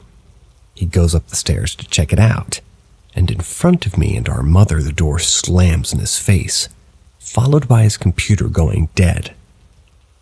However, the main reason I'm posting here, if the things we've seen and heard at our dad's house, well, I'll list them, so be warned, this post will be a little bit long. 1. I'm on my PC, and I hear a wind-up music box. It plays the first few seconds of When I Grop Up by NF. That chime. Take my headphones off to listen and it's gone, followed by a shadow flying past me. I brushed it off as my own shadow until I edited the footage I had recorded. Before my head turned, a figure is seen darting across the frame. That same night, my little brother saw a figure running upstairs. 2. My dad was hovering and vacuuming the stairs, and he saw the same sort of dart I saw. He was more annoyed as he's always wanted something to show itself. He put the Hoover down and watched TV. For context, on this one day, my dad had a chest infection. In the past few weeks, it's been very active. I was in bed. I could hear my little brother talking to his girlfriend on the phone in his room. I hear someone coming up the stairs, followed by my dad's room door open and shut. Then I hear my dad cough downstairs. I asked my brother about it, and he heard it too. Finally, number 4 is the one that freaked me out the most. My dad had issues with his chest, and the infection got so bad one night we called an ambulance for him. I was in the living room till he was away. I stood at the window watching the ambulance pull away. I stood on the couch, and before the ambulance was fully out of my sight, my living room lights started flickering, and I started to feel really uneasy. The feeling you get when you're being recorded or someone's staring at you. I tried to link my phone up to the TV to watch videos as I didn't feel comfortable wandering in the dark back up to my room. As I do, the internet cuts out. This could have just been the Wi-Fi though, just good timing. But the next morning my dad was back, and I was telling him my little brother heard a whisper, and he described like somebody going shh in his ear. Later that night I was in my room and had the exact same thing happen to me. That's the main things that have happened. I would appreciate any information or advice anybody could give me, and my dad isn't scared of it, but he is really curious and wants to know what it is and what to do, if it shows signs of aggression especially. My dad's ex claimed that she woke up being choked in that house, although she had a habit of lying.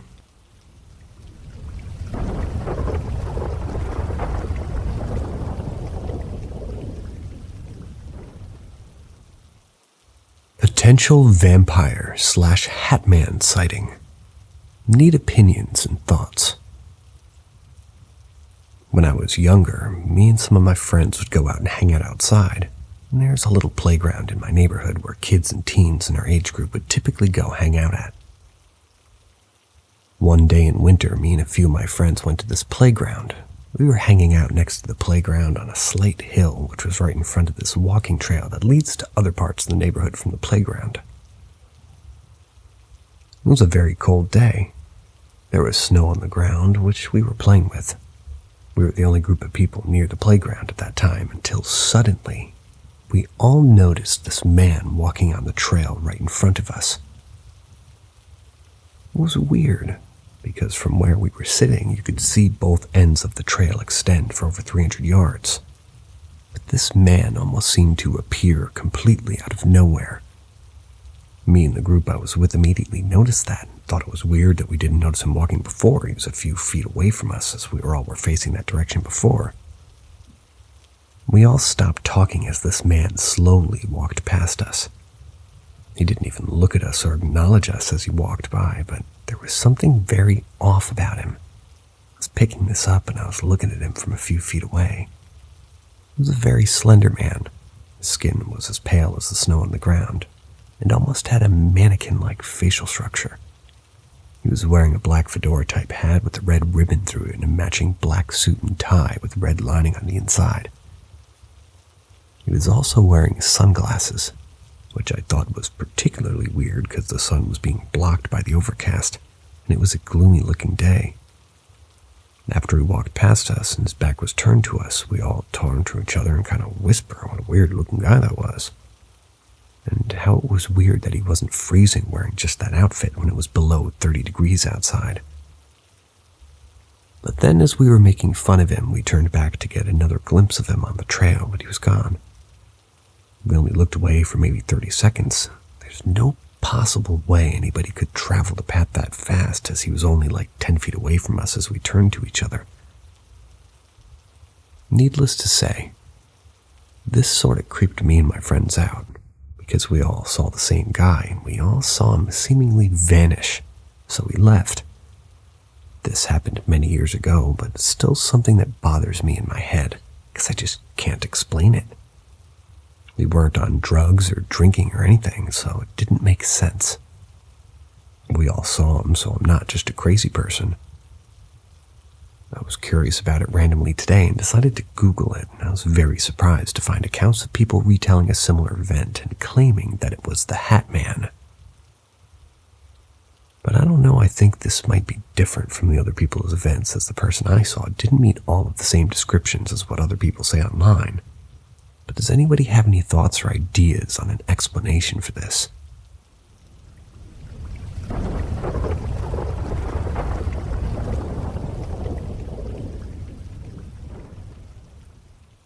Knocking on furniture inside 2 places I've lived. When I moved into my first apartment, I've experienced a lot of knocking at night.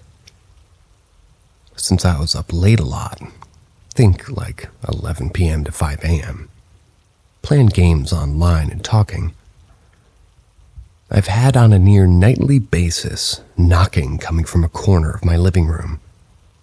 Usually it would be 3 knocks in succession, each separated by a quarter or half a second.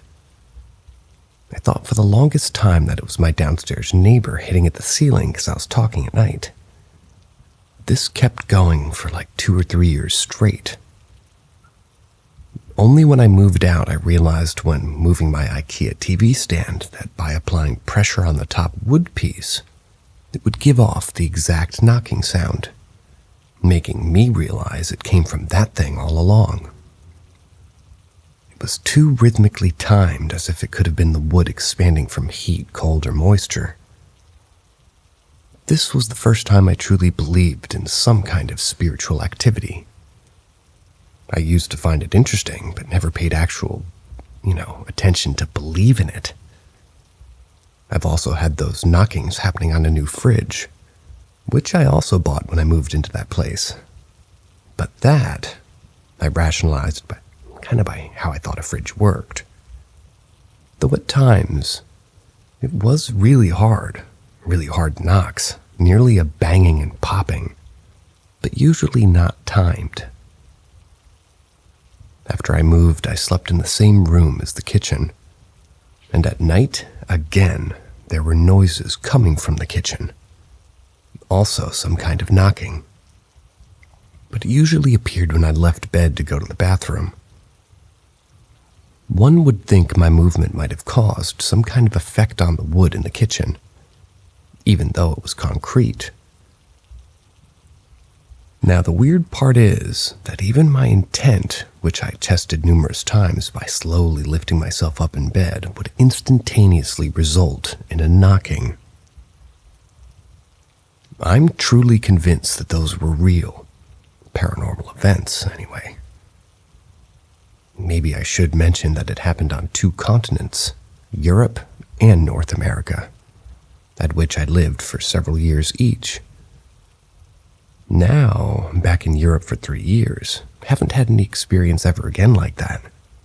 I also tried communicating in the second place I've lived in, asking for a sign or maybe a knock on my command, but to no success whatsoever.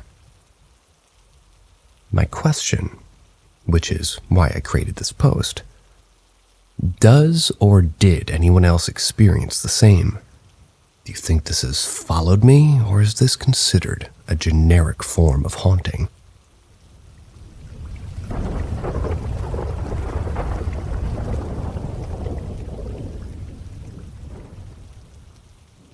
I'm scared of myself. As a child and a young teen, I always had this feeling that something or someone was around me. Not unlike that feeling you get when you're asleep and someone's staring at you when you wake up. Maybe that's not the best description, but the actual feeling, it's not dissimilar. When I was young, I lived in a cul-de-sac. It housed about 6 families, all of which were fairly young and had children around my age. Most of us became quite close. I became very close with one of the particular families, and mostly besides my best friend, the mother of that family. We talked about things that in hindsight were probably not normal at that age, but not in the sense that it was obscene or threatening. It was just scary. Scary on a level that portrayed emotion wouldn't be able to be observed.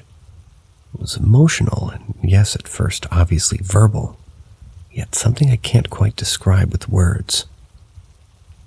It started with me telling her a few things I had seen.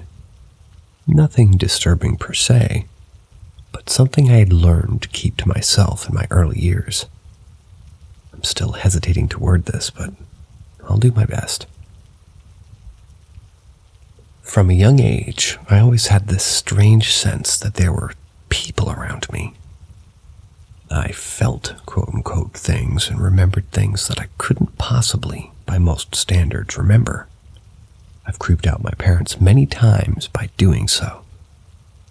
They always chalked it up to maybe seeing a photo or a video, but the absolute inexplicable, they just chose to laugh off and disregard them, which was fine by me and still is to some extent, but recently I've become personally affected by these memories or thoughts. I'm not sure anymore. This brings me to the present day. As someone who's dreaming vividly and thinking that they're seeing the very things I thought I saw and felt as a child coming to fruition after many years of suppression and denial. So confused. I can't help but to keep thinking back to those discussions I had with Mother and my best friend. The words I heard, the children I saw on corners huddling and crying that weren't really there, the intuitions that turned into reality, and the fact that she told me I had psychic abilities and she could feel my energy, which I didn't understand then and wish I didn't now. All of it freaked me the fuck out.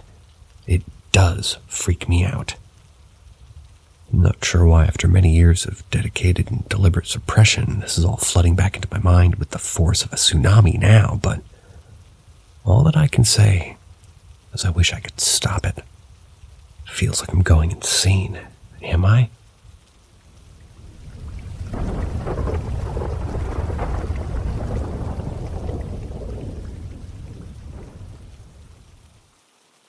I have always felt haunted.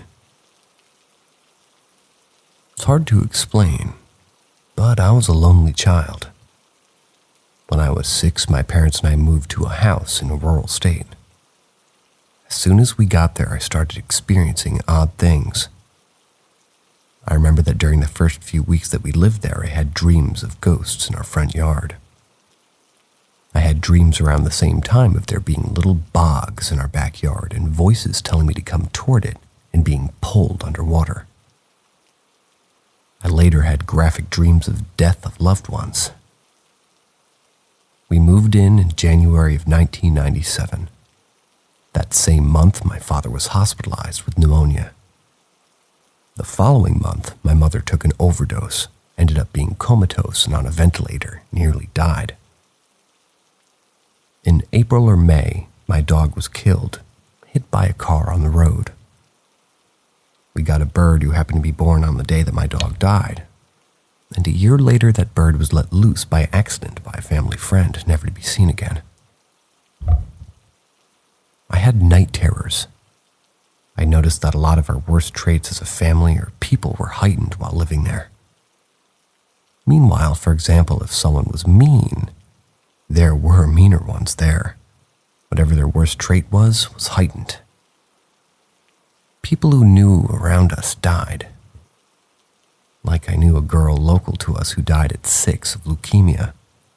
Another family friend died from kidney failure. I developed severe anxiety toward the end of our time there. That's remained. We moved there from 2001. I later heard that the former owner had a mentally ill son who was abusive, and that her husband died while living there. My mother became very sickly not long after living there and became progressively ill until she died in 2020. My father struggled more intensely than ever with substance abuse during and after being there. As I said, I struggle with anxiety. Since then, I've often felt haunted. I have anxiety. At night, I often feel I'm being watched by unseen eyes, the dead, that just around the corner of my bedroom await unseen dead things. That winter is the time of the dead when the dead draw most near and seek to add others to their numbers. Winter is snow, death, decay, isolation, and loss. Yet outside of a few indirect experiences, I've never beheld the image of a ghost. I've never seen a putrid monster. Sometimes I want to see these dark, dead creatures badly. To truly test my mettle, I have dreams of things that come to be.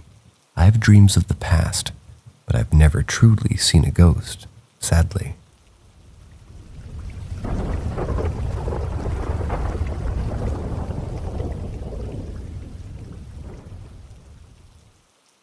Maybe a haunted doll. I live in a relatively small town, like one of the ones where everybody knows everyone. And in my town, there's this elderly woman named Charlotte. She's babysat most of the town.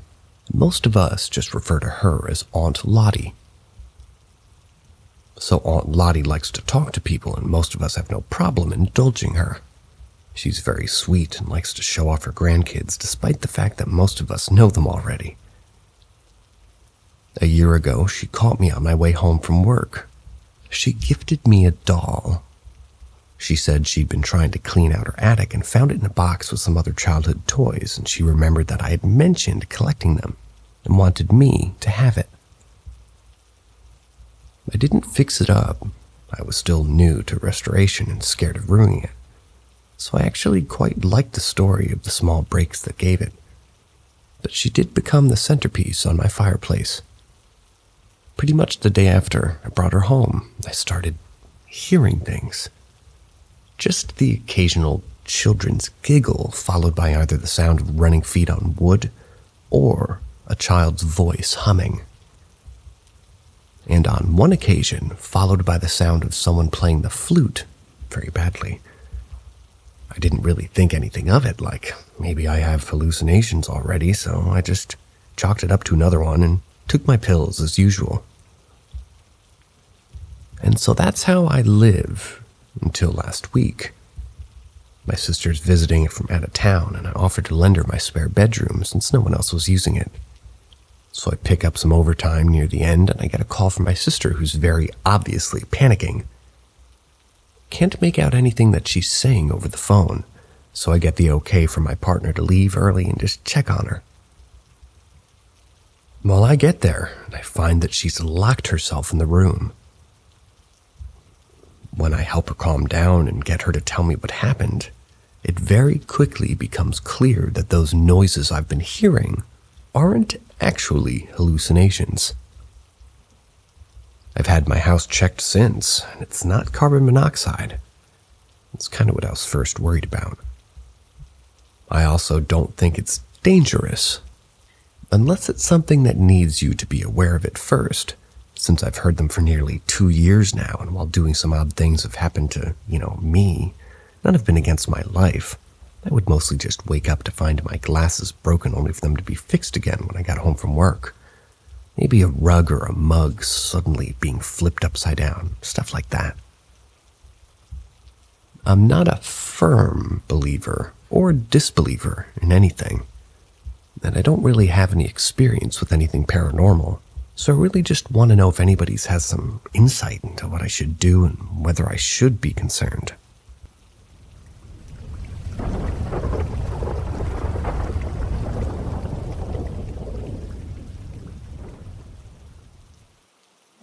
Saw a shadow person as a toddler. This is one of the earliest memories I have in my life. I was around 2 or 3 years old at the time. Not sure, but I knew that, I could talk and walk. I was still using some form of crib as a bed or some type of modified crib. I was laying awake late at night. The lights were off in my bedroom, but I had a night light and my door was open to the hall with the hall light on because my parents knew I was afraid of the dark. Anyways, I'm laying in my crib and my parents had already gone to bed hours before. I see a completely black figure walking in the hallway toward my room. I was filled with absolute dread and terror as the black humanoid figure approached my crib. It grabbed onto the rails and just stared down at me. I don't know for how long, but I remember it felt like forever. Never reached into the crib. My memory gets foggy after that. All I knew at the time, that whatever that thing was, it was absolute pure evil. The next morning I was eating my breakfast with my mom and I asked her if the Power Rangers were real. In my toddler brain, the black-suited Power Ranger was the closest looking thing I could relate it to. My mom said, "No, sweetie, it's just a TV show. They aren't real." Then I said, "Well, are they bad guys?" Hadn't really ever watched the show, but I saw commercials for toys and advertising. She looks puzzled and responds, "No, honey, they're the good guys. They fight the bad guys." Felt really confused and said, "Well, I saw the Black Power Ranger and I think he's a bad guy." My mom just was like, "Oh, okay, maybe he is. I thought they were all the good guys." And she left it at that. I was terrified of Power Rangers after the original incident with my parents. Could never really understand why either. The black figure continued to visit me several other times that year, always at night while I was in my crib. It always was leaving me petrified. As I grew older, I always thought it was such a weird event that had happened. I knew later that it obviously wasn't a Power Ranger, but still had no clue what the hell it was. As an adult, I learned about shadow people, and everything clicked. It was definitely a shadow person or a shadow creature. To this day, I'm not sure what it wanted or what it was doing or why it came back several times to just stare me down in my crib. To this day, still really creeps me out. How many of you guys listening have had an interaction with a shadow person? I have several times, but I'd like to know how many people who are listening have had their own experience. On to the next story.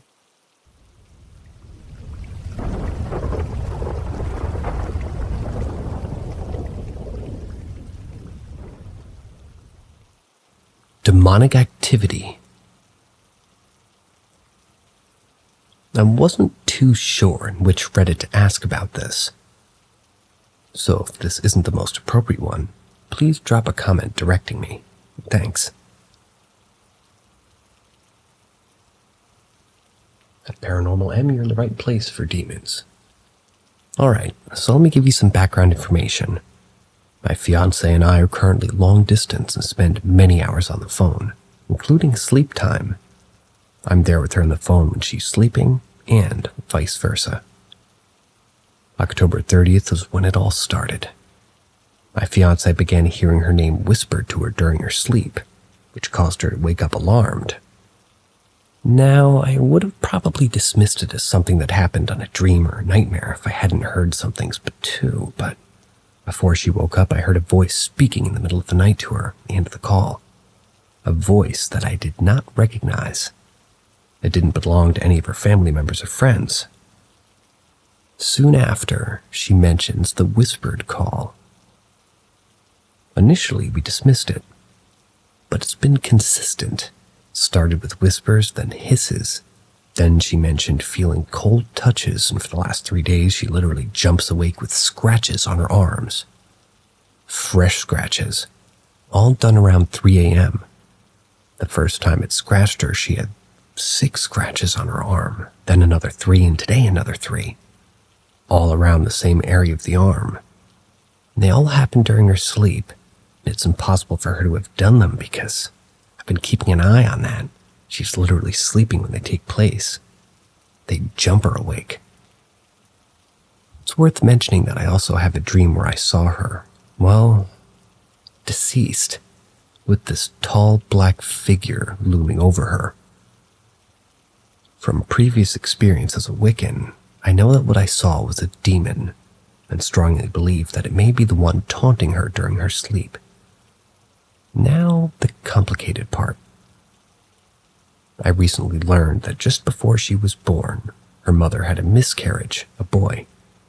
His name was then passed on to her, and she's been informed by a practitioner that there's a possessive figure that's been with her since she was born, and that figure believes that they deserve her place in this world and take over her when she's more vulnerable. Now that you have an overview of what's happening, let me ask the questions. Is it possible that the tall black figure I've seen on 2 separate occasions is her miscarried sibling?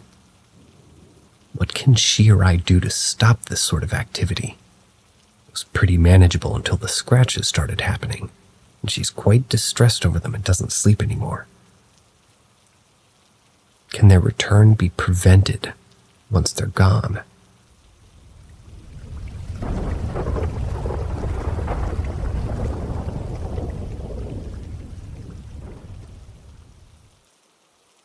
My boss's son saw his dead grandfather.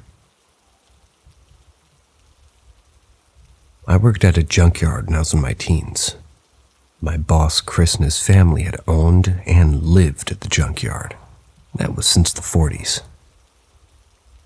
It was his grandfather's and his father's before he took over in the late 80s. One Monday I came into work to find the shop locked and everyone was up at the house. I walked over and lit a cigarette and wasn't really paying attention to what they were talking about. I looked over to see his sister and wife were in tears and his son was crying. Now his son Josh was 7 or 8 at the time. He was a good kid, who I never saw get into any shit. Chris walked over and told me that they were staying shut down for the day, but that he'd still pay me for the day. I was like, cool, see you later. Got in my car and left. I was an arrogant teenager who only cared about myself and what was going on in my life. So if I could get paid for a day off, I was taking it. When I came into work the next day, though I felt horrible and apologized to Chris, and I asked if everything was okay. So here's the story Chris told me. Josh never knew his great-grandfather or grandfather. They were dead long before he was born. I never knew the story of how his great-grandfather or grandfather died, but I knew his grandfather had killed himself, but never knew how. Supposedly, Josh got up on Monday morning and walked into the kitchen while Chris's sister was picking up photo albums. Josh sat down at the kitchen table and started going through the albums. He looked at his mom and said, "Hey, I know this guy." Chris's wife sat down and laughed as there was no way Josh could know any of the people in the album. Now, Josh has never seen a picture, a video, nothing of either of his grandfathers. He was pointing at his grandfather and saying, "Yeah, I do know him." His mom asked how. Josh said he floats in the tree outside his window sometimes. In the early 80s, Chris's dad hung himself in the elm tree that stood outside Josh's window. Completely messed with the family, and the photo albums got put away. They hired a local psychic and had her over to look into what Josh said. Of course, all she said was she felt a very strong presence near the tree in Josh's room. They ended up cutting the tree down and moved Josh's room over to the other side of the house. I quit working there after summer and headed back to school. Never worked there again, and I don't know what ever happened to Josh.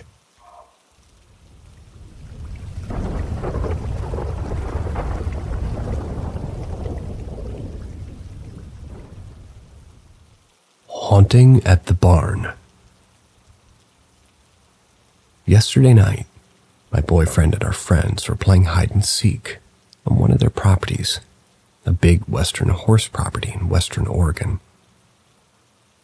We agreed on having no lights on in the barn, in the arena as we call it, so we couldn't see shit.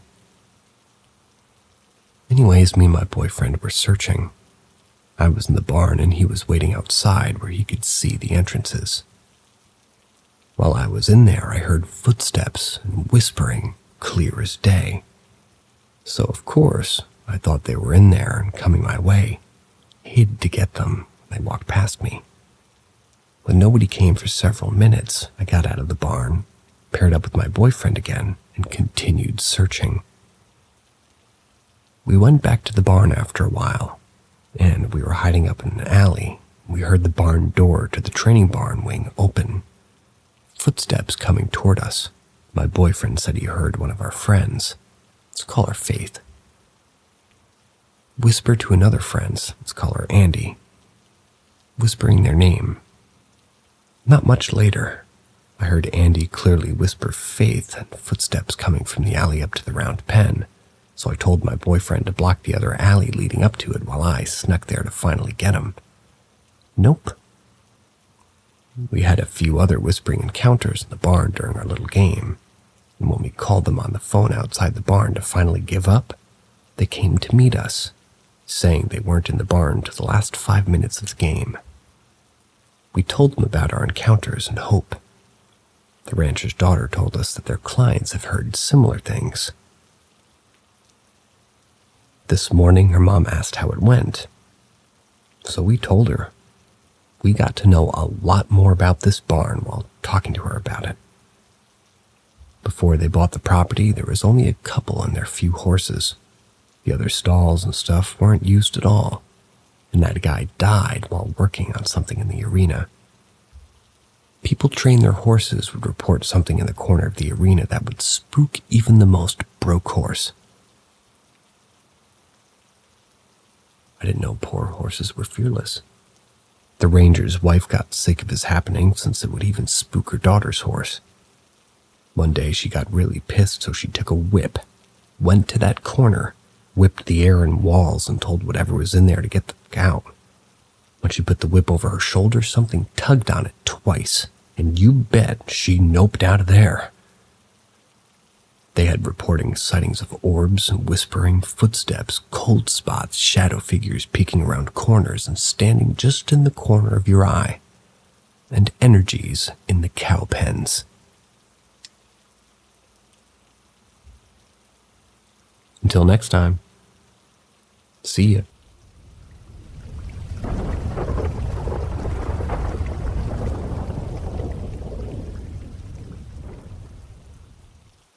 A cat rubbed against my leg. Yesterday, me and my boyfriend went to the convenience store midway through 2 a.m. in my low-income neighborhood. I think the low-income piece is important because of the spiritual activity I think you're kind of likely to see in these neighborhoods. There were a number of homeless people out scattered along the walk. I'd say maybe 6 folks altogether. The first individual we passed in the 3-block walk looked catatonic, just staring straight into nothingness. Then more active and agitated people after that.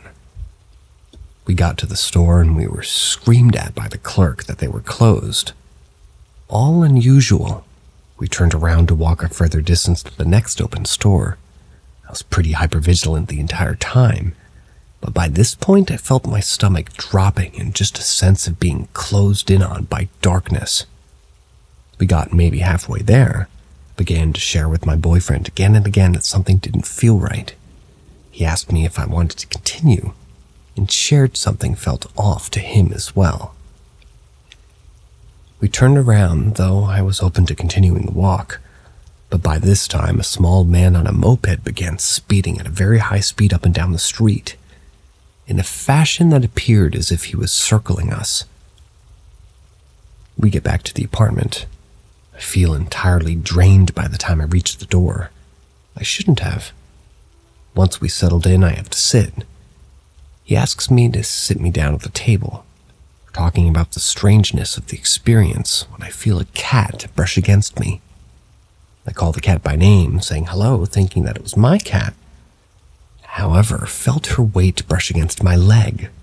However, I notice her enter the room from my peripheral, and I'm shocked. She begins smelling my clothing obsessively, even opening her mouth wide to get better inhalation. She only does this when she comes across a new smell, but especially that of a new animal or cat. I was sure she smelled what I just felt. That in and of itself was affirming of that I was super bugged out. I then remind my partner of the weird cat that comes by my back window and absolutely causes my cat to enter a total state of distress and defend mode, as this cat literally tries to claw its way into my house. It does this habitually from the first day it randomly popped up, undeterred by my cat's protests. I had suspected the cat may have been a cat, but perhaps maybe a familiar. My boyfriend shared what he saw. He was pretty sure that that cat passed by me during our walk. Well, when the morning came, the same cat returned, trying to enter my house. Would love thoughts.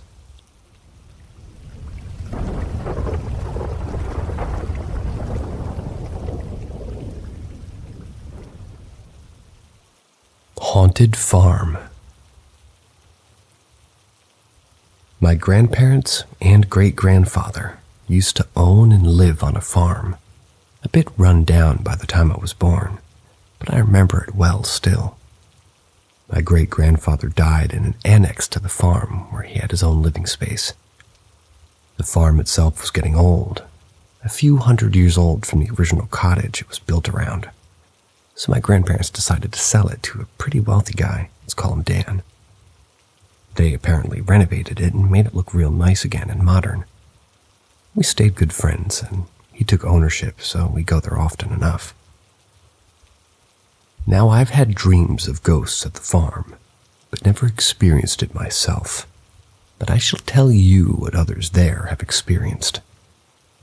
My grandfather had had dreams of his dad, who was my great-grandfather who died in the annex, come to visit him on the night, merely to tell him that he was gone. Dream or real, he was never sure.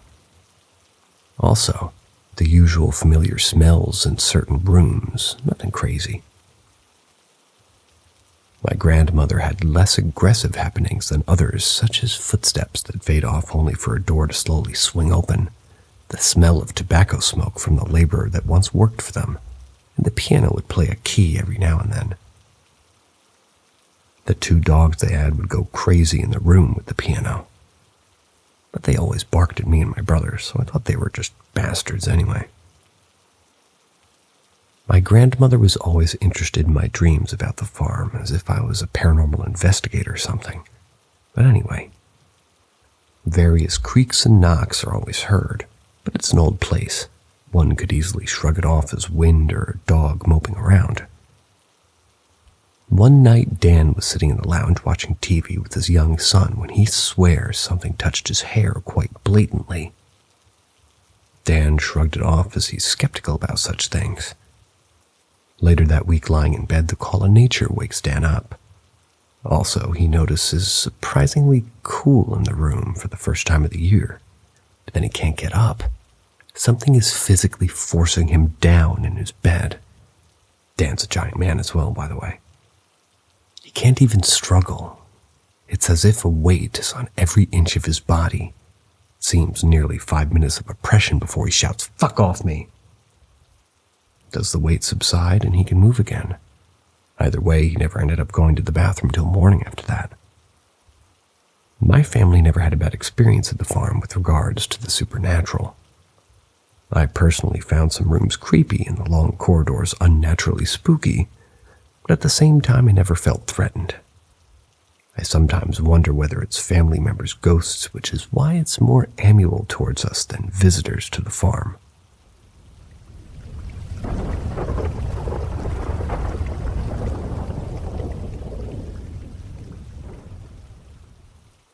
Face to face with a demon.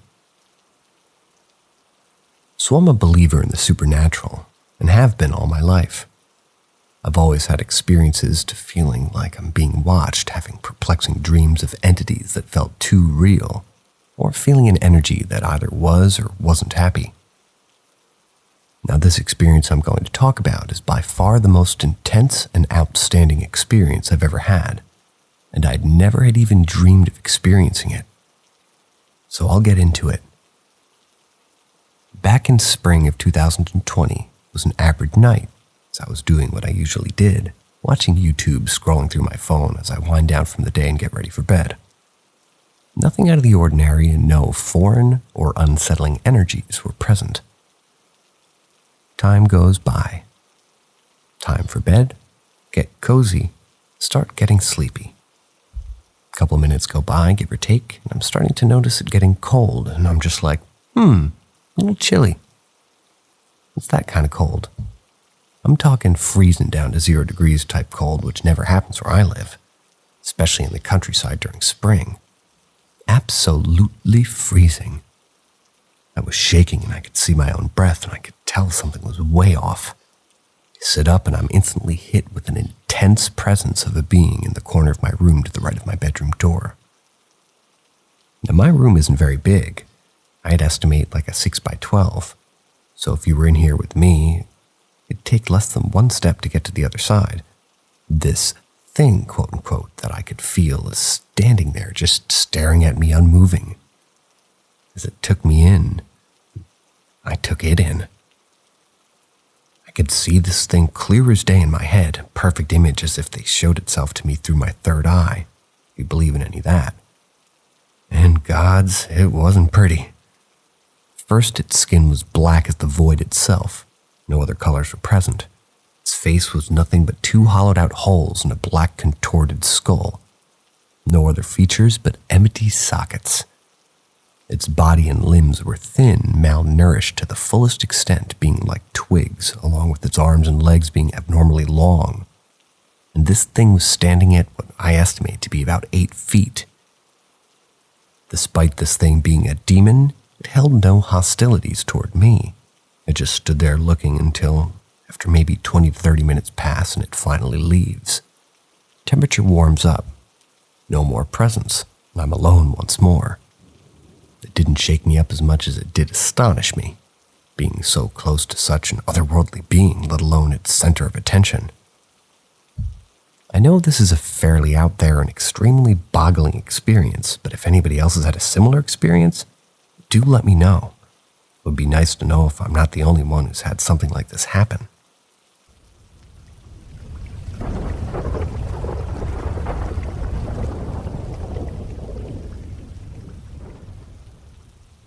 The Double. This happened years ago when I was still in high school. My cousin and I lived close to each other. Our houses were only 2 blocks apart. We spent most of our time together. We were the same age and we went to the same school.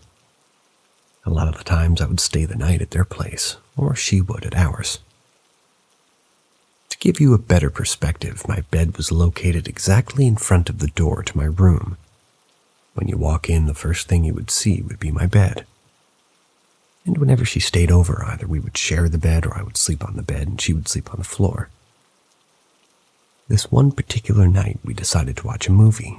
And because there wasn't enough space for the laptop and our snacks and the blankets and everything, we both put the blankets and everything on the floor next to my bed. It had more space. The movie wasn't that entertaining, and in the middle of it, I slowly fell asleep. I don't know how much time had passed, but sometime in the middle of the night, I woke up. Keep in mind, when I wake up for at least 5 minutes, I have no clue what's going on around me. I open my eyes, and the first thing I see is a figure. Not a brave person or anything, but in that moment, I didn't think it was anything or anyone dangerous. I try to see better in the dark, but it's quite a bit difficult, so I sit up. The figure was standing in the door frame. It looked like it was kind of leaning toward one side of the frame. When I flash my phone towards it, I see that it's actually my cousin. I asked her why she was up. She didn't say anything, just kept standing there, leaning on the doorframe. One thing looking really wrong was that she was looking really sad and frustrated. I don't know how to explain the look on the face other than looking sad and hurt while leaning on the doorframe. She wasn't answering me, and I had no idea what the hell was going on and what she was doing standing there in the middle of the night. Maybe something bad had happened to her. Keep in mind, this took about 10 seconds before I started to get up to see why she was standing there not answering me. Gecko. I put my hand down to get up, and I immediately knew that this was wrong. Put my hand down on someone, look down and see that it's my cousin sleeping next to me. Deep asleep, not having a clue what was going on. That's when I freaked out. You'd think in that moment you would immediately look up to see what the heck you saw was, but I was so scared I would rather not look up and see. I was practically shaking, too scared. When I did finally look up, which was probably less than 8 seconds later, there was absolutely no one there at the doorframe. I talked about this to someone I knew that had paranormal knowledge. He told me that humans have doubles. They look exactly like us, so much that you wouldn't be able to tell they're not who you think they are.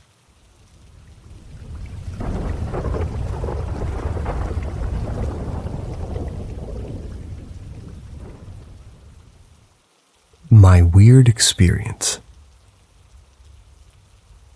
Back in 2011, my granddad passed away in my nan's home. A week before he passed away, he wanted a new mobile phone that he saw in Years magazine. So my nan ordered it for him. It arrived on the day he passed away. Obviously, my granddad wasn't alive anymore to use his new mobile phone, so Nan decided to use it as she couldn't return it. But she said she needed a new phone anyway. It was a very weird-looking phone. There was a lot more room for the keypad than the actual screen, so you couldn't really use it for texting. So she only used it for calls. Back then, she didn't even know how to text on a keypad phone. So she added known mobile number contacts like my mom, brother, and family. About 2 days after my granddad passed away, we were talking about the memories from when he was alive and how much we love and miss him. Then the phone received a text. We all went quiet and then checked the phone. It was a weird number and there was just a blank text. We thought it was coincidence that the phone went off whilst we were talking about my granddad. But this didn't just happen once. It happened again and again whenever we spoke about him. It was from the same number with just a blank message. I believe it was my granddad showing signs that he was still there and wanting us to know that he'll never leave. It freaked me out, but still gave me comfort. I then experienced something else that was spooky.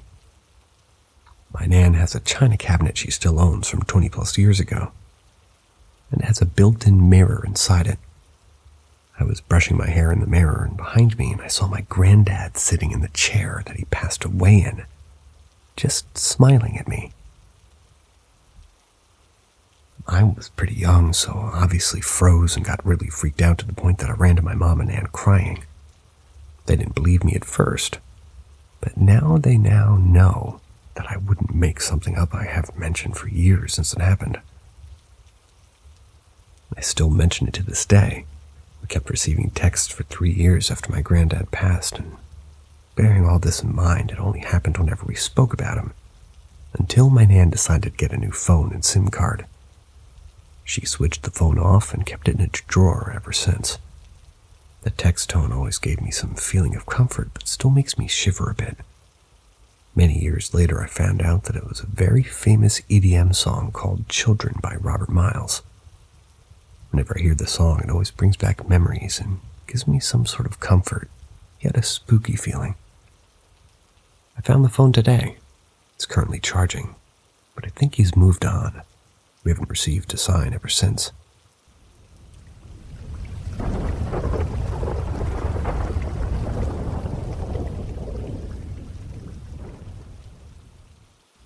Laundry Room Ghost.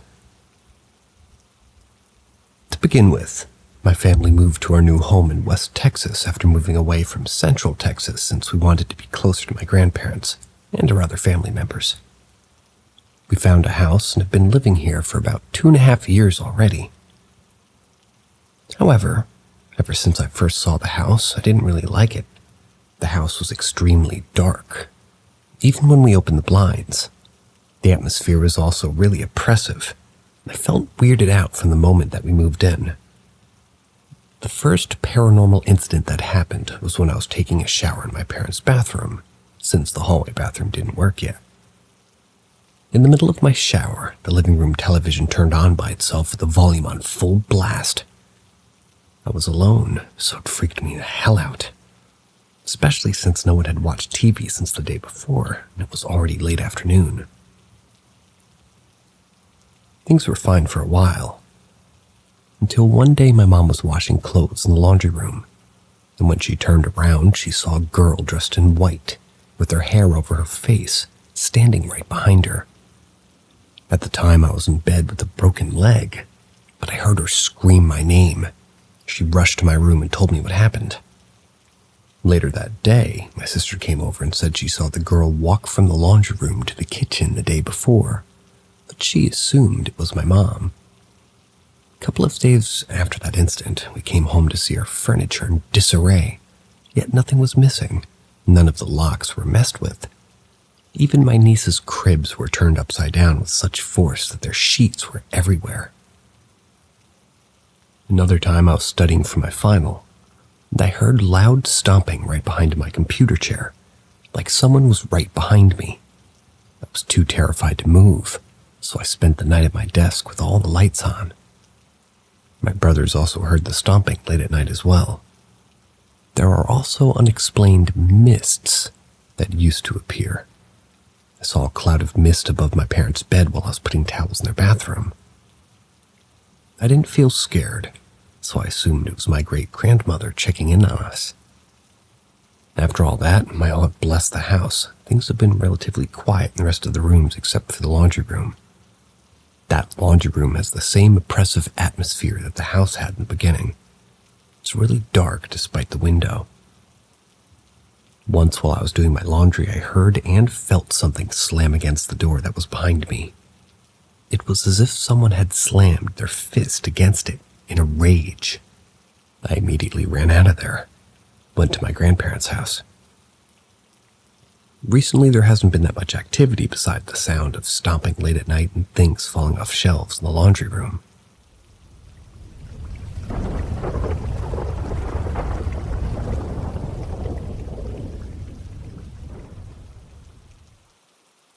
Visitation from my mom. A few years ago, my birth mom overdosed. She was put in the ICU, and in the beginning they gave us hope that maybe she'd be able to live, but just have to learn to walk and talk again. But shortly this changed, and she was put on life support and time started to dwindle. For almost a week, my sister and I drove back and forth to the hospital, almost an hour and a half away, staying till very late hours of the night too, and I, being the oldest, was helping everyone feel better and soothing my younger siblings, the youngest being 10.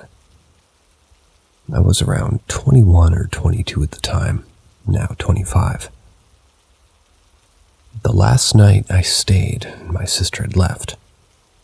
My adoptive mom said she'd pick me up. In this time alone I spent with my birth mom, I brushed her hair, I held her hand, I talked to her, told her I loved her, and then completely lost it. I cried harder than I'd ever cried. Hadn't eaten all day. It was finally hitting me. Finally, I went home. That night, I had a dream of my birth mom telling me thank you, how much she loved me and goodbye. I was confused, but I told my siblings and my grandma.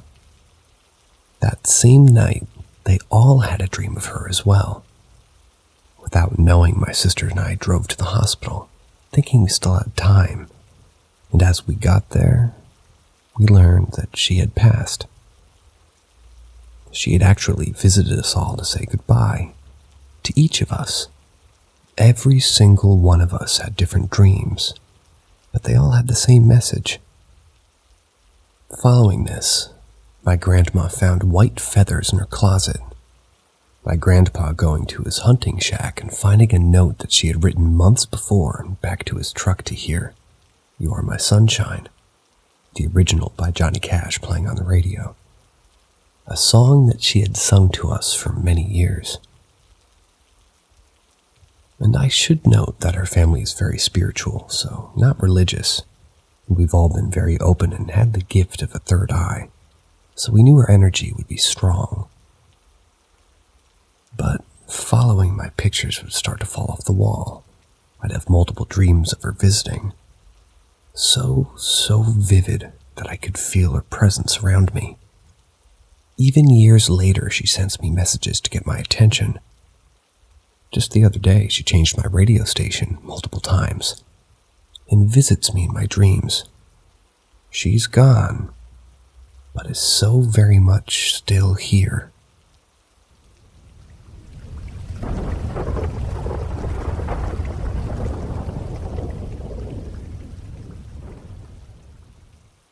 Nursing Home Stories, Part 2. So again, this nursing home wasn't very good. It wasn't legal with a lot of things. But the time I became a CNA, I was 18, but I've been working there for a year already. So I was pretty young, and a lot of people who would just tell me, this probably isn't good for you, which little was like, what can I do about it? But anyway, I worked with a woman who didn't like me. Which was, I guess, because I was so new, I was used to everything by the books, and I'd say things like, "We can't do that," or "We have to do it step by step." And because she was so close with our charge nurse, he wasn't fond of me. This one day I had said something and the nurse didn't want to deal with it. They had sent me over to a unit that was short-staffed. I helped out over there, and after our shift change meeting, the nurse on the unit was like, "Oh my God, you're here today." And I explained why. She then replied with, "I'd love to keep you here, but your unit is actually the short one. I'd get in trouble for keeping you." So I went back, answered call lights, and then it was dinner. My charge nurse sent me in a room to feed a bed-bound resident. But during the meeting I wasn't there for, so his diet was changed and wasn't updated on our dietary sheets. Now to keep in mind, this resident has been in the hospital and isn't from my part of the unit. And because I was so new, I didn't really know wrong from right. So I fed him a few bites and was paged into another room for help. I came back and the guy was choking. Within the week, he died because of aspiration. I was so upset and blamed it on myself. Every time I went into that room, it was always kind of feeling like I was being watched. Big mirror in the room that you could see in the hallway from. I always would see someone walk in, but no one was ever there, and it happened a lot. Then I had this reoccurring dream of this little boy who I've never seen before. I would ask, "How's my brother?" and would always tell me that I forgive you. Then one day I found a picture of this boy, the one in my dreams. And, well, it was the man who I blamed myself for his passing.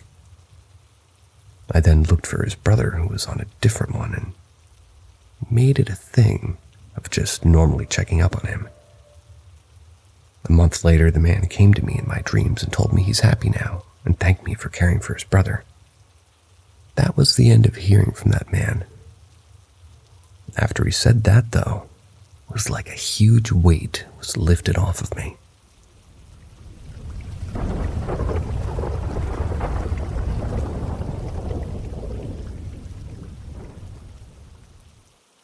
Men in Black Real Encounter.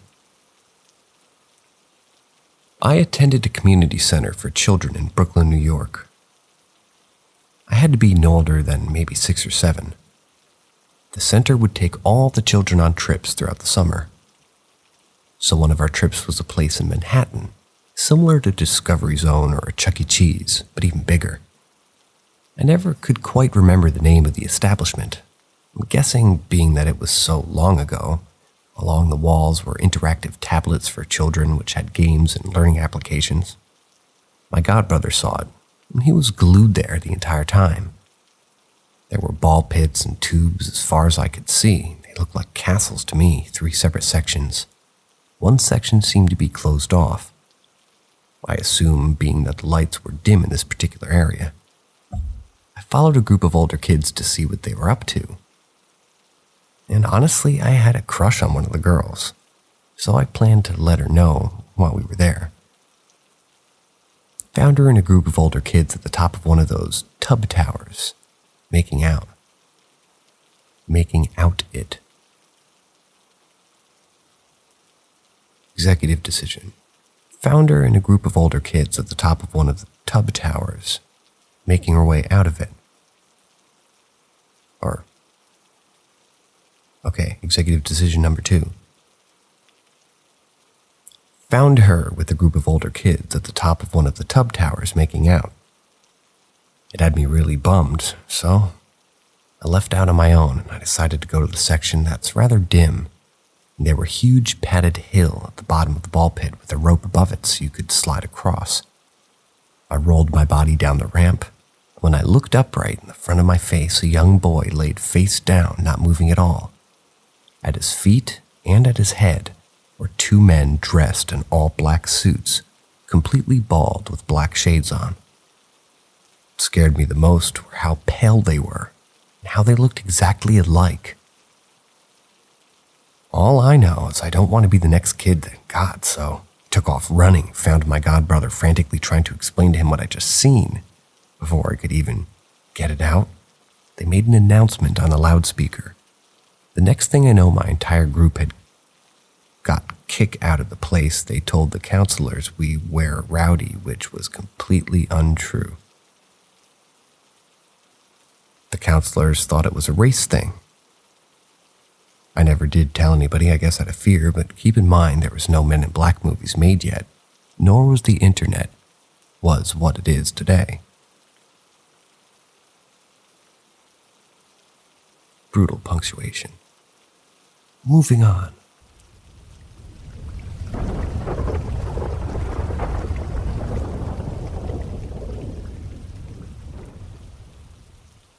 Weird stuff happening in my house. So just a small backstory. I've seen shadow people all of my life. As long as I can remember, and even if I couldn't see it, I could sense a presence. It didn't do anything to me that frequently, but still reminded me of its presence often enough. Normal stuff would happen, like an alarm clock randomly playing music while I was home alone. That happened 2 times. Agitated animals and seeing a black figure walking by out of the corner of my eye.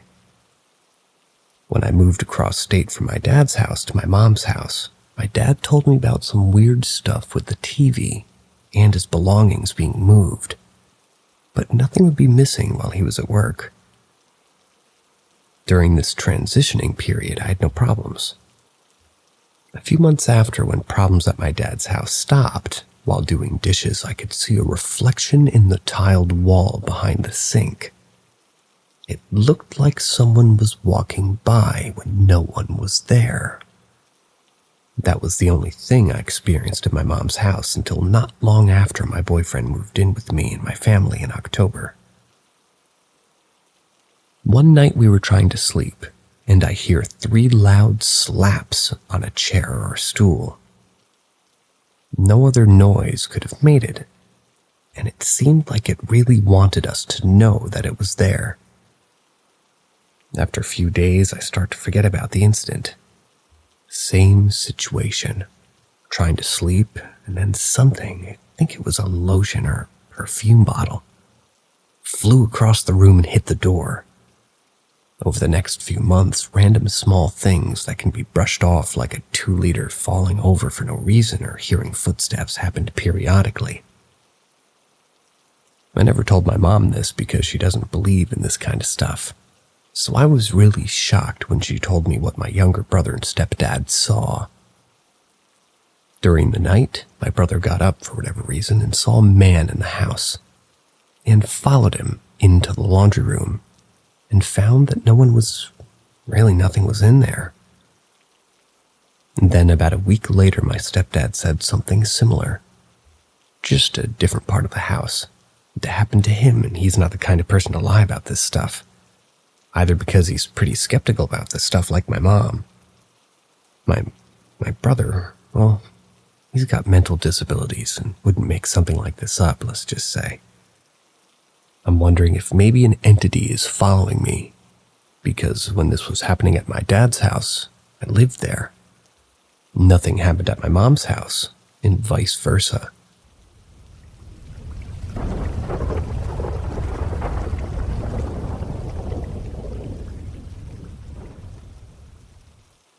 Family curse and advice. Our family has always been sensitive to the paranormal. When my mom was young, she was tormented by a force that would slam doors, turn off lights, and once even slapped her cheek. For my case, I've had instances of seeing shadow figures, being grabbed and pushed through a doorway. But my youngest sister had the worst instance. When she was 5, she got locked in her bedroom, which is weird because the doors have no way of locking, either with a key or those pressure turn handles. She screamed for us to help, and we couldn't open the door. Finally, my dad broke the door open to find her crying in the fetal position under the bed. When we asked what happened, she refused to tell us. She refuses to sleep in pitch black and is very skittish around dark places in general. That was 7 years ago, and we still have strange occurrences happening. Doesn't matter whether we're in our house or away in a hotel, we always have unexplainable experiences that are terrifying. My family is devoutly Christian. We go to church every Sunday and are pretty involved in personal spiritual growth. We've done everything to try and stop these paranormal activities happening. We've had pastors pray over the house, burning sage, prayed as a family to stop. It even had a Catholic priest perform an exorcism on the house. Nothing works. This isn't just my family's problem, though. All the way back to my great-grandmother, there have been strong supernatural occurrences. Even 3 generations back, they couldn't get rid of whatever demon haunts our bloodline. The final straw happened last week. My youngest sister stayed home alone while the rest of the family went to an activity. She was staying in her room on the 2nd story. Suddenly, she heard heavy footsteps above her in the attic. She got scared but didn't panic as this happened semi-frequently. The footsteps stopped, and then she heard a man's voice yell her name. She stayed in her room and just ignored it. The voice yelled again but was outside her door. She just assumed it was my dad and ripped the door open to see what was up. She didn't see anything but felt a hand grab her shoulder. Because we've been dealing with this, we usually handle these extreme cases with a few biblical phrases. She held out her crucifix and yelled, "In the name of Jesus Christ, I command you to leave this house." That must have angered it, because she got 3 long fingernail-type scratches on her back. She freaked out and ran out of the house.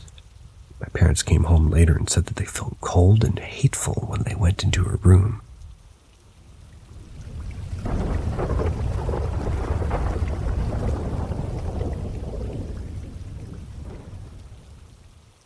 black cloud entity in my house.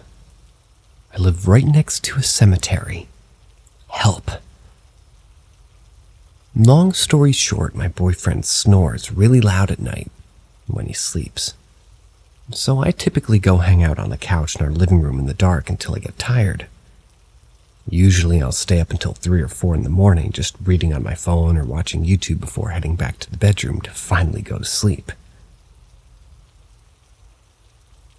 Anyway, when I go to a certain spot in the kitchen at night, I started noticing this electricity-type shuddering thing I've been feeling. Kind of like when you pull those prank sticks of gum back in the day and it shocks you. It would occur every once in a while whenever I get off the couch to get to the fridge. But I couldn't see anything, so I'd typically blame it on me being sleepy or something, so I'd usually ignore it. But I was also confused, because it was always 80 degrees outside, so why would I be shuddering like that? Sometimes while on the couch I'd feel something behind me watching me, but whenever I turned around there's nothing but cupboards. A few days ago, though, was the most intense it's gotten so far. I was out on the balcony smoking late at night, probably around 2 or 3 in the morning, and came back inside to get a snack from the cupboard. I was hungry. As I reached and barely touched the handle, I froze and started trembling uncontrollably. It felt like a cold air or something moved through my body as I shivered. A voice in my head told me not to open the cupboard, and I felt all of my hairs raising on the back of my neck, so I quickly walked back to bed. A couple days later, I told my boyfriend about what I was feeling, and his eyes widened. Oh yeah, I could see them. At night, there's a black blotch hovering over there. He then pointed directly to the spot where the snack cupboard was. Bitch. I felt like my heart was just dropping into my ass. I thought he was just playing a prank at first, but then he admitted that he had noticed it once or twice a week since we moved in, and didn't mention it because he didn't want to seem crazy. The dark-looking cloud just sits on the corner right beside my couch. So basically this whole time at night I've been fucking hanging out with it. But now I'm scared to eat in my own damn living room. He says it doesn't seem to be a threat or dangerous, but I literally don't even want to go inside the apartment anymore. What the hell is going on? What is it? What do I do about this? Can I get rid of it? If so, how? I appreciate all the advice I can get right now.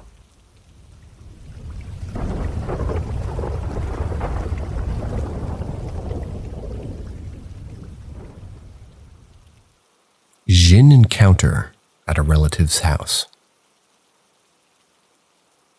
As a Muslim, we believe that those entities that anyone encounters, such as a ghost or a poltergeist or an apparition, are all jinn.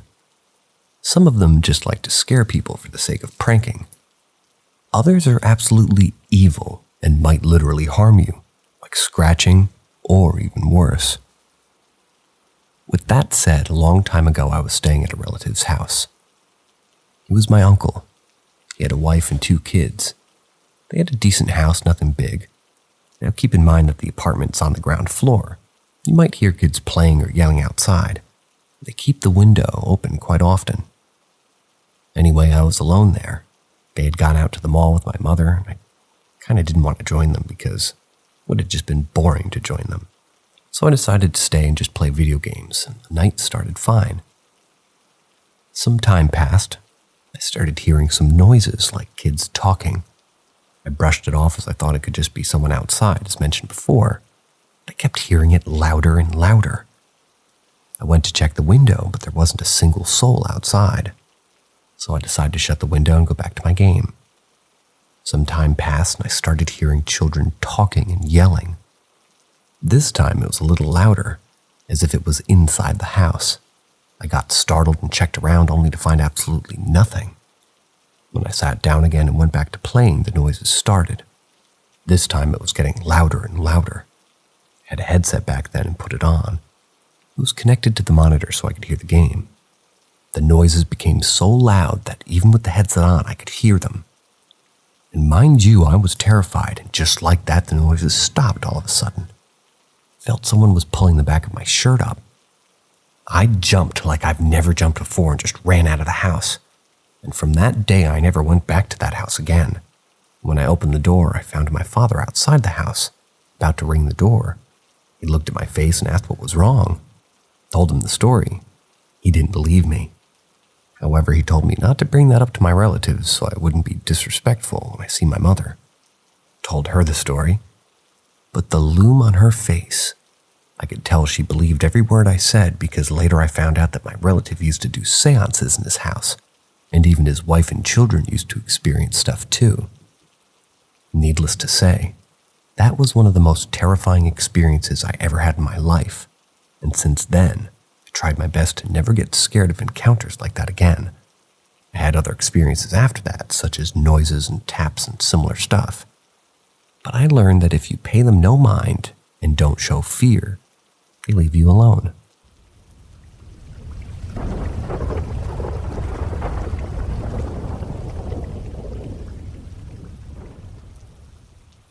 My haunted house. So growing up, I lived in a house that had a cemetery from the 1800s behind it. Along with this, in my side yard, you could still kind of see a foundation from where a schoolhouse had burnt down. I used to sleep in this one room, and every single night I would have nightmares. I'd wake up screaming, and I would see a man with a top hat standing in my doorframe staring at me. Sometimes I would see a little girl in a white dress sitting on my bed. I remember one night when I was little, the girl was sitting on my bed and I was screaming to have my mom come in the room. She looked at me and told me, "Shh." And as soon as my mom reached the doorway, the girl disappeared. Every night in that bedroom, I would have reoccurring nightmares. Wake up, see these people, and then when my mom would reach my bedroom, they would disappear. And I would often be extremely exhausted, even at like 6 years old, and then complain to my family that they kept me up and wanted to play. I've also heard a legend that when seeing a little girl in a white dress and a man in a top hat, apparently this means that there's distress, and that this is a common pair of spirits to come. Along with this, at about age 11 or 12, I decided to switch bedrooms to across the hall. After this, the occurrences almost completely stopped. Almost. There's also been multiple times that my mom would be downstairs doing laundry and think that all of my siblings, by the way, there were 6 of us, and I was adopted, so I was young while they were all teenagers.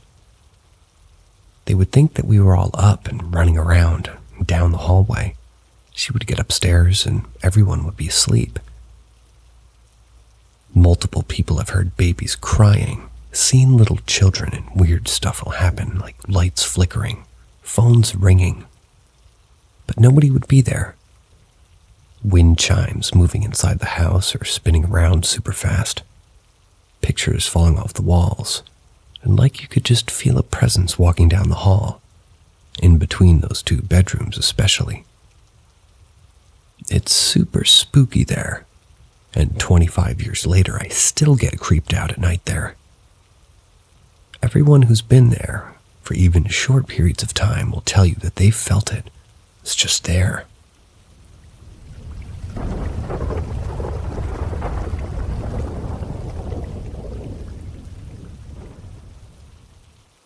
Haunted hospital. 2 stories. When I was there, I got tasked to help with housekeeping, so cleaning rooms. I did night shift in the ER, the emergency room. Usually there's only one other person there actually works there to help when needed. Story 1. For the first month, I didn't really realize anything out of the ordinary except the feeling that I was being watched. I didn't really think much about it because, well, I was in my military uniform cleaning rooms of people who got released or passed away. This one time I felt that there was something more than just people watching me. When I was in a room just me, I just had this weird type of dread of being watched by something. While I was cleaning the room, it felt like there was someone there just in the corner, but I couldn't see them. Toward the end, right when I was about to leave, I felt extremely cold. Not like a weird chill, like a type of death chill almost. It was such a weird feeling, something I'd never felt before. After I left, I just felt so scared till I relaxed. I don't understand what could have caused it, or how I got so cold in a matter of seconds. Story 2.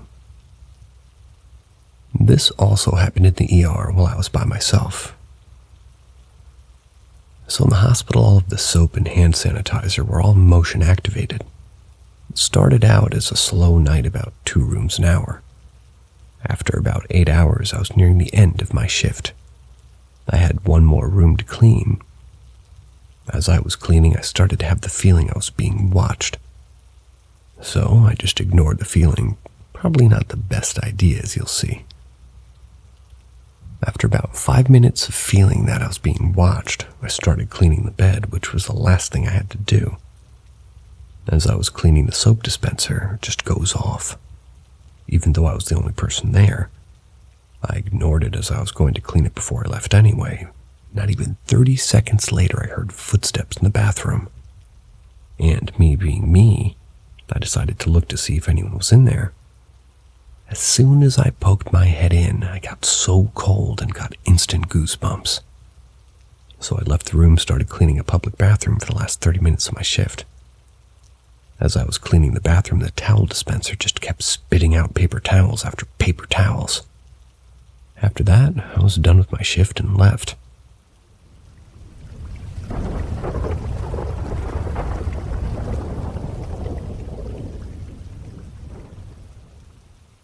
Weird life?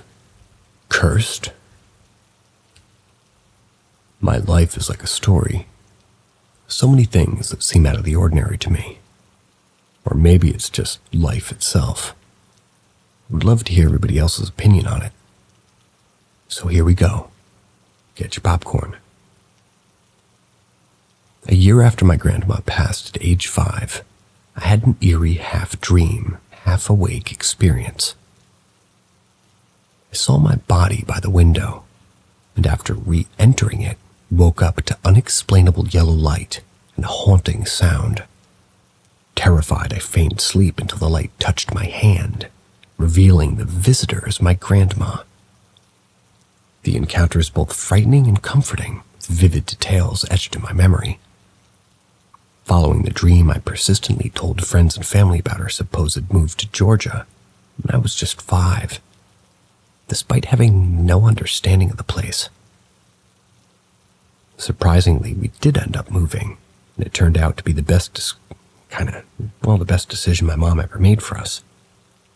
Also, I don't know how y'all feel about sleep paralysis, but I've been having them for years and it became a norm. The opportunities and accomplishments I've experienced here wouldn't have been possible in our original location. Despite the inevitable challenges of relocating, both financially and emotionally, our family faced, well, they paled in comparison to the events of January 1st, 2023. On that day, my mom passed away in a car crash. It's tough, but the eerie thing is she told my stepdad the day before that she had a bad feeling about this year, thinking that it would be the worst. She was scared, but she was right. This was the worst year. I also should mention a week before she passed, she was diagnosed with breast cancer. My mom had a tough life, but she always made things work. My own life was pretty good. I got to do my dance class, had food on the table, went out. Yet there were times when my mom struggled. It seemed like nothing ever went right for her. I felt bad seeing it. It was like there was a constant cloud of bad luck over her. I could sense it. We even lost our home 2 years ago. I I had to stay with family. Took her a while to bounce back, but just when she was getting a bit comfortable, she passed away. More things have happened to me that I don't feel comfortable saying on here. Could possibly be triggering to others too. But I'll just say it's the worst a child could go through.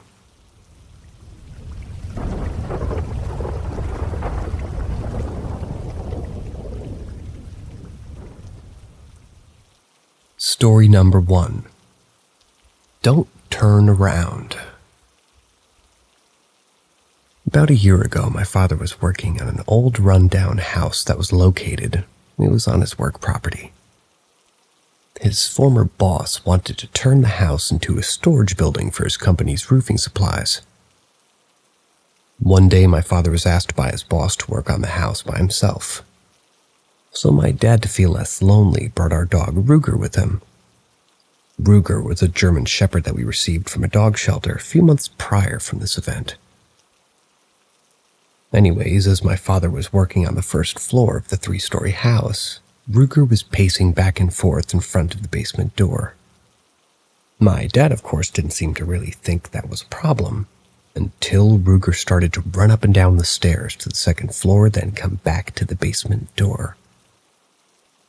He believed Ruger needed to use the restroom, so we took him out, and that was the end of it for a while. A few hours later, Ruger and my father came back from lunch, and Ruger went straight to the basement door and laid in front of it. A few minutes later, Ruger started to throw a barking fit. My father went to the door, opened it, seeing what he was barking at.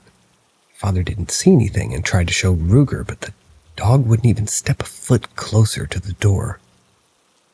My father then decided to go down into the basement to see what was there. He initially didn't find anything, so he started going back up the stairs. At this point, Ruger was sitting quiet on the top of the stairs looking down on my father. My father was halfway up the stairs when suddenly Ruger went off and started to whimper, bark. My father had the sudden urge to look behind him, and it sort of scared him. There was a black shadow crawling at a fast speed up the stairs towards my father. My father said he never ran so fast in his life getting up the stairs and away from the thing that was after him. He slammed the door behind him and nailed it shut. He has no clue what it was, but my father swore that the thing was determined to get him. A few weeks later, sadly, Ruger died on the highway next to the house that haunts my father. My father watched his best friend die by a car hitting him. He hasn't gone back to the house because he no longer works for the company, but he says he wouldn't step foot into that place ever again.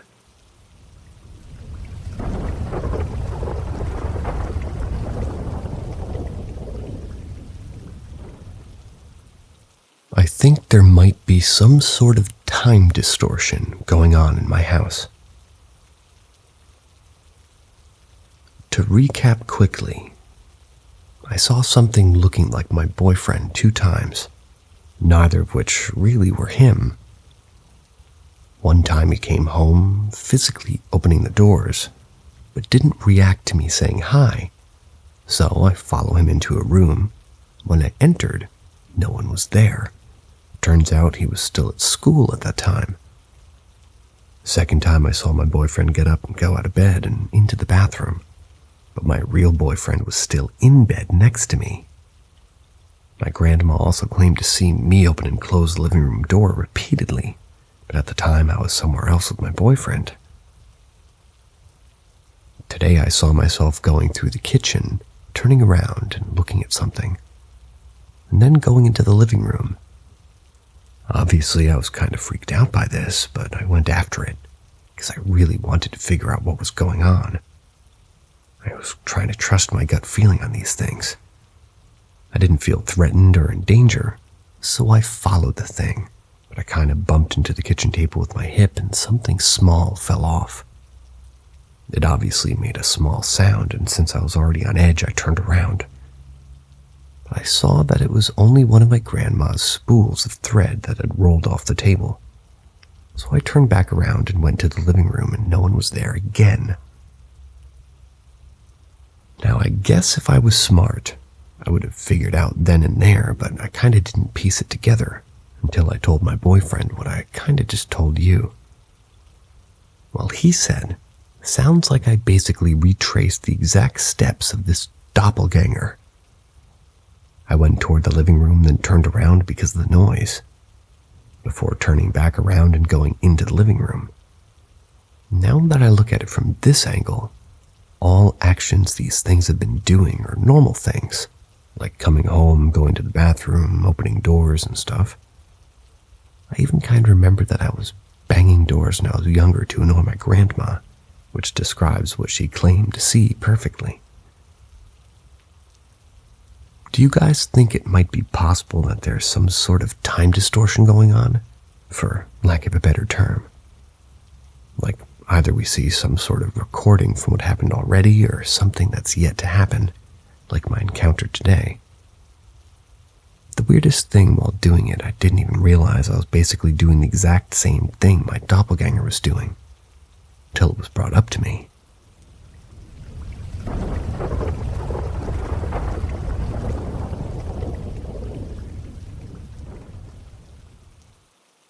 Can infrared beams like the ones from IR guns trigger music boxes and other devices? Just got me thinking. I have an IR temperature gun I use for my reptiles. Has a pretty long range, several hundred meters, and it has an invisibility setting, so you can either have it set to make a visible laser or have none visible but it'll still take temperature readings. Plus, the one I got at least has a silent setting so it doesn't make any sound after getting a reading.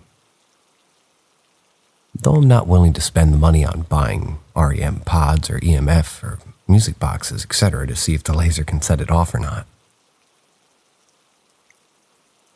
How it works from my understanding, please correct me if you know that I'm wrong with any points. When you hold the trigger, it sends out a wider beam of infrared radiation and a narrower laser. The laser is to make it easier to target, though the other beam gets wider and further away it is.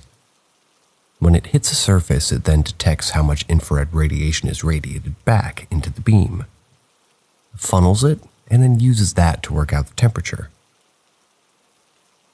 With my one, if you hold it down but aimed at one spot, the reading will stay the same. But if you move it around, the temperature reading will change if the surface has different temperatures at different spots as you move to another surface. Although, if all the spots you move it around has the same temperature, the reading won't change. The reason I pointed out, it's not like it's sending a single burst of IR, but instead sending a continuous beam as long as the trigger's held down. So rather than shooting like a gun, it's more like you're activating a rubbish lightsaber, you could say. The beam only stops if you let go of the trigger, in which case it then locks in the last temperature reading that it got. Mine beeps when you let it go to signify that you got a locked-in reading, but also has a silent mode. Plus, it does have a visible laser setting to make it easier to aim, but this can be turned off. So, still takes the temperature as it's beaming the IR, but doesn't have the visible laser to know exactly where you're aiming. That said, still easy to use without the visible laser as it's shot in a straight line. So just like lining up a shot with a gun or a bow, but not having to take into consideration the projectile dropping over distances. That was not very paranormal.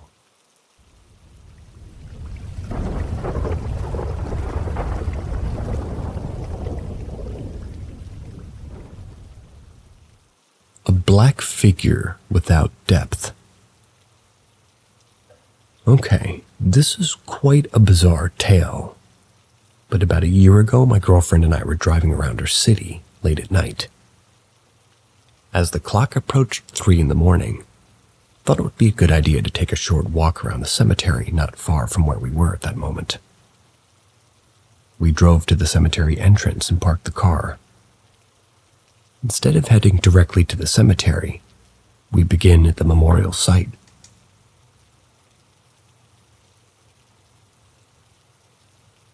Why, when I read ghost stories, do all the weird noises start?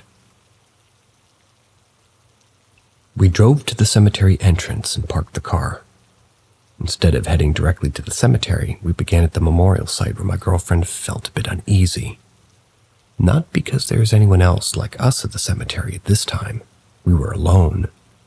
Rather, she mentioned feeling certain energies. This continued for a while at various places along the cemetery. I didn't find it strange, just uncomfortable being at the cemetery at this time, but nothing abnormal. After a while, we went to the chapel where there were things to maintain the cemetery, I would guess. We circled it, started walking back towards the car. After about 20 to 30 meters, my girlfriend and I stopped because we saw something. What we saw didn't quite match each other. We both saw a figure in a human form, but I saw a woman with long hair in the profile. And she saw a man with a coat and hat moving sideways away from us. But the movement was odd, almost as if it lifted its knees unusually high. It was completely black, like Vanta black, almost as if it were animated. No contrasts anywhere suggesting it could be a person in their clothes, but not transparent either, like a cloud or a shadow. It had no depth, not even 3 dimensions. The only way I can describe what we saw is by likening it to the 2-dimensional person filled entirely with Vanta black. After spotting it, we both panicked, terrified, and started running for our lives back to the car. Fortunately, we managed to get back to the car and home without any problems. For you guys listening and don't know what Vanta black is, it's a Pantone color. A Pantone color is a color it's a printable color, a color that's usable in real life if you wanted to print shirts or things like that.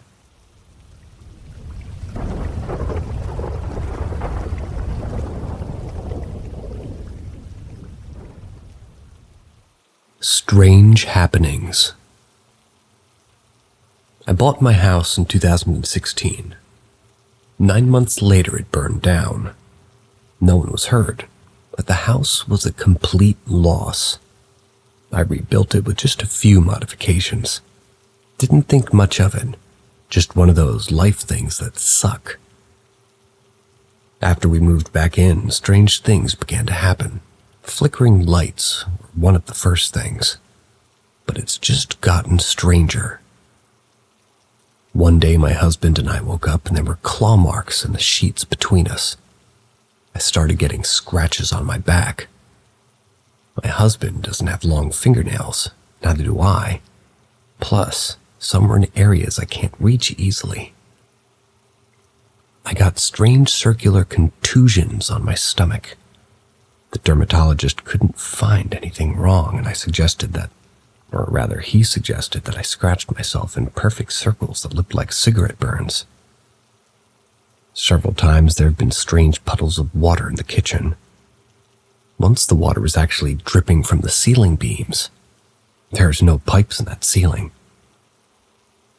I asked my daughter if she had spilled anything. She hadn't.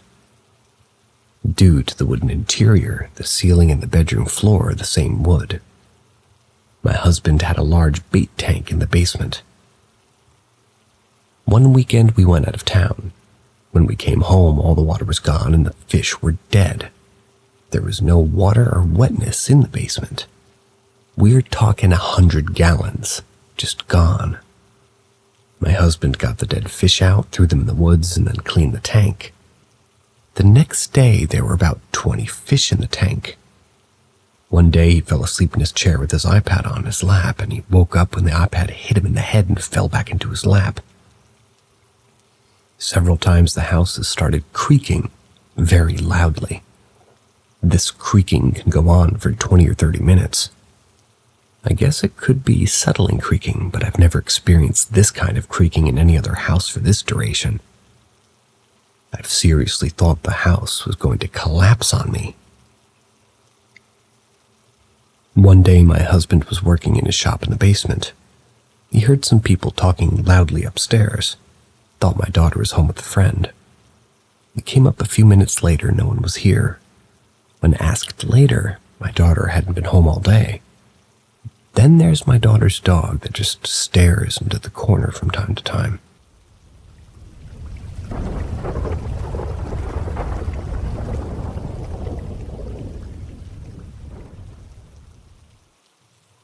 I think my dad's house is haunted.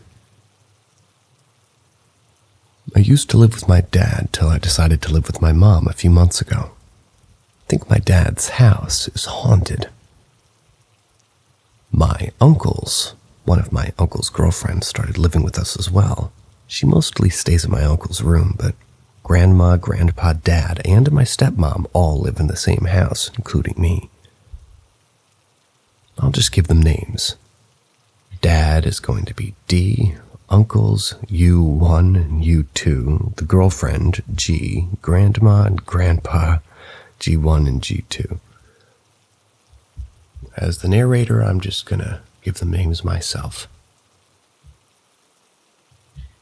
What makes me think that my dad's house is haunted? Well, to start it off, I always sleep on the couch. And something my one uncle and my grandma would sleep in the living room on the floor with me. One night I was awake, and so was my grandma. I was trying to fall asleep when we heard these really loud footsteps coming down the stairs. Mind you, the stairs are made out of wood, but the floor isn't. And so we thought it was just, my dad. We looked over in the direction of the footsteps to see no one. I didn't really know that Grandma was awake at the time. I only knew once she told me that my dad the next day was like, I was also awake. There was also this time where it was in the middle of the night. I heard footsteps and I pretended to fall asleep thinking that it was my dad. But then I literally heard the footstep in front of me, but I could see no one. I couldn't process what was happening, so I just covered my body with a blanket. I would also see shadows in the corner of my eyes. Sometimes they would be in the corner of the door, or sometimes in the middle of the room. Sometimes I would see something move in the corner of my eyes as well.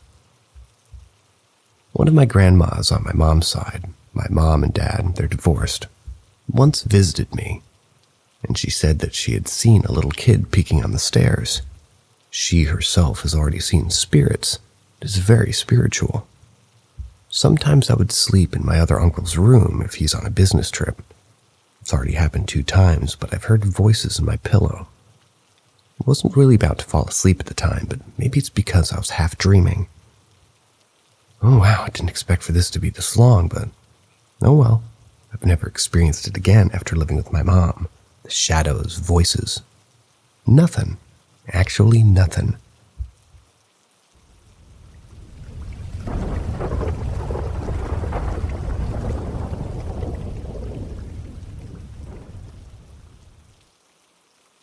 Visiting spirits before death.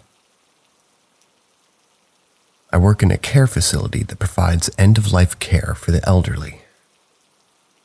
So, death and the events leading up to it are a routine part of my job. Recently, a resident started exhibiting behavior that indicates that they're transitioning, getting ready to pass on. Last night it escalated. Usually when they go to bed, they sleep through the night. But this night they kept claiming they couldn't sleep because people were watching them through the windows and trying to get in. I kept trying to reassure them that no one was outside their windows, but they were adamant and visibly scared. This went on for hours before finally they said that they were going to bed, and did. I then went about my nightly routine thinking everything was fine, until I heard a yelling coming from their room. I run to check on them and see that they're yelling at an empty space in the corner of their room. So I asked them who they're talking to. They responded, "The man in the corner of the room." I reassured them there was no man, but they looked at me from the back corner of the room confused and said, "That man there. Oh, is that your husband? He's an odd-looking man." Now, I'm not being mean, I've just never seen a man look like that before. Usually I'm pretty chill when it comes to people talking to figures that aren't there, because 90% of the patients I've witnessed dying do it, and typically it's a loved one. This, however, really creeped me out because none of the people I've witnessed referred to them as unrecognizable. I pushed that to the back of my mind, though, continued trying to calm them down. I sit next to them, rub their back to comfort them. They then turned to me and said, "Did that woman have her baby?" I had no idea what they were talking about, but I played along not to upset them, and I answered yes. They asked if it was a boy or a girl, and I replied that it was a girl. They then said, "Oh, she had a boy," and proceeded to talk as if the baby was dead. After that, I was so creeped out I had to leave the room because in my 20s, I gave birth to a stillborn baby boy. And they weren't only asking if it was a random woman that was having her baby, but referred to the baby as a boy, and I told them that it was a girl, and implying that he died after birth. I know they could be referring to the loss of a baby boy that she or a loved one experienced, and the fact I experienced the same loss is coincidental, but it was still so creepy to me.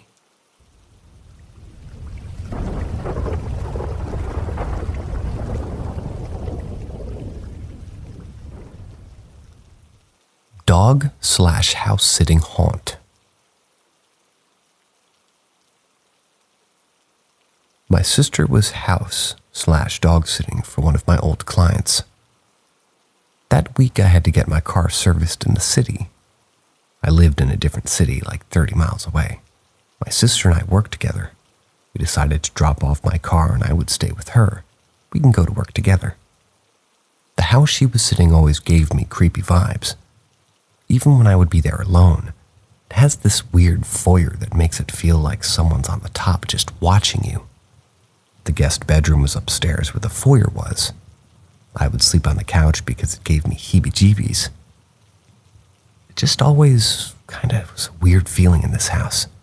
It's built on an old town in California.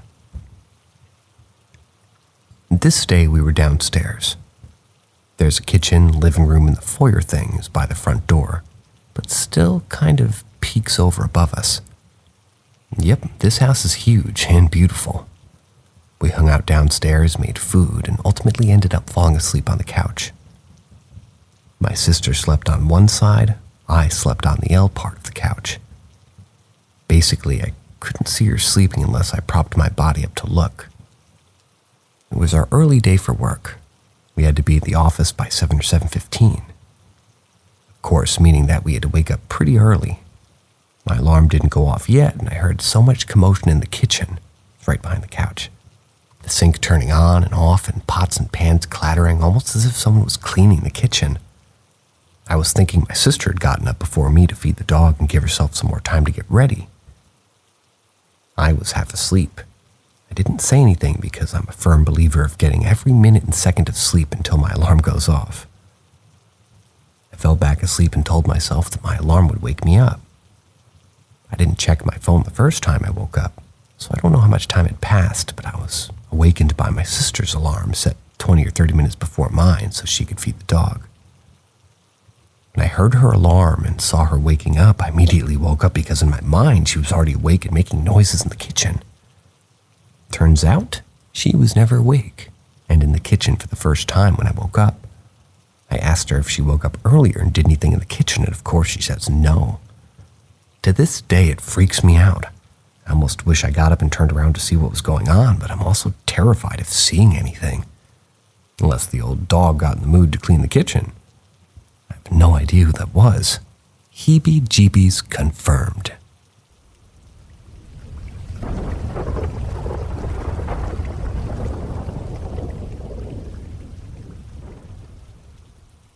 Help.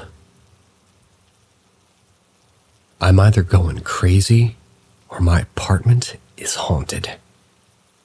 First, I thought it was a dream because my first week in the bedroom, I heard a female yell with surprise, "What are you doing here?" The next thing that happened is things will go missing for weeks at a time and pop up again in places I'm sure that I checked. Then I started seeing shadows dart across the corner of my vision.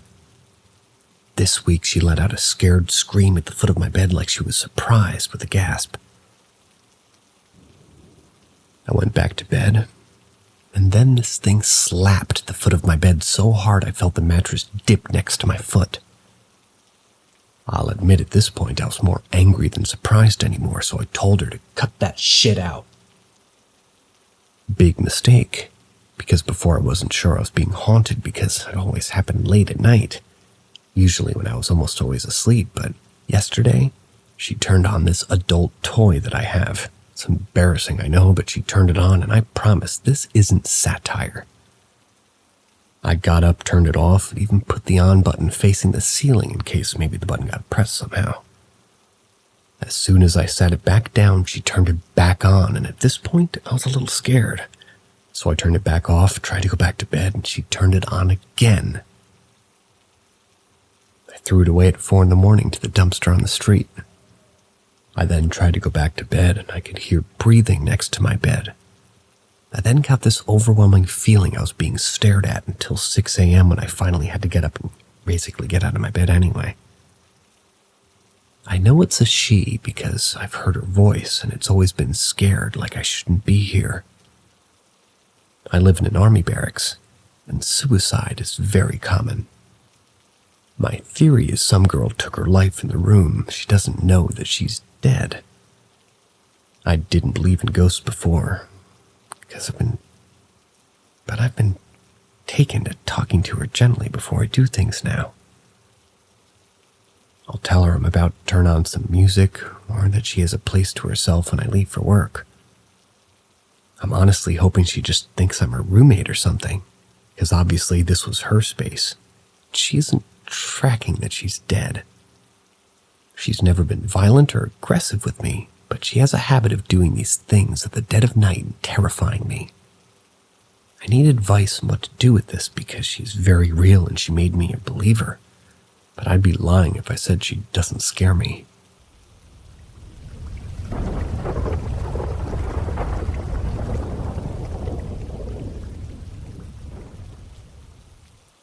The story of my haunted childhood cottage.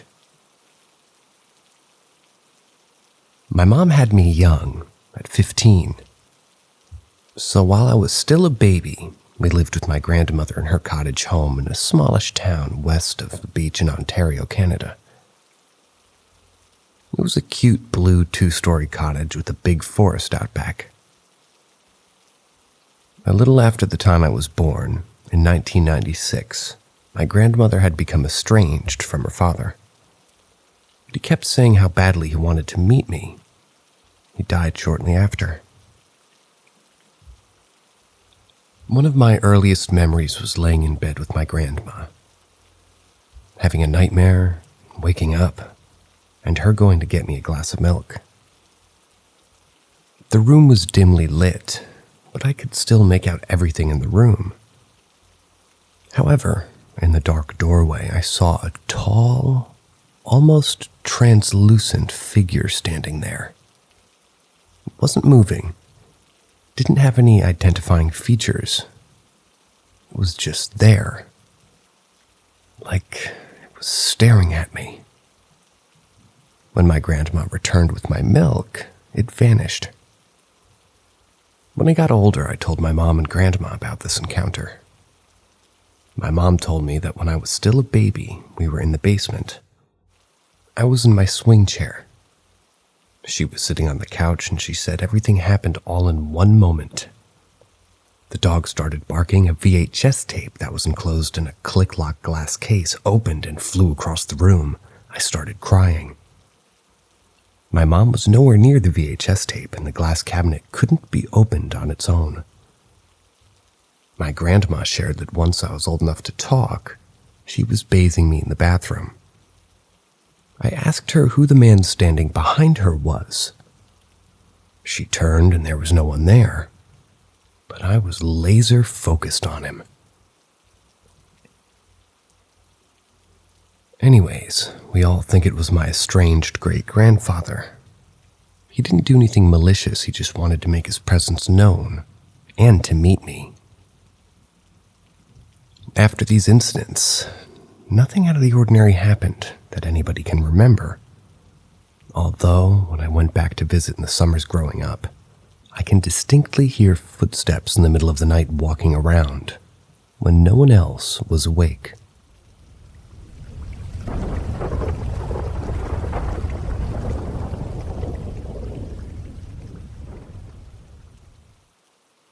So a long time ago, it was my father's great-grandfather's funeral, and me and my mother had gone to attend the funeral at the church. So basically, when you enter the church, the start of the church itself has a graveyard, which is like 50 years old. So as the funeral was done and everything, while we were leaving and walking over the path of old graves to exit, I saw something shiny at a grave. I went and I saw that it was a ring. I was very fond of wearing rings and chains, but my mother never used to let me wear any of those. So I secretly picked up that ring, put it into my pants pocket. Later, we went to the residence of a family for condolence and meeting them. So I don't know what happened, but something struck me to say that I picked a ring from the graveyard to my mother. So I said it to my mother, and I picked an unknown ring fallen at a graveyard. She got angry and immediately told me to throw it off, yelled at me. I got scared and went out of the house to throw the ring. I threw the ring in the gutter, like I actually threw it in the gutter, and it gushed down the water, and then I entered the house and my mother said that you should never take anything back from a graveyard. With that, we all spent good family time. Then me and my mother came back home, so we get tired and shit, and I went to my room to change clothes, and I was checking my pockets. You know, like if I had any paper or handkerchief or so. But, as I put my hand in my right pocket of pant, I take my hand out and find the ring still with me. I was so shocked and scared, I stared to shiver. I remember like I had, for real, thrown that ring away on my own hands into the gutter. So how it's even possible for it to still be with me? But then I remember that the mother told never take anything back within yourself from a graveyard. I immediately put my clothes on, and without telling my mother about the situation, I run to my nearby church, placed the ring at the Mother Mary statue, and prayed there for 10 minutes. Got back home, and luckily this time the ring wasn't there. But honestly, I was so stressed that how on earth a thing which I had thrown away was still with me.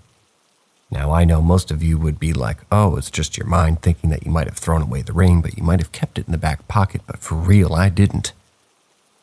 Some may believe, some may not, but it was very scary to my though. I didn't write that, but I am reading it. On to the next story.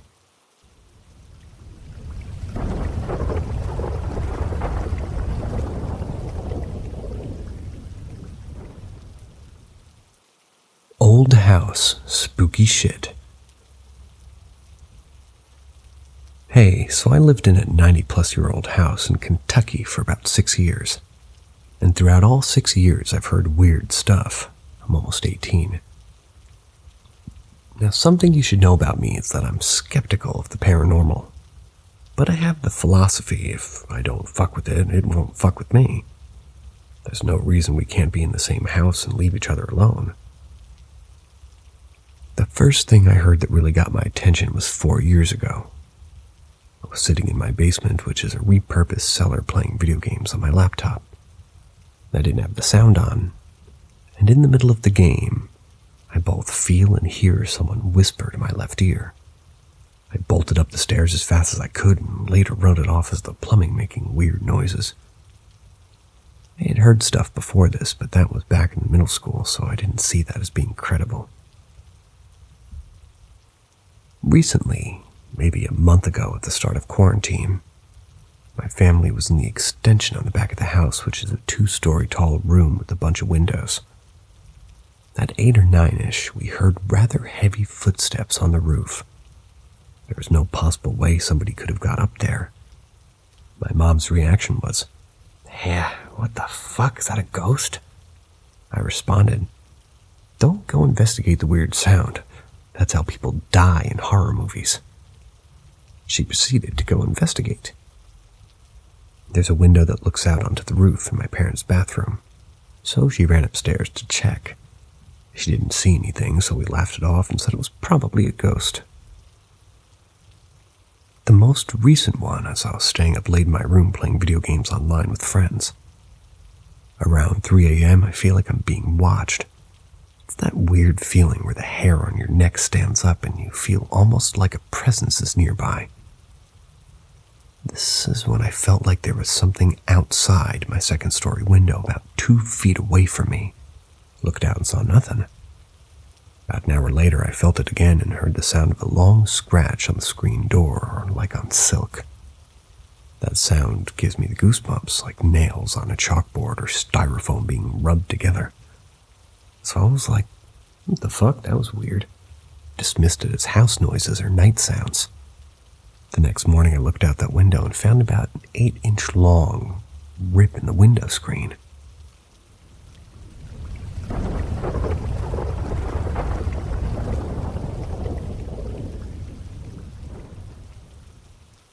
Experience with ghosts in Desert Hot Springs, California.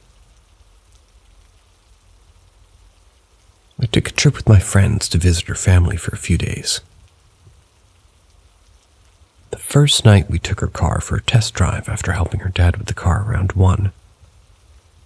The city was built on Native American burial grounds, so most graves were dug up and dismantled. So hauntings are common here and invites more bad hosts.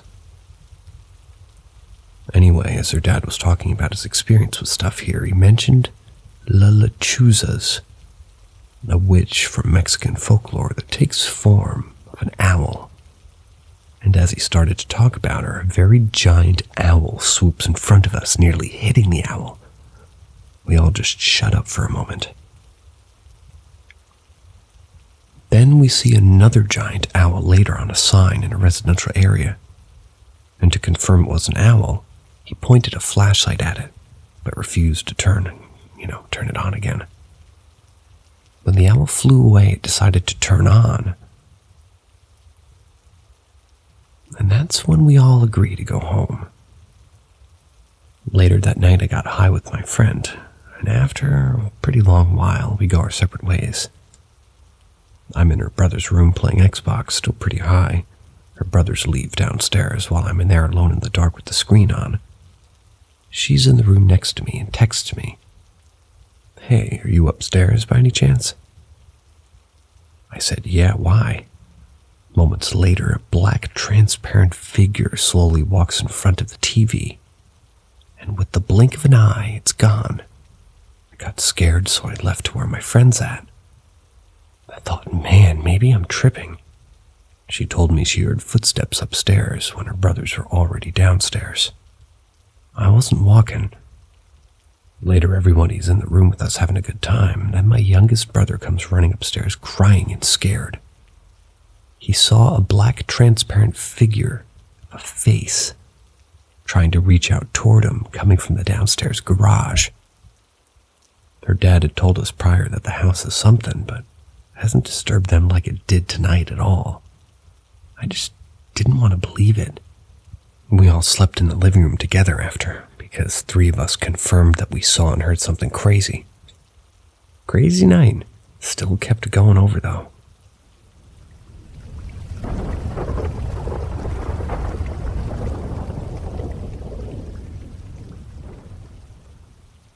I've had and seen paranormal things and experiences for years, but I can't explain it. It goes back to when I was 8. My mom, older brother, and I moved into a small house. One night after dinner, I was looking down the hallway from the front door. I saw a dark figure.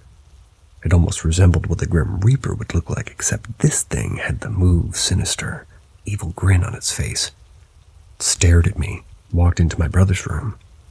I never saw it leave the room. I'm 23 now, and I've never seen it again. I was 8 at the time. I told my mom and sobbed because I was scared at what I'd just seen. I came from a very religious family, so my mom prayed over the house and everyone in it. About a year later, at nighttime, I began to see black shadow figures with no faces, They would be around my bed at night, and I would sleep with the covers over my head. But every night they would be there. When I was 12, I would have sleepovers, and my cousins would stay the night. She would see the dark shadow figures as well. We would run to the living room and try to watch TV and forget about it. We were scared. We didn't know what to do. When I hit my teens, my mom and I moved into a house. This house had an attic, and it was very large compared to the house that we had lived in before. Every night when I would lay in bed, I would hear what I can only describe as someone walking around the attic or knocking boxes around. We checked for rats and other things like raccoons many times, but we never found anything in the attic. But this sounded like someone stomping around the attic at night. Never found anything. One day after doing laundry, my mom hung up the clothes to dry in the laundry room since the dryer was broken at the time. The next day she went to check if the clothes were dry. A large clot of grape jelly was smeared all over one of the shirts. I didn't do it. My mom didn't do it. No one in the house in general. We don't even know how to explain that one. Another incident was when my cousin came to stay the night and she heard a child crying in the hallway. She got up to check, and the crying kind of immediately stopped. She told me about it the next morning and I was freaked out. No one had been up crying. I could go on and on, but that'd be a lot to type out. I don't know how to explain any of this. My mom still lives in the second house and we still have paranormal activity going on in it. I can't explain it. I'm open to hearing your guys' input and thoughts. See ya.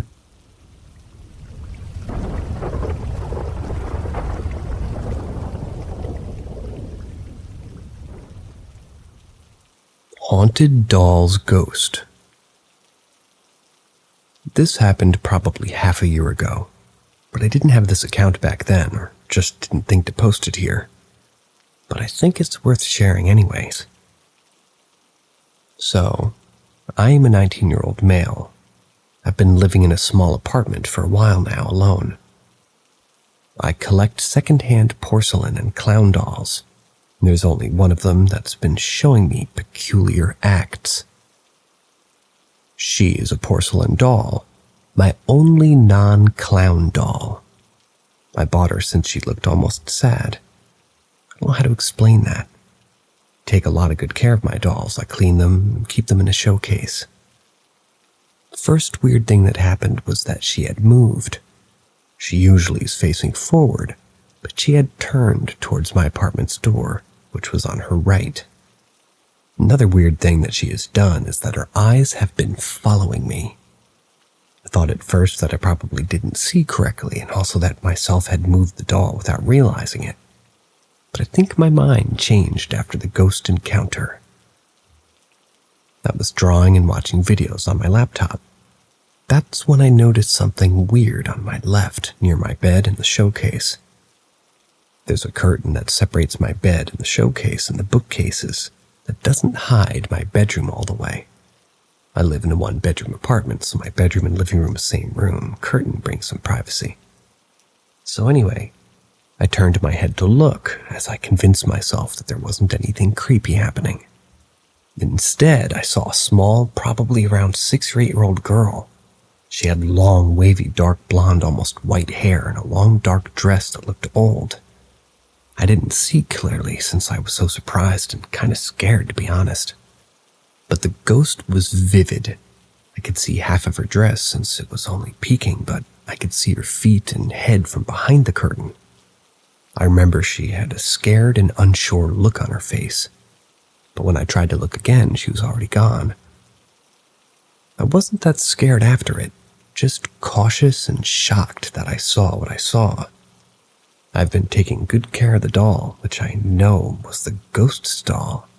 I sense a connection between them, and none of my other dolls have shown any paranormality. I haven't seen her since. I hope she's okay, either roaming around here or resting finally, I don't know.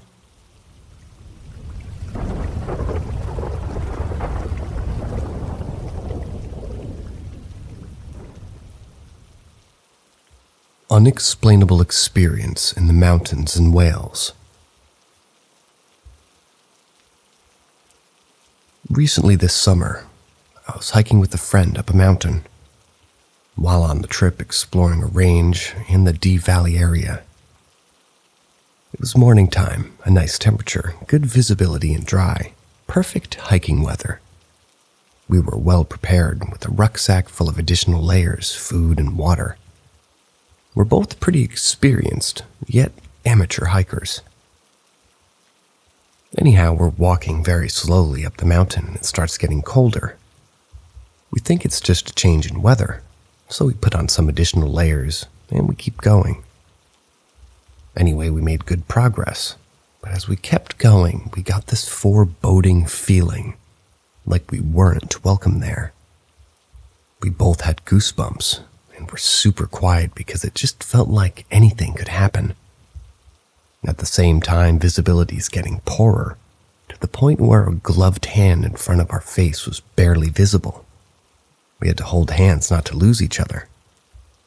Then all of a sudden we hear a woman scream. I can't explain to you the agony and pain in this scream. It sounded as if the woman was going through something indescribable. We both froze and then shit ourselves and started coming back down as quickly and safely as we could.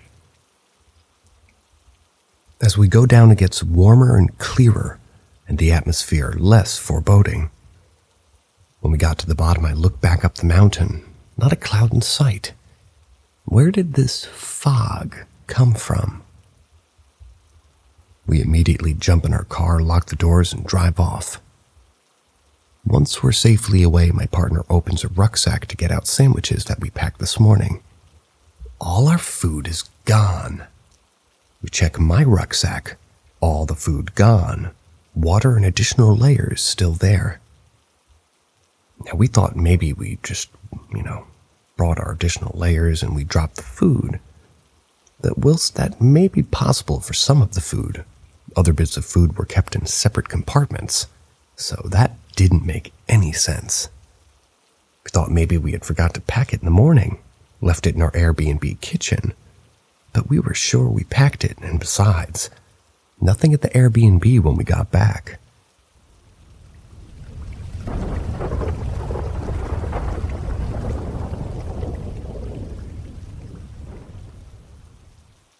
Ask Reddit. I worked overnight security, one of the largest, best, and oldest hospitals in the U.S. My fellow security officers and I have stories about one building in particular, but the one that I'll tell is the one that happened to me. Backstory for this building. Built in the late 1800s, it was the original psychiatric building for this hospital. Now, being the late 1800s, not much was truly known about psychiatric disorders. On top of that, this hospital was known for its medical research. With both of those facts combined, you can infer that some terrible shit was done to one of these misunderstood psych patients in this building. A couple of years before I started working security, this building had been converted into offices after a newly built part of the hospital dedicated a section for an updated psych ward. My story. My rounds for that night happened to include said building. That night, this building was empty, due to recently being converted into offices, and the drones who worked there wanting to leave promptly at 1700 hours, if not earlier. That's 5 o'clock. In some of their haste, they left their office doors unlocked, which is a big no-no due to medical information being located in their offices. It was our duty to go to each floor and make sure every door was locked, and if it wasn't, to secure it ourselves. I did my initial sweep of the building to make sure it was clear. Nobody in the building, And I proceeded to do my door checks. The hallways were pretty narrow, so I could check both sides of the hallway doors at once. At the end of this hallway, there were 2 sets of doors that you had to go through to reach the final office, which was a dead end. Everything was secure. Awesome. Time for the next floor. I exited the 2 sets of doors from the dead-end office and stood absolutely frozen from what I saw. Every door open, set perfectly so their own weight wouldn't cause them to shut again. and one wheelchair at the end of said hallway facing toward the steps. I had heard other security officers outright reject that set of rounds due to the strange stuff happening there. I used to laugh it off until that night happened. Never took those rounds again.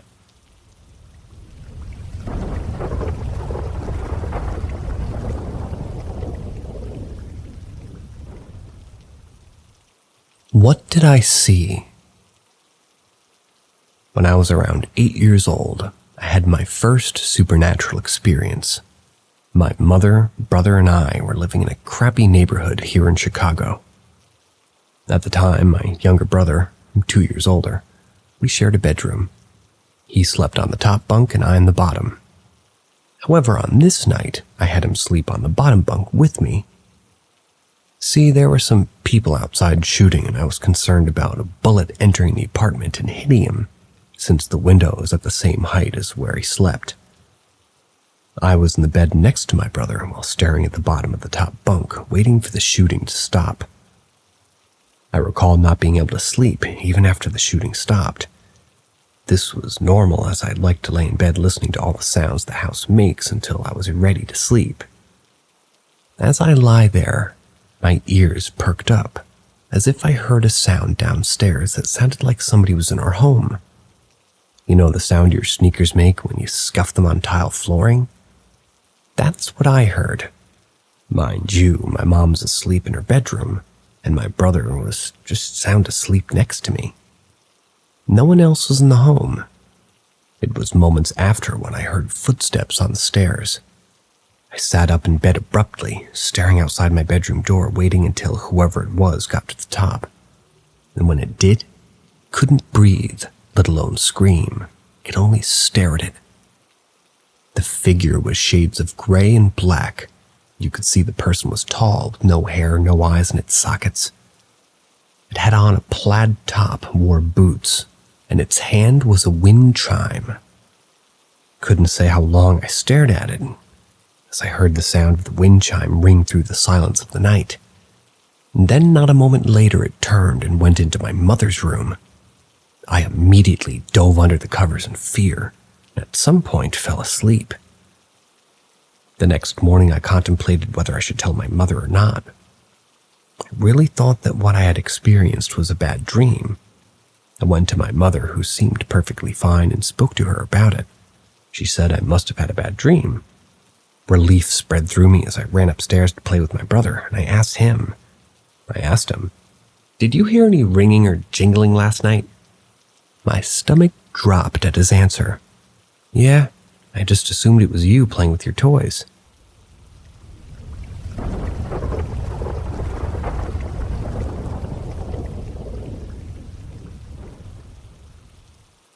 Help try to explain this. For context, this happened today on Halloween in the car with my mom, who was the driver, and me being the passenger, and my younger brother in the back seat. Here's what happened. So tonight, while out trick-or-treating, it was very cold outside. Being it that it had just snowed that morning, typical Michigan weather, and the air was fresh and crisp clean that it gets in the fall and winter. I know, you know. Anyways, the fact that the air smelled clean and normal is very important, so after we had finished trick-or-treating, we decided to stop and get food. After we had gotten food and started to drive back home, I noticed a faint, burnt plastic smell. Figured it was just something outside, so I didn't say anything. Then my younger brother spoke up about the smell, and when he did, the smell became very pronounced, made my eyes water. I looked back at him and my heart stopped because of the third row trunk, and the row that he was sitting in, second row, was all full of thick gray smoke. I immediately yelled out, "Car's on fire!" causing my mom to immediately slam on the brakes and pull over. Once she did, keep in mind all of the windows are rolled up, so there's no way the smoke could have escaped. I took mental note that there was no smoke in the air and no burnt plastic smell, so it wasn't coming from outside. As I rushed to go get water, my mom opened the trunk to look for the source of the fire. There wasn't. Nothing was on fire. The smoke was just suddenly gone, along with the burnt plastic smell. I believe her dash cam caught the audio on the road as she pulled over, but fortunately it was facing the road, so it didn't capture inside the car. Please help me explain this. We believe it was my papa, who was just reached to visit it at his gravesite. My papa loved campfires, and the smell was the smell of when you burnt something plastic in a fire. It creates that black smoke. Please help. Let me know what the hell that was, and whether I should be concerned about the car having actually been on fire internally. Unlikely because it was the trunk, but who knows? Was it a random patch of smoke from outside, or was it Papa? Any sort of advice or explanation is greatly appreciated and welcomed.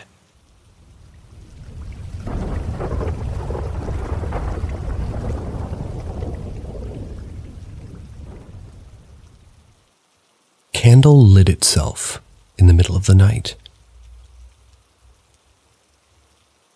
I live in an apartment with my boyfriend. Nobody other than him or myself has a key to our home, and we always lock the door and the door chain before we go to bed. So last night when we were in bed, I was having a lot of trouble sleeping. This is pretty common for me. I ended up just scrolling on my phone for a bit while my boyfriend was asleep next to me. He didn't get up at all during this time, neither did I. Before I knew it, it was 3 a.m., and I knew I had to try to get some sleep. I wanted to get some water, though, so I walked out to our living area. Sitting in the middle of our coffee table was a lit candle. Now, at first glance, I don't think anything of it. We usually have a candle lit in the evening, and even though I 100% saw my boyfriend blow it out before we went to bed, I am aware that candles can actually relight themselves. However, when I walked up to blow it out, I stopped in my tracks.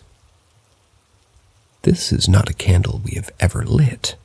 In fact, it's usually not even on my coffee table. It's been sitting on another shelf with the lid on since I moved in. But it was in the center of my coffee table, lit, with the lid sitting right next to it, and oddly enough, with no lighter nearby. I blew out the candle, got some water, and decided I'd ask my boyfriend about it in the morning. Maybe he chose to light that candle the previous day. I just didn't notice. But the next day, I asked him about it. He said no. He specifically remembered lighting and blowing out the candle we always use. We're both just confused. Neither of us has ever sleptwalked, or as far as I know.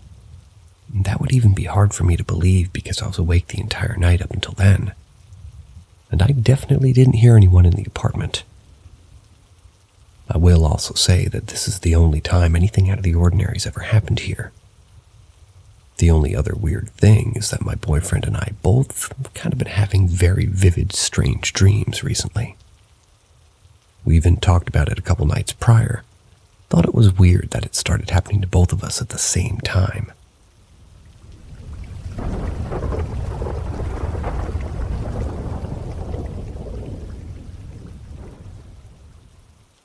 A few of my experiences.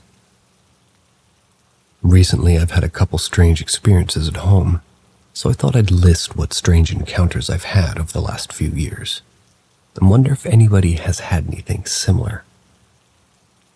Bit of a backstory.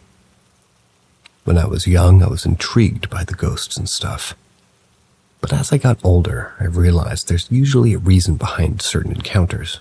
I find myself more of a skeptic. Anyways, first off, when I moved into my new house, we borrowed the in-laws' stepladder for curtains and pictures. After using it, I stood it up at an angle against the wall. During the night, I heard the ladder open and close again. I fell back to sleep and remembered when I woke up. Second one was probably a yearish later. I was half asleep. I sleep front down. I was in bed and I felt somebody run across the bottom of the bed and over my legs.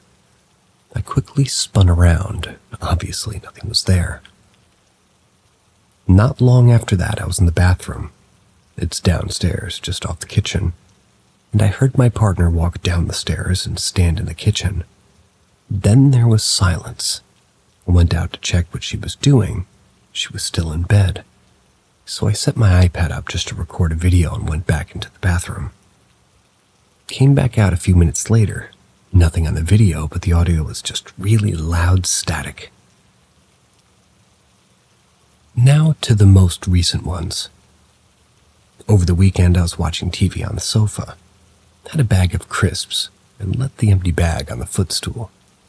I fell asleep on the sofa and felt like someone punched me in the chin, bit my tongue super hard, put it down just twitching in my sleep. Then I fell back asleep again, and I heard what sounded like someone running over the footstool, and they stepped quite loudly on the crisp packet. Then yesterday, falling asleep in bed, I felt somebody physically punch me right in the center of my back. It was a very strange feeling being half asleep and in bed and then having my back hit like that. Anyway, these are the strange encounters I've had at home. Anyone had anything similar? It's not a constant thing. We've been here over 5 years, and this is it.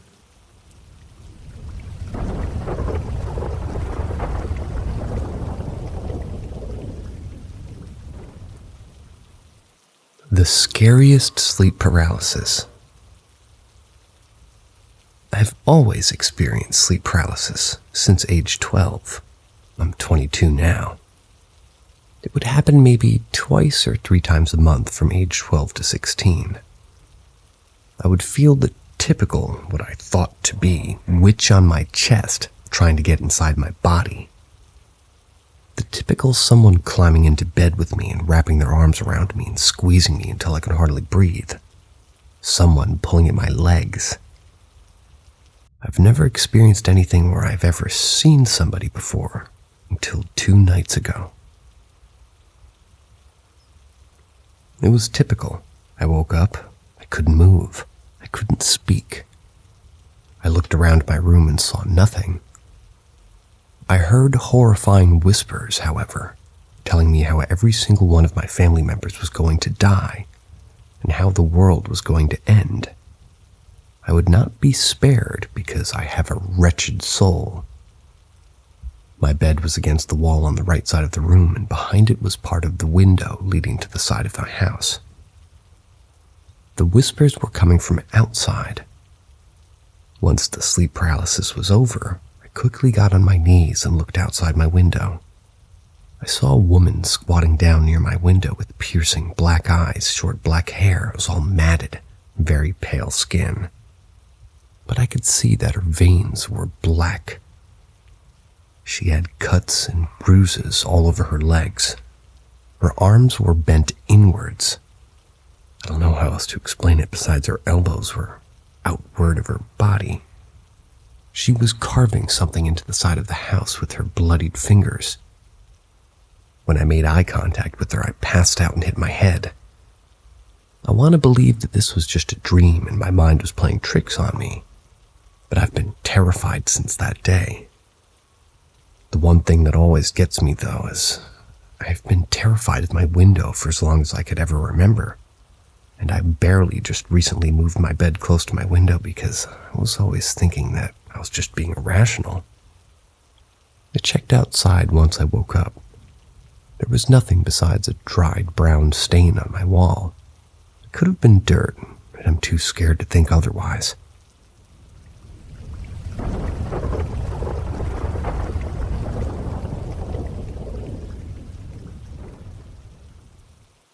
Terrifying childhood experience. When I was about 8, I was sleeping in my room. It was about 3 a.m. when I slowly woke up to a voice saying calmly, but with a sense of urgency, "Wake up. Get out of here. Get out. You're not safe. Get out." I couldn't even point if it was a male or a female whisper. It was so neutral. I got up from my bed, nothing in my room. Got out of the bedroom, turned the hallway light on, and again, nothing. Then this huge sense of urgency fell upon me out of nowhere. I ran to my parents' room. I entered as quietly as I could so I wouldn't wake them up. They didn't. So I closed the door behind me and went around their bed, in a way that their bed was positioned between me and the door. Then the same voice that woke me up kept saying, "You're still not safe. Stay here, don't move, stay here, it's not safe." I stood there, crouching behind my parents' bed for a few minutes. Then I looked over the bed toward the door. In the faint light coming through the small gap beneath the door, of the light I left on in the hallway, I see a pair of shadows moving, like feet. As if someone was moving back and forth in front of the bedroom door. The shadow kept moving for a few seconds, then suddenly stopped, as if the person behind the door stopped moving and was staring at the door, a few centimeters away from it. It just stood there, motionless in front of the door for a few minutes, then just walked away. I saw the shadow moving, disappeared. The voice then kept saying, "Okay, it's better now, but you're still not safe. Stay here. It's still not safe." After about 15 minutes with no shadow, no voice, no movement, no nothing, the voice came back and calmly said, "It's safe now. You can go back to bed." And so I did. Just got up, walked to my room, feeling perfectly safe and calm, and fell asleep as if nothing happened.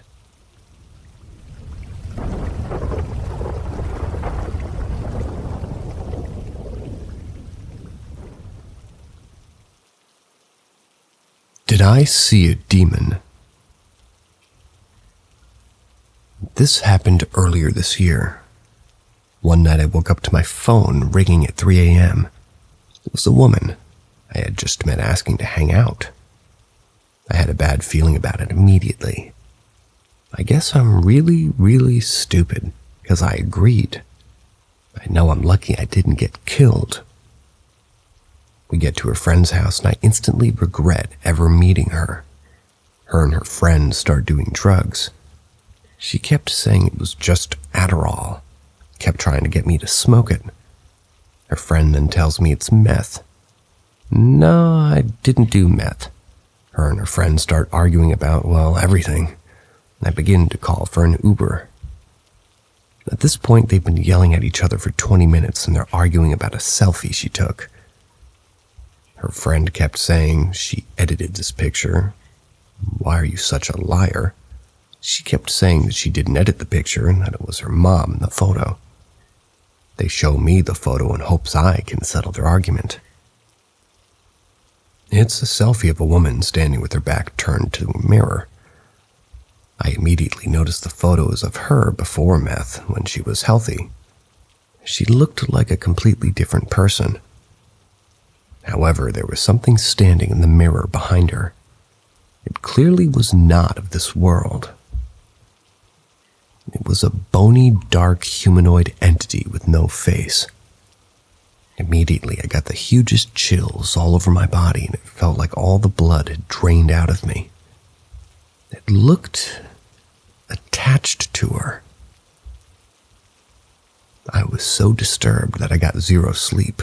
Took myself to an Orthodox church that morning, sobbing as I walked in. Later, I called my best friend and told her about it. She said that one time she did mushrooms and saw the demon attached to her ex-boyfriend who used to be addicted to all sorts of drugs, including meth. Perhaps it's easier for demons to exploit drug addicts. I don't know. Could also be that the photo was edited. But it didn't look like it to me. Nevertheless, scared the fuck out of me.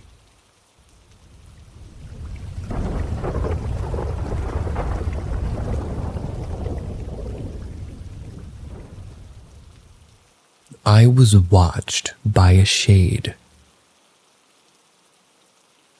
I've only had sleep paralysis once in my life, and it was terrifying. I had woken up from a deep sleep and was completely aware of everything, I could feel the blanket laying on me in the exact position I was laying in. What scared me was the presence I felt hanging over me at the foot of the bed. It was heavy and dark. I was panicking, trying my hardest to move.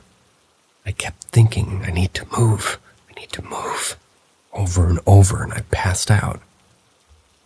I didn't immediately remember what was happening in the morning. The memory came back later that day. I discussed it with some of my work friends, and their opinions ranged from normal to paranormal. I was a little on the fence on which it was, but I was scared to sleep for a while. A few weeks later, I was drifting off to sleep when I felt the presence again. This time, it was beside my bed. I was facing away from it and went stiff, hoping that it would go away. It took me a few minutes to get up the courage to flip around, and when I did, I caught a very clear view of it before it vanished. It was a dark shape, and it almost resembled a human, but wasn't solid enough in shape. Didn't sleep well the rest of the night. I told my best friend about it. And that's when I learned what it was. Shades feed off your energy. They are drawn to negative emotions like stress and anxiety, which mine were very high at the time. She's a witch and brought me a bottle that contained Himalayan sea salt, rose petals, and a few other things. I only saw it once after that. I was trying to sleep but still very awake. I opened my eyes and saw it as clear as the other time before it vanished again. I hadn't felt its presence, and I believe it was my friend's concoction that kept it away. It's been around a year since that happened, so I think I actually got rid of it.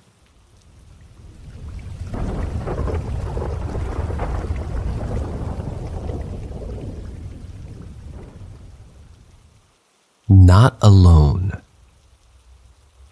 This particular instance was several years ago, back when I used to have a math tutor in high school. Once a week, every Friday after school, I'd have a tutoring session at the library by my house. It started at 3:30 and class would let out around 3, so I was often early. Before my session one afternoon, I went to the washroom. I noticed a woman go into the last stall.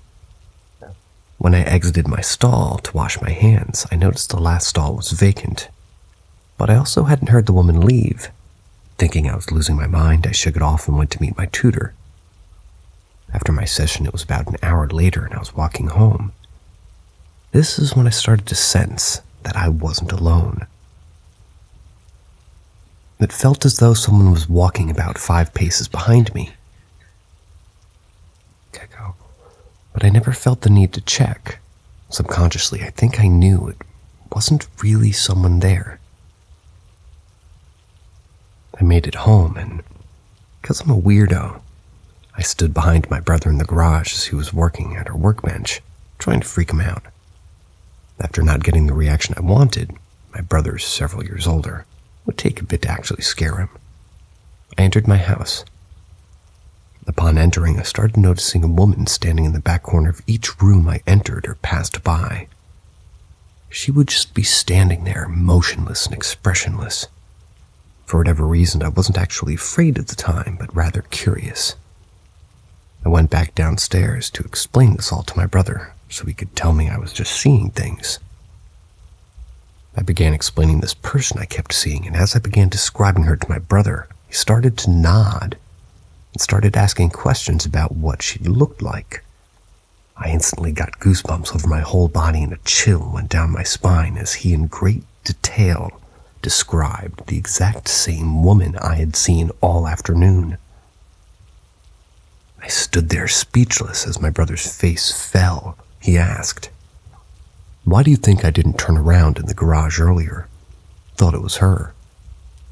Not that I've ever mentioned it to my brother since, but I'm almost certain neither of us have even saw her ever again.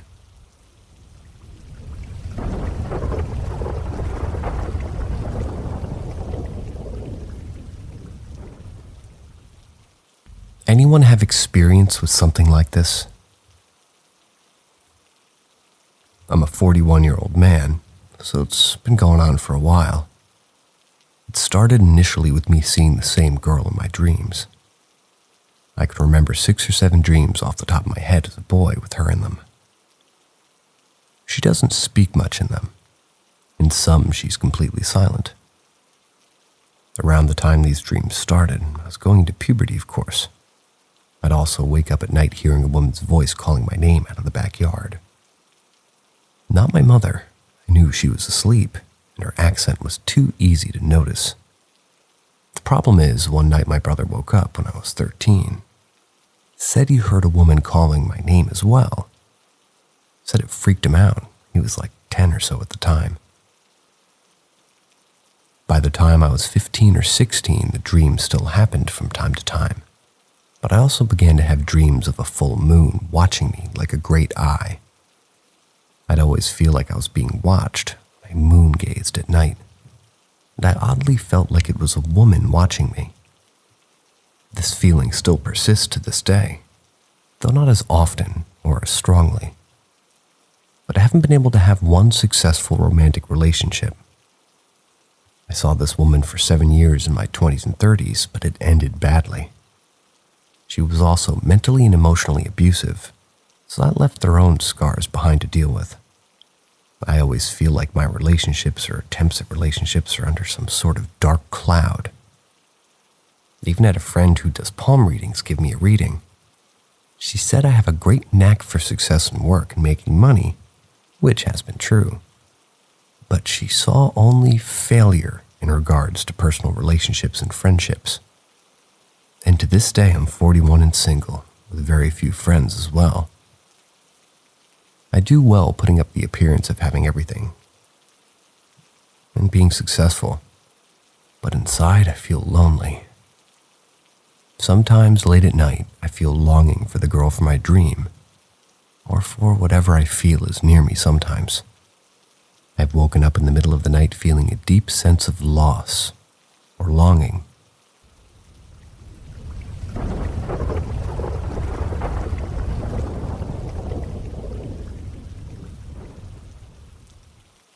When I was a teen, I had a visit from a ghost. I'm a 47-year-old female. When I was 15, I had a visit from a ghost. I was home alone with my mom. She went to the convenience store about a mile down the road. My dad was at work, and younger brother was out with friends. I was in my bedroom with the door open reading a book. My mom was gone maybe half an hour. While she was gone, I heard a female voice call my name. I thought she had gotten back and called me, so I asked what she wanted. The voice called my name again, and I asked again what she wanted. I then realized my mom had gone to the store, so I got up to look out the window to see if the car was in the driveway. It wasn't. As I'm looking out the window, I hear my name again. At this point, I'm freaking out the layout of the house. When entering the house, you walk into the dining room and you go to the left and down the hall and you come into my room. Then my brother's room. Parents' room is across the hall from my room. If going to the right, you enter the kitchen, which is in the center of the house. Next to the kitchen was what we called the Florida room, and beyond the kitchen was the den. Now, as I'm freaking out, I hear my name again as I realize I'm alone. I slowly walked to the kitchen looking around to see if anybody was home other than me, but I was alone. I walked in the kitchen. Standing in the den was a young female teenager, dressed in what I would guess was 50s clothes. She was a solid form, long brown hair, white blouse, dress pants, and saddle shoes. I'm standing in the kitchen in shock, freaking out. She said my name once more and then faded away in front of me. All I could do was stand there. 5 minutes later, my mom pulled into the driveway. I never saw her again. That's the end of tonight's stories. Let me know if you like this new microphone setup more than the last microphone. As the narrator, I'm simply curious. It's not that I want to block out the cows or I want to block out the geckos. I actually like those guys. The human noise is what bothers me more. so I'm trying this mic. See you tomorrow night. Bye-bye.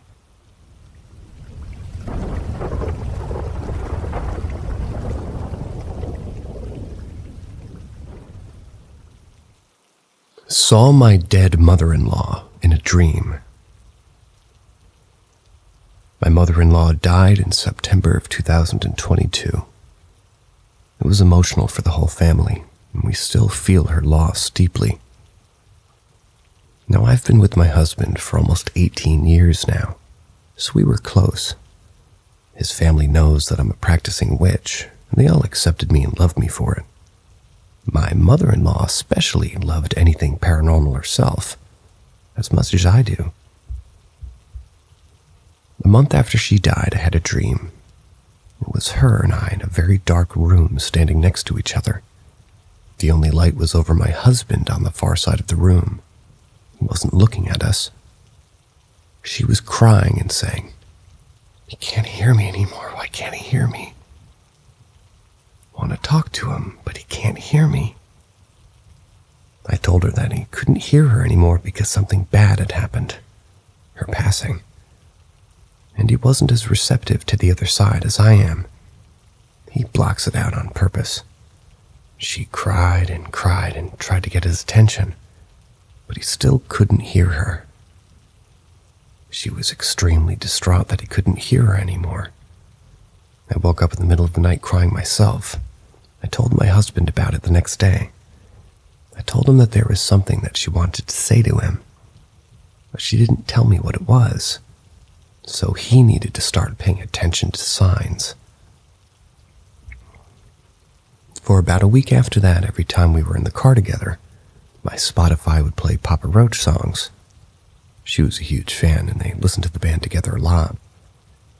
I finally got a hold of a medium, and I did eventually get her messages from my husband, myself, her son, my son-in-law, and my father-in-law. It was very emotional, to say the least. I won't go into details about the messages because they're private, but suffice it to say that the medium told me things that only we and my mother-in-law would know. It was a surreal and comforting experience. Either way, I thought you guys might enjoy a story about my witchy encounter with the afterlife.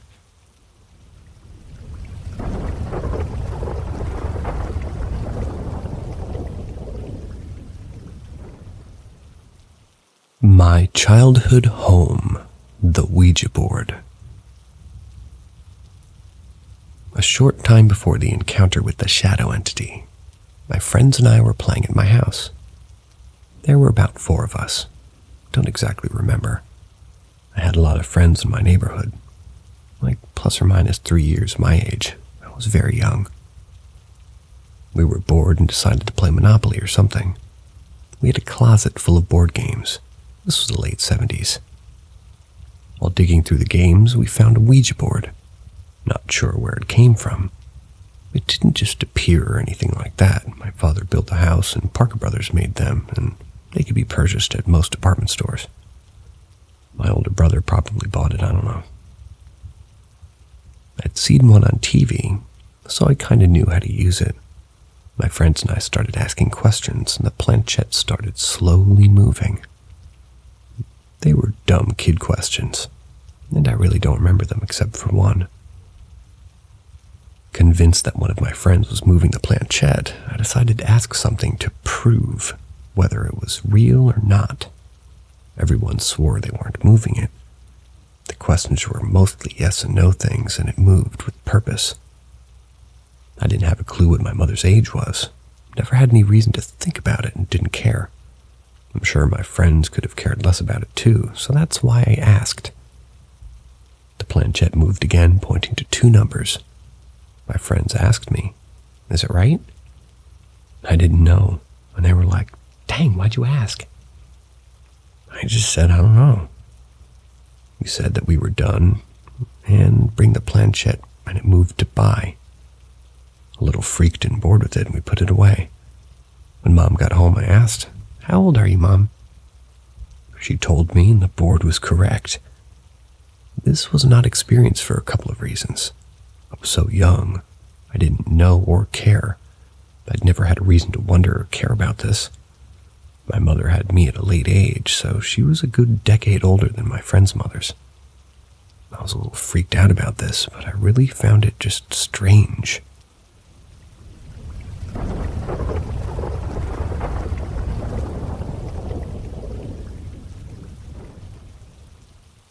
The world seemed to stop for me.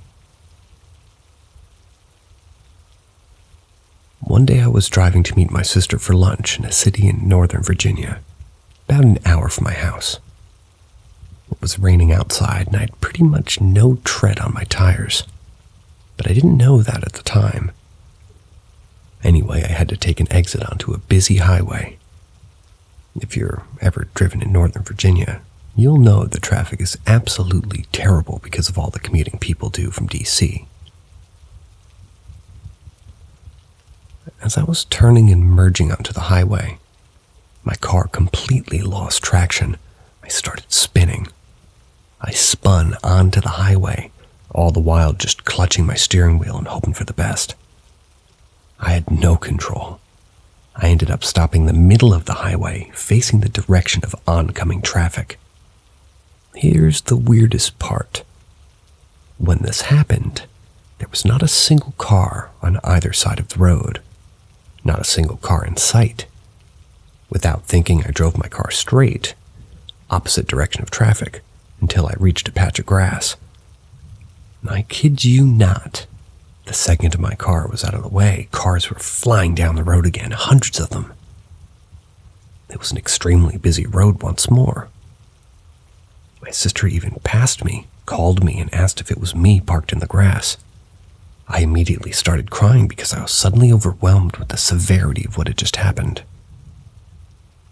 Had the traffic been what it normally was during my accident, I would have surely been hit head-on, most likely killed. I still cannot explain what happened to me to this day. It was like a glitch in the system. Obviously, it could have just been an extremely lucky coincidence. However, I drive this road quite frequently and have never, ever seen this highway with not a single car in sight. And somehow there was nobody for the entire duration of my accident. If anyone's ever experienced anything similar, please let me know.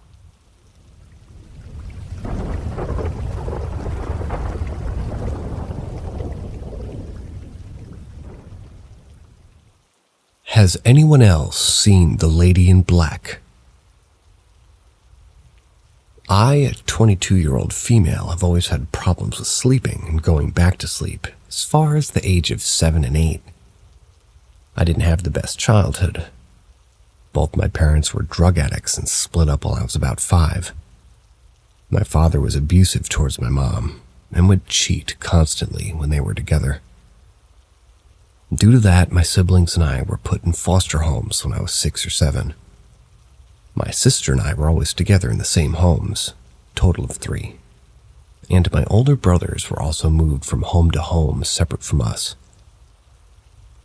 Around the time we had all moved in with my mom, my sleeping problems had gotten worse. I couldn't sleep. I would feel like I was being watched and would stay up as much as I could due to some chest pains and constant horrible nightmares. That would subside until high school. During high school, I would get sleep paralysis 2 to 4 times a night. If I were to take a nap during the day, I would get some sleep paralysis. I would just deal with it. Up until I started to see shadows and hear voices during sleep paralysis. One night I had fallen asleep and woke up and saw a figure standing at the corner of the room. It was a lady, dressed in all black with a veil over her head. She slowly approached me, then got on top of me and started screaming in my face. This terrified me. I had never experienced something like that before. During this time, I was also depressed and suicidal. I didn't see her again or think about it until today. My friend came over and said that he had seen a lady wearing all black in front of me, looking at me intensely. And when he turned and looked back, she was gone. What does this mean? The last time I had an encounter with her, I was very depressed, and although my mental state isn't the best right now, I'm not suicidal, and I'm just slowly getting out of the depressed episode. I heard somewhere that she appears when you're close to death. How true is this?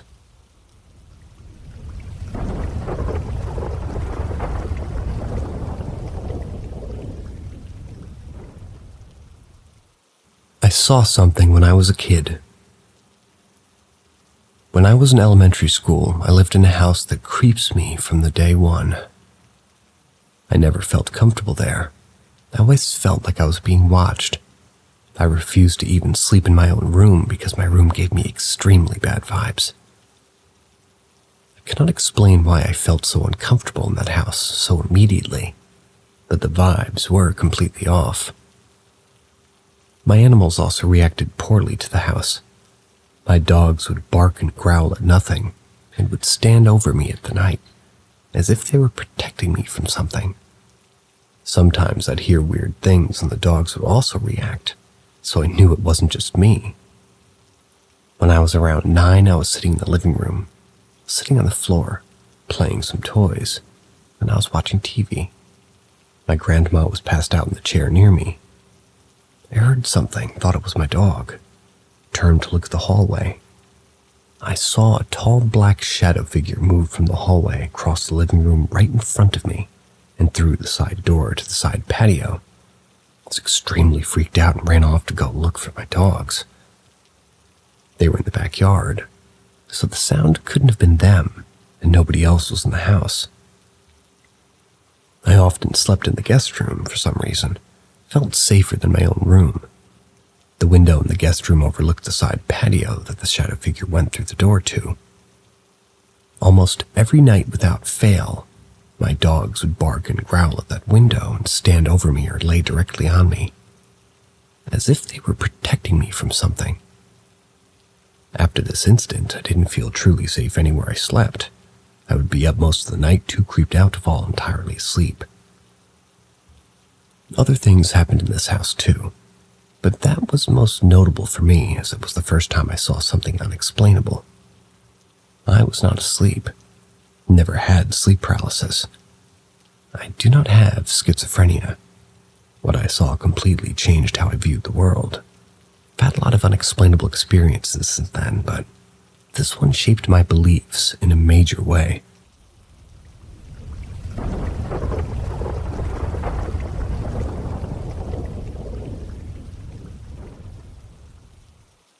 Woman in the Palace.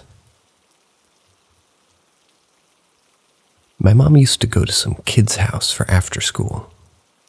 She helped them study, and this girl she taught moved houses several times.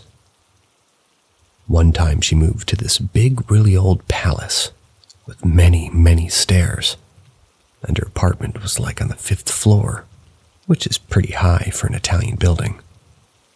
So my mom had to go there and go up the stairs. Every time she went up the stairs, like in the moments she was in the stairs, she felt sick. Like she started feeling nauseous and lightheaded. Her legs were heavy and she felt like fainting. Like something bad was going to happen. All of this disappeared when she got into the house. At first, she kind of handled it. She ran through the stairs and tried to ignore that feeling. I remember her coming home from work and telling my dad that she felt so bad that she didn't want to do it anymore. Eventually, she told that girl's mom. She explained everything she felt, and that woman was shocked because she felt it too. She thought she was the only one. She also said she heard weird noises and lights used to go on and off by themselves. She found open doors that were closed by her dog, who was usually really calm and used to scream randomly at the walls. That woman started panicking, went to the palace keeper to ask him for explanations. She felt stupid asking such things, but wanted answers. The old man told her that she wasn't the only one. Basically, everyone felt that, and he knew why. The palace maid, who was mentally ill, committed suicide by throwing herself down the stairs. The woman was completely shocked at that point. She decided to move. While she was planning on moving, the dead maid's niece, who was also a maid, suicided by throwing herself from the window. Yes, she moved. It still makes my mom feel sick.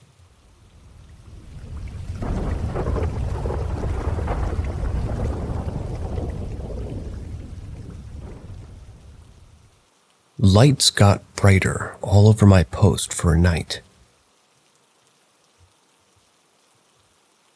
I'm a security guard at a 55 and older gated community.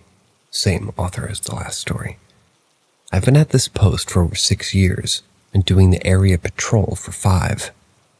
I'm very familiar with the grounds and the streetlights around the community. I've been complaining to the community for a while now that the bulbs used to not illuminate the streets well. I have almost hit residents walking because I can't see them. But they always give some line involving budget. The bulbs give off this dingy yellow light that only illuminates a small area around the pole. So just this past Friday, I get on duty and I begin my patrol. Immediately it feels off and different. I know something's out of place, but I can't figure it out. I keep driving and the feeling won't go away. It's when I get to this area that has always been the bad spot for seeing because it's always been so damn dark. It's right here that I realize what's been off. It's bright. I can see clearly everything's lit up. I continue to drive around and it's brighter all over. Places that I couldn't see well, I can now see great. Every street, every group area is brighter. Every street light, every building light, every cart barn light, all brighter. Before you all say, well, they just changed the bulbs. I waited until today to post this. I got to work today and began my patrol, and everything was back to being dark again. The places that were lit up are now back to the dim, hard-to-see illumination. Also, we're talking changing thousands of bulbs, including bulbs on streetlights that belong to the power company. The only thing I can say that was different between all the other days and Friday is that Friday the temperatures got in the low 50s here. I see and experience many things here in the community, but I just thought this one was strange because it was so odd.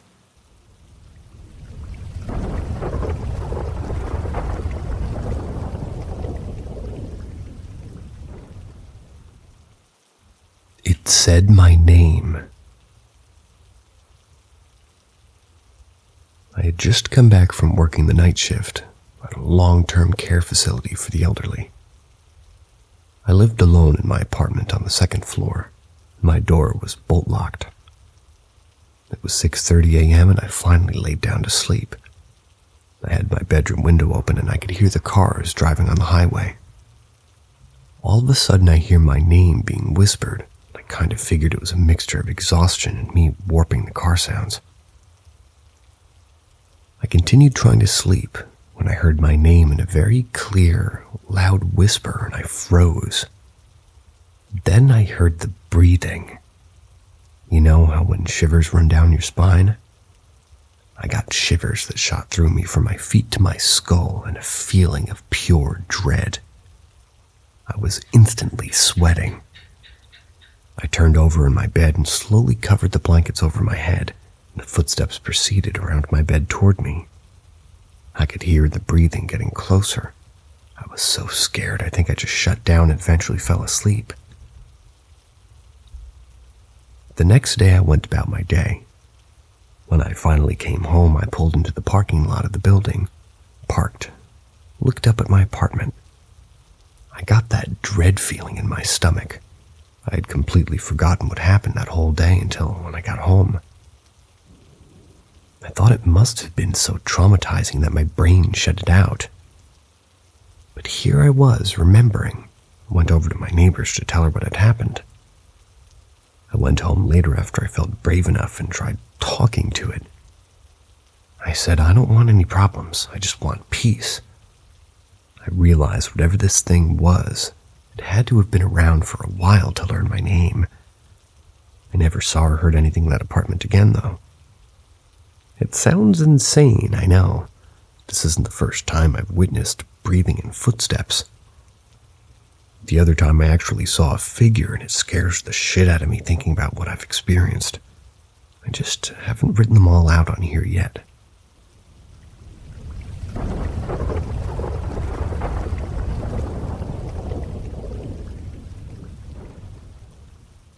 Friendly ghosts in my childhood home. I have a lot of ghost stories to tell about my childhood home, but I'm going to dive into just one. Just a little bit of background. My house was built in 1880 and has a lot of history around it. In every room, there's a doorbell right next to the entryway. It all connected to this device in the kitchen that would buzz and say which room it was coming from. When I was a kid, the doorbell still worked in every room, and you could hear it around the house.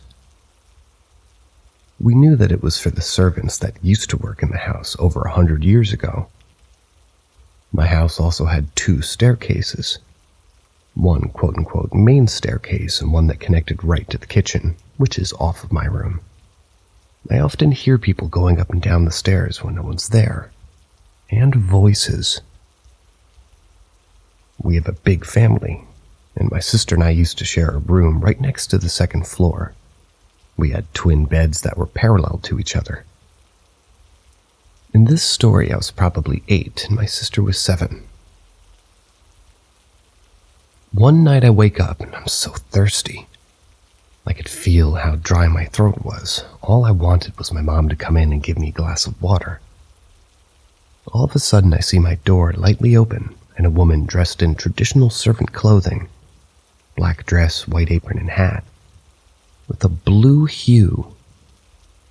They glide over to my bed and they're holding a silver platter with a silver teacup and kettle on it.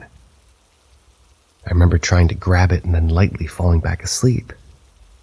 I wasn't scared or nervous. In fact, I was very calm. The next day I wake up thinking it was some crazy dream, so naturally I wanted to tell my sister, who I thought was sleeping right next to me at the time. Before I even begin telling my story, she tells me that she saw a blue woman next to her bed handing me a silver platter. I couldn't even speak, I was so shocked. Our stories lined up almost exactly.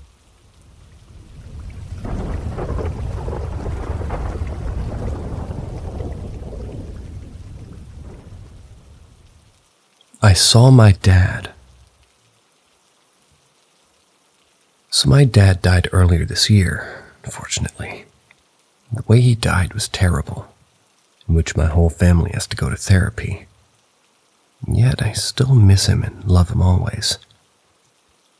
To get into the experience, I've moved around a lot this year due to personal problems since my dad's passing. I also got 2 puppies this year from the same litter. Lost my dad and dog on the same day. Kind of like a replacement for the 2 loved ones I've lost this year. One of the dogs was quiet and usually chill, except he's had moments where he starts staring at a wall or something in the room randomly when he wouldn't normally do this. I know dogs have a 6th sense about paranormal stuff as well as other cats and other animals. This behavior would happen about each month around 2 to 3 times since I got him in May. Then I moved again to my grandfather's house, in which he is my dad's older brother. There still is some tense feelings here and there because it's still a very sensitive topic for my grandparents and dad's side of the family to talk about my dad or even see videos of him. They were all close. Around the same time I started my new job, where it would require me waking up at 2, 3, or 4 in the morning to leave for work. In front of my room, there's like a tiny light that usually is on, sometimes when people forget to turn it off though. There's nothing in the way of that light that could ever cause a shadow. One day I was leaving for work about a week ago. I go get my shoes and I'm about to leave the front door when I look up in front of the light is a big shadow of a person. I immediately recognized who it was. It was my dad. The only reason I know it's him is because of his shoulders and height. I look and I saw his big shoulders and head. I blinked, then it went away. I closed the door to the house and went in my car. Till about 10 minutes later, it hit me again that I just saw my dad. I think I cried about it after work, but I couldn't tell anybody in fear of them thinking I was crazy.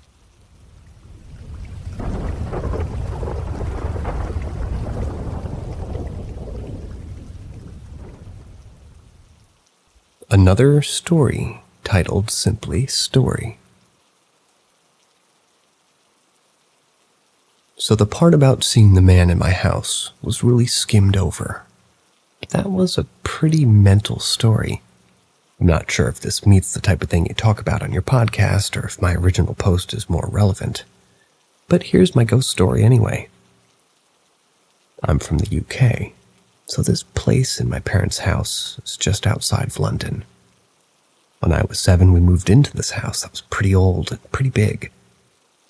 I always slept in the room next to my parents, but when I got to 13, I was allowed to move into a room on the other side of the house. My mom decorated it all beautifully for me and had put an armchair in the corner. One night not long after moving into the room, I woke up to see a man sitting on the chair in my bedroom. He was sitting there smiling at me. He had no hair and looked a bit like a skeleton to me. I screamed and ran across the house to my mom's room to tell her that there was a man in my bedroom. We were both really scared to go in there because of this intruder, so we tried to convince the dogs to go in. We knew if somebody was in there, they would bark, which would then confirm it. The dogs totally refused to go into the room. After some time, me and my mom decided to go in there armed with a golf club. When we got in, my notice board was on the floor and so was my lamp. No one was in there at all. There were no open windows or signs of entry or exit. Anyway, a few years later, we had my mom's friend move in with us. She was into ghosts and spirits and took me to this medium event. I never told her about the man in my room. At the event, I was paired up with a medium who said to me, "There's a man in here to see you. You don't know him, but he says he's so sorry for having scared you." This freaked me out so much that I told my mom, who then came clean to me, that the house was for sale because the previous owner had died of cancer. Not only he had died of cancer, but he had died in none other than my bedroom.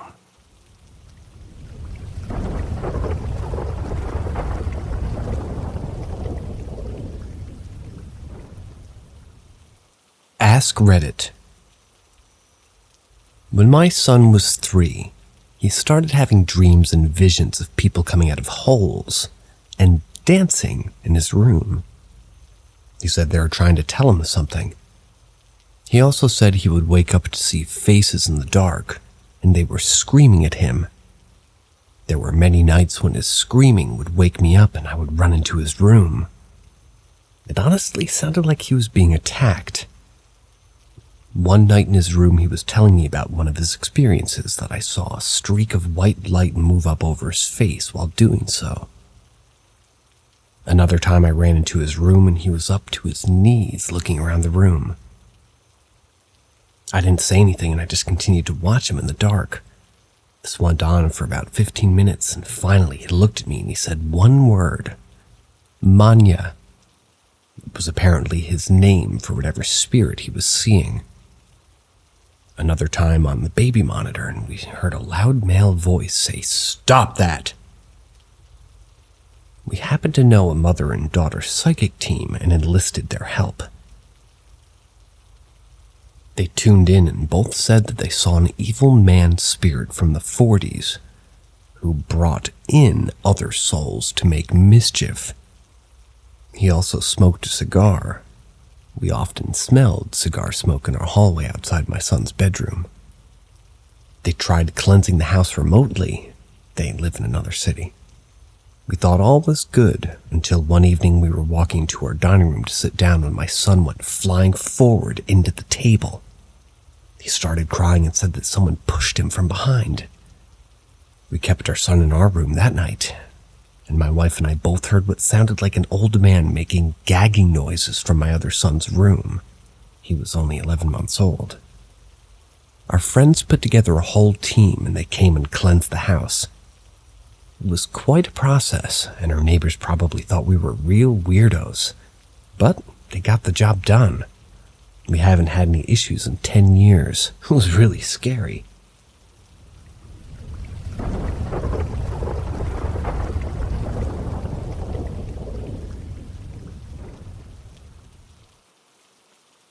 Ask Reddit. My grandparents bought land and initially lived in a trailer there while building their home. My mom lived in the trailer with them and told me many stories. But the most disturbing was about something crawling on the ground beside her bed and whispering her name. She also had something get in the bed and lay down beside her. After the house was built, she started messing with Ouija boards and actually had it tell her the name of the man she actually married later in life. His name was Shannon, which she thought was weird at the time because it seemed more like a girl's name. The thing she was talking to told her what it looked like. She woke up with it standing over her bed one night. She would wake up in the middle of the night and it would have just turned off every light. She lived in a downstairs apartment at that time and would purposely leave on the TV and several other lights. I lived in the house and wound up moving into our old bedroom and eventually into the downstairs apartment. It came out one night when I had friends over, slammed doors, ran through the upstairs of the house, talked to us on a recording. My friend saw the ghost of a dead cat walk through the wall. Same cat got in bed with Grandma once. I saw the shadow of something with horns on my wall one night. There are stories about this thing going into my grandma's room from before I was born. I had a man moan in my ear once while I was up drawing around 2 a.m. alone. My mom's ex actually saw her in the downstairs den, and that version of her floated through the furniture. He was a big guy and had served time in prison, but was legit terrified with his arm hair standing up as he saw it. I saw a ghost of myself in an empty mirror once. There are more stories, but these are the main ones that always creeped me out. I think my mom using the Ouija board really riled things up. But things started before she even did that, so I thought maybe it could just be an Indian burial ground or something.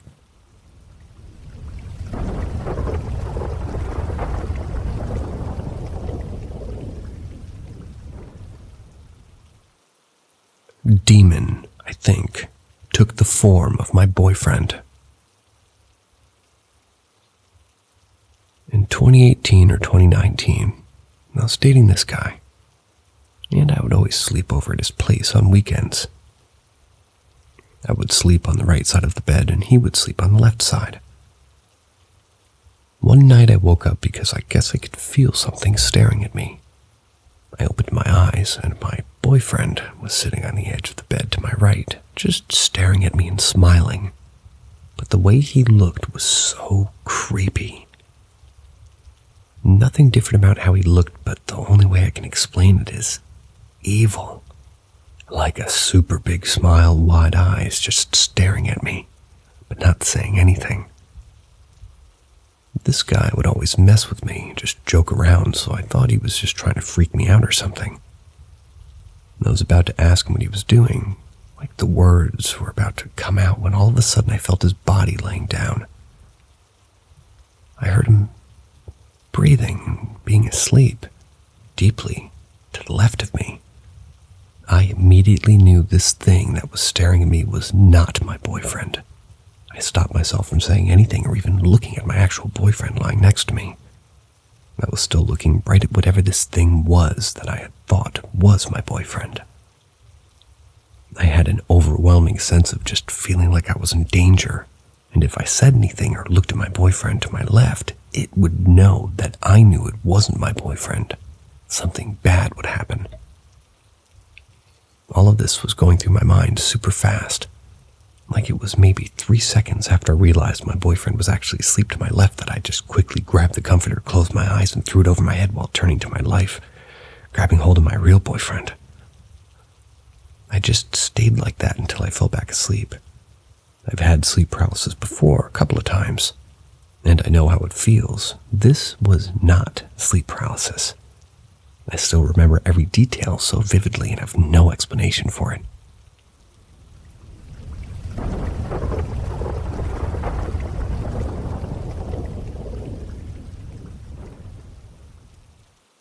Thrown object.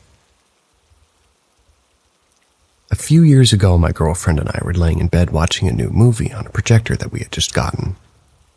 We had the projector sitting on a table about 2 feet from the edge of the bed. The table was roughly the same height as the bed. The projector was hooked up to my laptop, which was sitting next to it, closed. Right behind the projector was a medium-sized Bluetooth speaker. It's rectangular, about 2 inches tall and deep, about 6 inches long, and probably weighs about 2 pounds. All these things were about as centered on the table as they possibly could be, and they easily had 8 or 10 inches to move on any side of the table. At some point during the movie, I dozed off, which I admit I do far too often, but my girlfriend continued watching the movie, just playing on her phone mostly since I fell asleep. I woke up to her shaking me and yelling, almost in a panic and short of breath. She was yelling about the Bluetooth speaker, but having just woken up, I couldn't really comprehend what she was saying. After I woke up a little more, she was able to tell me what happened. She was on Twitter on her phone, not paying much attention to the movie, but out of nowhere, something hit her ankle hard enough to bruise it and make her draw her leg back. When she looked down, the Bluetooth speaker was sitting there on the floor next to her foot. There's no way the speaker could have fallen in that direction or bounced or anything of that sort. To have hit her ankle, would have had to travel almost entirely horizontally for somewhere around 4 feet. Both of us are very interested in paranormal things, but I would consider us both skeptics. Neither of us have ever had any other physically unexplainable occurrences like this. Neither of us have since. We still talk about it pretty frequently. Perhaps the speaker was on your blanket, and since she was on Twitter, completely distracted, and you were asleep, you moved your legs, pulled it up onto the bed with your legs, smacked into her, and fell on the ground. I do believe in ghosts, but that's my 2 cents. Or the ghost doesn't like you not watching the movie.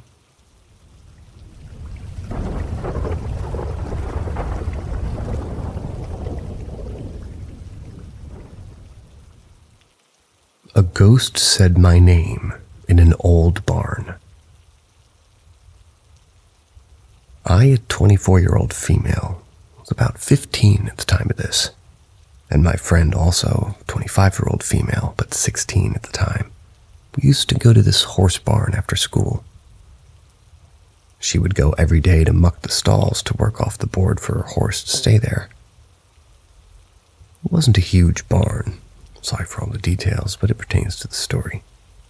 It had probably 16 stalls, but maybe 12 horses actually boarded there. The building was like a straight line with the front entrance pointing toward the road and the other end pointed toward the paddocks. It was easy to know if somebody pulled in because the entrance was literally right next to the road and car headlights would shine through the whole barn. Anyways, me and my friend, I'll call her Mandy, we were sitting in the tack room with the door open waiting for my dad to pick us up. This was in the winter of New Hampshire, and it gets dark by like 3:34 during that time, so it was pretty dark out, besides some lights in the barn. We're just sitting there talking, when suddenly I hear someone yell my name, Hannah, like a question. I didn't say anything about it for about 10 seconds, then Mandy says, "Did somebody just call your name?" I knew I wasn't crazy then. I said yes, and we both peeked out of the tack door.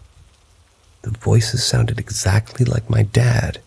There were no headlights in the drive, and we were the only ones there. I called my dad, and he was still 20 minutes out. I want to add earlier in the day that we were bringing a horse in from the paddocks, and this horse is maybe 25 years old and bomb-proof as hell. He refused to go inside to the point that he actually knocked Mandy over and ran back out. It took 10 minutes to get him back in. We both have wondered for years what this meant. It's my only one, really, encounter with the paranormal. And honestly, now that it's been almost 10 years.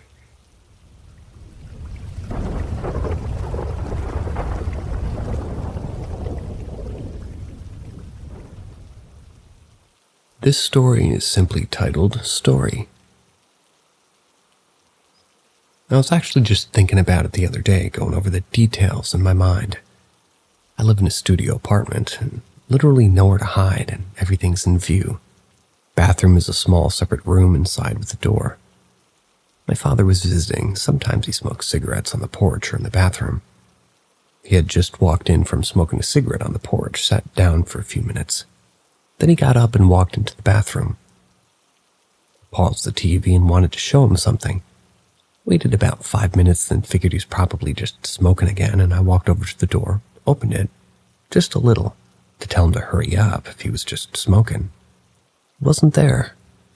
There was no smoke. I opened the door and he was nowhere in sight, not behind the door, and the window's too small to fit through. I recently had read a story of a woman disappearing on a trail or something. I thought of that or time slips and was just like, there's no way he just vanished. That took about 5 seconds. Then it took a second to rush to my front door to see if maybe I missed him walk out to the porch somehow, and I yelled, "Dad!" No answer. At that point, got an adrenaline and anxiety type of a feeling and almost started to panic. I was like, where could he possibly be? I rushed over to the bathroom a second later to check for clues, and when I opened the door, a big cloud of smoke came out. There he was, sitting on the toilet smoking.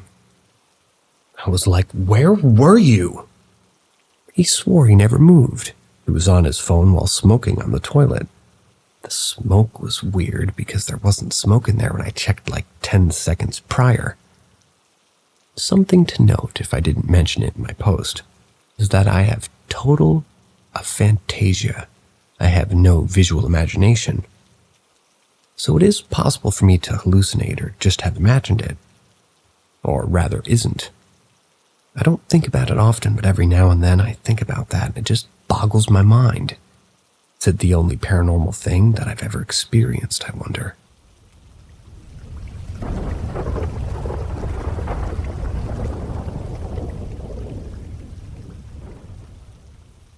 I know you can hear me. This happened to me last year. Never in my life had I heard a voice so crystal clear. I was up late working on an art project in my living room, the windows wide open. I lived in the first floor apartment. Very often I felt as if something or someone was watching me, and I knew that I knew, or it knew that I knew.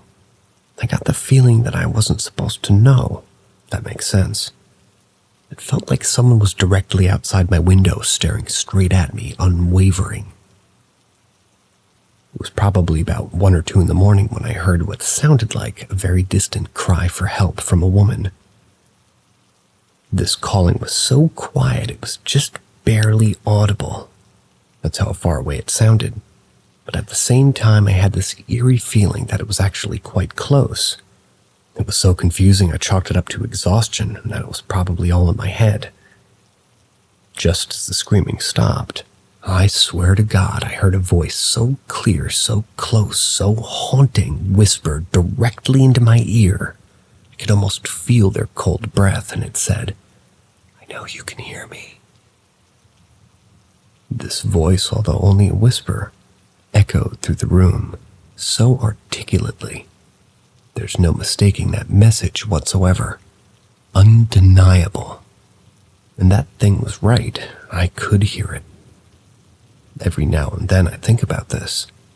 It chills me to the bone even a year later. This was like nothing I've ever experienced in my life.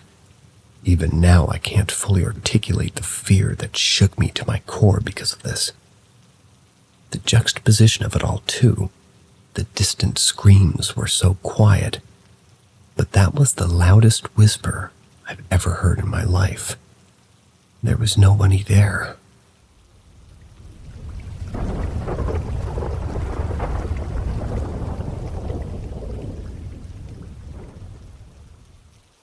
Not a sighting, but very weird still.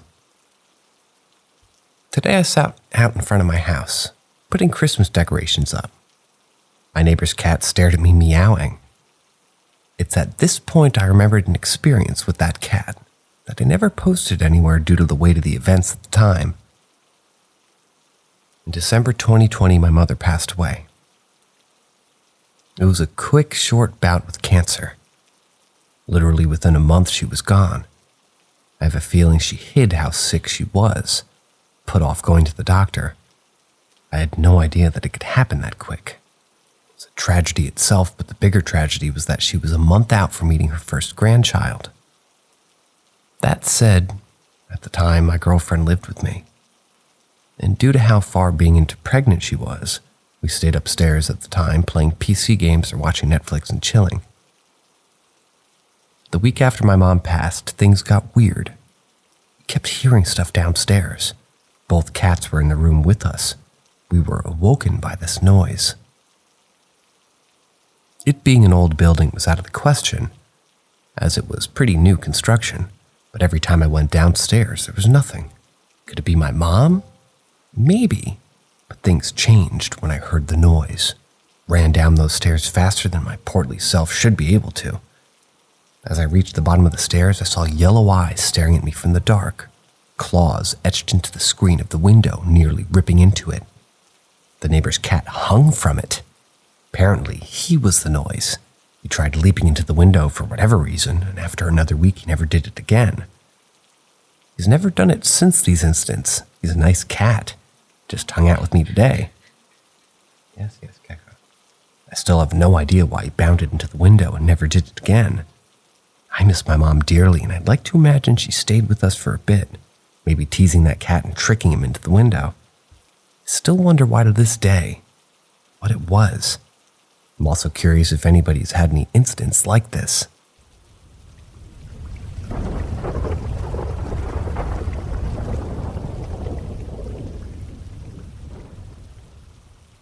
Possible ghost in the form of my girlfriend. So I am a bit of a skeptic. I don't really believe in ghosts, and I've never seen one in my life until Sunday just passed.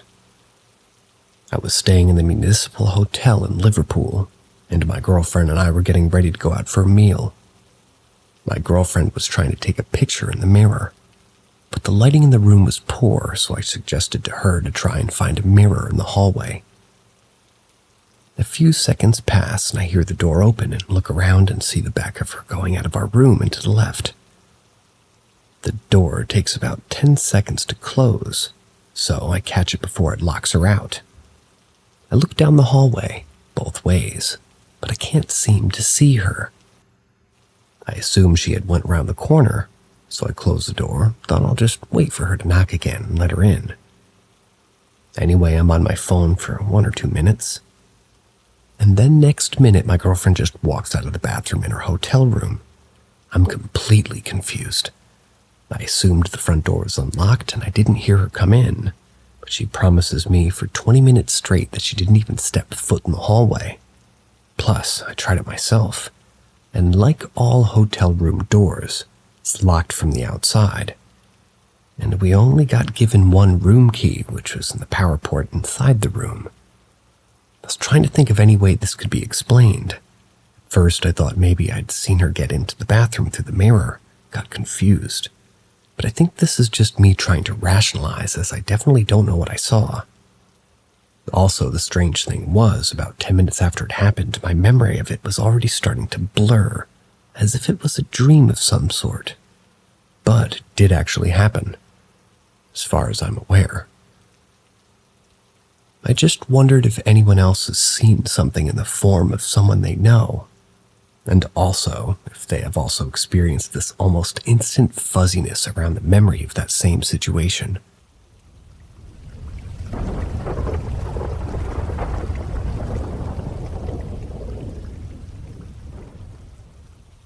Verbal encounter at Higgins Lake, Michigan,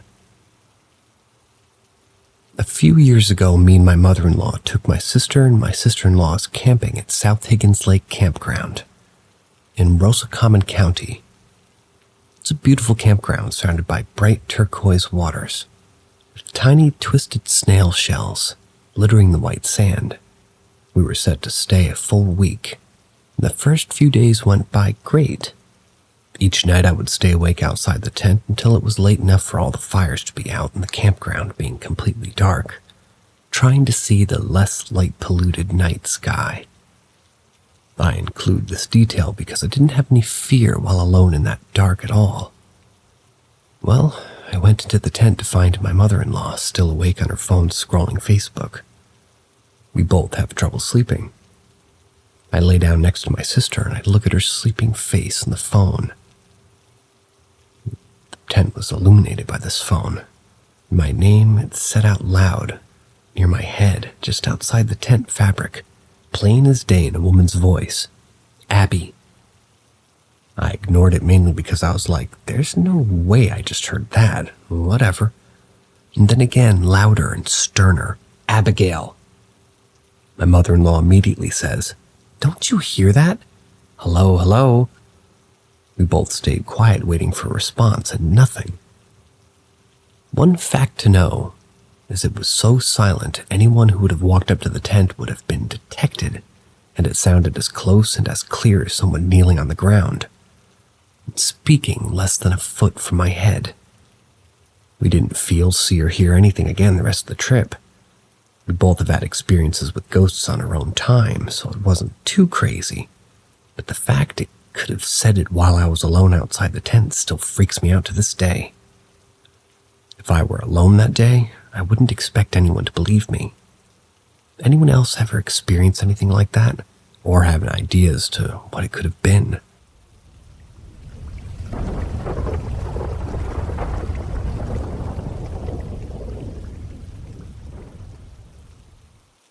The Shadow Man.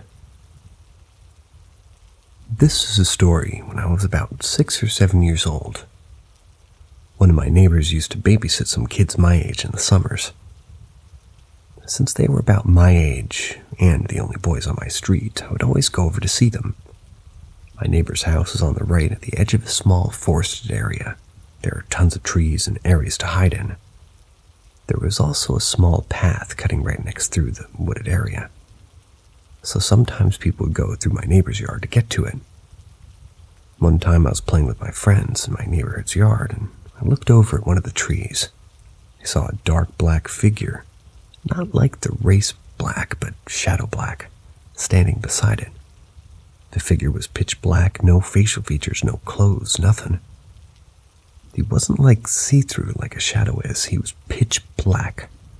He ducked behind the tree before I could get a better look. Told my mom about it, but she didn't think too much of it since I was so young. A few months later, I was riding my bike past my neighbor's yard. I looked over at the trees, and sure enough, he was there. Stared at him for a moment before looking back in front of me, hit the curb, and scraped up my knee. Then I looked back, and he was gone again. This is the last story I have about him. About a year after I first saw him, me and my sister were in my backyard playing on her playset. All of a sudden, I heard my mom yelling for me to grab my sister and come in. My sister was like 3 or 4 at the time. I grabbed her and ran back in, but just before I got inside, I glanced over at the fence. There he was, staring at me and my sister. I asked my mom why she called us in. She told us that it was because she saw the man too, and thought that he was some creep or something. She described it exactly as I had. Never saw him again. Nowadays, I still don't know if it was some sort of spirit or just some type of creepy dude that I happened to see multiple times. My sister was too young to really remember him, but me and my mom still talk about it to this day.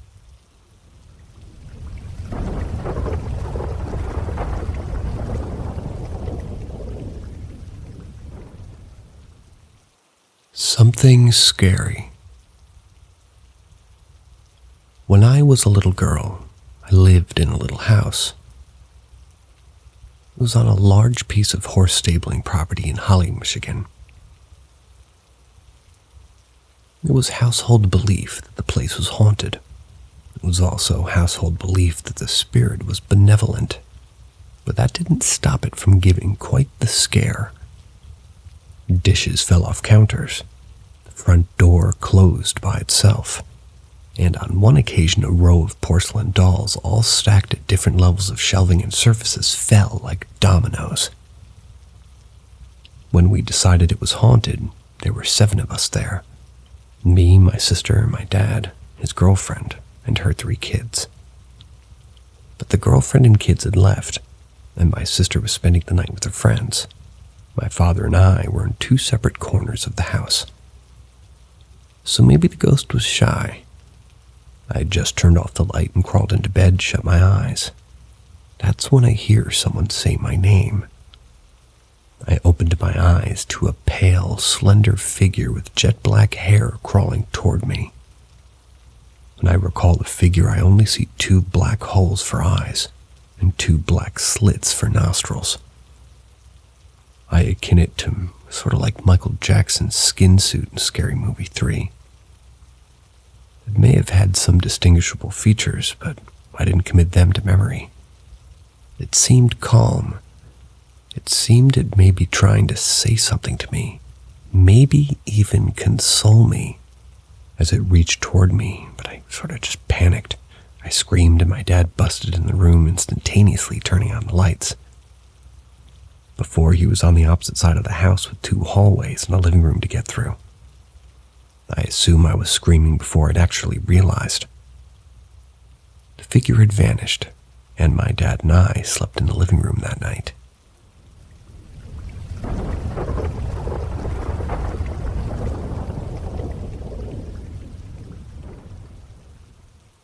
Ask Reddit. There is a place called Meadowbrook Manor in Rochester Hills. It's my hometown. It's on the campus of Oakland University. It was owned by the Dodge family. Quite a few people have died there, including young. My buddy worked there for years, and my wife hosts events there. I even proposed to her on the property. The house is both beautiful with stuff like secret staircases through bookshelves, but it's also very creepy. There are a few known ghosts, including Caramel Apple Girl. The story is she's a young, quiet ghost that lives in the house and holds a caramel apple with peanuts. Numerous people have claimed to see her, including my best friend, who is a no-bullshit guy. He was cleaning up at the end of an event there, and he saw a girl on the staircase eating a caramel apple. He asked her, "You okay?" And she said that she was lost. My buddy said, "Hold on, we'll find your parents, so come on down." He turned to grab a phone for a moment, turned around, and she wasn't there. He checked the stairs, and the peanuts were there. He and a few others roamed the house looking for the girl. He called me, and I drove over real quick because I thought this was kind of awesome. After another 30 minutes of searching, we finally called the police, and the employees locked the place up. When we were on the side of the house chatting with the university police officers, a light turned on in one of the bedrooms. We immediately freaked out because that house has been searched for hours. My buddy looks at the 2 cops, they look at us, and we're all figuring out who's going to do what. The cop starts walking over, stops, looks at us, and says, "Fuck that." Because he had heard the stories. He called in a bunch of backup before searching, and apparently there were no peanuts on the stairs when they went in.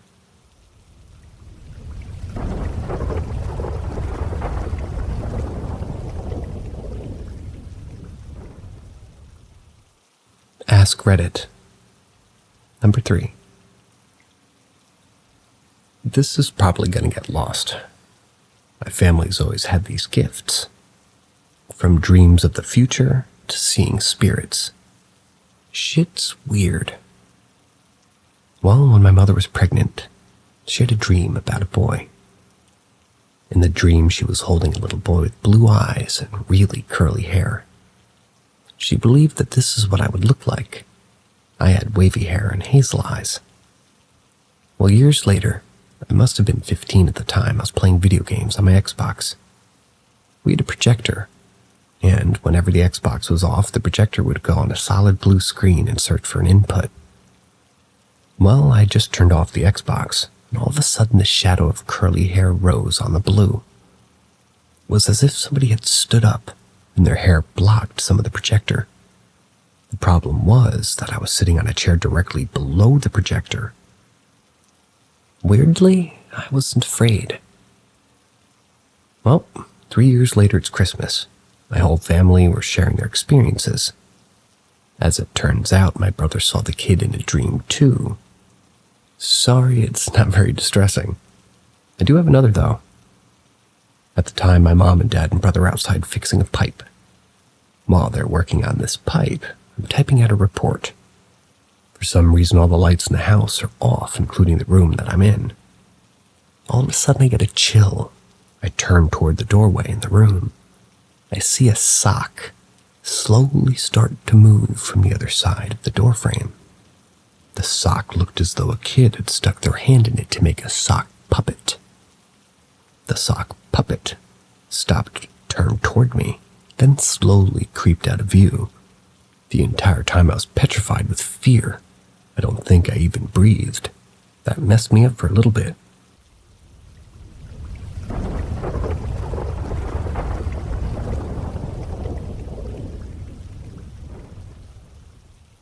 Haunted or infested. So I ended up in jail for 24 hours. At about hour 4, I was given a cellmate. This dude was Jamaican or Haitian. He was wearing the scrubs he was arrested in, but seemed a bit odd that we didn't talk much. But we seemed equally uncomfortable and equally antisocial, which was fine by me, because I was afraid I'd be celled with a murderer. At some point in the night, this guy kept getting attacked by a roach or several roaches, but one at a time. I protected him from the roaches a few times, and he seemed genuinely grateful. However, sometimes he started looking odd. When that happened, I started banging the cell and yelling about my rights. He stopped acting suspect when I did that at least twice. At some indifferentiated time, no windows, I was moved to another cell with no cellmate. This guy started screaming all night as if the roach or roaches attacked him without me to protect him. So we're both sent to the judge at the same time so I get to hear the details of his crime. Motherfucker was charged with murder. He was a direct support worker, and this happened on the job. Key piece of information is the gun found on site did not match the one on his concealed carry license. So he could have been innocent, but who knows? But this is about those roaches. Was he under attack from the victim? I didn't have a single roach in my cell after moving. Also, his terrified screams make me wonder if he thought something other than a badly infested cell was the cause of this. Maybe he wasn't innocent.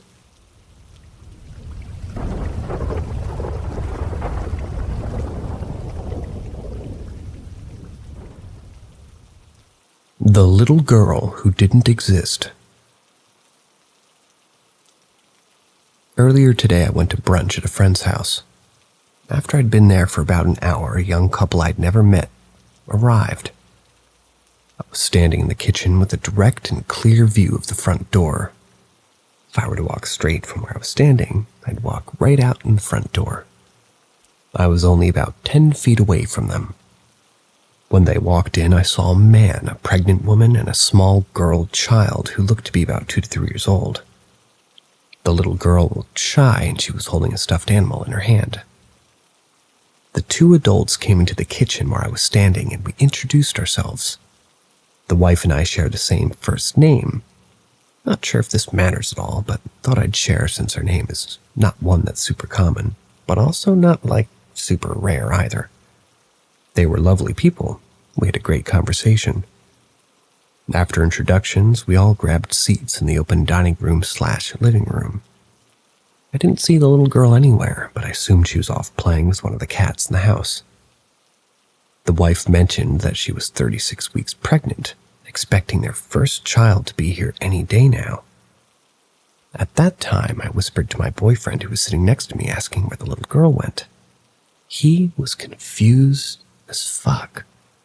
I then discreetly mentioned to my friend that I thought I saw them come in with a little girl. He was also confused as fuck and said that there was no little girl there and he had no idea what I was talking about. I do not do drugs, not even smoke pot. I am prescribed Adderall for narcolepsy, but I take it as prescribed. I've never experienced seeing or hearing anything like this before. At least not to my knowledge, I guess. I had a mimosa with brunch, but was far from being drunk, not even slightly. I do consider myself extremely spiritual, though.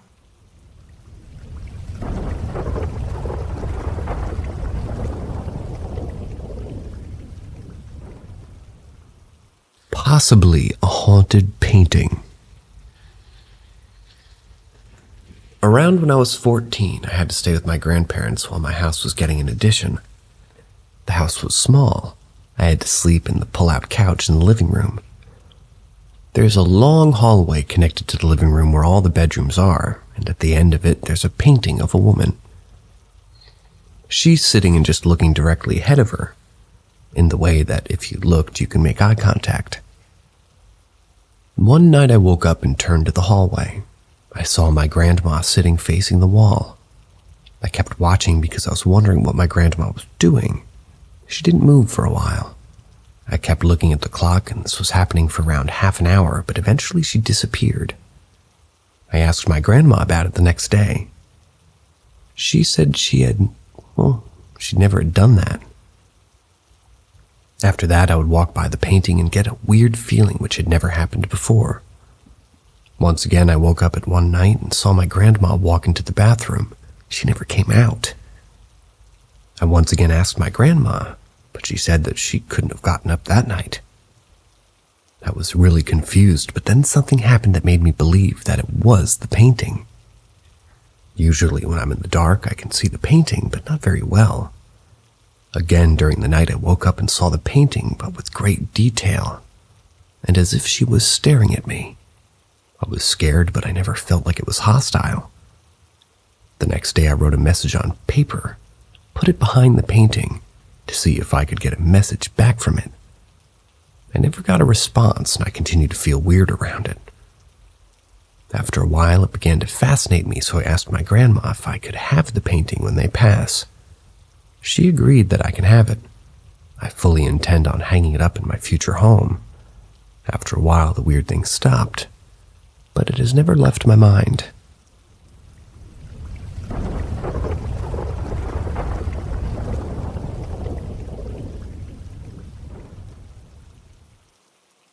Questioning my experience with a mind reader. So here's how it went down. One day in the 4th grade, I show up to class, and we're on recess. This is where I see a group of classmates grouped up around this girl. I walk up to the group of people and listen in, but I don't partake in the conversation. This girl was telling the kids around her that she could read minds. She wouldn't do it today. She told the kids that she would read minds tomorrow if anyone was interested. Myself, being interested, decided that I would go home that night and decide what I should think about, so I know for a fact that she isn't lying to everyone. For whatever reason, I decided that playing songs in my head would make me believe she was telling the truth. I had 3 songs that I would play in my head. Not the full song, but bits of each of the songs. With my plan in mind, I went to bed. I waited for morning. Once I arrived at school, I found the mind reader from yesterday, and she already had kids around her with people yelling with excitement.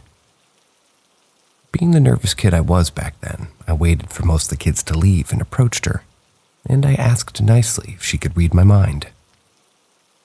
As she looked at me with this focused look, she told me she was confused why she couldn't hear my thoughts, but heard what sounded like a jukebox shuffling between songs. I proceeded to freak out, and I was amazed at what just happened.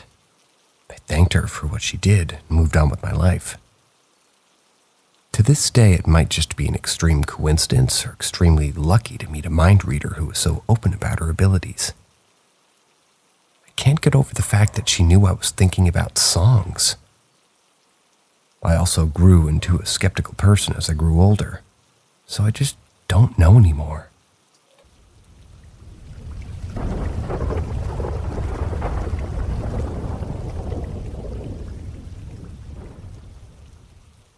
Having nightmares after meeting a girl. So around 6 days ago, one of my junior from college just asked me to meet. We also met 3 times earlier.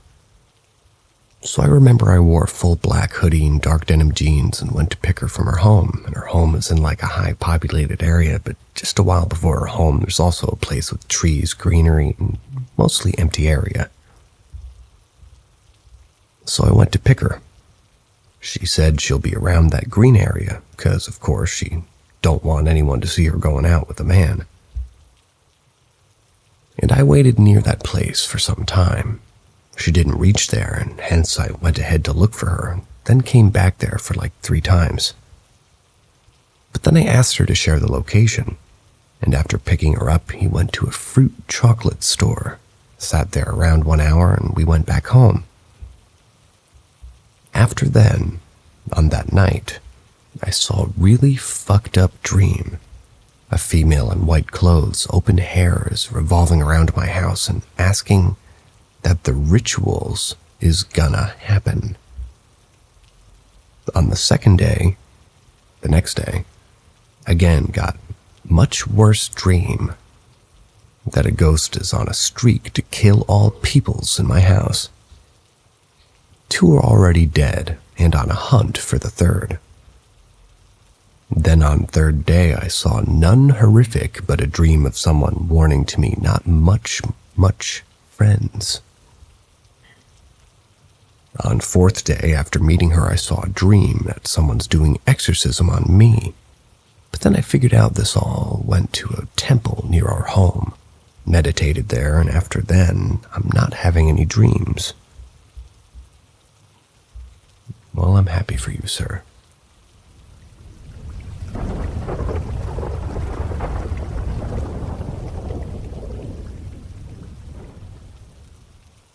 Did I live in a haunted house? So, in 2019, I moved into a rented house with a friend. After a while, we started noticing things. One night, I clearly remember hearing footsteps coming up the stairs and into my room. At 3 in the morning, I didn't turn around to see if anything was there. At one point, I mentioned to my friend/housemate, and he had heard similar things, but he was skeptical and didn't believe in ghosts, but definitely felt something was going on. One thing I realized after a while was that the walls were very thin, and I could hear my neighbors moving around next door. There were other things. The weirdest one was we were both sat on different sofas watching TV. Suddenly, there was a banging vibration that me and my friend felt, and I heard. My friend thought it was my cat, but then I pointed out that he was sat on my lap. In the end, it just became a running joke. Ugh, that'll be the ghost. A regular thing was 4 bangs. The weirdest thing is that I went away for the weekend with my boyfriend and we stopped off in a shut retail, completely deserted in the city, 50 miles from where we lived. My partner was half asleep and suddenly there was 4 bangs on the side of the car. We immediately looked around, then got out of the car. No one was around or in the area and it was open space. So we basically were able to run and hide. Anyway, after 2 years, my friend moved out, my partner moved. We had a few more instances where bangs were usually when the other half was drifting off. We moved unrelatedly 6 months after. Nothing followed. Just wondering what people think.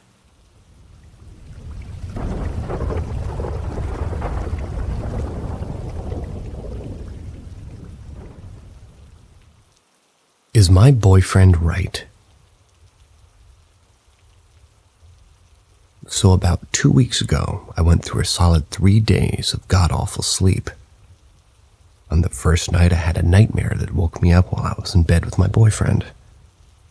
Then the second day, I physically couldn't sleep.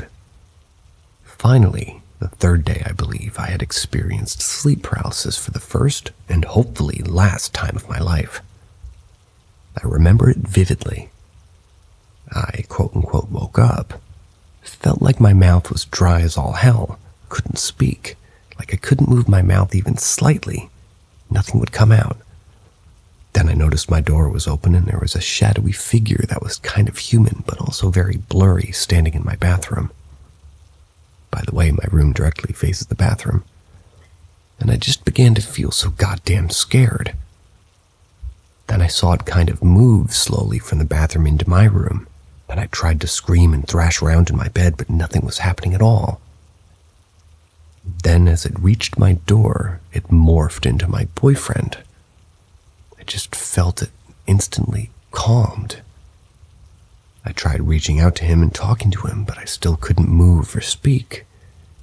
Then as soon as I felt a slight movement in my arm, and I just shot awake and realized that my dad had been calling me to wake up. I went through my day normally, but could just remember the dream.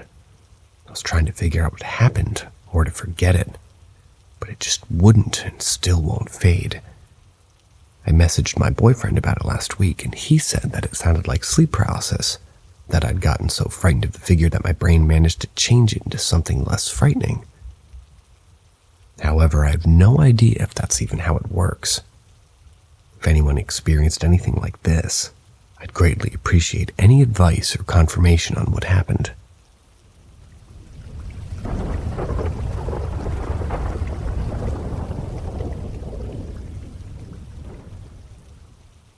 What is following me?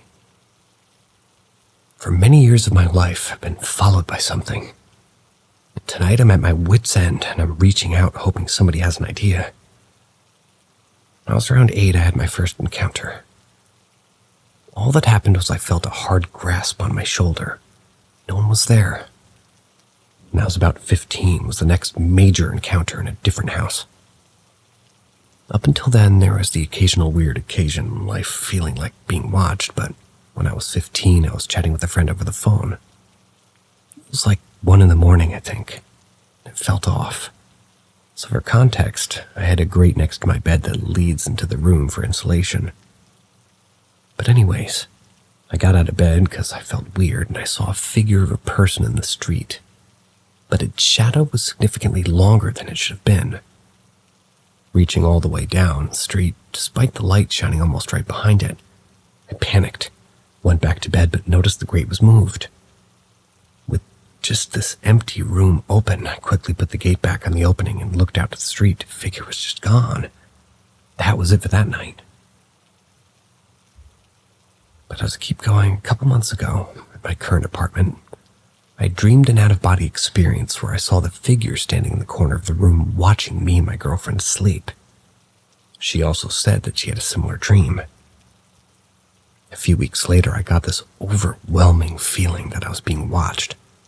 I left my apartment to pick up my brother from work after dark. Felt the paranoia the whole way there.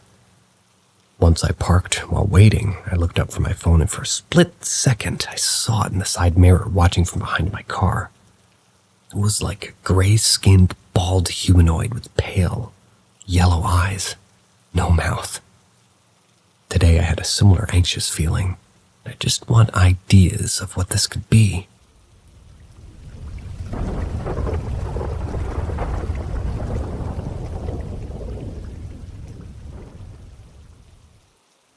Is there paranormal activity in my house? About a month or so ago, my dad went out for work. Me, my sister, and my mom. We were all downstairs and we heard a loud bang like someone had thrown something against the wall. I went upstairs to see nothing strange in any of the other rooms except mine. I have 4 Kirby figurine/toy things. And I had moved and another had somehow ended up on the upper end of my bed. They were on a shelf by the lower part of my bed. I didn't think much of it in case it was wind, but when I looked down, and other things had fallen off my drawers and shelf as well. I checked my window, nothing. Checked my other window in the house. None were open. Still, I thought nothing of it. A couple of days later, me and my family were playing games downstairs when again I heard another extremely loud bang. I went straight to my room. I have this heavy book about space, etc., and was on my bed on the lower part, and the shelf was above the upper part. Started thinking that this was strange, but didn't think any further into it. After these incidents, I started becoming more aware of things, and realized I've been hearing footsteps in the hallway in the attic, and my parents' room for most of my life. So I probably got used to it and ignored it, basically. There's also a walk-in wardrobe in my parents' room, which has a very obnoxious squeak when the door opens. I've been hearing it open and close when no one's in that room. The door is also hard to open. The bathroom light will also turn on randomly while everyone's asleep. My dad's encountered a shadow on the stairs when my mom and sister were out, and nearly immediately after he told me he felt dizzy and the air had become thick. My dad will believe something if there's no explanations. So once it had passed, I looked into it, couldn't find any real evidence because none of it aligned with our situation.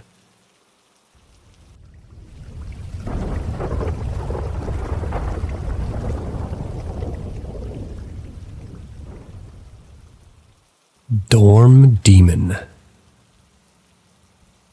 My sister is currently in her 3rd year of college. She shares a dorm with 3 other people. We'll call them Abby, Beth, and James for privacy reasons. This only happened about an hour ago. I'm still shaking as I write this. Abby's at home, Beth is out shopping, and James is alone at the dorm. The dorm has always been strange. It's had doors closed by themselves. They've heard footsteps and knocking on doors while nobody's being there. Just about an hour ago, James had heard the front door of the dorm open and close, accompanied with footsteps, as if someone had just come in. Most likely Beth. He went out to greet them, but nobody was there. James turned around and saw Beth's door slowly closing. He peeked his head inside. She wasn't there. Then he went and checked all the other rooms in the house, still nobody. Obviously freaked out, James went into his room and closed the door behind him. It was fine for about 5 minutes. Then he heard knocks on his door. No, it wasn't the pipes. It was his door. James jumped up, swung the door open, but still nobody to be seen. Terrified, James locked the door and put a rosary bead on the hook of his door. Ultimately, it didn't stop there. The beads were swinging side to side like a metronome for 5 minutes.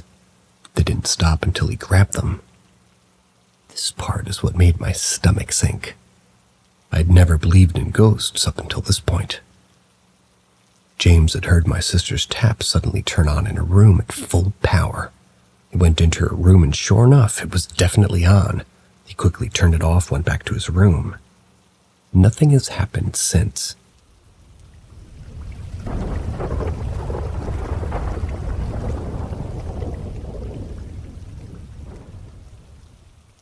When a teen, I had a visit from a ghost. I'm a 47-year-old female. When I was 15, I had a visit from a ghost. I was home alone with my mom and she went to the convenience store about a mile down the road. My dad was at work and the younger brother was out with friends. I was in my bedroom with the door open reading a book. My mom was gone maybe half an hour, and while she was gone, I heard a female voice call my name. I thought she had gotten back and called me, so I asked what she wanted. The voice called my name again and asked again what she wanted. I then realized my mom had gone to the store, so I got up to look out the window to see if the car was in the driveway. It wasn't. As I'm looking out the window, I hear my name again. At this point, I'm freaking out. The layout of the house when entering the house is you walk into the dining room. If you go to the left and down the hall, you come to my room. Then my brother's room. My parents' room is across the hall from my room. If going to the right, you enter the kitchen, which is in the center of the house. Next to the kitchen was what was called the Florida room, and beyond the kitchen was the den. Now, as I'm freaking out, I hear my name again as I realize I'm alone.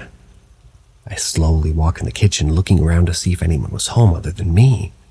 But I was alone, really alone. I walked in the kitchen. Standing in the den was a young female, a teenager dressed in what I would guess was 50s clothes. She was a solid form with long brown hair, a white blouse, dress pants, and saddle shoes. I'm standing in the kitchen in shock, freaked out. She said my name once more and then faded away in front of me. All I could do was stand there. 5 minutes later, my mom pulled into the driveway. Never saw her again.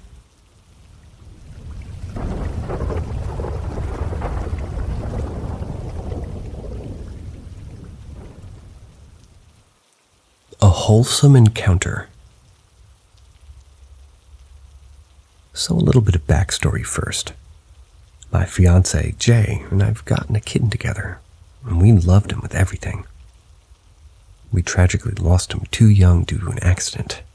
Please don't ask for details. I won't tell. It hurts to revisit. We were obviously very broken and distraught. We think he was still here. We would hear his little squeak, random little kind of sounds batted across the living room. You would just feel a presence. Recently, we got another kitten. We weren't looking for one, but an abandoned 4-week-old kitten showed up and needed a home, so we took him in. We stopped noticing anything unusual, other than maybe it would start acting like it was playing with someone, but nothing directly at us. Now for the wholesome encounter. We sleep with our new kitten in his crate next to our room. The other night we were both sound asleep, then I woke up to the feeling of a kitten walk over me, my pillow, and then toward the cubby in the headboard. So I reached for my flashlight to look for our kitten. Think, why did we let him out of his crate in the middle of the night? Then Jay said, I lost him. Where is he? I shined my flashlight everywhere. He wasn't on the bed. Then we checked the crate, and there he was, sleeping soundly, door closed. So back to sleep we went. The next morning I was telling Jay how weird it was that we both thought T was out of his crate and on the bed. I thought he let him out. He thought I let him out. Jay told me he felt a kitten climb over him in the middle of the bed. We stopped and looked at each other and realized what it was. It wasn't T. It wasn't a simultaneous dream. It must have been our first kitten just walking over us to go to bed. I was so happy he decided to visit us again. He's welcome anytime.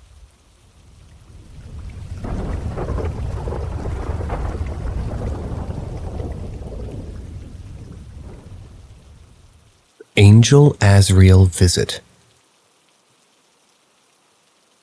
So my grandma, who family and even those in town called Granny, she passed in 2019. She and I were very close. I miss her terribly, but I was having dreams of her almost every night.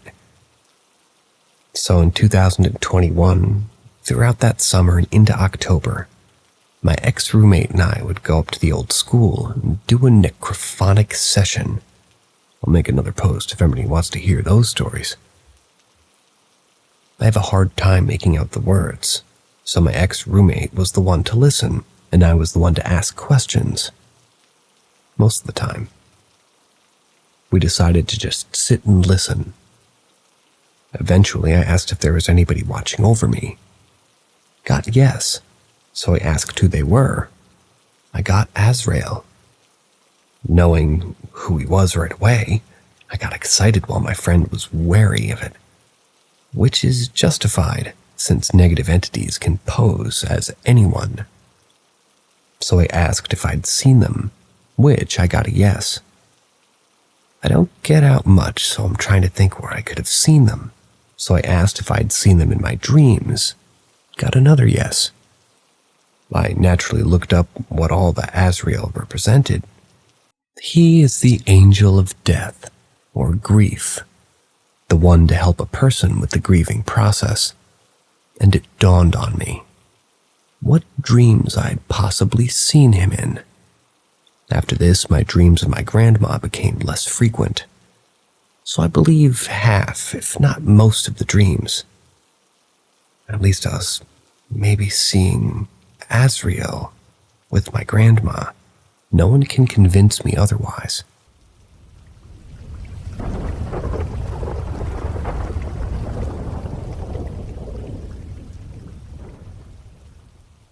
A weird experience I had when I was younger.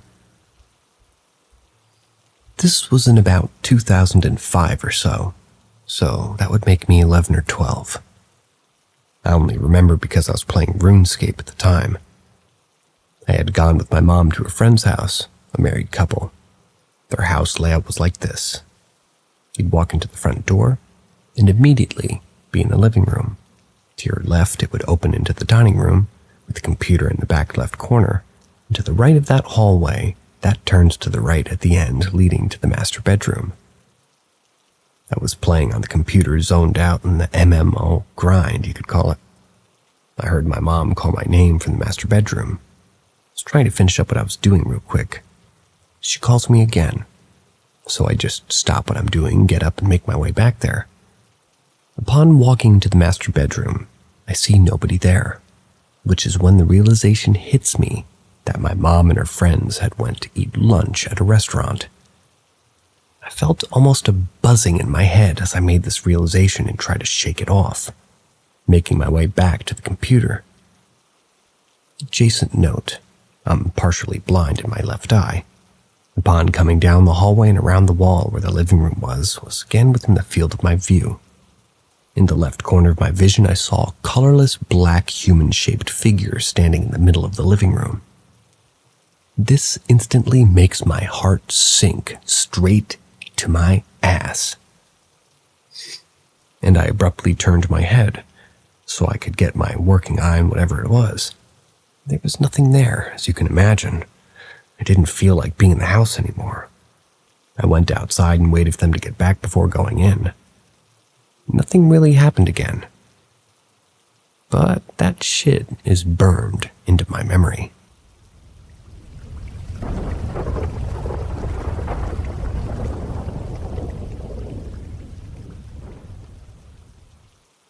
So I was curious, and I think I fucked around and found out. I was reminiscing about when my dad and I used to download ghost hunting apps and run around his apartment complex for ghosts. So I re-downloaded one today. It's just called Ghost Hunting Tools. It's an EMF reader and a spirit box, or supposedly is. Anyways, I had it open for about 15 minutes and the readings were relatively normal. Spewed out random words every couple of minutes. I noticed when it would spit out a word, the energy levels would spike a bit before, almost mimicking how I would imagine a spirit would draw energy. Like it would build up and EMF levels would go up and then down once the word was out. I figured it was fake, but kept it open in the background. I decided to try a pendulum game with the bracelet that I read about online. It said to ask out loud what side is yes and all that. Kind of felt it go to one side when I asked, so I confirmed with the question. Do you understand? And I felt it almost definitely start to move to the side that I assigned to yes. It was around this point I started to feel nervous. Something just wasn't right, and I read that if I were to feel this way, end the game immediately by saying goodbye. So I did. I turned around to my phone, which was still open with the app on my bed. The EMF reader was spiking at the highest level, I'm not joking. It was spitting out words within seconds of each other. And the entire time I had it open, it spit out only random words every couple of minutes. I got words like near, you, shoot, and Diablo. I immediately held up the pendulum again and I said sternly, I said goodbye. And the levels went down and the scary messages stopped. But I'm still scared.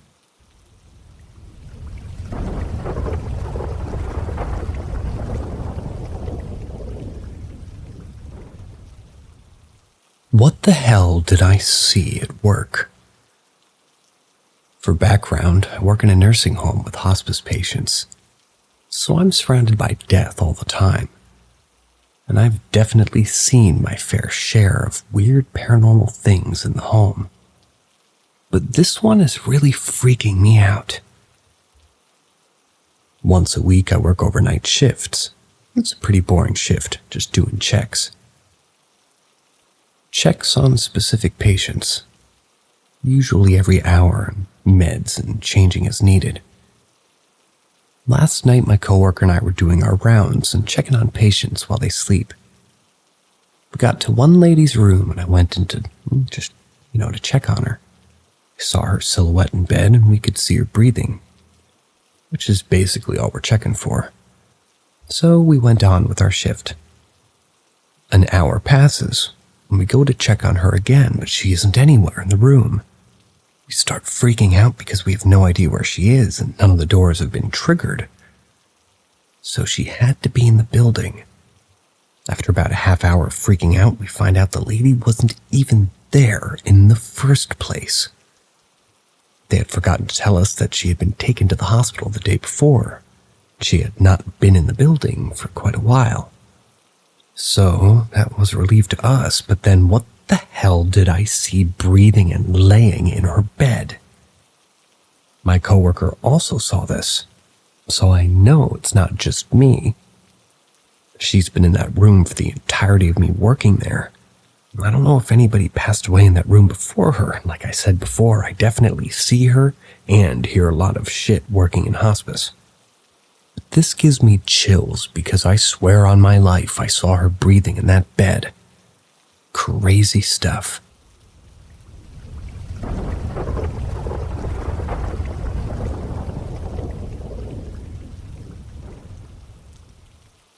Men in suits follow my grandpa home. Old family story. My mom told me this story about my great-grandfather when I was younger. I often tell it around campfires now that I'm older. Hope you enjoy. One day as it was reaching dusk, my great-grandfather was on his way home in the countryside of Japan, and the quickest way there was straight through a large empty field. He started on the path, and as he made his way down, he noticed two well-dressed men, businessman attire with hats. They had started to follow him. He looked forward and continued on. A few more paces, and he looks back. The two men were much closer than before. It was as if they teleported. There was no way that they could have gotten that close that fast at the pace they were walking. My grandfather sped up his pace before checking behind him again. The two businessmen had closed a huge amount of distance again and were nearly directly behind my grandfather. At that point, he could hear their footsteps closing in when out of nowhere a dog appears. My grandfather looked back for the two businessmen who were at that point should have been right on top of him, but they had vanished. They looked around for any sight of them, but the field was completely empty with no place for them up to have disappeared to. He looked down to the dog and felt that the men's spirits disappeared due to his presence. He continued the rest of the way home with the dog never straying by his side. As my grandpa walked through the door of his house, he told my great-grandma to get a saucer of milk for the dog waiting outside. She grabbed the milk, but in the time it took her to do so, the dog vanished just like the two men. My family's convinced that the dog was a spirit who protected my grandfather from whoever or whatever those two men were.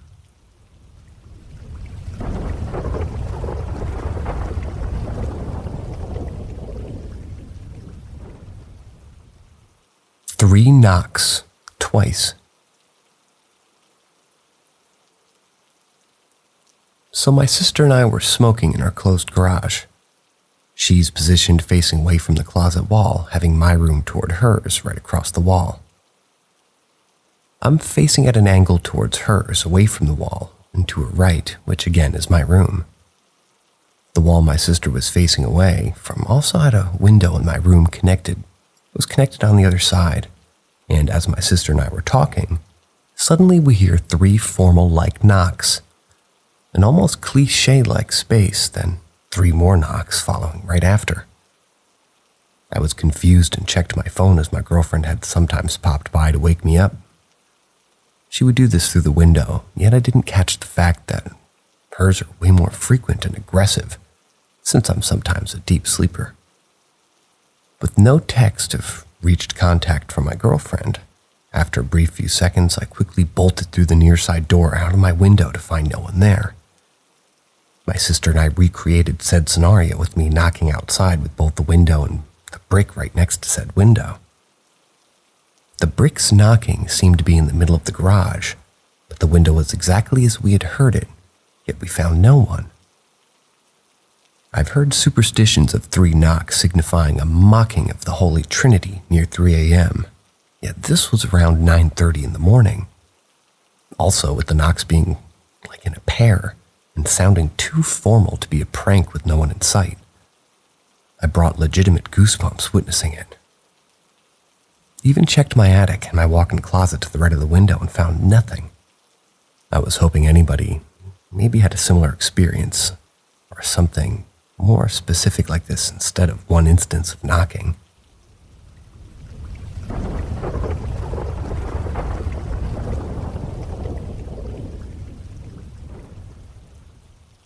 Can someone help me identify something I've been seeing? So, context. Ever since I was around 3-ish, I'm now 16, I've been seeing something that I've always called a witch. I'm pretty sure it's not that, but I do think it's something not usual. Since I was younger, I've always been able to see things until 4 years ago. But what I did see most often was a woman with long hair and no definable face. She had long fingers, she was skinny and pale too. I have 2 memories in particular about her. One was her reaching out of my old nursery room's doorway. All I could see was her arms. The second one was when I was really little. I kept seeing her in the dark, and I had a toy that would light up a small area, so I kept pressing it all night until the batteries died. The second one could most definitely be my imagination, but I don't understand why I'd imagine that. Now that leads me to last night. Like I said, the past 4 years I haven't seen anything. But now for some reason I've felt more connected to a spiritual side that I haven't in a while. And because of this, I've noticed a few things. One was the witch. I saw her in my bedroom last night, just next to my bed. Then I saw her crossing over to my bed. Next thing was seeing a rather tall ghost in the figure of a man standing over my friend. I didn't say anything, but I did find it very odd I'm seeing these things again now. Also, just additional info. The witch does not give me a good feeling to be around. I don't have any women family members that have recently died, and if it helps, I live in Maryland.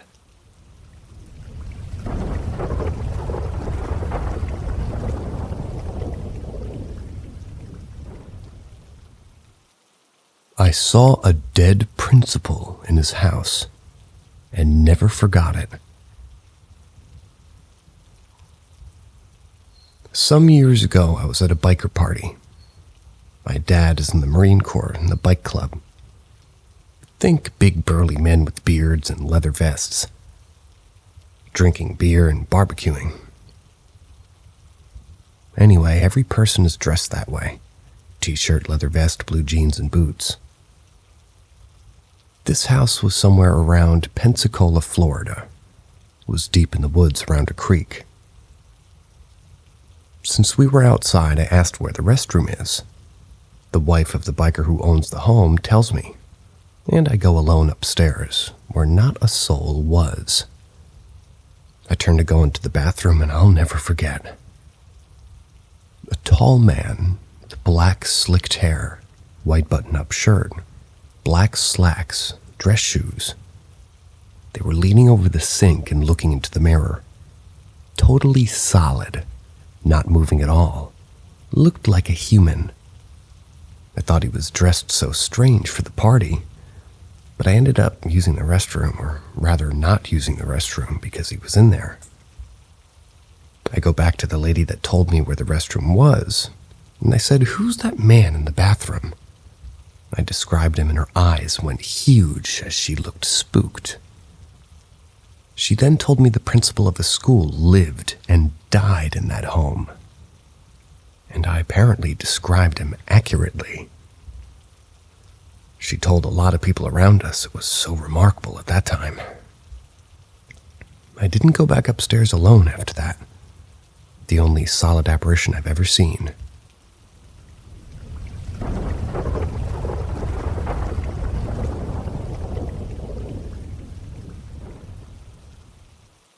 Girlfriend saw something standing over me while I slept. So I live with my girlfriend. Recently spent 4.5 days in the hospital due to kidney stone blocking my kidney from draining.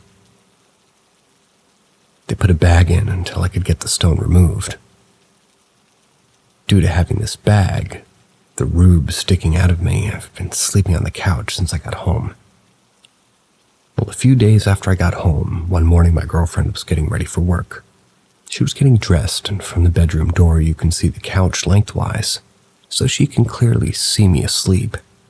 She tells me out of the corner of her eye that she thinks she saw someone standing by the couch. When she looked, she basically only saw me laying there asleep.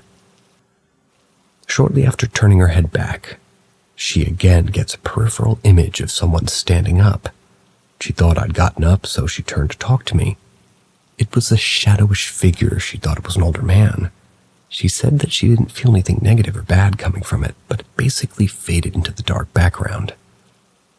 I believe in ghosts, but I don't just jump to conclusions. So I did ask her how certain she was that she saw something standing over me, that she wasn't half asleep still. She replied, nope, she was wide awake. She just basically showered just before this. I know it isn't the dark playing tricks on her eyes. She turns the light in the room on when she's getting clothes, and I usually fall asleep with the TV on so it's not pitch black in the living room. She definitely seems dead certain she saw what she saw. So far, this has only occurred once. Never experienced anything direct or something that couldn't be explained, like being in the back bathroom or hearing what sounds like someone entering the front of the house.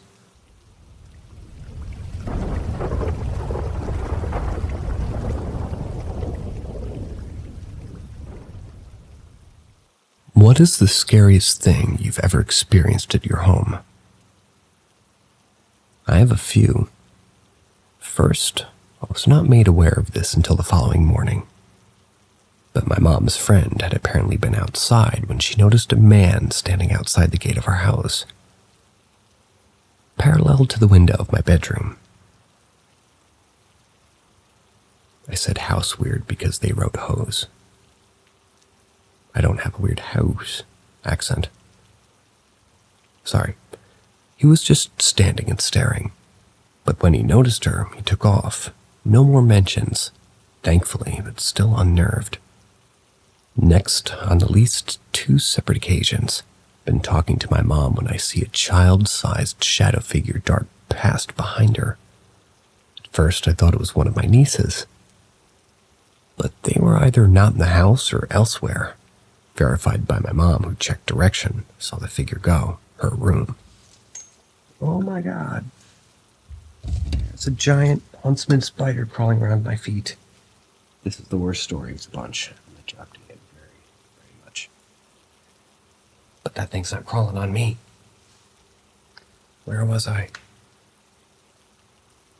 It's probably worth noting that I had an older sister pass away as a baby, and her ashes are in my mom's room. So that was what I tend to chalk it up to, making it less concerning than the first incident. Last, once my mom had told me that she had gotten up to use the washroom, and on their way back, passed by my room, which had the door open and I was sitting up in my bed. She told me to lay down. Apparently I turned to look at her before doing as she said. I don't remember this, and I don't sleepwalk.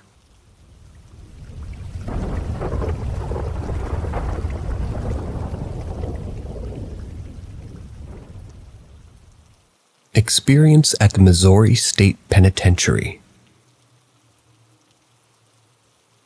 When I was 16, my class and I took a trip to the Missouri State Penitentiary in Jefferson City, Missouri.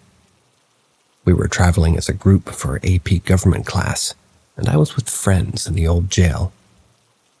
While we were in the old jail, they had us all walk up to different levels of the building where all the cells were, and they would sound an alarm, and they'd have all the cell close and everybody walk down a few flights of stairs. However, when I was walking down the stairs, I slowly felt what I thought felt like 5 separate fingers touch my lower back, almost my butt. My friends were behind me and would go for a round every single once in a while and tease each other, so I assumed they were teasing me. So I turned up to look at them and said, "Hey guys, why'd you grab me?" And they were a flight and a half above me. There was no way for them to rush down, grab me, and run all the way back up the stairs without making any noise. My other friend was in front of me, and he raised his hand and said, "I didn't do anything."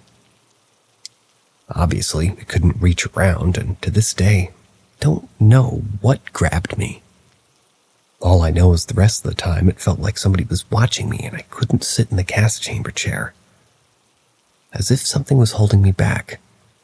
There was no way I was going to be able to sit, and eventually I had to leave early before everybody else because I felt like I was going to vomit. I've tried to explain my situation for years and still have no idea what happened that day. All I know is that a ghost wanted to be really, really friendly, and obviously didn't like that gas chamber.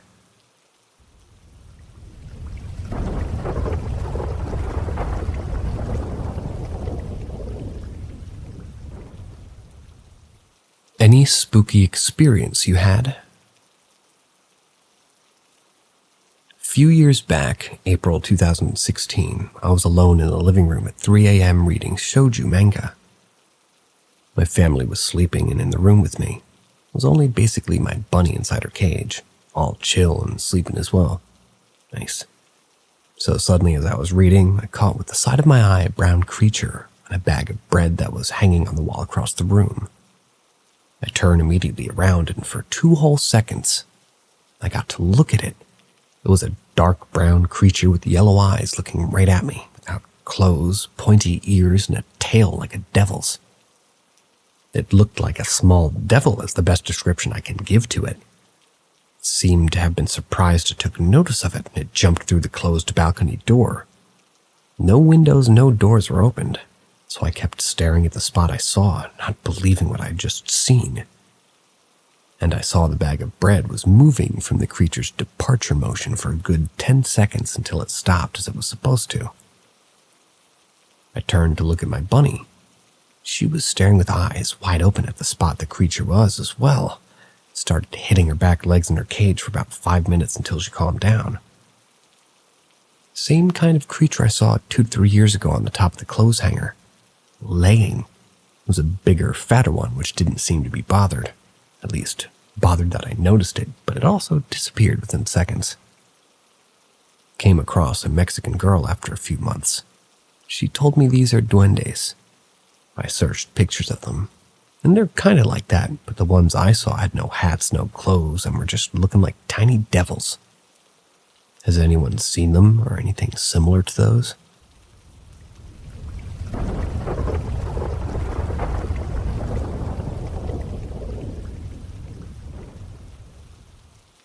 Crazy experiences that we've had. So we've had a lot of crazy experiences in my childhood home. Live next door now. When I was about 8 years old, an RC car with no battery came flying out of my room, and it made conscious decisions on how to move. Like if it ran into a wall, it knew how to back up and turn the wheel at the same time. It would also react to being yelled at. The next day it flew downstairs into my dad's workshop, a raised ranch house with garages downstairs. When he moved down there and yeeted itself, jumping forward to the recent past, my mom and I both experienced frightening children's laughter at the end of our beds, which terrified us and made us shoot up from a dead sleep. She also felt like something with sharp teeth bit her toe while sleeping. Doesn't let her feet hang off the bed to this day. Even more recently, she's seen something that she said resembled a weird thing with kind of a shape of a clown. And this was in the hallway in the reflection of their large bathroom mirror. She said she got the vibe it was checking in on her. Obviously wasn't there when she looked. We also have kind of always heard phantom bangs in the middle of the night downstairs, which never turns up being anything really that fell over. There's also a weird thing that my nephew seen when he was over, and he described it as a tiny black-colored flying man whose legs and arms were disconnected. There's even more weird experiences here and there, but these stand out the most.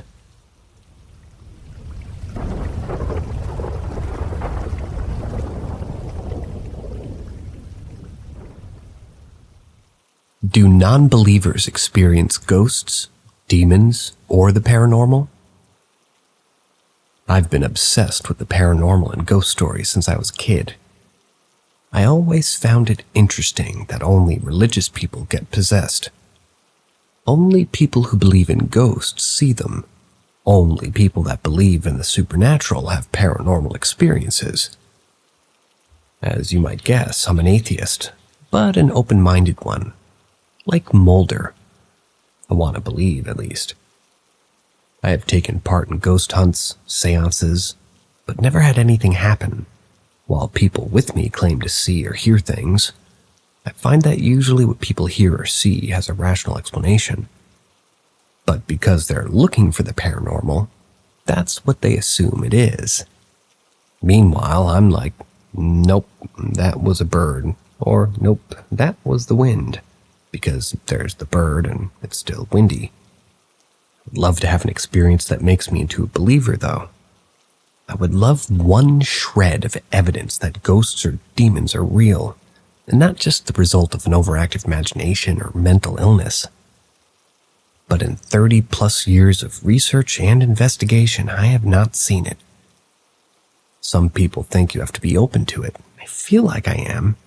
I am an empath and a sensitive. I feel other people's emotions and quote-unquote vibes, and I'm incredibly intuitive to the point people say I might be a psychic.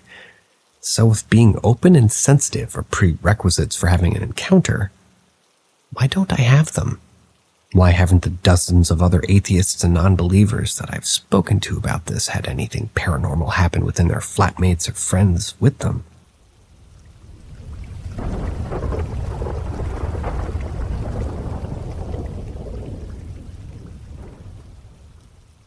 Ask Reddit. One of the popular means of transportation in my city is the subway, but the stations are quite old, so many of them don't have escalators or elevators. Because of this, it happens unusually often that I get to help old people with their groceries or parents with their strollers climb up and down the stairs. One of these times I was helping a lady carry her stroller down to the train platform. There was this clerk cleaning the platform with one of those big sweeper things that you push around. The slow, heavy things, you know.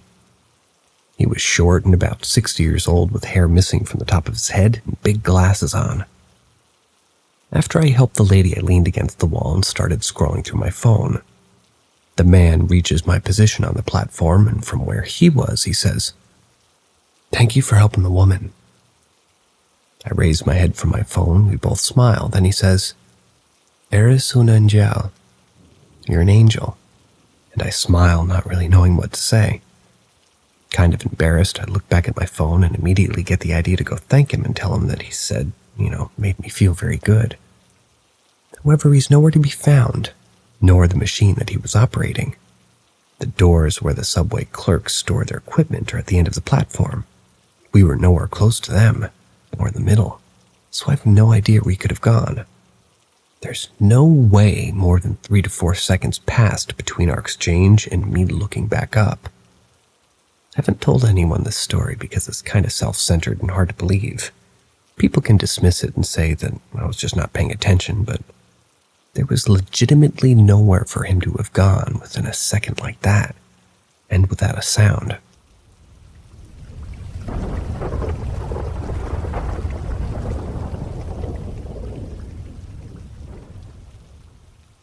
Bought 2 dolls at the thrift store. I'm new to this community. Came here for some advice. I currently work at a thrift store. I saw these 2 clown polyester dolls. For some reason, I felt very connected to them and I just wanted them. I'm not necessarily a very spiritual person. I ended up buying them and left them in my car for a few days. Since then, my tire pressure became low. At least the symbol popped up. Come to today. I was working an 8-hour shift. My coworker came up to me and let me know that my car lights were on. I was very concerned because I was hoping my car battery wasn't dead. Then I came to the realization that I knew for a fact that my car lights were off. 1, my lights turn off automatically. Didn't even have them on in the first place. 2, my coworker confirmed that when he pulled into the parking lot, he parked next to me, that my lights were not on. 3, I was looking out the window watching my supervisor to make sure that she got her car safe because it was dark and I would have noticed if my lights were on. I walked out to go turn off my lights, my coworker, and returned. Later, when I got in my car to go home, it was freezing. I live down south, and the lowest today was around 70. Not sure if it was a spirit asking to let it out of the car or just coincidences. Any advice would be heavily appreciated. Another thing is that I can't find the brand of these dolls or who made them. Also tried Google image search. Nothing.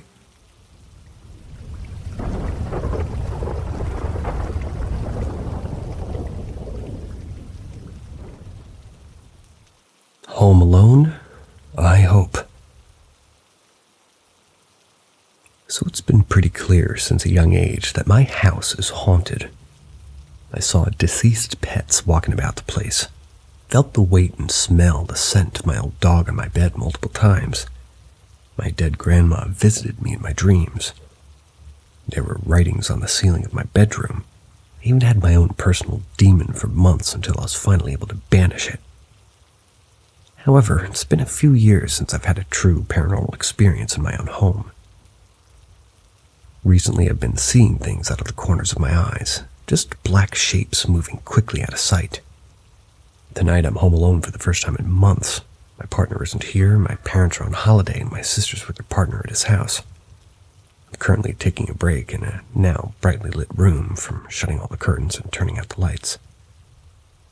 Our house is a 3-story Victorian-esque house. It's old. The attic was converted to a bedroom for my parents before I was born, I believe. My bedroom's to the left, at the foot of the stairs leading up to their room. There's also a landing window at the foot of their stairs, just before they turn into the hallway. So I had the light on the foot of their stairs. I'm a coward, sue me. And I've shut the curtains and just turned to shut off the light when a black cat-sized shape darts up the stairs past me. I call both my cats' names, and I just hear a meow from my room, my cat, and my sister's cat ends up being at the foot of the stairs and on the bottom floor of the house. I went upstairs with a flashlight and checked the room out. Nothing but a warm patch and a cat imprint at the foot of my parents' bed. So I'm thinking it's probably just my deceased cat coming for a visit, hopefully.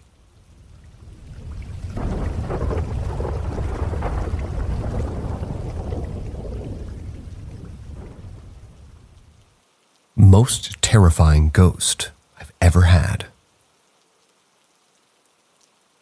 When I was staying with a friend, there was a lot of paranormal activity happening in her house.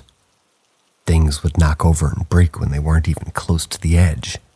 Doors would fly open when it wasn't windy.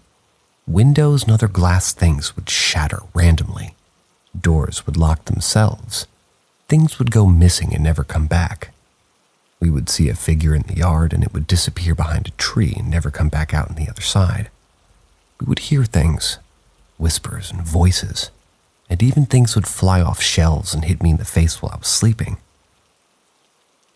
I remember it was Friday the 13th, and I felt a very bad vibe in the house that day. I went to go take a shower. This shower was big and had a mirror in it. I'm taking a shower and I feel stinging and burning on my back and shoulder blades. I panicked looking in the mirror with my back facing it. I got this feeling of pure terror when I looked into the mirror, seeing a woman with long black hair who was very pale and had a white dress on. I screamed, looking toward the wall where she was standing. Nothing. I see nothing. I got out of the shower frantically, wrapping the towel around myself, only to turn around to get out of the bathroom and see this woman again. But her eyes were gone. She was bleeding from her eye sockets. Her eyes were literally gone. She ran toward me at full speed and curled up into a ball on the floor. My friend came in to find me crying on the bathroom floor. She went to comfort me only to find I had deep scratch marks on my back and shoulder blades. I left that trip 3 days early. No fucking way I'm ever going back to that house.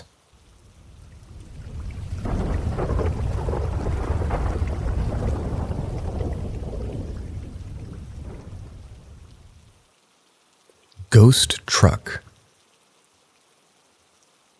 This was like 2 months ago, but it's by far the worst shit I've ever experienced. And I've been in 1800s farmhouses that make The Exorcist look like a fucking tea party.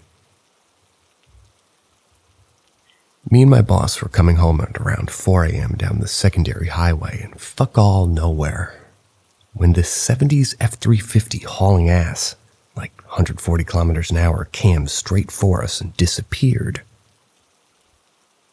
My boss didn't say a word for the next 16 hours until I showed up for work the next day. He told me to fuck off, threw the truck keys on the roof. I bring it up with a few of the locals at the nearest town a week later. They fucking lost their shit. All of them were like, "You've seen it too, I swear I wasn't tripping." Shit like that. That's when I realized this shit goes deeper than I thought. So last night I was in my basement, and I swear to fucking God, I saw an old dude wearing a torn up flannel with no legs and a quarter of his head gone. Hauled ass up the stairs into my neighbor's house because fuck that shit.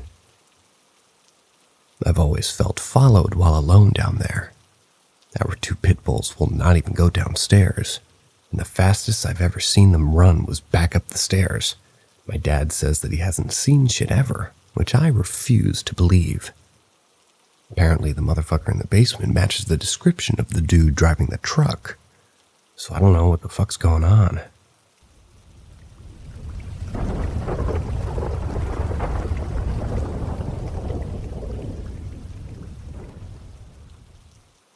Can your dead relatives visit you? My great-grandmother died in 2009. Apparently she was crazy about me.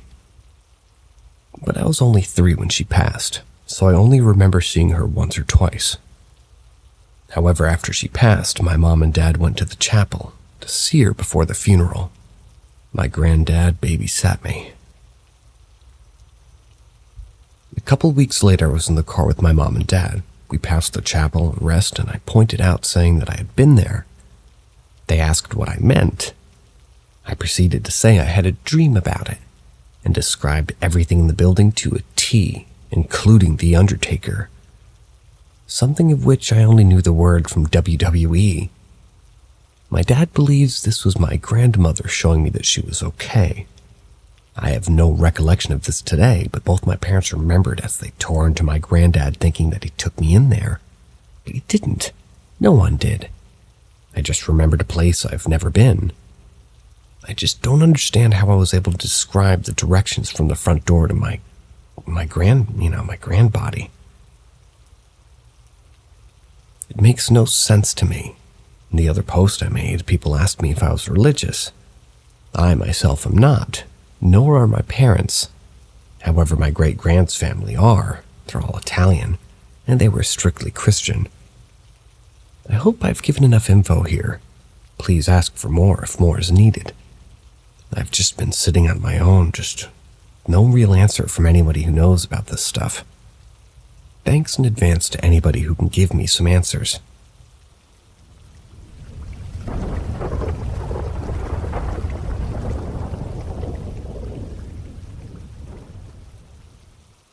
unsettling night. My mom's mimicked voice. I wanted to share this spine-tingling experience that happened to me during my sophomore year of high school. It was around fall, and my then boyfriend and I were watching Ender's Game at my place. We were home alone because my mom was at the hospital, visiting my aunt on her way back from work. As we watched the movie, the sun had already set, and I suddenly heard what I thought was my mom opening the front door. Her footsteps, the dog's excitement, and her presumed trip to the garage for a smoke seemed like a typical evening routine. My boyfriend even noticed and said, "Your mom's home." To which I casually replied, "I know." Thought nothing more of it. However, time passed and she never came inside, so I decided to check on the garage.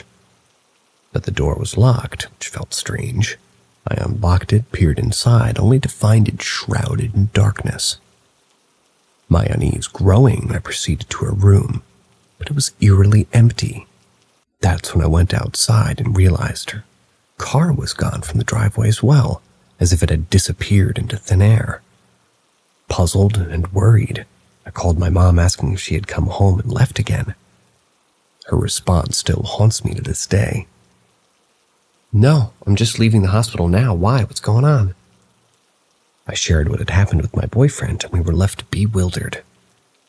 To this day, I can't explain exactly what occurred, but I know for sure that it wasn't my mom who entered the home that night. It's a chilling mystery that lingers in my memory.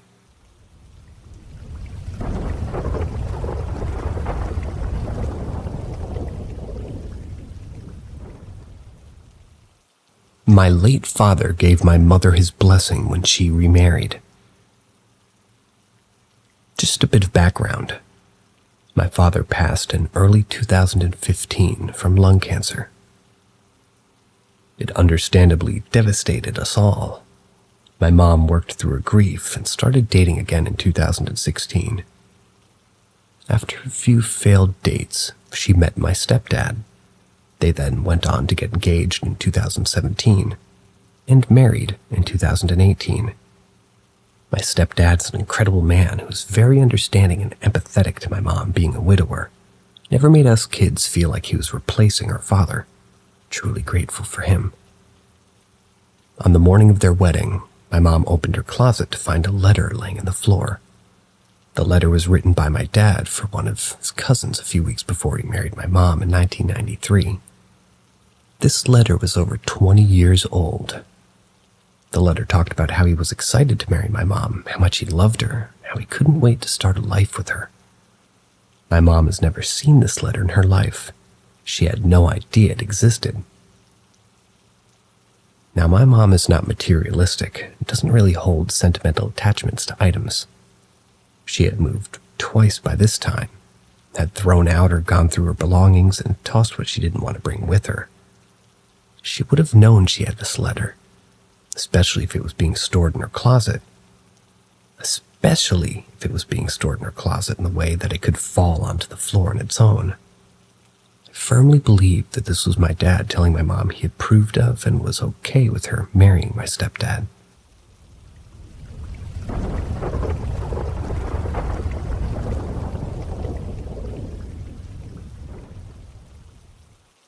Baby out of wedlock. When my mom was younger, around 12, she lived in a 3-bedroom house with her older sister, who was 15 at the time, and my grandparents. This house was built on land that had an old well on some sort of marsh. The house is still there now. It's only a few doors up from where she lives now. The story goes that a young girl fell pregnant out of wedlock, wasn't married to the boy that she fell pregnant with. This was back in the day. It was pretty much a huge no-no. So instead of giving the baby up, she decided to throw herself and the newborn down this well. Fast forward years later, and my mom, sister, and parents, they'd been out for the night at a local men's club, family pub type thing. As they walk through the door, the stairs are directly in front of them. They see this young girl sat on the stairs with a baby in her arms. My granddad chased her up the stairs into the smallest bedroom where she disappeared. Most nights they would hear a baby faintly crying or see this young girl in the back garden. A few months after the girl on the stairs, my mom's sister woke up screaming. My mom could clearly see her being pulled down the bed by her legs. My mom jumped up to pull her back and they found finger marks on her legs.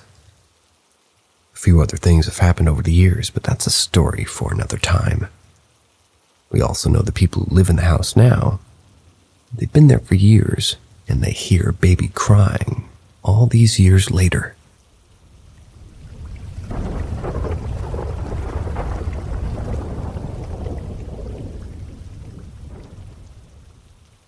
Owl experience after death. Last week, my beloved dog passed away. Our bond has always been extremely strong, starting from the first time that we saw each other. I'd gotten out of the army 3 days prior, and while walking past a rescue event randomly, I saw her. A tiny skinny pug that had just been taken from a puppy mill and who looked scared of the world. We saw each other and pretty much bonded immediately. She kind of jumped up on me and wouldn't let me put her down. For the next 10 years, she didn't leave my side, even as she grew into being a sassy dog that liked to just kind of yell at me sometimes. Eventually, she developed dementia. Before too long, we had to say goodbye. Today, I was walking out my front door, and suddenly an enormous great horned owl hooted at me, then flew across the street into a tree next to me, and for probably 30 seconds just stared at me and squawked at me, kind of like when a crow yells for other crows. It looked at me the entire time, and it felt very clear that it was directing the sound at me, kind of like it was yelling at me, like she used to. Then it flew down from the tree, went over my house and toward my backyard, hooted a few times, and was gone. I don't know how to explain it, but it felt like it was her. Is there any kind of lore that explains this? I've had a few other signs from her in the past couple of days as well, but I've never seen an owl do this before.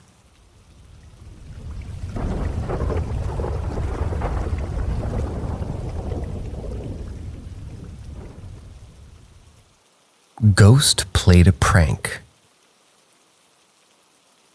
About a month ago, my best friend, her husband, and I stayed at a hotel in a very historic haunted area where we live. We decided it would be fun to do the Estes method with my spirit box. If you don't know what that is, it's a ghost hunting technique that you use with the spirit box. One person puts on a blindfold and noise-canceling headphones plugged into the spirit box, and you repeat only what you hear through the box while the others ask questions to the energy that you're trying to contact. We started off normal with her husband being the one with the box, asking typical questions like, "Is there anyone here with us?" We got a few responses, but nothing to blow our socks off. We did this for about 30 minutes until we let my best friend go under. This is when things got fun. Me and her husband asked if anybody here would like to speak. And immediately she said, "I'm here." We asked who, and she said, "It's Pat." Now, earlier that day, they used a crappy phone app to contact spirits, and they got the name Patrick, so we assumed it may be him again. We kept asking questions, and she randomly said, "I'm the one that took your phone." Earlier, when they did use the phone app, her husband lost his phone, looked everywhere toward the bed apart, and walked away to come back to it sitting right on the bed in plain sight. At this point, we're screaming and laughing like, "No way!" I make a comment saying, he pranked us." My best friend, not being able to hear a word we're saying due to the headphones, repeats, "Yeah, it was just a prank."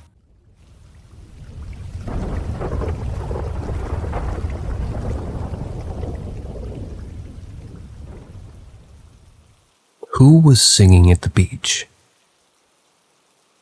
My sister Kate and her ex-boyfriend Jake were smoking at the beach when they heard singing behind them. They grew up on a lake where there was a beach. The only way to get down to the beach was a little path off of the cliff. They were sitting on a log, and around midnight they heard someone behind and above them singing from the cliff. She described it as haunting, giving her shivers up her spine. At the same time, it was the most beautiful thing she'd ever heard. She shrugged it off to paranoia because she was baked. However, when she turned to Jake, he looked terrified. She whispered, "Do you hear that?" He nodded. The singing became louder, and suddenly it was right behind them. It was a 30-foot cliff, and there was no way to get down without taking a long path to the left. They ran to the other side of the beach, and the singing continued, this time coming from their only exit, that path. They sat on a log for hours, petrified. Around 3 a.m., they heard the singing again, this time from across the beach. Something started running straight towards them, the sound of sand and rocks being moved with every step. While they didn't see an entity, it stopped about 5 feet in front of them. So they ran to the path, never looked back. This happened 9 years ago. Has anyone heard of this type of thing happening at a beach? Both of them have told me the same story, despite not speaking to each other anymore.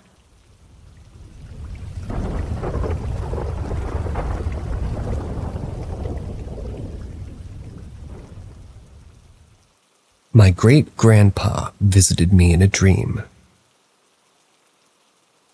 This is not necessarily super creepy, but creepy enough in a sense that it gave me some peace, and I think my grandma some peace too. It was around Christmas time. I was staying with my then boyfriend at the time and was staying over at his house and was sleeping down in the basement. That night I had a really, really strange dream. I was in a house and there was a house party going on. When I was there, an older man approached me. He knew my name and felt like I knew him too, but I knew I never met him in person and I couldn't place him. He was really sweet and really nice. We just kind of stared at each other, like we were having a conversation, but not. It was kind of strange. I felt so comfortable with him as a person does with a close family member. Finally, he said, "Hey, tell your Nana I said hi and I love her." And I was like, okay, sure. And then I woke up, told my grandma about it the next day, and said some information about what the guy looked like. She started crying on the phone saying, "You just saw my dad." Apparently, he had died a few years before that I was born, and I'm named after him. My middle name is Joe. Turns out his birthday was on December 31st. I believe he would have been 90-something. The dream I had was on December 31st.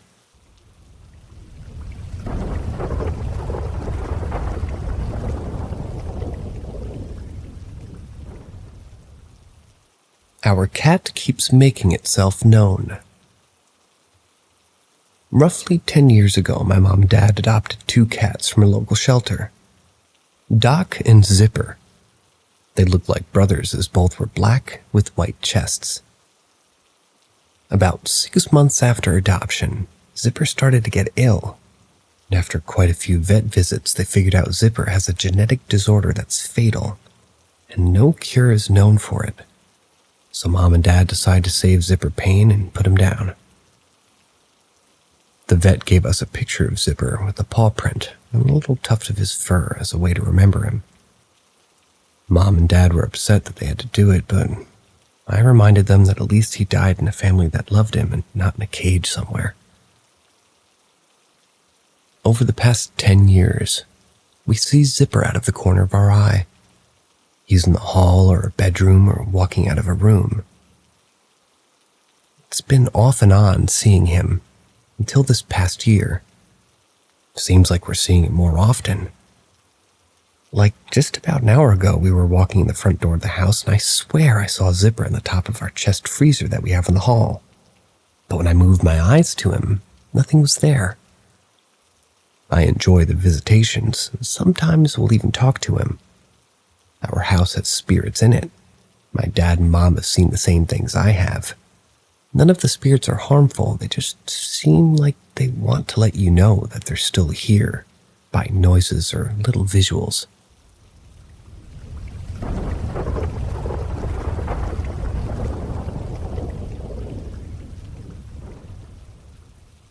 Experiences of my mom, a nurse.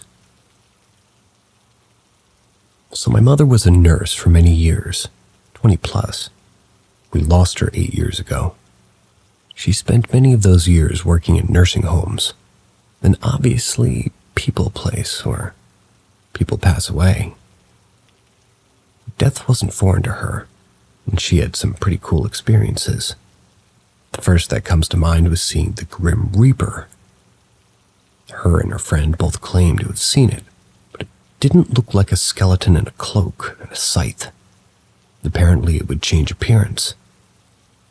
Most of the time it would appear as a tallish man in an old-time clothing, all black with a tall black hat like Lincoln's, but not as tall. Or it would just appear as a little girl, almost looked like Shirley Temple. Whichever form, they'd always see it at night walking down a hallway, usually right before a patient would pass away. Another experience convinced my mom that there is indeed an afterlife. She was caring for an old lady. Shortly before, she passed a peach-colored light that seemed to emanate from the wall at the head of her bed, but my mom said there was no lights on in the room that could create that kind of colored light. The light faded away just as the lady slipped away. There were also plenty of times when she'd hear things like conversations, but she worked night shift when everyone was asleep. She would try to look to see if anybody was there, but nope, no one.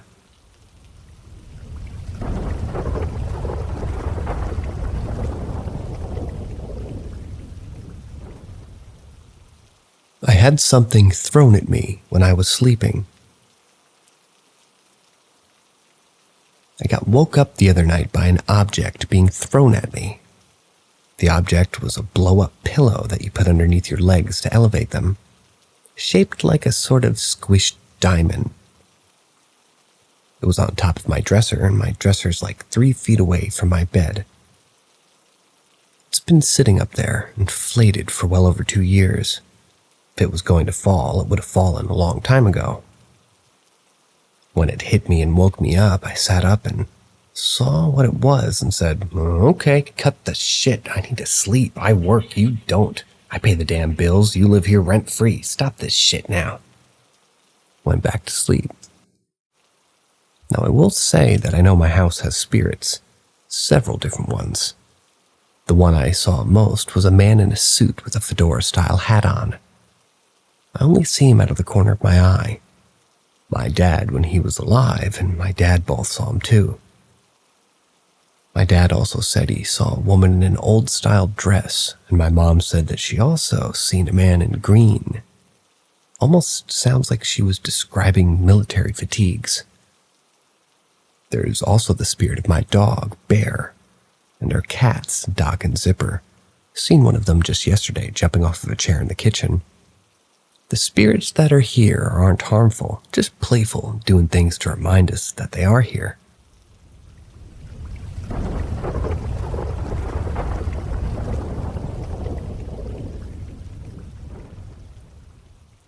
Y'all are gonna tell me I'm crazy, but hear me out. I was at my ex's house, and we were all in the living room and kitchen area. It was an open floor plan. And our son, too, is sitting on his little toddler chair and table set, eating and watching TV. All of a sudden, he falls off of his chair.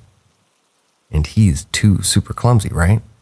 But he was all the way up on the chair for once in his life and wasn't doing anything that could have made him fall off. And the way he fell was so strange, it was like he slid off to the side of it. So my ex is asking if he's okay and chuckling. He had just smoked. He looks at me and says, "Looks like he got yeeted off the chair." And I just looked at him with my eyes wide because I thought I was just crazy and paranoid about ghosts. So I confirmed and told him that, no, really, it did look like he got pushed. I asked our son, "Did someone push you?" And he said, "Yeah." And I said, "Who pushed you?" He walked out by his table and looked around and then pointed in the middle of the empty living room. Y'all, my jaw dropped and I tried to debunk it myself by even asking who.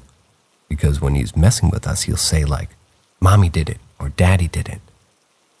I asked him again, and when I got up to stand next to him and he looked around, this time he was looking for it again like he couldn't find it, and then points to this empty spot between both of our sofas.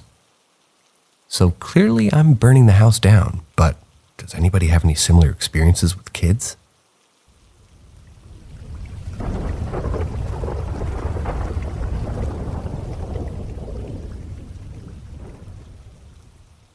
Ask Reddit. When I was 11, my family moved to a very old house, built in the 1890s, I think. It was in a different state. The first night there, I didn't have many of my things unpacked yet. The TV wasn't hooked up, so I dragged out my keyboard and started to play. As I'm playing some terrible song I learned in music class, a chill goes down my neck. I look over to the window on the other side of the room and see my reflection.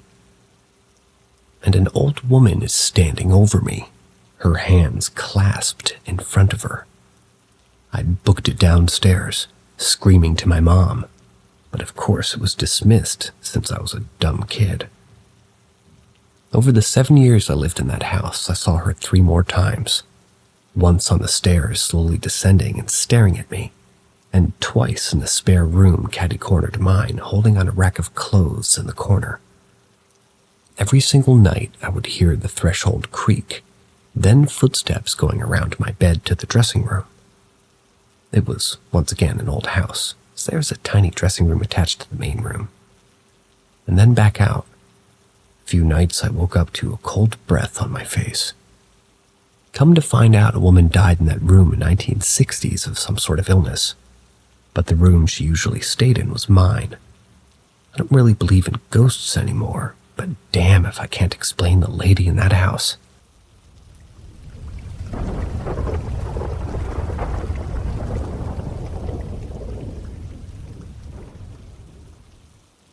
Ask Reddit. Mine is secondhand. My stepmom and my dad used to work opposite shift there for a while. He was on nights, her on days. They had a set of baby monitors from when my sister and I were babies. My dad said they could record short messages with them. They would leave them out on the coffee table for the other to hear when they got home from their shift. This went on for a bit. Then once their shifts lined up, they put the monitors away in storage. She died of cancer at a really young age. My dad had just gotten back from the funeral and was home alone. He spent that night going through their things, packing some of her stuff away. He said he had one of the baby monitors sitting out on the coffee table and it woke him up in the middle of the night. Woke him up with an old message going off on repeat that she had recorded. It said, "I love you, Mike. I love you, Mike." Over and over. My dad told me he just sat on the couch in the dark and listened to her message until the batteries died. A couple of weeks later, he had picked us kids up for the weekend. After my sister and I went inside, he said he was sitting on the porch smoking, and a strong gust of wind blew. He said he could smell her perfume that she always wore. It scared me hearing those stories as a kid, but now I can see the beauty and peace in those experiences.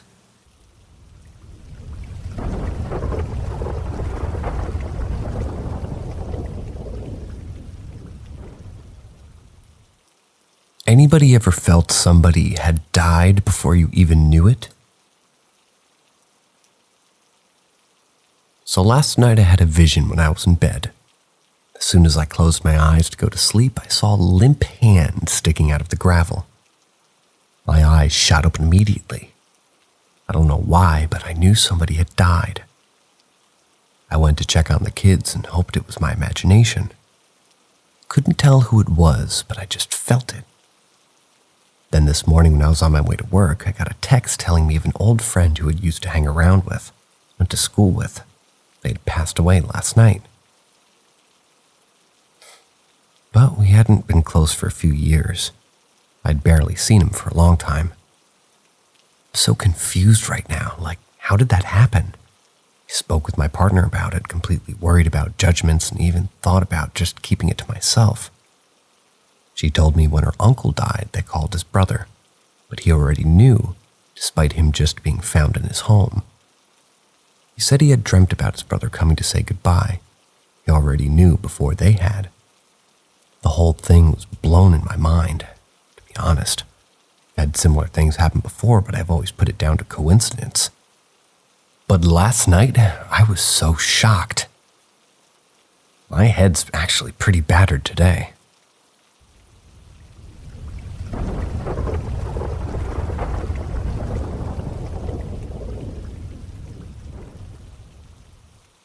I always said I don't believe in ghosts, but then I remembered the ghost I saw. I have something I can't explain away. This was probably 5 years ago while I was driving down North Carolina for my great-aunt's funeral. I left after work in Pennsylvania and drove down I-81. At midnight, I was just getting to Tennessee. It was around the top of a mountain. I remember it was a full moon because I could see surprisingly well in a spot that's typically pitch black. As I started coming down the hill, I clearly saw a man riding a bicycle up the mountain on the left shoulder. I've biked on the interstate so much I'm not one to judge there, but he didn't have a front light, which seemed irresponsible to me, especially for someone biking against traffic. I looked in my rearview mirror as he passed to see if he at least had a backlight. He was completely gone. He hadn't crossed the road, wasn't on the other side of the median. Nothing. I looked back as I passed him, so I only lost sight for a moment. There weren't any exit ramps either. I've never checked whether a bicyclist was killed there once or anything because I barely knew where I was. I'm certain this part is a coincidence, but as soon as I got to the bottom of the mountain, I spent the rest of the night driving through a thick fog all the way to my destination. Super spooky.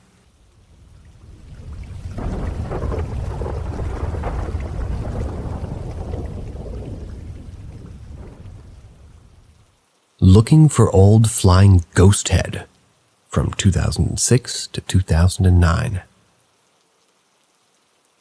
There's a video somewhere that I can't find anywhere, and I remember seeing it when I was very young, scaring myself with low-quality 240p ghost videos on good old days of YouTube.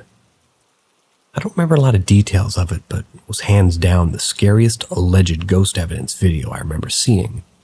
Can't find it anywhere. Perhaps somebody knows what it is, or knows where to find it. I only remember a distinct part of the video.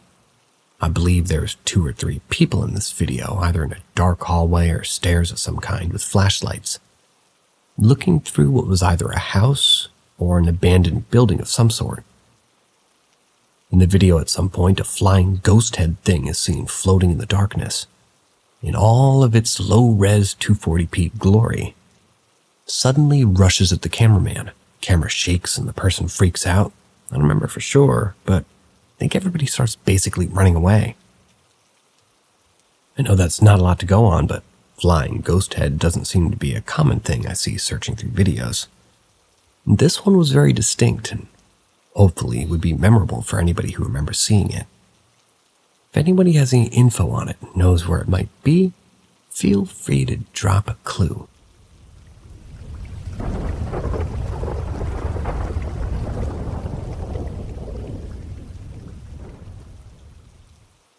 My cat has a doppelganger. Where I live, we have many stray cats in the area. One day, a skinny black cat came to me meowing to come inside. I started feeding him every day and eventually got used to being inside, and let's advance ahead now. It's been 4 years, and he's healthy and loves staying inside as much as out. He's an older black cat, not sure what age he is. He loves to sleep in my room at night, and I keep a nightlight on.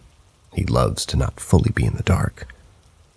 He'll sleep on a small padded chair I keep in my room against the wall in front of my bed. I first noticed this one night about a year ago, thinking that I was dreaming. My cat was sleeping in his chair, and below the chair toward the floor was a dark mass as well. It was the spitting image of the black cat. It seems to mimic what he does. When I get up to go close it, it'll always be gone. I see this thing or entity quite frequently, and it's usually always somewhere near the cat. I saw it cleaning its paws and face, and this was below the chair as my cat slept. I could see its pointy ears flicker as it moves its paws over them. I've seen this so many times now, I don't even get scared anymore.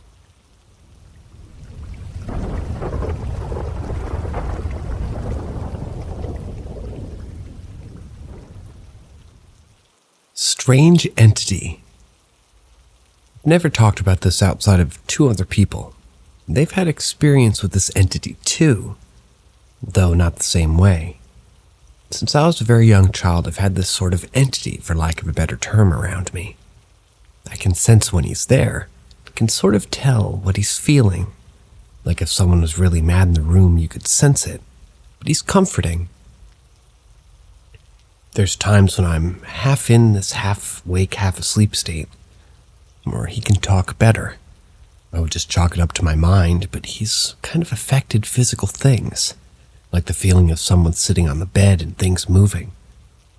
And then the point I started realizing it wasn't just in my head was when I was laying in bed having a disagreement with my late husband, and all of a sudden he just gets pushed off the bed. Not like if I had done it where the first thing started to move would be his chest, but his whole body in one straight line was pushed off. He actually jumped up and said that was the entity, wasn't it? Like he could tell. And that's happened with my current husband too, where I'll be on the other side of the room or something and will push him hard, enough to knock him over. I'm just 5'3" compared to his almost 5'11". My current husband has said that it was probably this entity, like he can sense this different energy when it reacts to him.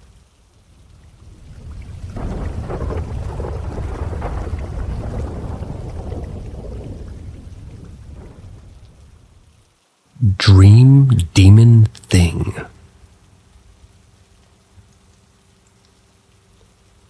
So last year, I have a terrifying nightmare. I was wondering if you all thought it had meaning. In the dream, I woke up in my room with a black cat by me in my bed. It was nighttime. It felt incredibly real and I could feel everything.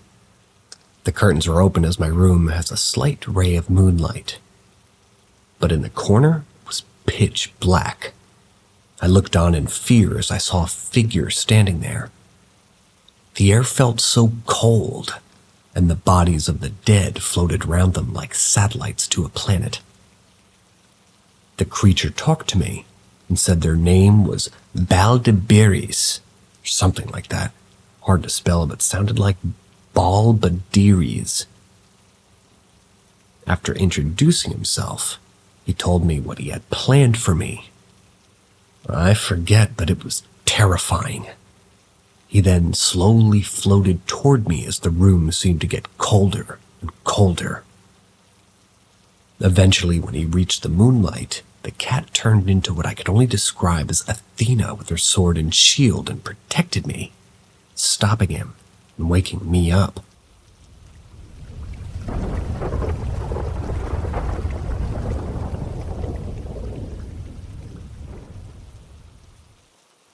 My grandmother's curse.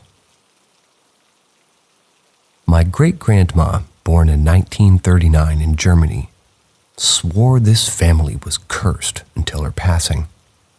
When she was around 12, her sister went missing on December 24th, though I don't have the exact year. Fast forward to her adulthood, she made her way to America, where our family has been ever since. Every year since, come Thanksgiving, weird things start happening to us. Lights flicker, TVs change channels, mysterious illnesses. In 2021, our 11-month-old puppy collapsed and died on Christmas Eve morning. 9:19 a.m. That number burnt into my memory with an inconclusive autopsy. I vividly remember my great-grandma, even in her wheelchair-bound last months, following us during Christmas gatherings. She was paranoid, fearing whatever haunted our family might claim another child. Family members are convinced it's a haunting, but I lean towards trauma. Thoughts? I'm open to answering questions. My storytelling might not be top-notch. I blame my ADHD for that.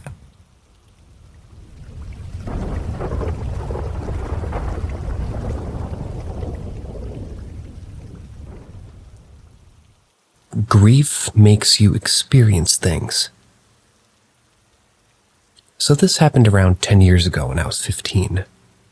My grandfather had passed away about 3 months prior, and my grandmother couldn't live in the house anymore on her own because of mobility issues. Now, important extra information. She told us several times that she'd see her husband laying in bed or standing in the bedroom at night after he passed. We always brushed this off a little bit. One of the last nights of us cleaning out the house, it was around 17:30, which is 5:30, by the way, guys, and getting dark outside.